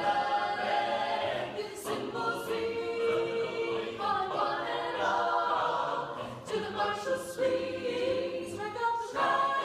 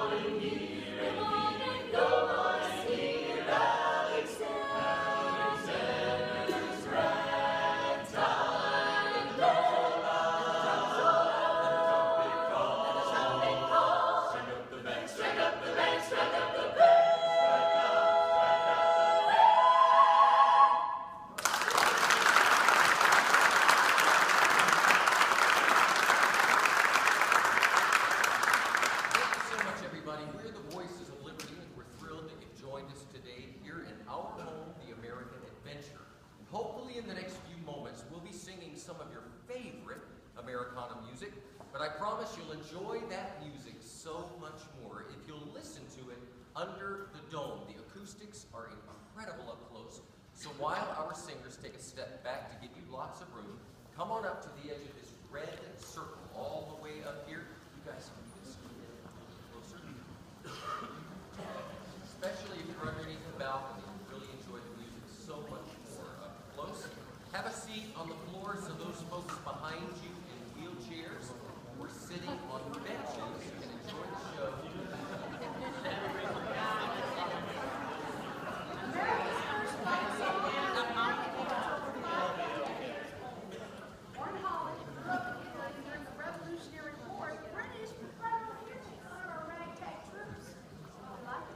We liked it so much we sang it in every camp and battle, and we turned it into a song that the British later regretted. In fact, during the war, one British general was quoted saying, "I hope I never hear that song again." But he did at Yorktown when the British Army surrendered to General George Washington. Yankee Doodle, keep it up. Yankee Doodle dandy. Mind the music and the step, and with the girls be handy. Yankee Doodle, keep it up. Yankee Doodle dandy. Mind the music and the step, and with the girls be handy. Mind the music and the step, and with the girls be handy. Yankee Doodle went to London just to buy a pony. Stuck a feather in his cap and called it macaroni. Yankee Doodle, keep it up. Yankee Doodle dandy. Mind the music and the step, and with the girls be handy. Yankee Doodle, keep it up. Yankee Doodle dandy. Mind the music and the step, and with the girls be handy. Mind the music and the step.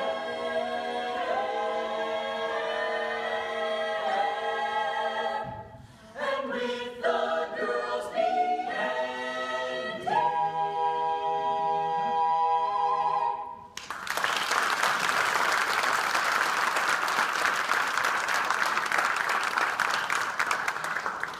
Well, there was a time not too long ago when many in our country knew full well the meaning of the word oppression. Out of that oppression were born songs of hope, songs of a better day.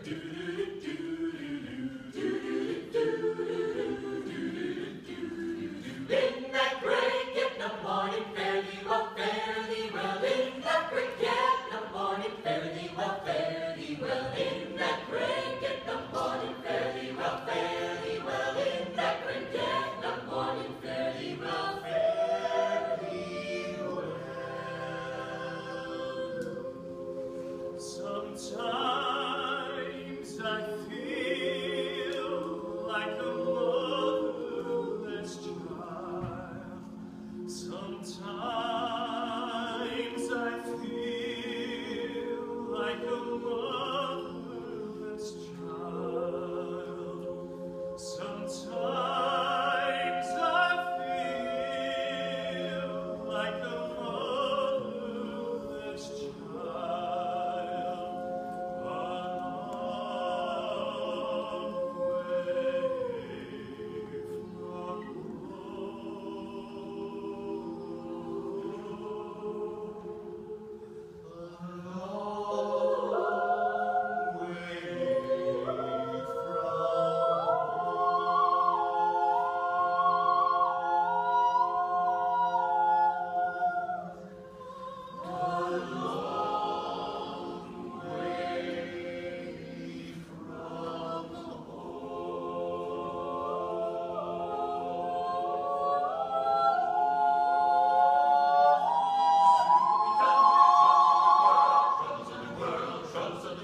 Soon we'll be done with the troubles of the world. Going to live with God. To live with God. No more reaping and wailing. No more reaping and wailing. No more reaping and wailing. I'm going to live with God. To live with soon we'll be done with the troubles of the world. Troubles of the world. Troubles of the world. Soon we'll be done with the troubles of the world. I'm going to live with God. Going to live with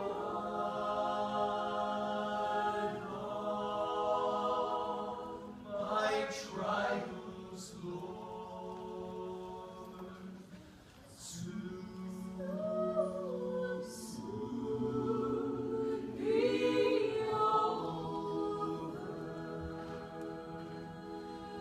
isn't worth a thing that money could buy. The rich lives on.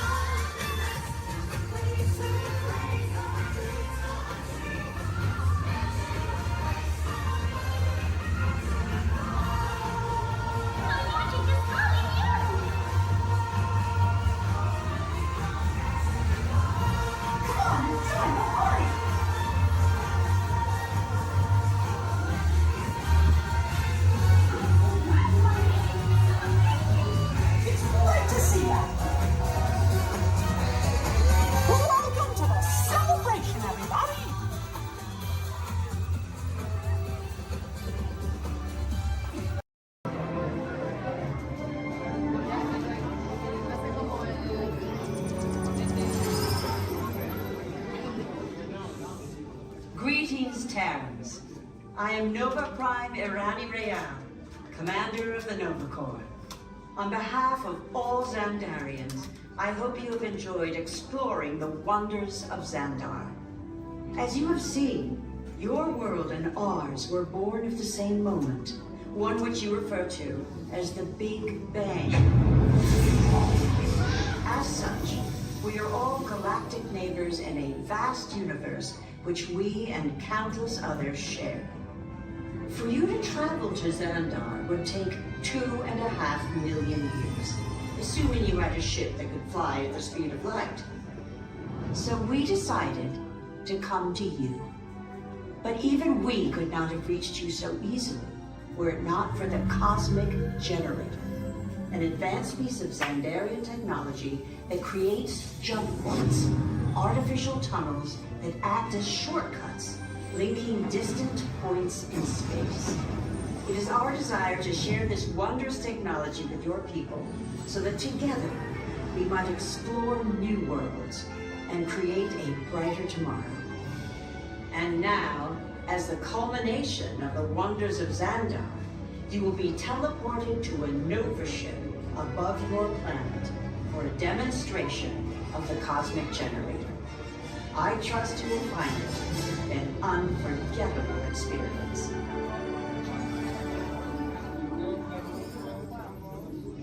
Welcome, people of Epcot, Epcoters, Epcotians, citizens of Epcot. Does anyone know what they call themselves? What? I'm on? Someone needs to tell me when I'm on. Welcome, Epcotarians.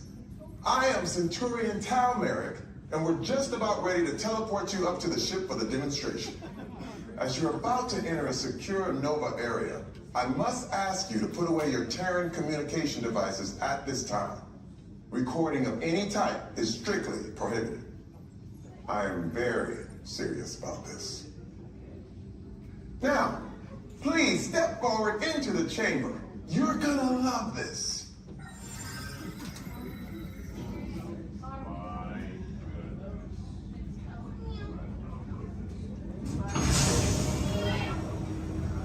Yeah, that guy. That guy.